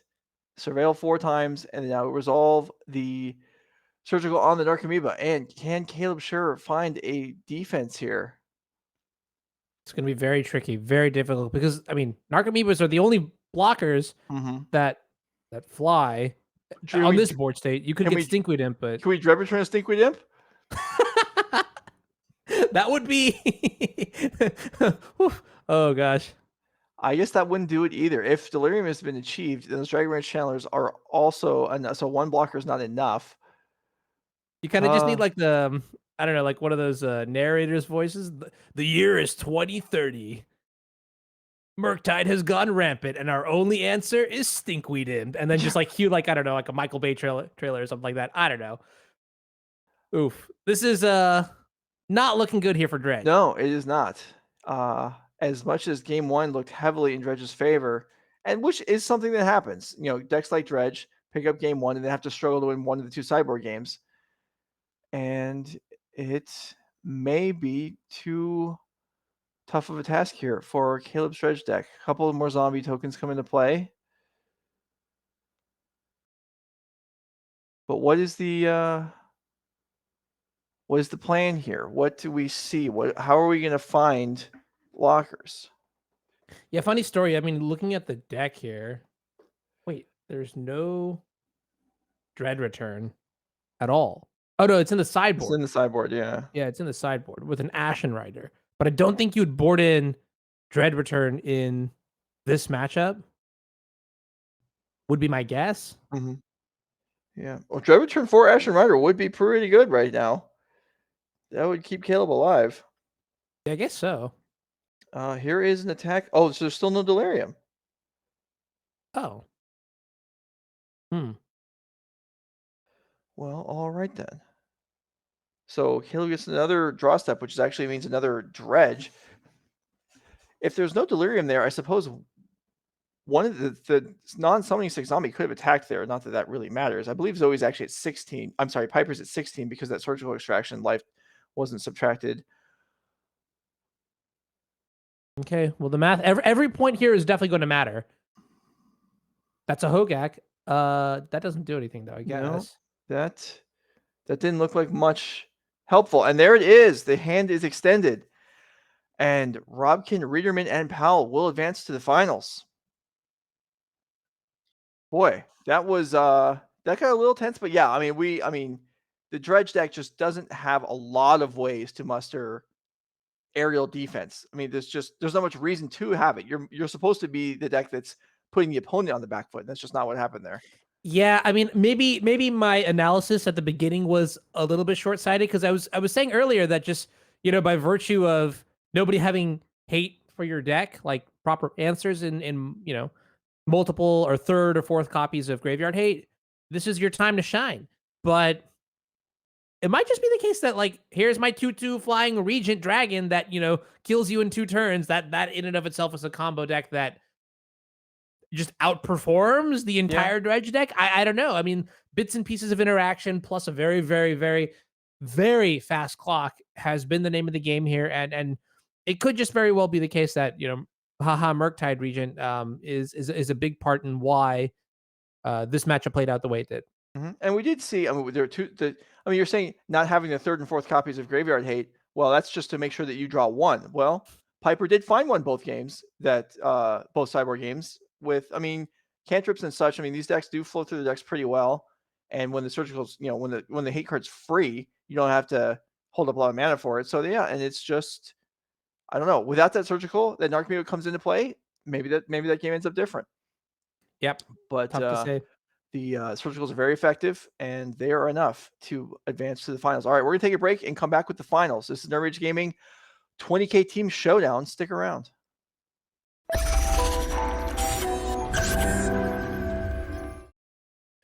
All right, we are back. Arrog's here, setting aside his birthday festivities, at least for a couple hours, to be here for the top 4 and the finals. So we have the finals upcoming.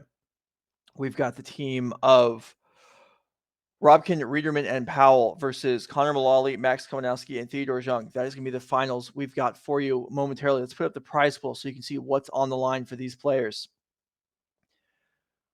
Lots of cash. I think it's 6,000 for the winning team. There you go. There's 6,000 winning team, 3,000. So $1,000 per player on the line here, as well as NRG Series points and 2 sets of invites. That's right, 2. The winning team all get invited to the Nerd Rage Championship at the end of the year and the DreamHack Showdown in Atlanta in November. So pretty big deal. I'm not sure which one of those invites the players would value better. That probably comes down to the individual.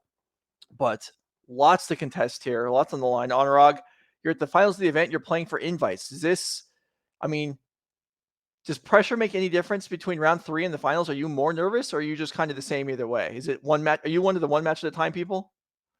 I like to pretend I am, but the Okay. reality is I'm just a human being, and looking at a large sum of money, but more importantly, these invites, it can get to me, right? The good news is that, you know, if I was at the event right here, you'd be on my side, so you'd stabilize me, Joe. You'd be like, get yourself together. You're a grown 30-year-old man. You don't have time to be afraid. We're gonna win this one. We're gonna crush him. Ah, like that. You know, that's exactly how I envisioned you being, Joe. If you were, that is exactly, yeah. I am absolutely not one of those people that's like one match at a time. It's all good. We're just like having a good time. I would super be stressing, I mean, but I can totally see it. Like just yeah. Joe with the war paint, 2 strikes on one cheek, 2 strikes on the other. Just that would be great. Honestly, you know, it's funny because Joe, I know you offered to team with me at other events, and that is something that I definitely need to collect on. And I will just secretly bring in like a little bit of glitter for us to wear, you know. And that, look, it's camaraderie, right? It's which team knows themselves better. And they're clearly going to be. It's the best team wins. So, you know, teamwork is the name of the game here in this event, and I'm excited for the finals. What teamwork? Yeah, I offered to come across the country Look, to I play know, in the I team know, I event with you, know. and you're like, you know what? I'm not that interested. I'm going to be there. I'm just not that interested in playing with you. I'm like, oh, Yeah, and instead, if you think about it, I spent the whole day with your voice, you know, in my ear, listening to you talk all day. yeah. Think about It would have that. been That's the a pretty same. big commitment right It there. would, yeah. I mean, yeah, it was the same. You committed the whole trip. You just didn't play. I mean, you got your thing. You got if those of you who don't know, Onrog has assembled his guerrilla coverage of the SCG Con events for the last few months. He's having a good time doing that. So you should definitely follow him if you're interested in the coverage of those events. I've participated as well in that. And then I suppose you should also follow Nerd Rage Gaming for further updates on our events here. While yeah, I hear in the ear, I'm being congratulated. That right there is exactly how many times I remembered to request you guys to follow yesterday. That being one. But all right, players are shuffling up, getting ready for the final. So thanks for being here with us this morning. Once this event is over with, we will take a break, and then we'll pick up the modern event, which is starting around about right now. So we may actually be able to pick it up in round 2, unless this match goes very long. Maybe we'll start in round 3, but we will have Magic coverage all day long today. So thanks for being here. Let's get this finals going. All right. Piper on what I say is a variant of Is It Delver, featuring 0 copies of Delver of Secrets and multiple copies of Ledger Shredder. And then on the other side is young Theodore Jung playing a more stock list with the full 4 copies of Delver of Secrets. Outside of that, I mean, these decks are going to play largely the same. There are a couple differences here that make a big deal for the Shredder version, which is, I believe there are 2 main deck copies of Unholy Heat, very good at sniping off, 6/6 and below Murktide regions, which, you know, late game is something that could definitely happen. But otherwise, I think we're going to see a lot of back and forth here with respect to, just developing your mana, playing your iterations, playing your threats, trading 1 for 1. Actually, now looking at the list, there's a really big difference between the 2 decks that I think is important, and that is the full 4 copies of Wasteland on one side, on the Delver side, versus just the 2 on the Shredder side. So that's the denomination that I think I would use to distinguish these 2 decks. Is Piper's playing the Shredder version, Theo's playing the Delver version. So yeah, Wasteland being a 2 of, Days being a 3 of, these are it's an open deck list at this point, and these are, this is information that you can take advantage of for sure. Right. So speaking of information you can take advantage of, do you think Piper's giving anything away with that island tattoo? Just telling the opponents, "Oh, I'm playing blue mana."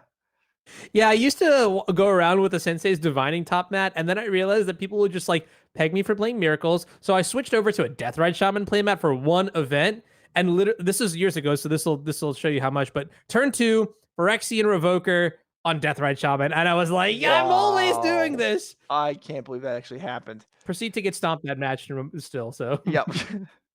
All right, so no plays in the first couple turns here. No creatures anyway for Theodore and Piper. Maybe a little bit surprising, but respecting each other's plays and just sitting on removal, I guess. Yeah, it's kind of interesting, but I really do think these is it mirrors will just boil down to, well, any exchange that doesn't result in a one for one. So that means resolving expressive iteration. That means resolving well, I mean, I guess that's really it. Or just like, maybe getting like a critical days off at the right time. Mhm. Mystic Sanctuary on expressive iteration will also be pretty important here. And that's where, something like uh, Wasteland will play a pretty big factor, just in the sense that if Theo's able to develop his own mana base more than, Piper is, then we could see like just multiple castings of expressive iteration, and that would be used to Mhm. pull ahead here. Right. All right. So 2 Delvers here for Theodore. One gets scratched off by an Unholy Heat. If you're looking for the deck lists, they are or should all be available at this point publicly on MTG Melee. You can find all the deck lists for every team and player in the event. Let me rephrase that. Everyone that submitted their deck online, if people there are a few players usually who hand in paper deck lists. Those ones may not be typed in yet. I'm unaware whether that's the case or not. But yeah, this information is now publicly available to anyone who wants to see it. And as Ari was saying, we're seeing Delvers versus not Delvers. So I would think then the player playing Delvers really wants to get out ahead, because Shredder versus Delver is going to be favored in the mid to late game. Yeah, I think so too. I mean, like, looking at Piper's hand, her hand really does embody what I think the matchup will boil down to from her side, which is that we're just playing blue red control. Like we are playing Drago. We have multiple copies of Pyroblast to handle problematic spells like Iteration and Murktide Regent. We Mhm. already have a Bolt here to tame this Flip Delver of Secrets. And then after that, it's just making sure that, we align our answers with the right threats and Mhm. spells. And look at that, even at this point, we're taking 3 points of damage. I mean, we're playing the controlled role here. This is Yeah. important to stop, yes, and Yeah. I like this too, because we're playing around strange things like, maybe double days or things like that. We can the Delver is Delver will be we can answer that whenever, but Mhm. And we are also going to see the Bolt take down the Delver here post combat. So would you say if a Pyroblast hits anything besides an Iteration or a Murktide, was that potentially undesirable? Is that something that you really have to think hard about if that's worthwhile? yeah, I would have to smell blood in the water to target like a Brainstorm Mhm. or a Force of Will. Well, and the Force of Will, okay, that Force is different because that is another 2-for-1 exchange that I'm Right. pretty happy about. I mean, in post board games that will be a lot rarer, but this Right. might be a little bit brutal here for Theo. As yep, yeah, iteration finally going to resolve. Yeah, and the Pyroblast getting dispatched by Daze, and so we're already on turn 4, and Daze is going to lose a little bit of its value. This is not the spiciest iteration of all time, but I'm sure Piper will take it. Hmm. And what's interesting is that Piper did have the option to cast this on turn 2, but you can see the massive amount of respect here for Days. It's going to it's going to play a big role in when spells are going to be cast and how spells will be cast in this Mhm. matchup. Days, just one of those iconic cards in Legacy, has been around forever and has been, the subject of a lot of discussion, but it's a very powerful effect. And it, in my opinion, makes Legacy what Legacy is today. It's Mhm. just a free counterspell for Spike that radically shifts what you're allowed to play in your deck, how you play it, when you play it, what colors, things like that. So, All right, so Ledger Shredder is the draw off of the Mishra's Bauble. Piper did have 2 in hand, did deploy both of them, trying to just cycle into some better stuff. And having those 2 fetch lands in play, there is the filtering element added in from knowing what the top card of your deck is. right. And So, looking at just like hands in general, I think Theo's hand suddenly seems to be falling off here, as there's a copy of Days Bolt. More importantly, I don't see a way for us to like, generate large amounts of advantage here. The mhm, fact that this first iteration has resolved, to me, it just sounds like Piper's going to snowball off of that, right? Next turn, we can put our 4th land into play, fetch a Mystic Sanctuary, cast the iteration again, mhm. and then start putting creatures and then start converting in a meaningful way. But it just starts with generating more resources, breaking that dynamic of I'll play one card, you answer it with one card. I'll play another card, you answer it with another card here. No, this is a strict. I'm drawing 2 cards here, and unless you draw 2 cards too, you know, I'm just gonna drown you out in this Right. advantage because Delver really only does the 1-for-1 exchange for the most part. So All right. So here we have Shredder coming in. Connive on the way. So Piper doesn't have an excess land to discard yet, but we'll see how far we get here. Okay. Shredder is going to get picked off. So there will still be Connive, but now discarding a spell is less relevant. And it's going to happen anyway. A Ponder goes. So that's going to tell Theodore that the Piper's hand is pretty good. yeah, it's funny because I was talking to a couple Delver aficionados, and they're like, "Yeah, I really don't like Ledger Shredder because every time I discard a spell, it's just a good spell." And I'm just like, "That's the problem you have with your deck." Oh man. Yeah, that's those. That sounds like someone you don't want to even be talking to. We do see impressive work already for the team of Robkin, Reederman, and Powell as the number 7 seed. So they've had to win on the draw here in these elimination matches. Mullally, Kaminowski, and Young as the number 1 overall seed doesn't have to deal with that. But Piper looking in good position to be able to break serve here in game 1. Certainly not behind at this point. Another bolt takes out a Shredder with Connive on the stack. Yeah, it's super interesting because I almost wonder if, like, in this sort of matchup, like, you want to be on the draw. At the end of the day, what ends up happening, right? Like, you are playing a pseudo mirror match, but you're slightly bigger, which means you're going to be very good at stabilizing the board. Unless you get completely run over by like 3 wastelands or something.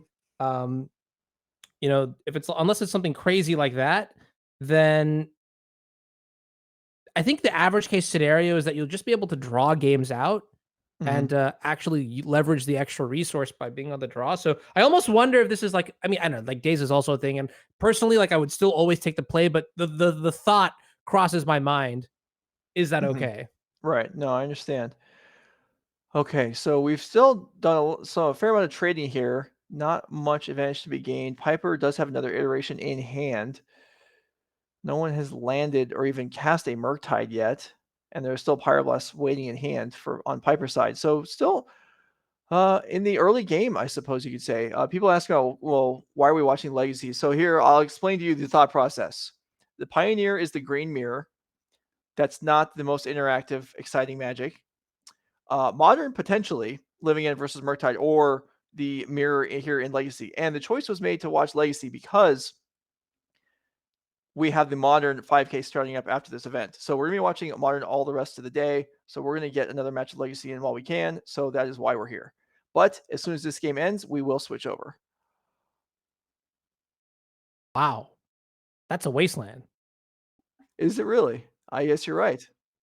I mean, I can only assume it's a wasteland because it's the only non-colored whatever it is. But that is sweet. I have also never seen this card before, but just like by sheer knowledge and raw willpower, I've suddenly figured out this is a wasteland. I don't know. I also do think that as Resident Sleeper, that is it Delver is with iterations and Murktides, and Joe's like, what is Resident Sleeper? I think this mirror match specifically it's quite interactive. It's very back and forth. There's a lot of, navigating it around key spells. There's a lot of navigating your own key spells. There's a lot of, do I have a read on days here? Do I jam my Murktide region? Do I play around Unholy Heat? Like a lot of certain things that, make this specific matchup very intricate and very delicate, regardless of how expressive iteration of Murktide are in the format. Right. Okay, so 8/8 Murktide into play for Piper Powell. Another one in here. Piper Powell's hand is tremendous right now. Agree. Here is a Murktide from Theodore that arguably Piper doesn't even need to counter because the follow-up Murktide will completely outclass Theodore's. And funny enough here is that if you do Pyroblast the Murktide here, you just get double days, and that's actually that's a big deal here, right? Because you have the option to play around it, just untap, take it slow, do a thing. These dazes are also very dead right now anyways, so them being able to convert to protect arguably your strongest threat is a good thing. Right. Okay. So we saw the exchange there of lands, and Piper with a mana, okay, is going to Pyroblast the Murktide and run into the double days that you were talking about. Yeah, see, that's really interesting because the decision to the decision to wasteland there is just to deny Mystic Sanctuary. That makes a lot of sense here because Mystic Sanctuary on Expressive Iteration is pretty backbreaking in this low resource game state, Mhm. but that enables this specific line, which is all right, double days on the Pyroblast, Murktide Regent is in play. Okay. Brainstorm for Piper Powell first. Uh-oh. Now, kind of wants another land. Oh, I guess found a Force of Will. To say finding a land was finding a way to play around days for this follow-up Murktide. I guess even if this Murktide gets countered, it'll still pump the crap out of the one that's in play, which Yeah. is pretty good. This is so dirty. I rarely get to see these large Murktide regions, like, and I mean like big beef, like Mhm. super value 13/13s come into play because Murktide region is so strong, it just normally just dies on the spot always. But now that I see it in play, it's just a little bit. I'm just like laughing a little that this is just a 2 mana 13/13 with flying. Like, Yes, indeed. We're playing fair here. And this is just I mean, this is so fair it's even legal in other formats, lower powered formats. So here's the casual attack for 13 here, which with forcible backup too. yeah, Theo can't really afford to block here. Needs to draw a removal spell for the big Murktide. And we know that's not exactly live, but he doesn't know that, and he's gonna give himself a chance here. Yeah, I'm not gonna lie. This game one just has not felt close at all. Piper had a very strong hand and then converted that into just a very dominant showing here. Like this is great, right? This is exactly what I'm talking about. Is like you find your resources, you pull ahead with the key cards, and then you make sure you find ways to resolve exactly what you have here. And Mhm. Theo's gonna pick up the cards here. This is straightforward. Okay, so Piper will pick up game one. You can see the bubbles filling in there. Zoe also picked up game one, and so did Connor Mullally. So we do have a split but for the Mullally Kamenowski young team, they only won 1 out of 3 games going first. So that's not ideal to kick things off. And now we'll see a little bit of Pioneer here. The Mono Green Mirror, Jesse Rockin on the play for game number 2, which in this matchup, game number 2, very similar to game number 1. Oh yeah, why is that? Well, the players, not just these players, basically every player has in this format has gone way overboard on Karn Wish sideboards. So these green decks we've seen, I would say 4 is the maximum number of sideboard cards you actually would see boarded in, and that was like a month ago. But the decks have been developing, and that number's gotten fewer and fewer. And now we're looking. These two players have 1 and 2 Voracious Hydras between the two of them to board in, and maybe Portable Hole, and that's it. The rest is all sideboard cards that stay in the sideboard to be wished for with Karn the Great Creator. Oh yeah, I like this. All right, cool. So a little bit of camaraderie between the two teams is now. If I was sitting next to you, Joe, and you high five my opponent, I would look you straight in the eye and I'd be like, "Is that you, Johnny? Are you a sleeper agent? Just intentionally throwing matches this whole day? Is that why we're here? Bottom seed going into the last round, Joe? No Or is it just chance, my own 8 Anurag. record on the day?" No, you don't have to worry about that. I will not be high-fiving or congratulating our team opponents in any fashion whatsoever. I'll be conspiring to have judges come haul them off for unknown penalties that they didn't actually deserve just to try and steal a win. That's the way Ooh, I what is it? roll. Greatness at any cost? Well, Yeah, actually, something I like do have that. one question for you, right? All right. And that is so. All right, if these mono green mirrors are basically the same 75s over and over again, we'll Yeah. say like 73 out of 75. I did my homework. I looked at the deck list, and the only difference in game one is one player has 2 copies of Beseju, and one player has 1 copy of Beseju. And while that is something very small, given that Pioneer will ultimately be the DreamHack Atlanta format, it will be the Pro Tour format, right? Mhm.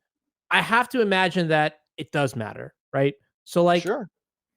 walk me through in this matchup if you're in either seat, how do you get an advantage in this mirror match where you're playing a lot of the same cards? I mean, is it something as simple as just draw better, or is there actual macro strategy that you would implement in this matchup?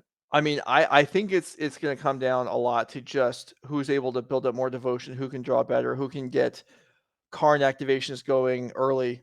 There is some interaction in the cyborg games that you do have the capability of killing your opponent's elves with a couple of cards, but that's not even all that likely to come up. And these are not.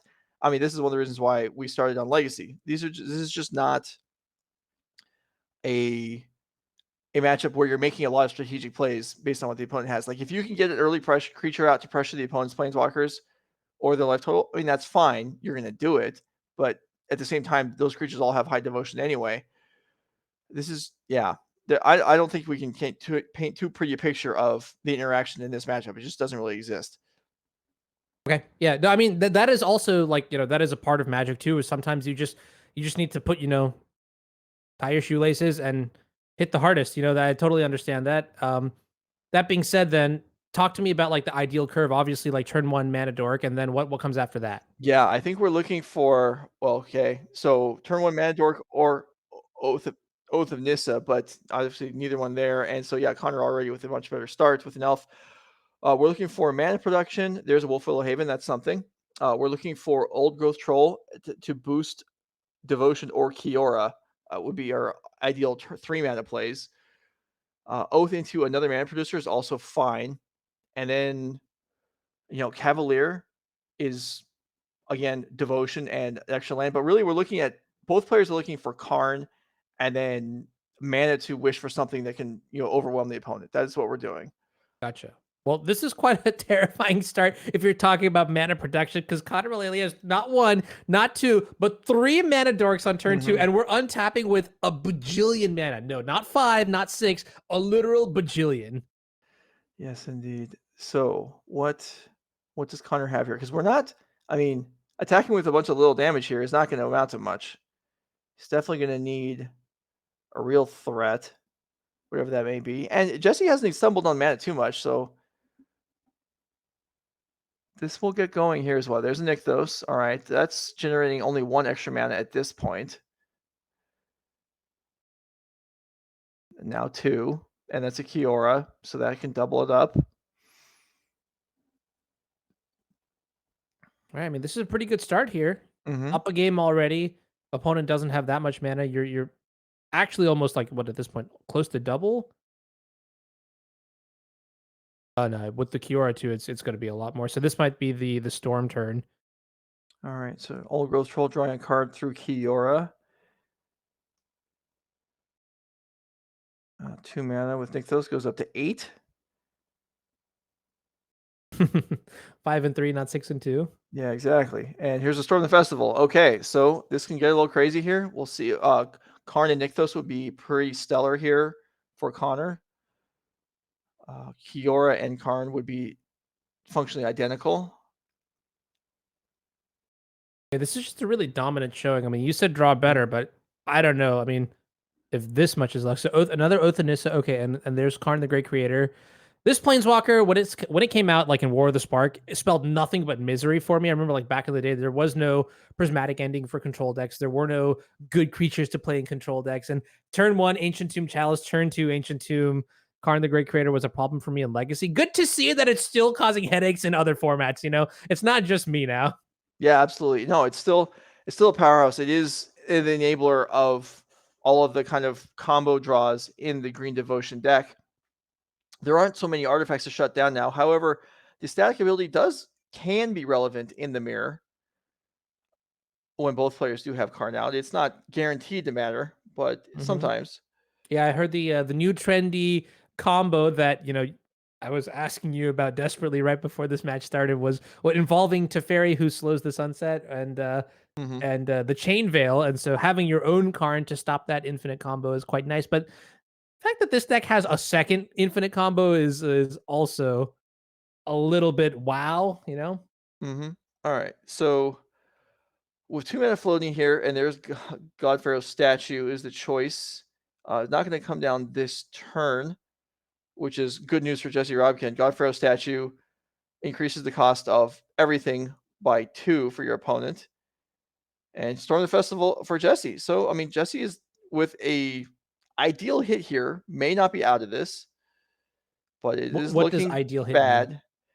Well, it's going to have to involve access to additional mana. I'm not even sure there's enough devotion here for her to get anything going, really. I said that Mm. maybe preemptively.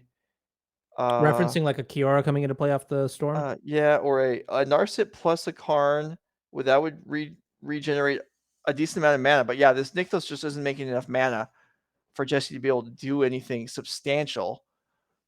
And now Connor's board, even if he blanks somehow, he has attackers on the board. So Jesse's planeswalkers, if there are any, aren't going to survive the turn. So yeah, this is probably already snowballed out of control. And you see Jesse kind of slowing down on the Storm the Festival, trying to figure out what the right choices are. But there just may not be any right choices at this point.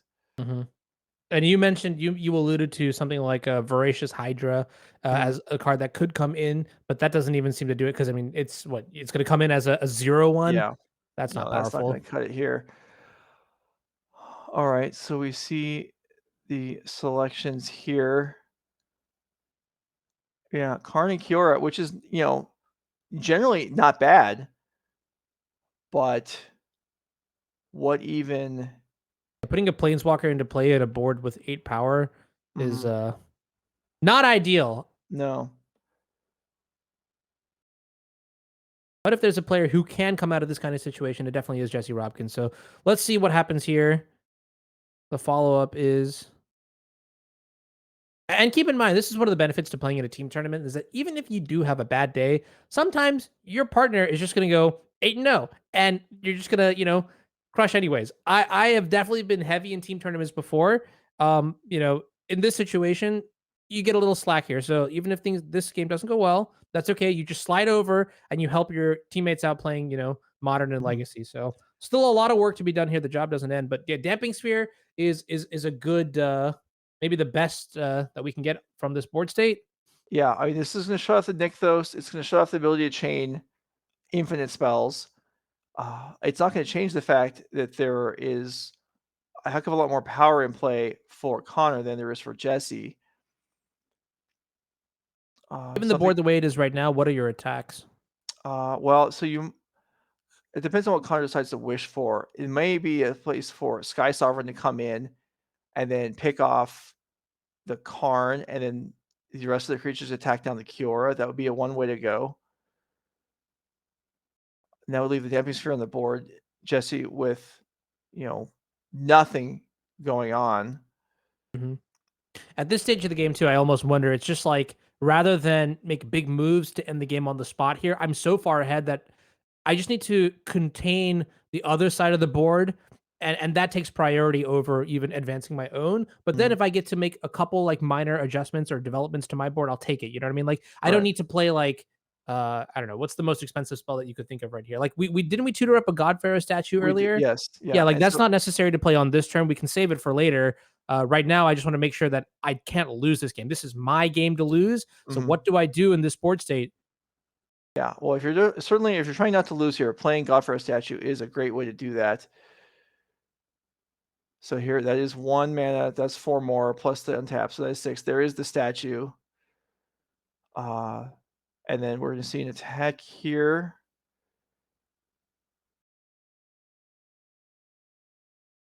Okay, kill Karn, take 4 off Kiora. Connor's Karn still able to activate here. Yeah, Do you agree with the attack here, getting rid of the yeah, Karn to the I Kiora? think that's fine. Yeah, animates Godfrey statue just to have a blocker. Yeah. And yeah, Jesse is out of luck here, I think. So even elves cost 3 mana now. Damping Sphere is going to hinder things. This is.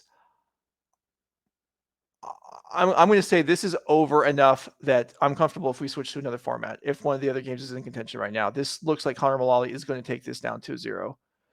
Okay. It's maybe not guaranteed, but it is likely enough that if we have another match that's more in doubt, that we can consider making a swap here. Okay. Okay.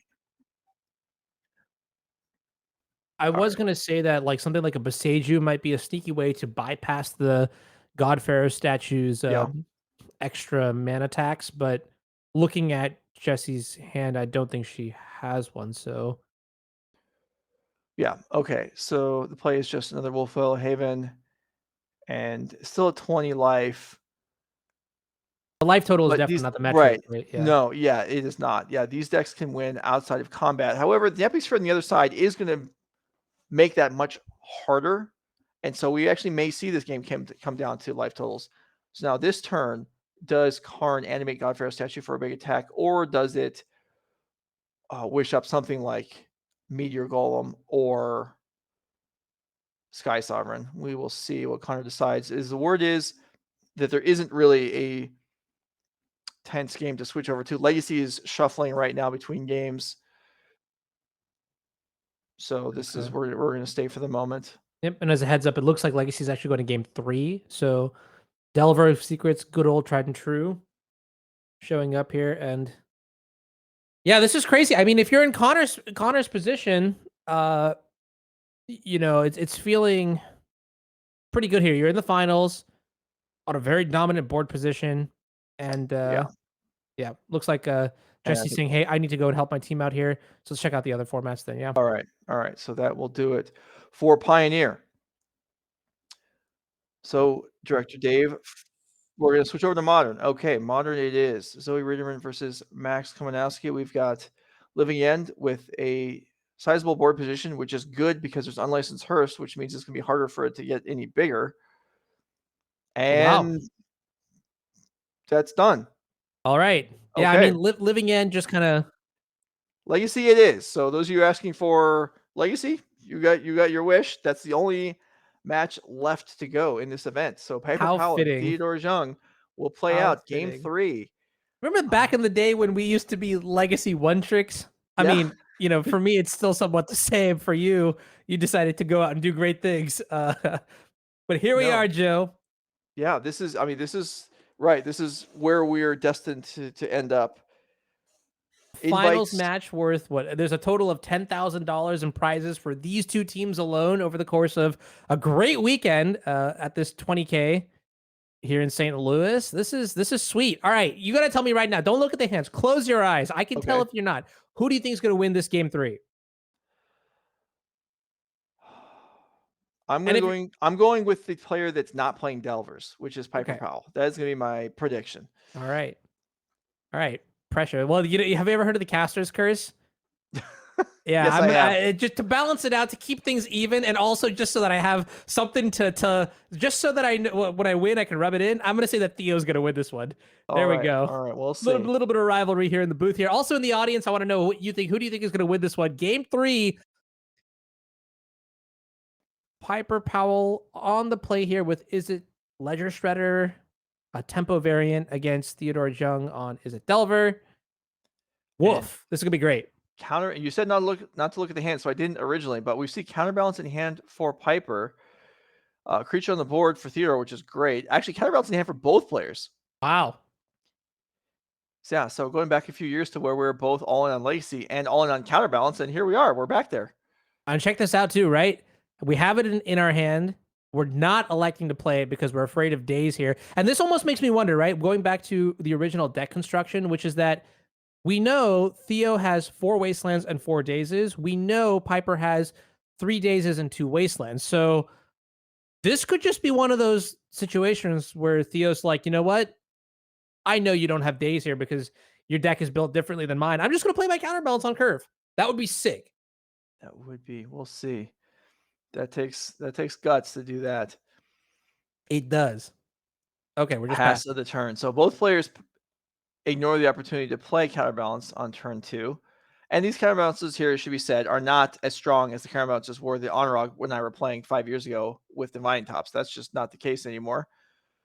But they are still reasonably solid and frustrating to play against. We also have potentially Maddening Hexes coming in, which is alongside Minsk and Boo, the 2 non-Magic Online cards that are making waves in Legacy right now. Yeah, I had a chance to play with Minsk and Boo this past weekend, and I have to say, oh my goodness, that is pretty good, right? Oh, it's so good, Joe. I mean, we'll talk about this at some other point, but it's so good. It's so good. Yeah, Julian seemed absolutely just over the moon about how strong the card was. Yeah.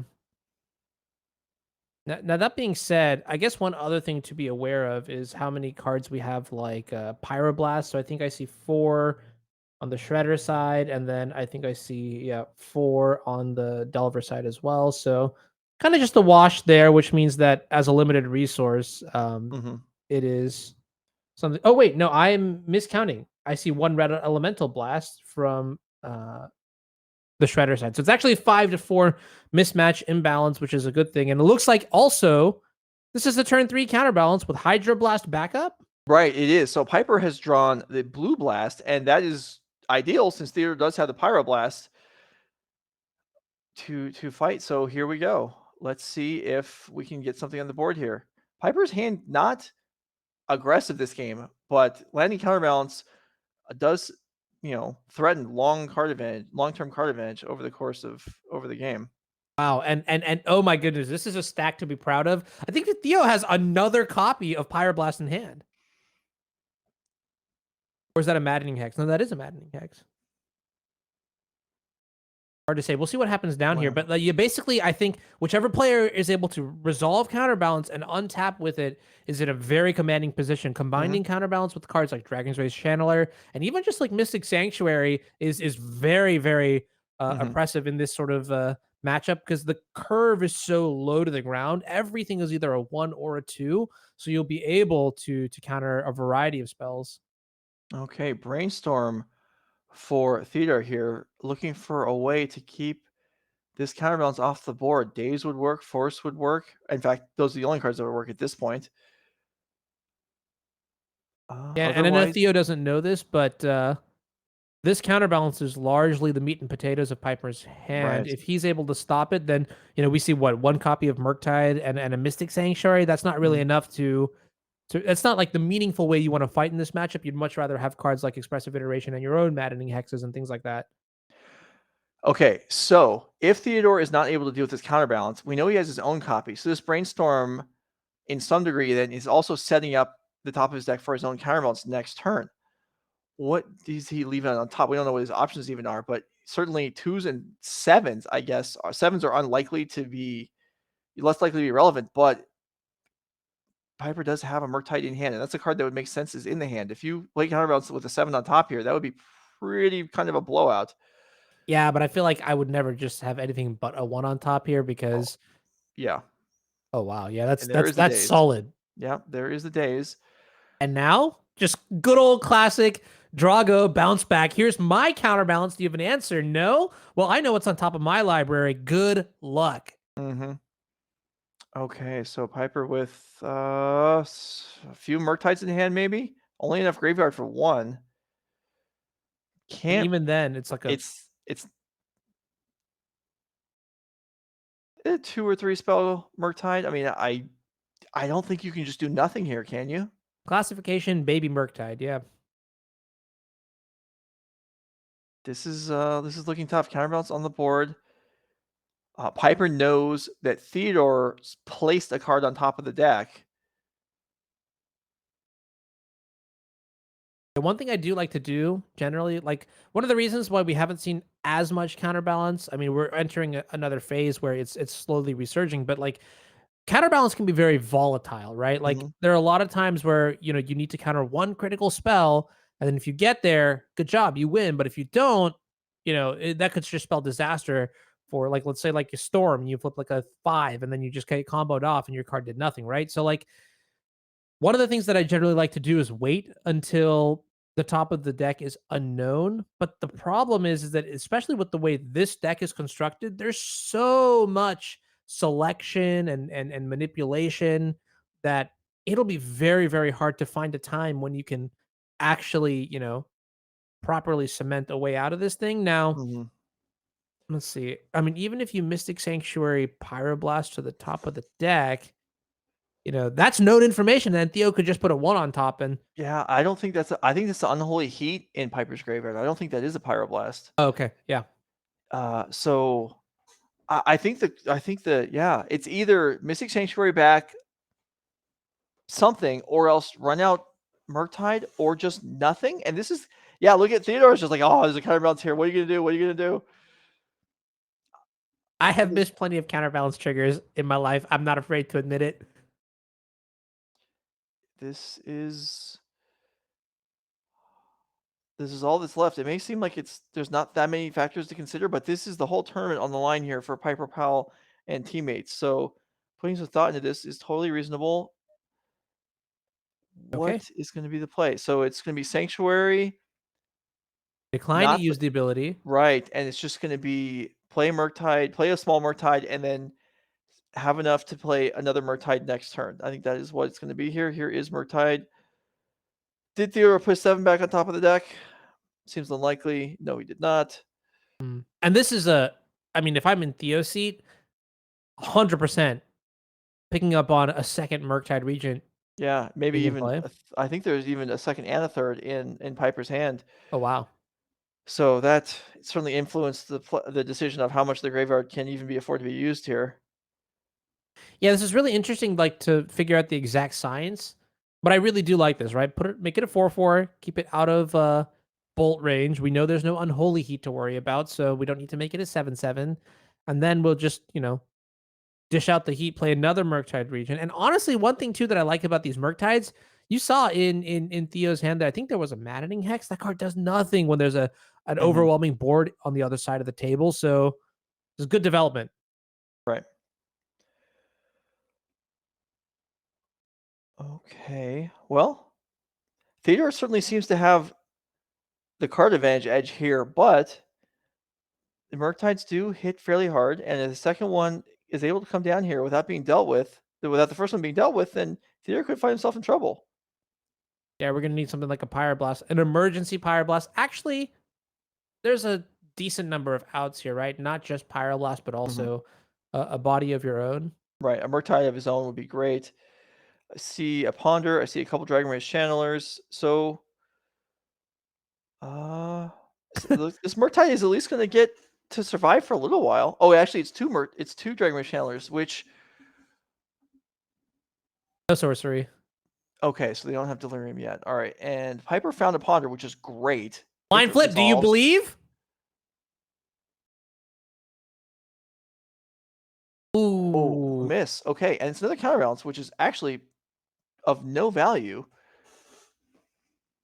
I think I saw Force of Will in Theo's hands, so maybe it's of marginal value. But if there's a Uh-huh. Murktide region coming into play this turn, uh, if Murktide region comes into play this turn, you could force the Murktide region, and then you know Piper can't even draw the days here because she knows there's a counterbalance on top. So Mhm. actually flipping a 2 here is not even the worst. All right, there's the draw. It's a bauble. Oh, Bobble's also kind of cool too because it lets you operate on a single turn. You can check the top of Theo's Ooh, if deck this and gets then dazed here, the bauble could have prevented that.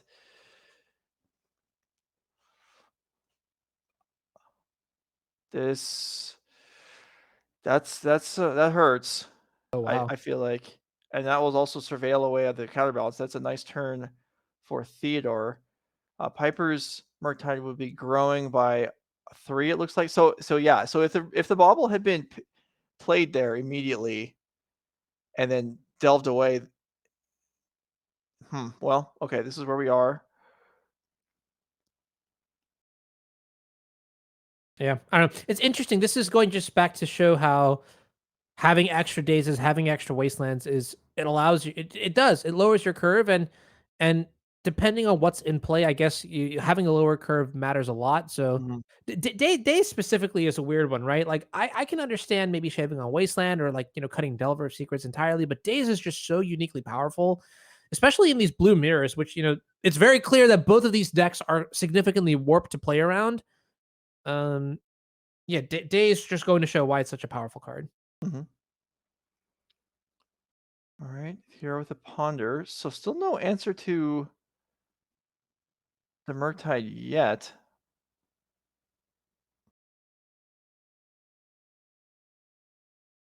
Did we find an answer here? We'll see in a moment. Okay. Oh, and an expressive iteration I see. I see another red card. Oh, Right. Pyroblast. Okay. Yep, this is bad news for Robkin, Reederman, Powell. And here's an attack. 6 across. Delirium. Yes, indeed. Piper loses a third of her life down to 12. The draw is a Ledger Shredder. Okay. Ooh, oh. Oh, Oh!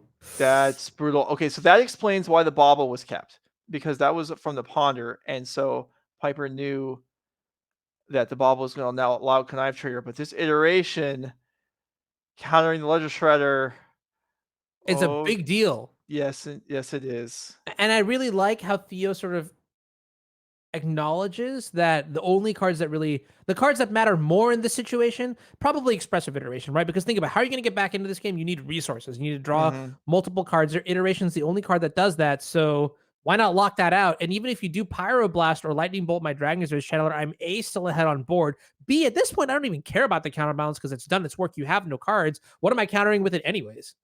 Yeah. Immediate attack from Theodore here. Piper loses half her life this time. So we went from a third of her life to half her life, and next attack looks like to be 100% of her life, or perhaps even a much bigger multiple of that. Murktide being cast. This is days on the Murktide, which can be paid for even if counterbalance misses, and I think this is going to seal the deal. I don't know that there's a card Piper Powell could draw here. What would that even be? Draw We're step one time. mana. It's a We're miracle. two mana short of Jockle Hops here.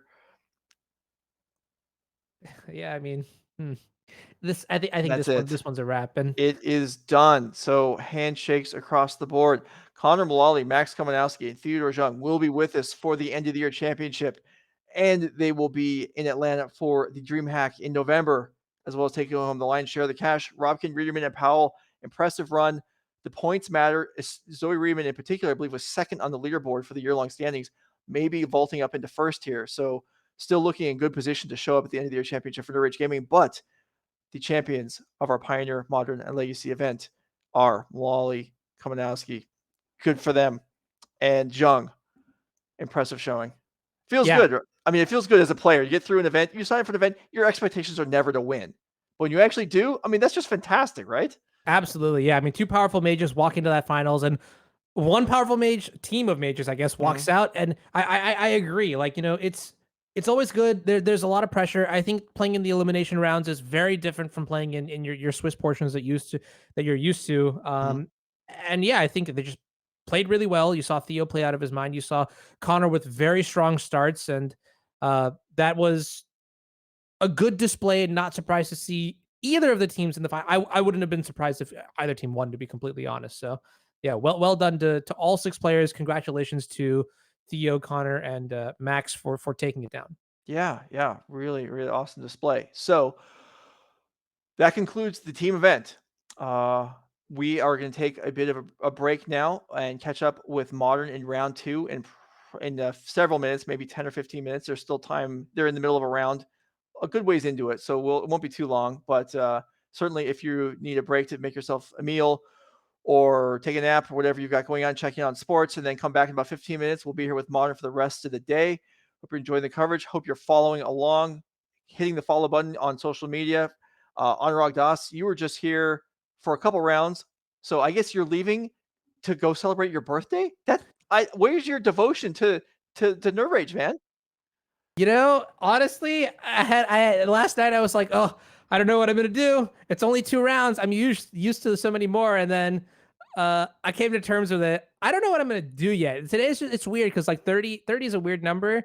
But I am very glad to be here. Happy to have watched probably the some of the most exciting matches over the weekend, and I'm really hoping the Modern 5K is a banger. I'll be watching it throughout the day too. But just a good surprise. I mean, to listen to you once again, and Devin and Becky. Yesterday was a treat as well. So looking forward to see how the event plays out. All right. Well, yeah. I mean, if you don't have plans, shoot, maybe we'll keep you in for another round. Maybe you can get in here with Devin. I'll take a break and then we'll come in an hour later. Anyway, we'll figure it out. This is Nerd Rage Gaming. We'll be back in about 15 minutes to pick up the Modern event. Thanks for being here. We'll be back.